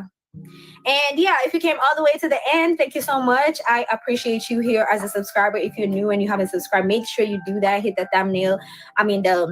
Hit that subscribe button, and also make sure to turn on your post notifications because I always drop a lot of videos lately and people are not catching on to it because they just don't get the notifications and they just, you know what I'm saying, they don't see it and they miss out on the key and they come like, oh my God, I missed out on it. So make sure you have your post notification on so that you catch up with me and all the people in the comment section. So yes, and one more last thing for those who didn't know, I have my vlogging channel. I just dropped another video unboxing my vlogging camera. That's the reason why I haven't been dropping on my vlogging camera, but y'all go to /by_Sandy live. Those who fuck with me, go and watch that vlog, and I got some new amazing content coming for you guys. I appreciate you guys so much. Again, happy Mother's Day to all the moms out there, to all those in that role of who take the role of a mom. We really appreciate you guys. We love you guys. Thank you for giving us life. We appreciate you guys every day, as much as even maybe we don't say it as much. Just know we love you, Mom. And so with that being said, yeah, I hope you guys have an amazing rest of your day, and bye.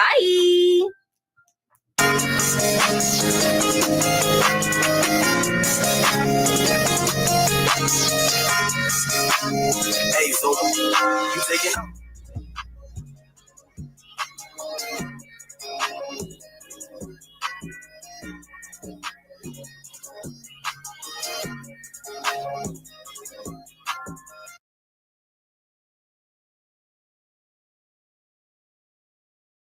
Hello, everybody. Just American Airlines. Fuck this over. Start. Here we go. And made that flight. You did that. And you think, oh, you're going to check me in. I bet you we won't. No, bitch. I want my motherfucking money, bitch.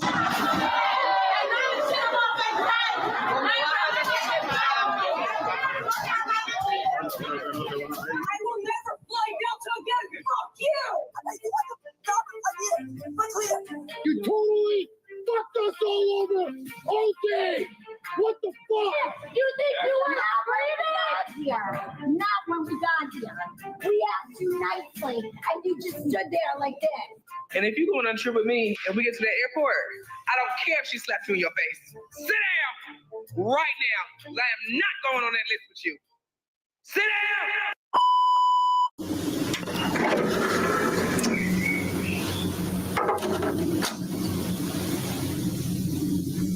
What's up, you guys? It's your girl Sandy. Welcome back to my channel and welcome back to another episode of The World is Ghetto.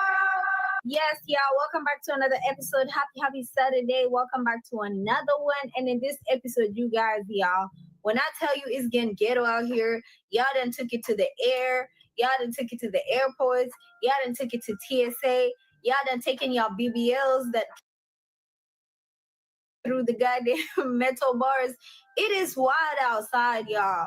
These are the wildest airport meltdowns that I've ever seen, you guys. And I want to see what you guys have to say about it down in the comment section. I'll be meeting you guys down in the comment section. If you're new on this channel, like, comment, and subscribe. Make sure you hit that thumbs up for sure, because it's about to be one of those ones. Okay, with that being said, let's get right into it.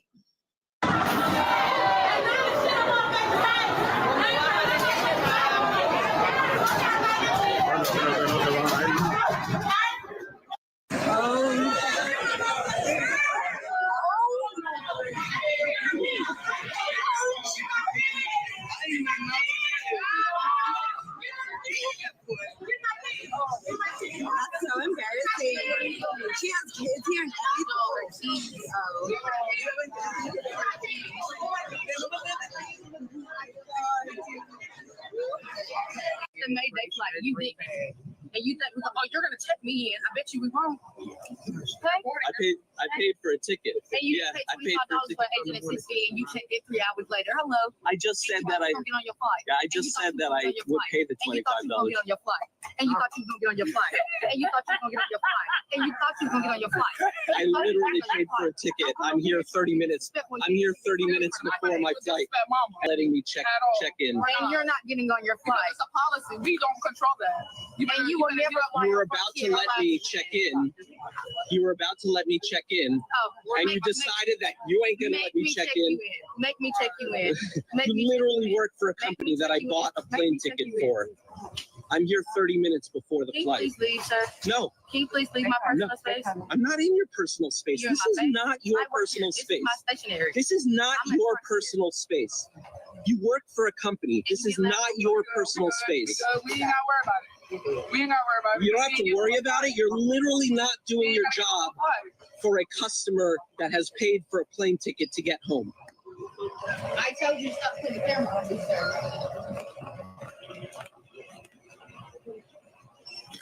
I'm literally here at Frontier. I bought a ticket and they are not letting me check in.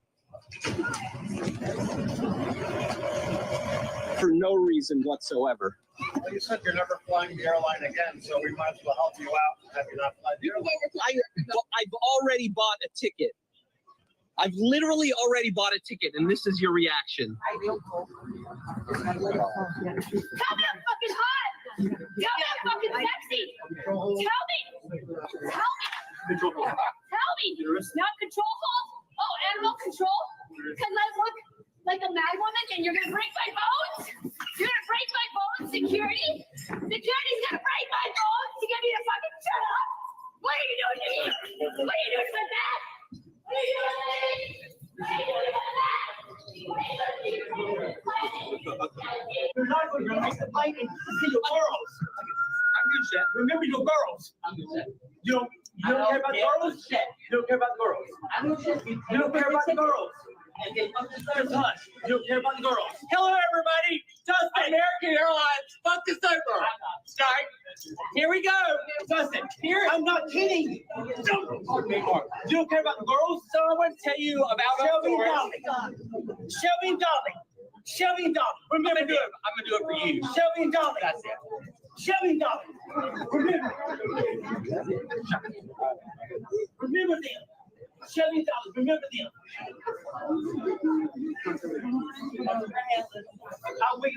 I am. I'm just trying to get home to the girls. Really, look, I have much to say for dogs. Fuck off, bitch. Fuck off, bitch. Stop recording me right now. Oh, no. Get out of the jack race right now. Yeah.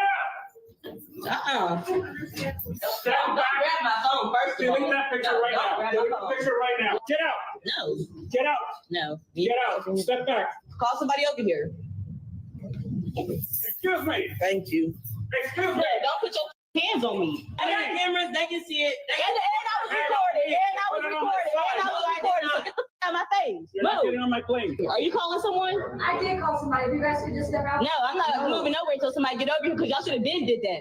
I did call No, somebody. you didn't. Y'all was sitting there looking at people looking stupid. But y'all think it's funny. We don't think it's funny. Y'all think it's funny. You're all laughing at me for enforcing the rule. You see how many people are sitting in that lobby waiting for seats and people just sitting there as if they're open field? That's not our problem. They should have bought a ticket and got a seat. Go call somebody. Stop.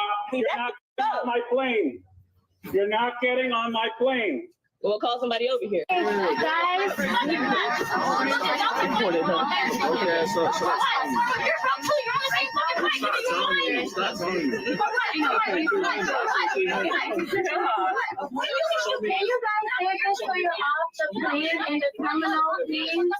Show me a band of better. Show me a band of better.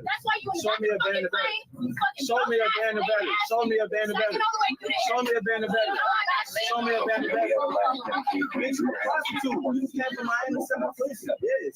What the fuck is you talking about? You walk the street. You're a street walker. What the fuck is you talking about? Broke ass. You can't even show me a thing. Broke ass up. Broke ass up. Broke ass up. Yo, I don't care. She talking to me. I don't want to talk to her. Stop calling me. You a scram. Fuck up talking to me, scram asshole. Not for arguing. Excuse me, can we all get along on this flight, please? We are getting ready to. That's not gonna happen. Please wait to get all the aircraft. Thank you. That's not gonna happen. I just want y'all off my same page. Y'all can take this outside. Y'all not married. I don't care. Show me a man. Show me a man. Show me a man. I don't want to tell you. You tell me, let me know. I don't want them.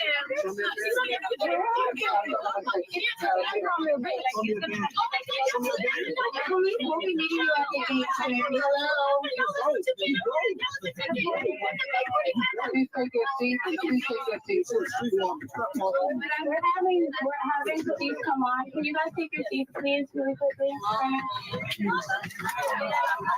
Hell, now we delayed. Now we delayed, Lord.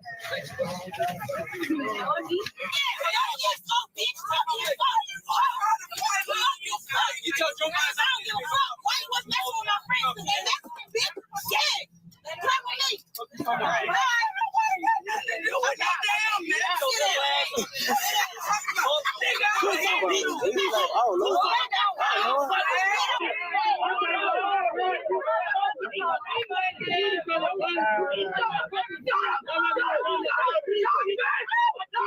Oh my God. Oh my God. Oh my God. Oh my God. Please.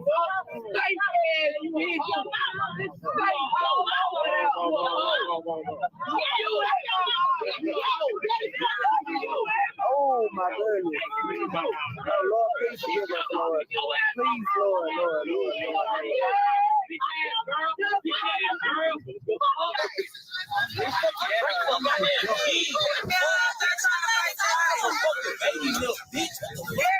For supervisor free. Yes, we asked for a supervisor, ladies and gentlemen. They're on their way. I called them 10 minutes ago, and they're on their way.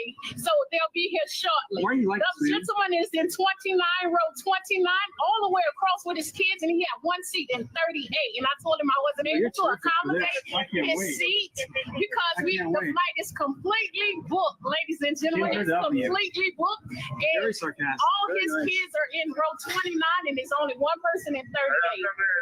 Thank you. We're going to continue to run the process. Would you like to reimburse me for my business class ticket? Would you like to share your Xanax with me? Bet? Did you just say bet to me? Bet I will call. We're not in the streets, babe. We're at American Airlines. I'm not from the streets either. Well, I am from the streets. I am from the fucking streets, and I'm fucking exhausted.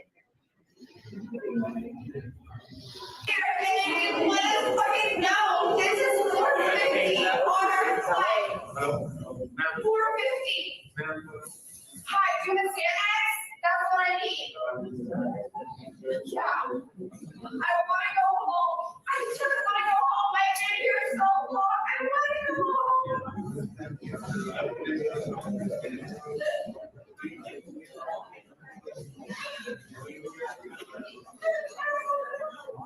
How many times have you been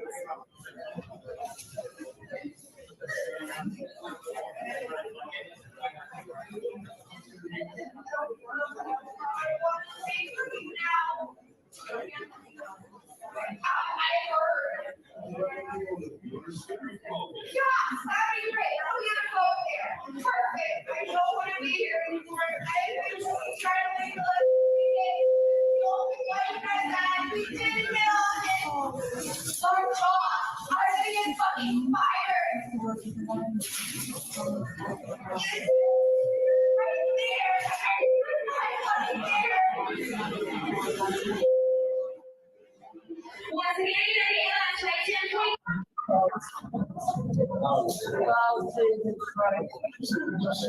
my God.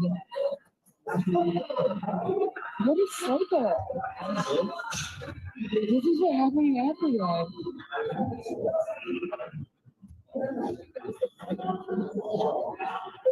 She should be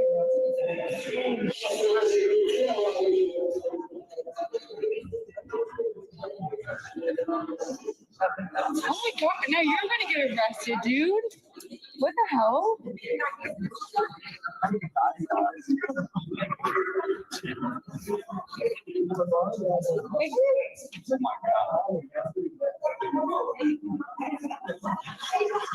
You can do it in a foreign country. You can like actually.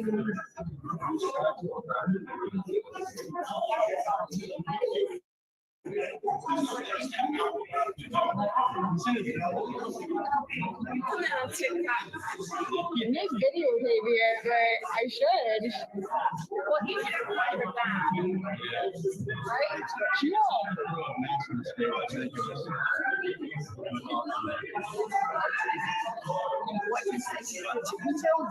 Okay, y'all, so let me give you a backstory of what happened in the airport. So, mind you, our original flight was at 8 a.m. And then they just said that it was delayed. So it was like, okay, now your plane will be ready around noon.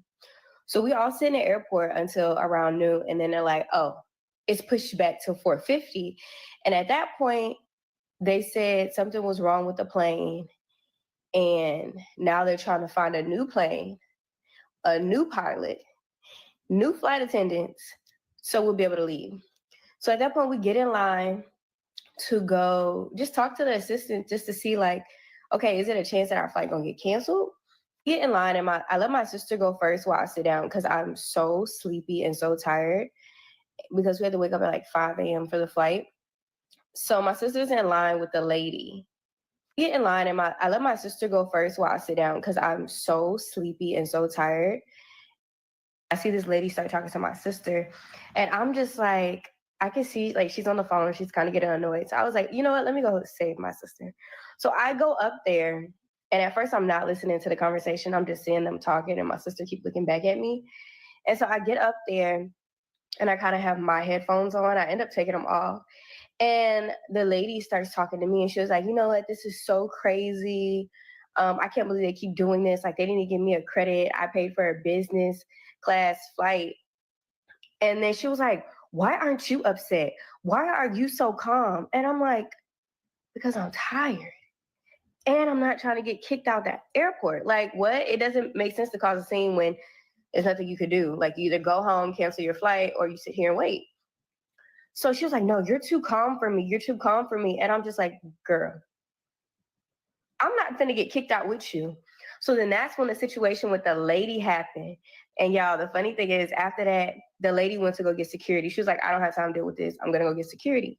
While she's going to get security, she go whisper to me, you think I should leave? You think they really going to kick me out the airport? I said, girl, go. Like, leave, please, because you're most definitely about to get escorted out. You did way too much. I'm just trying to get home. I already missed my flight. Get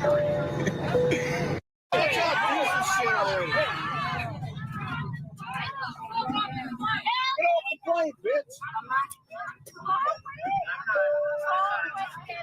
Get him out!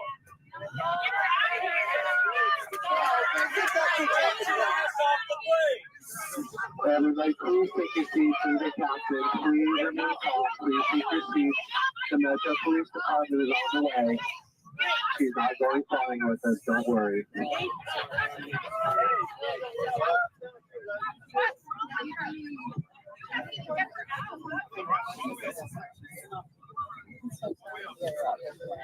Right, the fuck now. Got you outside. How about that? She's trying to say, no, she needs drive her out. Like you're getting me? Get that hoe off this plane right now before I go back there and beat her ass. No, get this hoe off this plane right now. Didn't you just try to drag me off the plane? You know what? If I gotta miss my flight, this hoe gotta miss her flight too. So move, get my fucking flight. No, get my backpack first. Right now. Get this hoe off this plane too.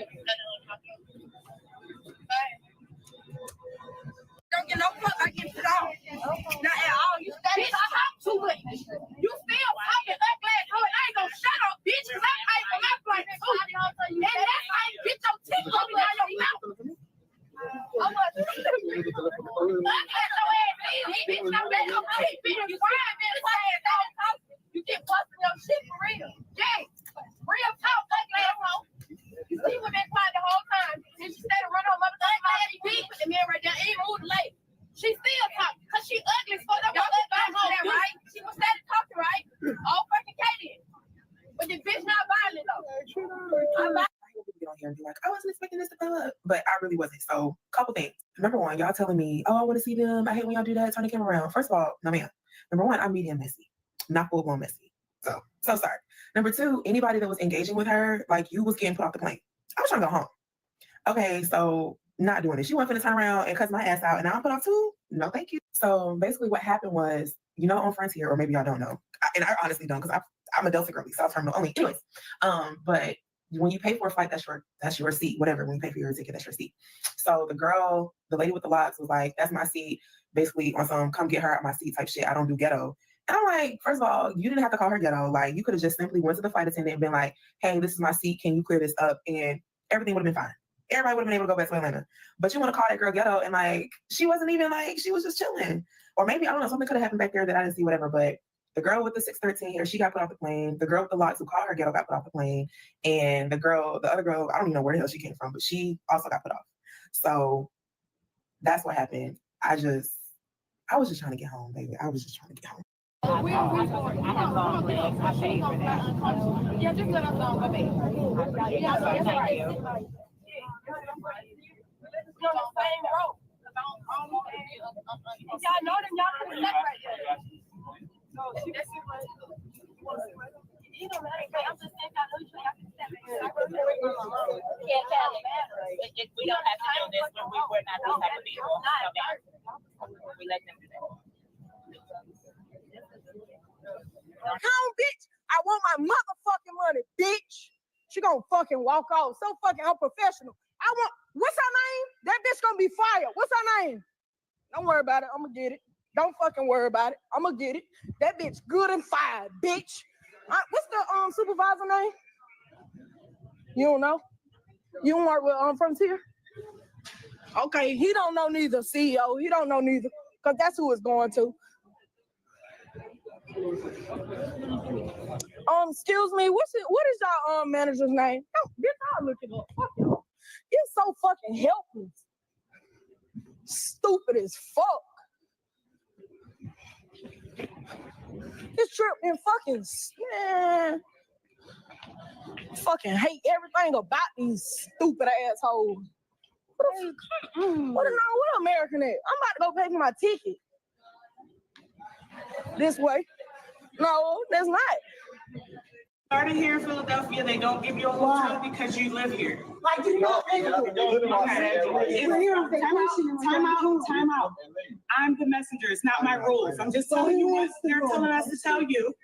And if you start here in Philadelphia, that means you're a local passenger and they expect for you to be able to go home. Even if that's 2 hours away, they're not going to give you a hotel. Excuse me. This is customer service right here, this line. Yes, well, she's teething. She shouldn't be on the plane. You shouldn't be on the plane. You shouldn't be on the plane. Go on, what are you going to do? Oh, shaking, are we? I won't say it. Oh, what? I don't care. I don't care. Yeah, well, it shows what you are. Oh, does it? Shows what you are, honey.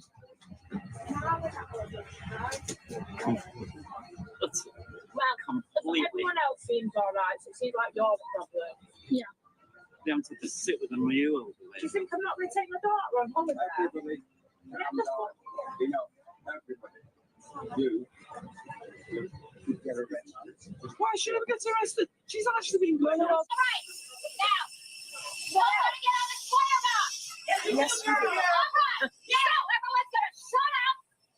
And say this once, and we're only going to say it again because we're frustrated as hell. Look, I don't even know what aircraft is. Everybody's speaking numbers. I Everybody out there don't know what's going on. You guys won't give me a minute. Please give me a minute. Please.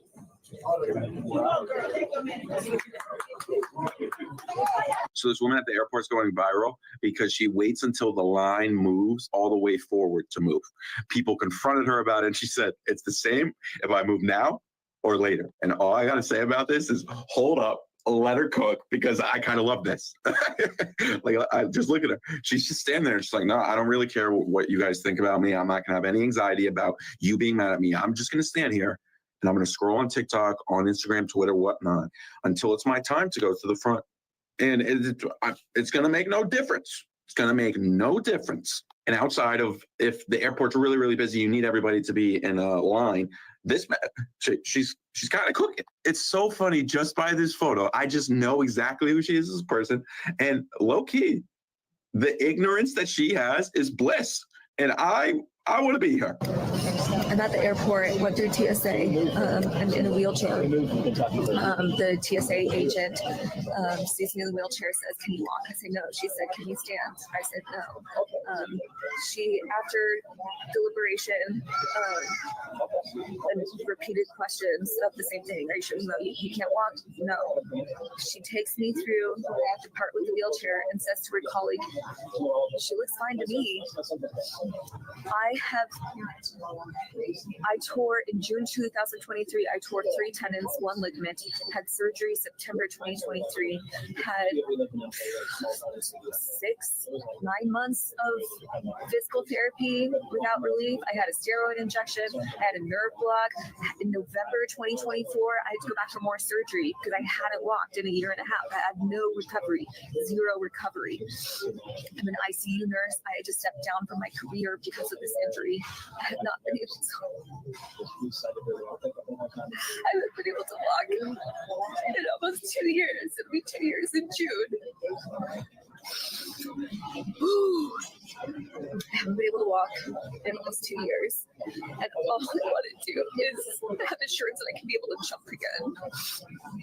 And the lady, as she pushes me through with the wheelchair, she says, she looks fine to me.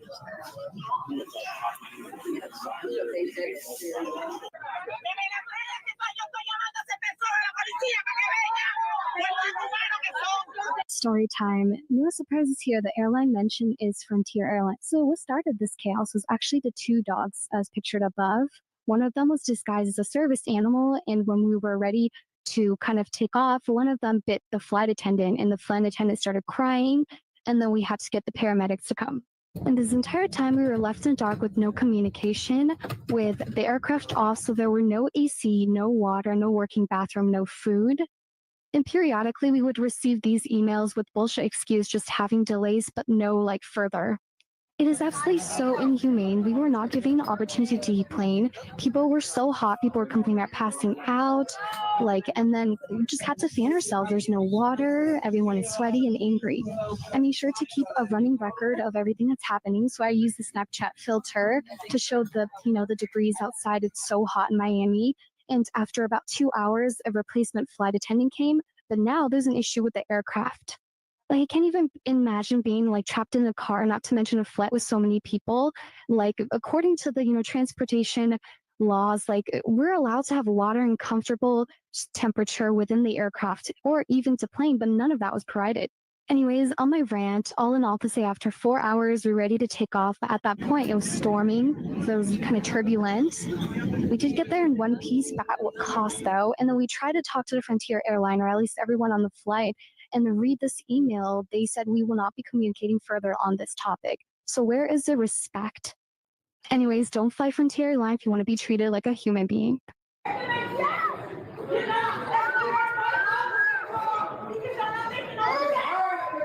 Thank you. That took a minute. Who's that? Hey, stop you! I don't care. Get out of here. Yo, what are you hanging with? What are you hanging with? What? I don't have to. I didn't do anything wrong. You're in the airport. So what? You are you crazy, bro? Are you crazy? Now, they didn't touch you. I didn't touch you. You don't know. Stay out. Stay out. Have some respect. Let me go.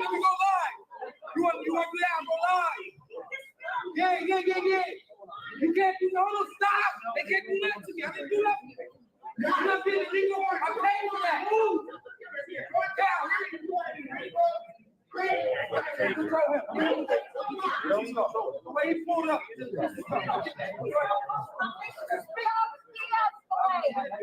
Shopping at the breakfast on Friday. No, like stand there. I'm not from here. Move back before handcuff. Move back. Move back.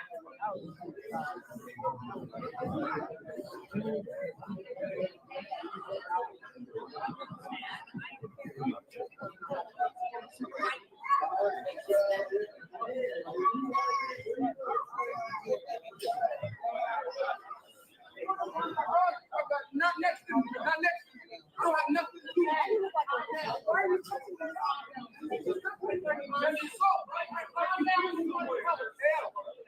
He's touching me. I'm going to go by the 60, right? I understand.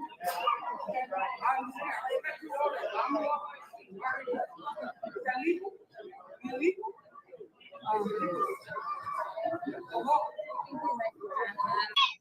Because you're pointing at me, yelling at you, pointing at my face. When you say that, you're pointing at my face. Because you're pointing at me first. You know what? This is the reason I don't care. Not only I don't listen to you. Don't be like your mom, please. Stay safe, kids. Don't be like your mom. Want to record? You being recorded to the wrong person. Mind you, PhD, 4 degrees PhD, double Fulbrighter, survived brain surgery. I put that on social media. I'm not putting in any here, sweetie. Okay. You need more than brain surgery. You need some devils. Okay. I just spoke to the captain. If you're not going to be able to resolve this, there's no. I asked her. She wanted me to move since it's elbow. Yeah, that'd be great. Now, look at this. Thank you. Thank you. This is what racism in America gets. Love you. See how she's on my face? My son is black. You're ignorant. I don't care.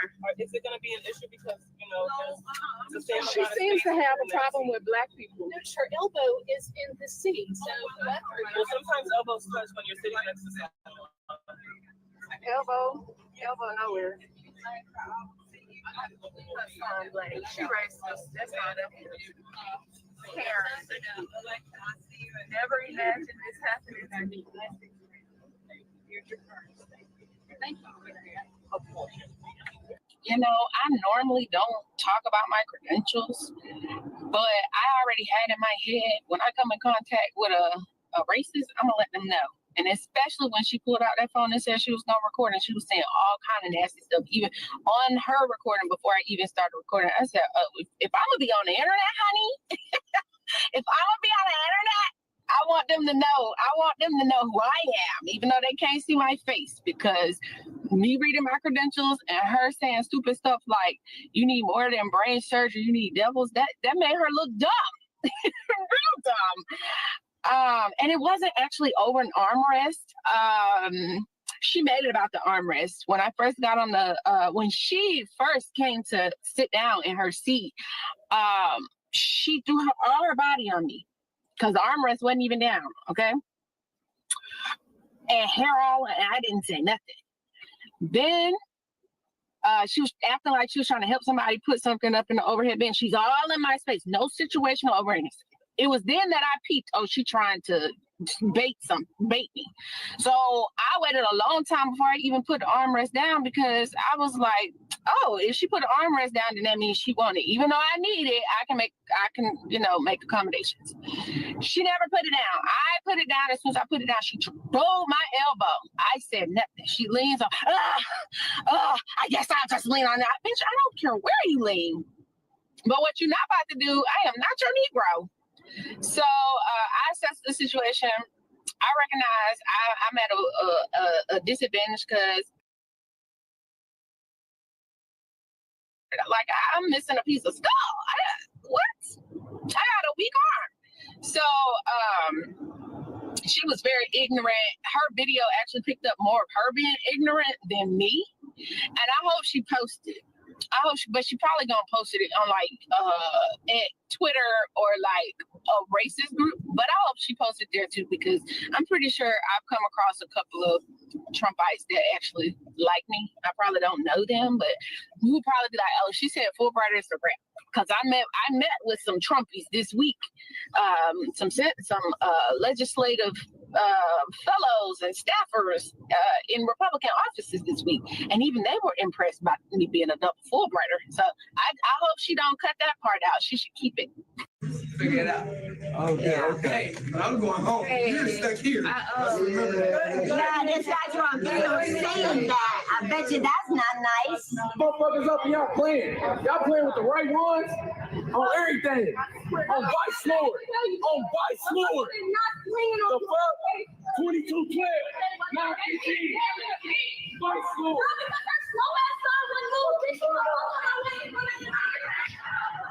Who knows?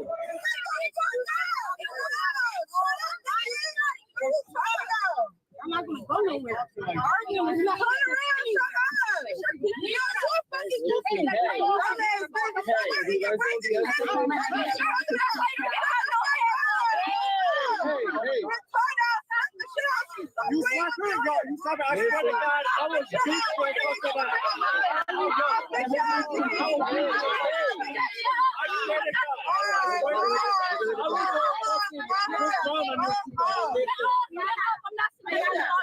Right. Everybody in their seats with their seatbelts fastened or just pulling on top to be going to Orlando. So everybody, please get in your seats with your seatbelts fastened at this time. Thank you.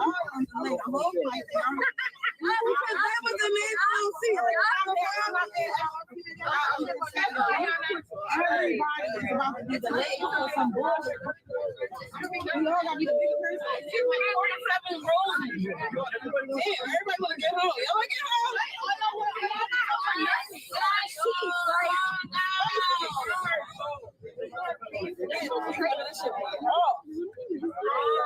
On the plane, let's get to the destination.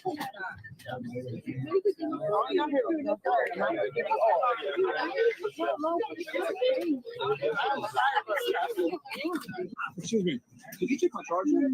Yeah. Why would you take my charger?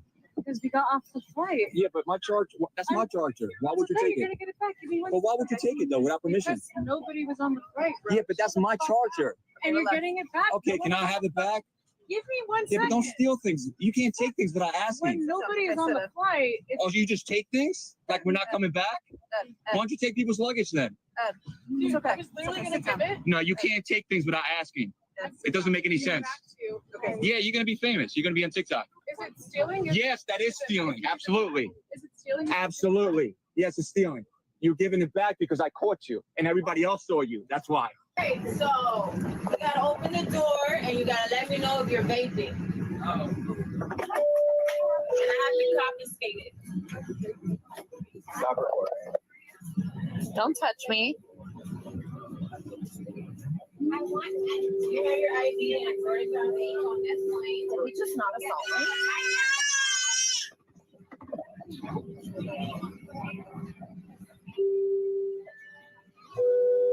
And ladies and gentlemen, from the flight deck, this is just a reminder, no smoking, no vaping, nothing like that on the aircraft.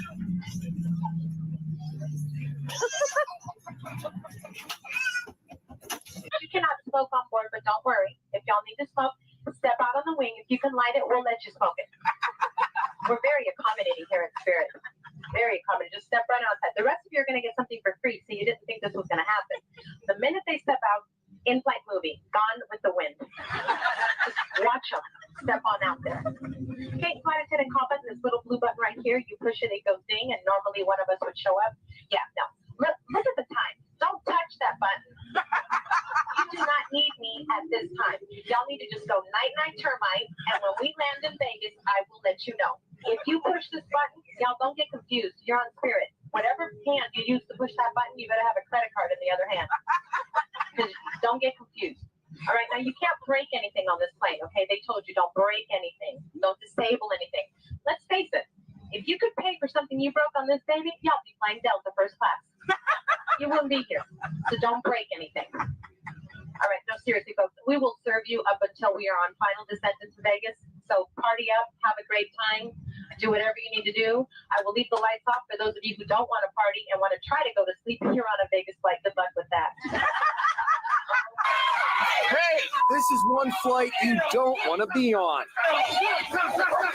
The passenger is out of control as cops struggle to subdue him. The midair meltdown forced the flight from Minneapolis to Los Angeles to turn around just 20 minutes after takeoff. The drama started when the passenger's girlfriend tried to use the bathroom just after takeoff. That's a big no-no. A flight attendant asked her to sit down, and that's when the couple allegedly lost it. When police boarded the aircraft, they took the two unruly passengers into custody. And as they did, fellow passengers actually began cheering. That's when the boyfriend, identified as a vice president at Citibank, apparently threw a punch at another passenger. And he took a swing at one. And that's why in the video you see them standing and then all of a sudden they go to the ground. He had actually punched a passenger at that point. Listen to what happened as the suspects were let off the plane. They're already going to jail. He's famous. Why? For what? They were charged with disorderly conduct. I'm coming here crying because my uncle died, and you guys are mocking me. We're not. You're trying to be funny, ma'am, and give us just a moment. There's nothing funny about this. She's recording us, by the way, so she's trying to put on her phone. I already explained to you that you had missed your flight. Can you stop recording? Stop recording. Is it against the law? Can you stop recording? But is it against the law? But I already told you Is it that you against missed the your law? flight. Screaming! Yeah! I'm not doing shit but screaming! I'm allowed to do that! It's a free country! Fuck you! Alright, so that you shielding me now! You're telling me something I already knew! No! Yo, son, I will never fly Delta again! Fuck you! I'm sorry. I'm with you. I'm on your side. You're gonna give our seats out for them? Right here. I am right here, ma'am. Okay, I'm Lower recording. your tone. Oh, lower your tone. You're giving our seats to them? Yes, I am. Okay. It is 12 minutes and 27 What seconds. 12 minutes? It's you open. It's you open. Yeah, and you're giving. And yet you're giving my ticket to somebody else? So wait. The plane is open. You just giving our seats out. Right. You as an executive platinum know the rules. No, you're giving our seats out. Yes, we are. It's still open. You can let them in. If it was closed, you wouldn't be giving it to anybody else. If it was No, closed, you're you wouldn't live on be giving it. Instagram. Just say it. An airline is giving our tickets out. They let them in. We are just behind them, and they give our seats out. Can you believe that? What they did was wrong. Yes, because you can't disturb the peace. You can be disorderly and I'm sorry. I'm with you. I'm on your side. How did you give our seat to It's okay, honey. He said from beginning.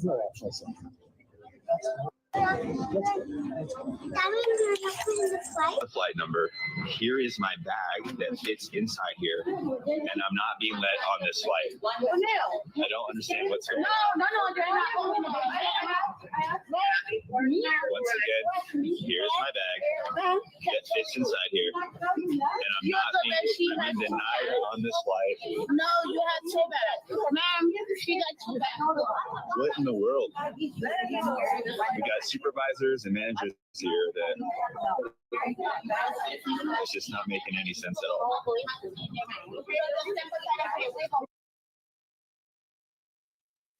So they're also denying this gentleman to get on because he has cash.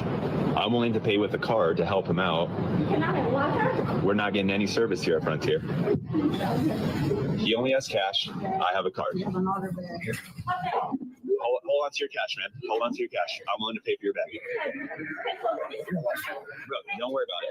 This is, bro, don't worry about it, man. You need to get home. We're all trying to get home here. Because the door's already closed. That's why. Is he able to get on the flight? The door's already closed. You, How does it involve this? Oh my God. Please. Oh my God. I'm getting my knees straight. I did not do anything wrong. We got a whole catastrophe over here of terrible service by Frontier.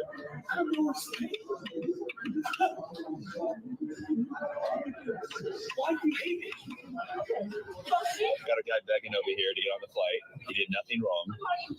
I don't even know you guys.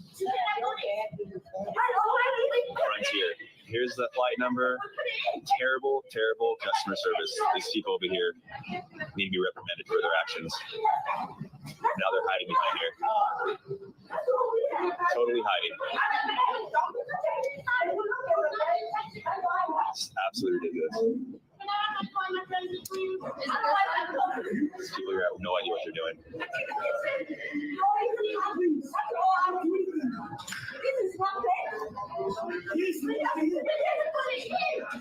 We also got these two women over here trying to get on this flight. They also denied them for this bag not fitting in here. I don't understand. So now we got several passengers not able to get on the flight because of terrible customer service. Clearly fits. Yeah, you can see, right? So now we have an update. Everyone on the flight can now get on, except for myself. I'm the only one being denied to get on this flight, probably because I'm taking video evidence of it. Yeah, we did it so many times already. Okay, let me show you. Okay, you see mine? You see mine, right? You see mine? Excuse me? You see mine, right? I see yours. Okay. Excuse me.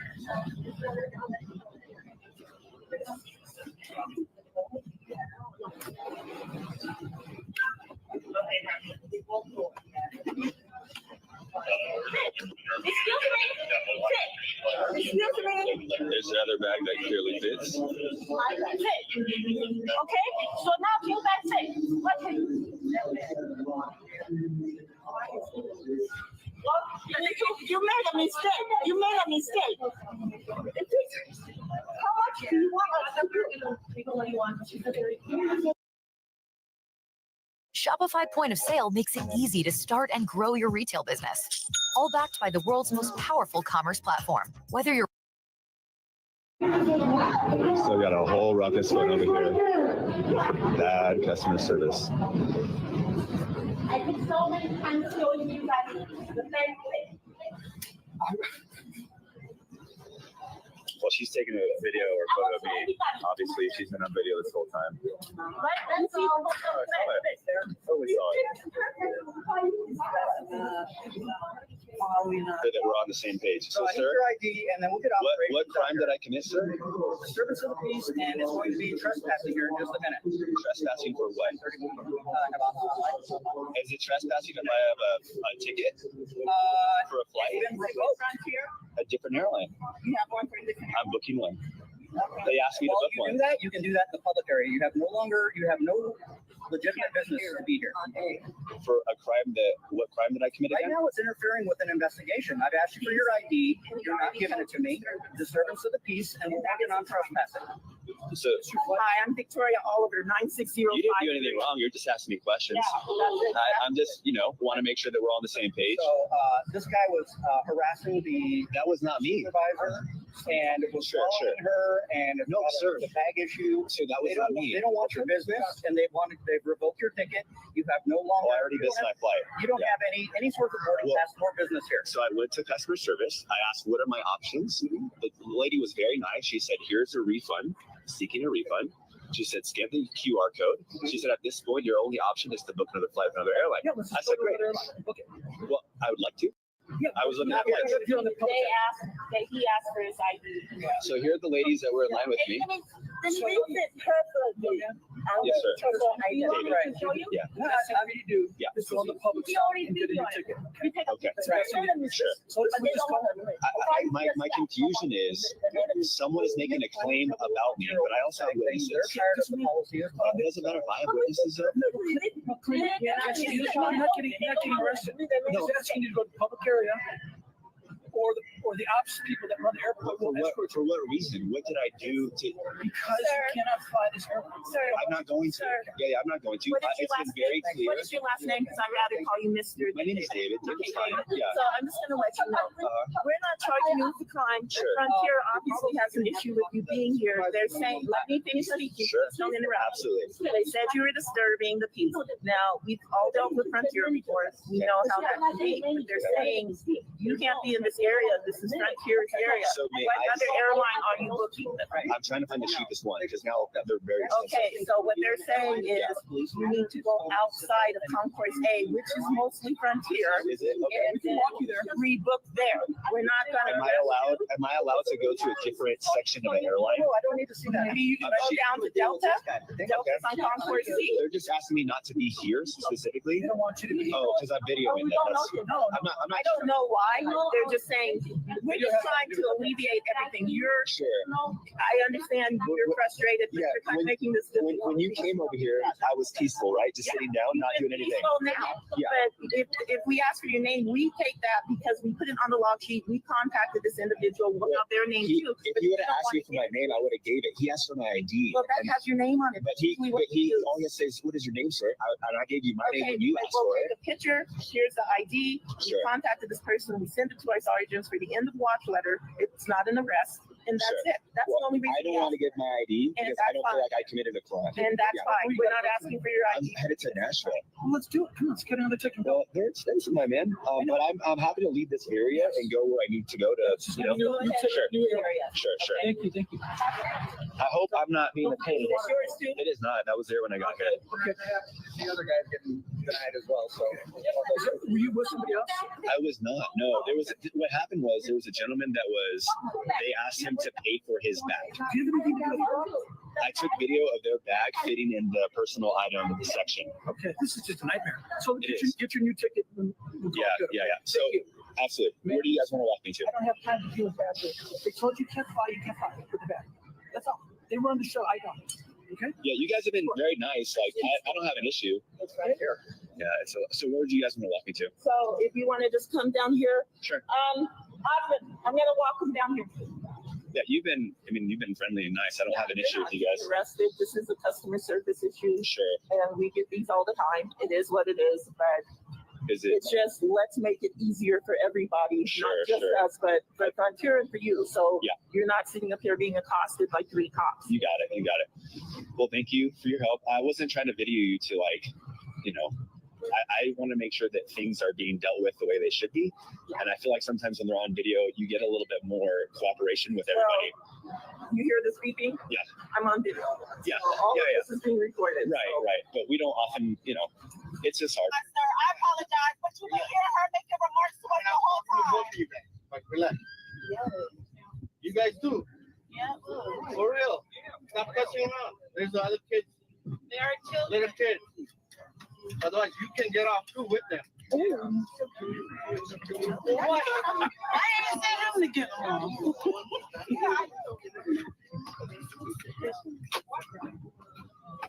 I want to know why these regular people is on here telling these people to get off this plane. Because where is the police?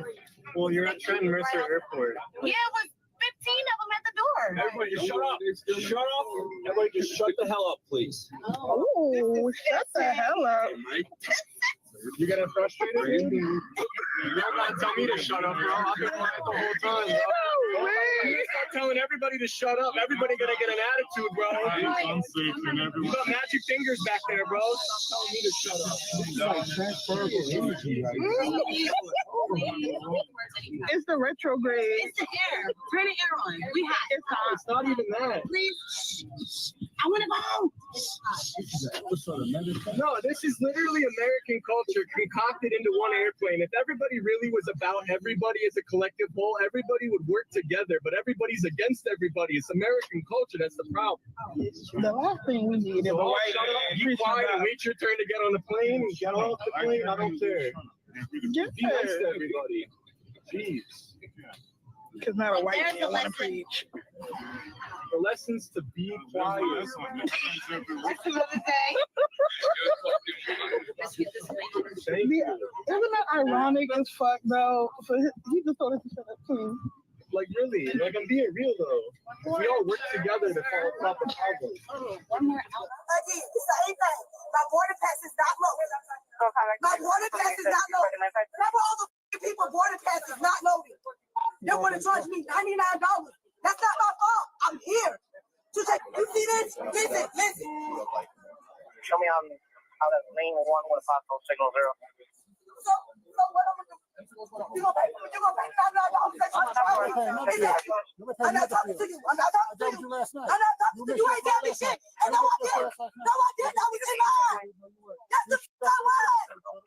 No, the f*** I was not. Okay, so what's my not? You showed up late last No, I didn't. No, I did not. What you gotta do? Come on. Come on, then. Take me to jail. Take me to jail. I'm not gonna let you insult my integrity. I'm not gonna let you insult my. I do. Yes, the f*** I do. Yes, I do. No, I didn't. No, I didn't. No, I did not. I was here. I checked in. Come on. Come on. What's your name?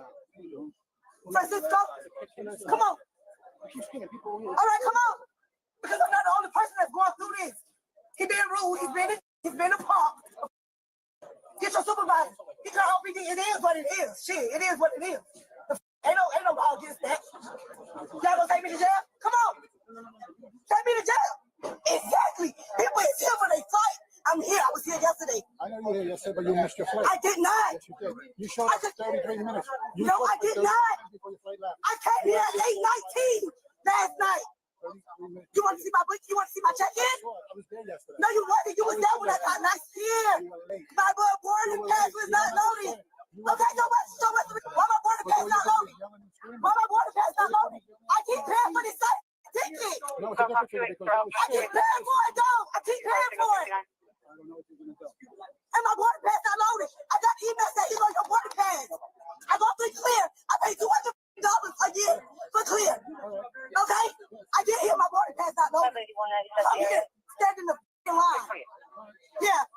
I'm gonna miss my flight. I'm gonna miss it. Supervisor. Everybody got a supervisor. I want his supervisor. Come on, take me down. I'm ready. I'm ready. Come on. I'm ready. I'm ready. By my money. By my money, I'll go to jail. Come on, I'm ready. They've been notified. Let's go. She can say her shit not loaded. It's the system. But it was still last night. I'm here. I'm here, bro. You talking about yesterday? I'm talking about today. I booked another flight. Pay extra money. I understand. Okay, so why I can't catch my flight, bro? Why my boarding pass not loaded? You don't work for the airport. You work for OPD. So you can't tell me nothing. You can't tell me nothing. So where's his supervisor? He is a supervisor. Where's his supervisor? He's not here. He's in charge of that. Kim, where's his supervisor? I don't give a what you. You talking about $99. But then the next man, they wage his $99. But I gotta pay $99. No, I'm not paying that. No, I'm not. No. So take me to jail. Okay, take me to jail. I'm not. Come on. I'm not leaving. I need my money back. I need my money back, or you can take me to jail. Come on. I want his supervisor. So come take me to jail. Step into Wix Studio, the platform for agencies and enterprises. Kick off projects in a workspace that's designed for your workflow. Work seamlessly and experiment freely. And design complex layouts with intuition and precision to that very last pixel. Structure and populate dynamic content fluidly and manage rich content with elegance and efficiency.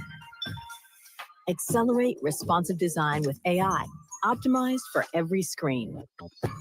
Create and customize interactions from subtle movements to advanced behaviors. And see your vision through, from draft to client handover. This is web creation at scale. Flexible, fast, limitless. This is your studio.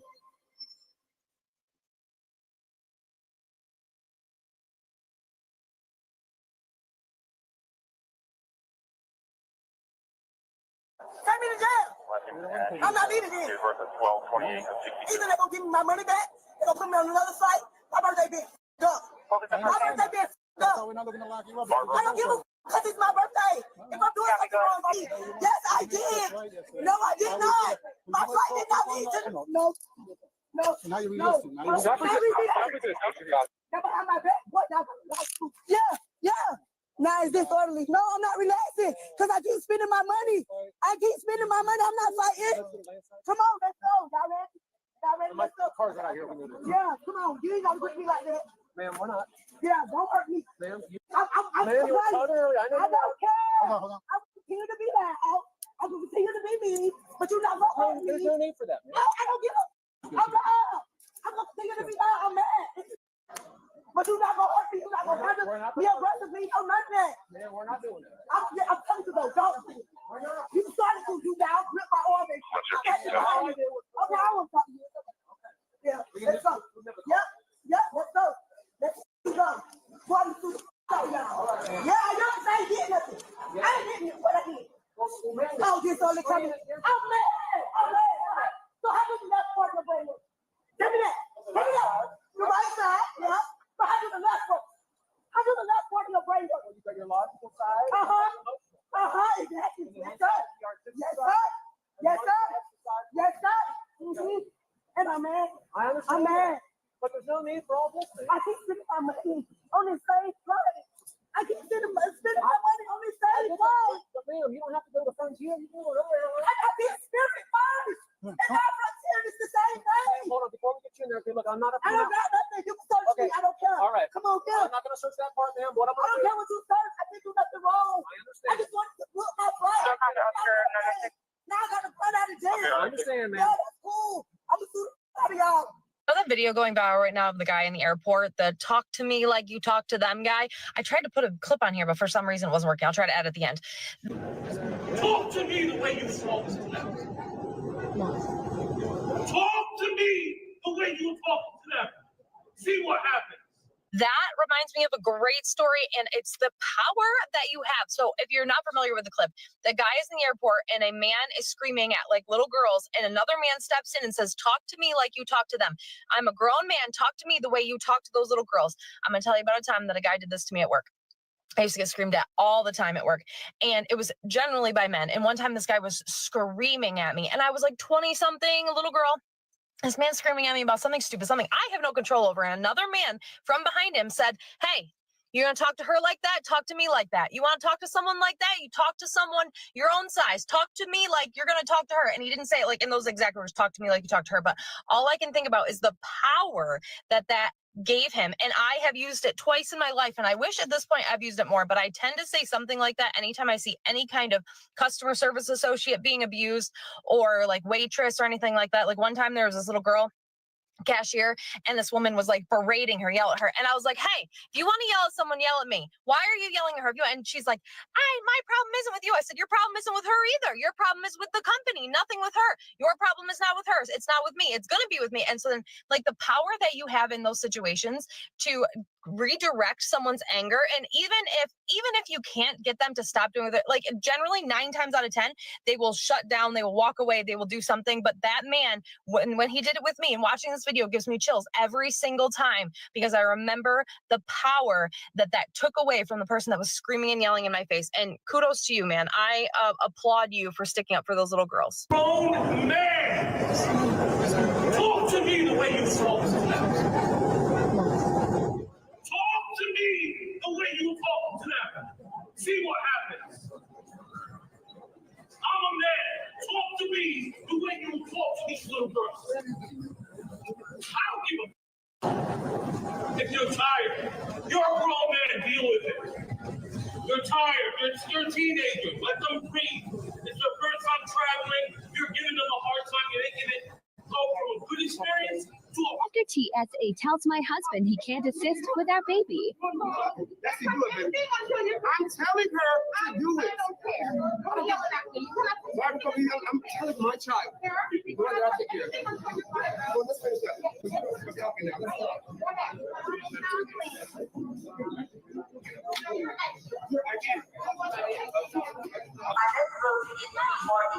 This is for passengers traveling with children other than age of 6, thus requiring extra time or assistance, active survey, and veteran member of our delivery services, and those passengers needing exit row. Ensure this aircraft is row in. Please proceed now with your boarding pass and identification of the picture. Please remove any mask and rapidly reach our coverings.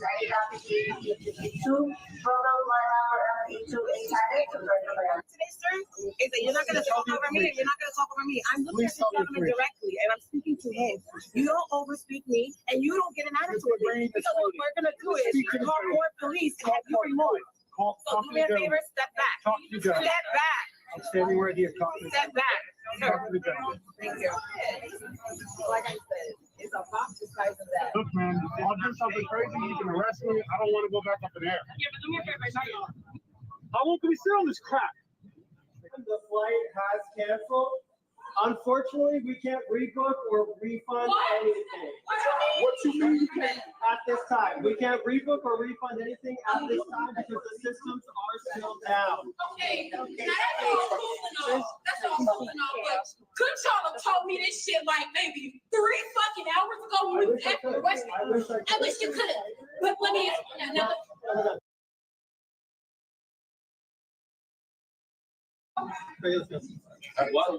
Woman reaches the gate 1 minute after it closes and does this after she missed her flight. The airport staff is completely unbothered.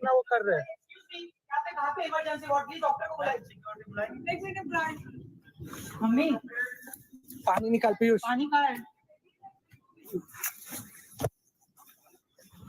इनमें तो इतनी भी इंसानियत नहीं होगी कि पानी लाके दे दे वो आदमी भंगार है मेरे पास पानी है नहीं इधर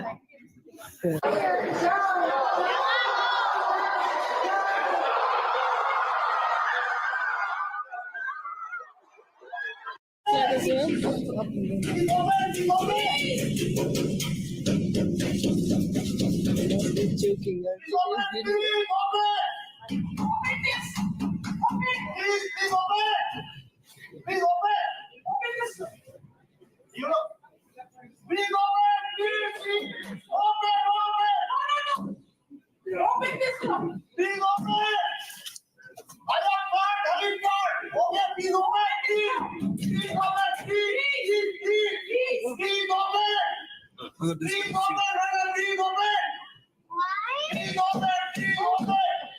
I think they missed the plane.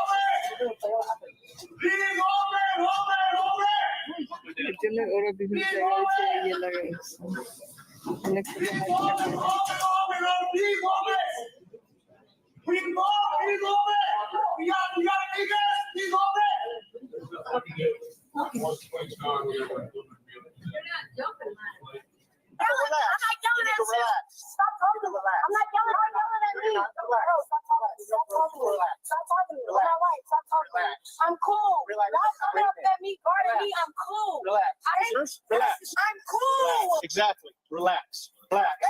Then you need to leave then, ma'am. You hear me? You hear me? After being a loyal Verizon customer for over 20 years, I was satisfied with their service, but the price seemed consistently higher than the competition. When I got the opportunity to try out Tello Mobile, I was surprised at what I found. In this Tello review, I'll share what I've experienced with their service over the past 3 years and how it's compared to our Verizon service in the past. Hey everyone, this is Andy Hill from Marriage, Kids, and Money, a channel dedicated to helping you strengthen your family tree and live financially free.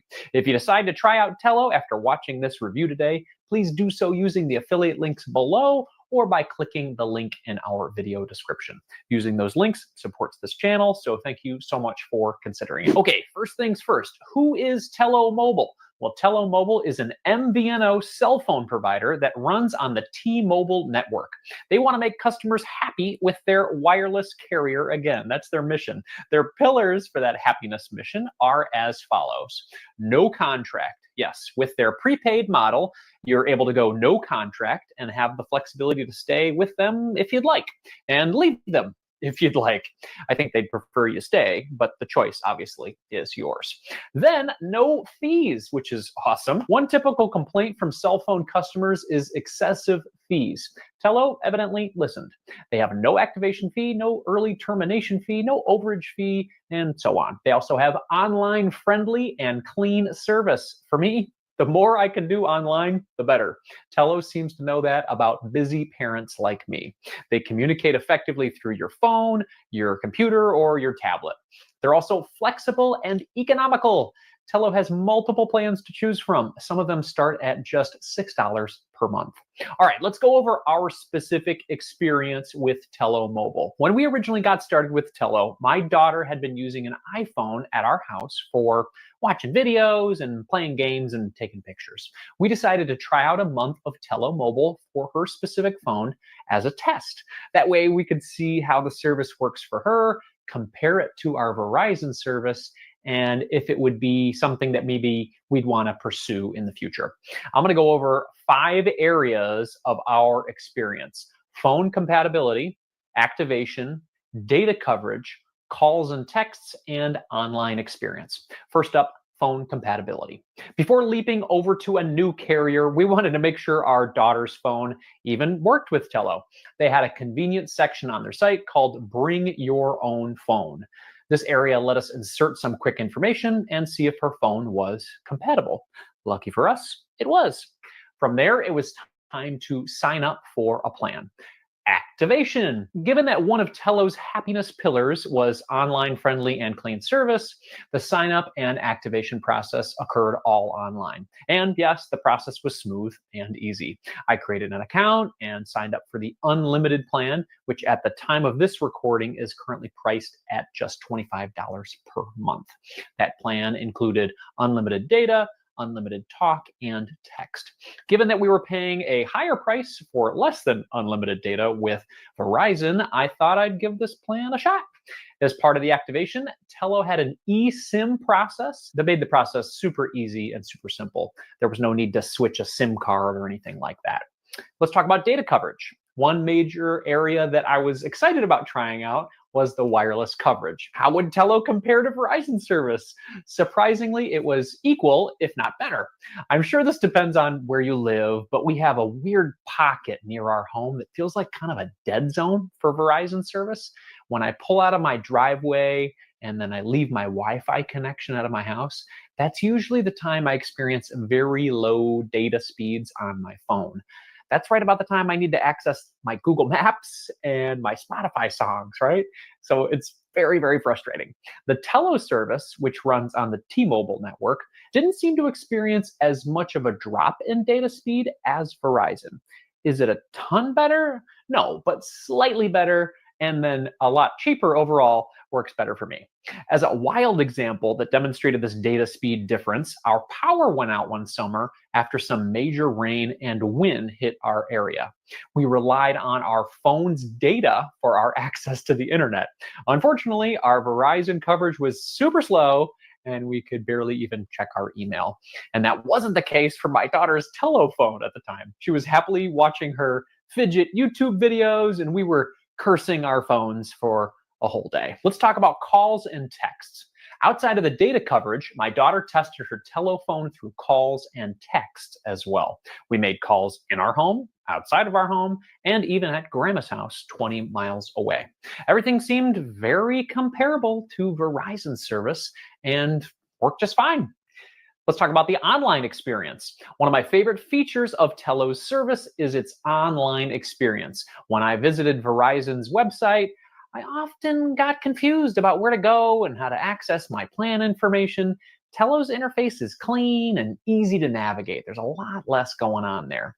All right, let's talk about the Tello packages that we chose. Through some trial and error over the years, I found that my daughter uses a little under 5 gigabytes of data per month on her Tello service. With unlimited text and 100 minutes of talk, her plan comes out to only $11 per month. After the positive experience we had with Tello during our test trial run with my daughter, my wife and I jumped on board with Tello as well. We went with the unlimited data, text, and talk plan for $25 per month. So in total, for the 3 of us, we're paying around $60 per month.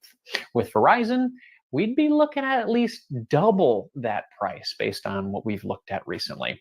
So after all that, here's why we ended up completely switching from Verizon to Tello in a nutshell. After being a Verizon customer for 20 plus years, This wasn't an easy decision to completely switch carriers, but after 3 years of using Tello, I'm really happy that we did. Here's why. The reception with Tello is better than Verizon, at least where we live. We're paying half of what we would be paying with Verizon. We have unlimited data, text, and calling. And I've traveled outside of my area for work, and the reception and data were equivalent to Verizon. So now we're a Tello mobile only family. We'll be looking for a plan for my son in the near future as well. By the way, we have iPhones too, so it's not like we have to use some random phone that only Tello carries. It's iPhone stuff. So in the end, if you're looking to save some money on your cell phone bill and you're frustrated with your current provider, I'd give Tello Mobile a shot. They have some highly competitive plans, and their use of the T-Mobile 5G or 4G LTE network makes them a powerful contender. At a minimum, have a conversation with your current provider and let them know that you're considering a switch. That conversation alone could save you hundreds of dollars per year because they may just discount your service to keep you as a customer. Either way, competition like the ones we're seeing here now with Tello, it's excellent for customers like you and me. More options can mean lower prices. If you want to learn more about Tello, please use my affiliate links below or click the link in our video description. Those links help us get a small commission if you decide to use Tello, so we appreciate you supporting our channel. If you're looking for other smart ways to save money without killing your joy, of course, please check out this next video right here. Carpe diem.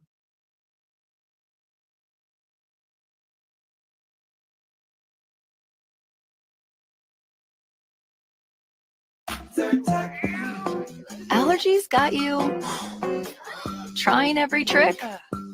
Grab Zyrtec for total relief. It works fast and lasts a full 24 hours. What are you waiting for? Go Z's the day with Zyrtec. Let's go. Let's go. Let's go. Let's go. You gotta go.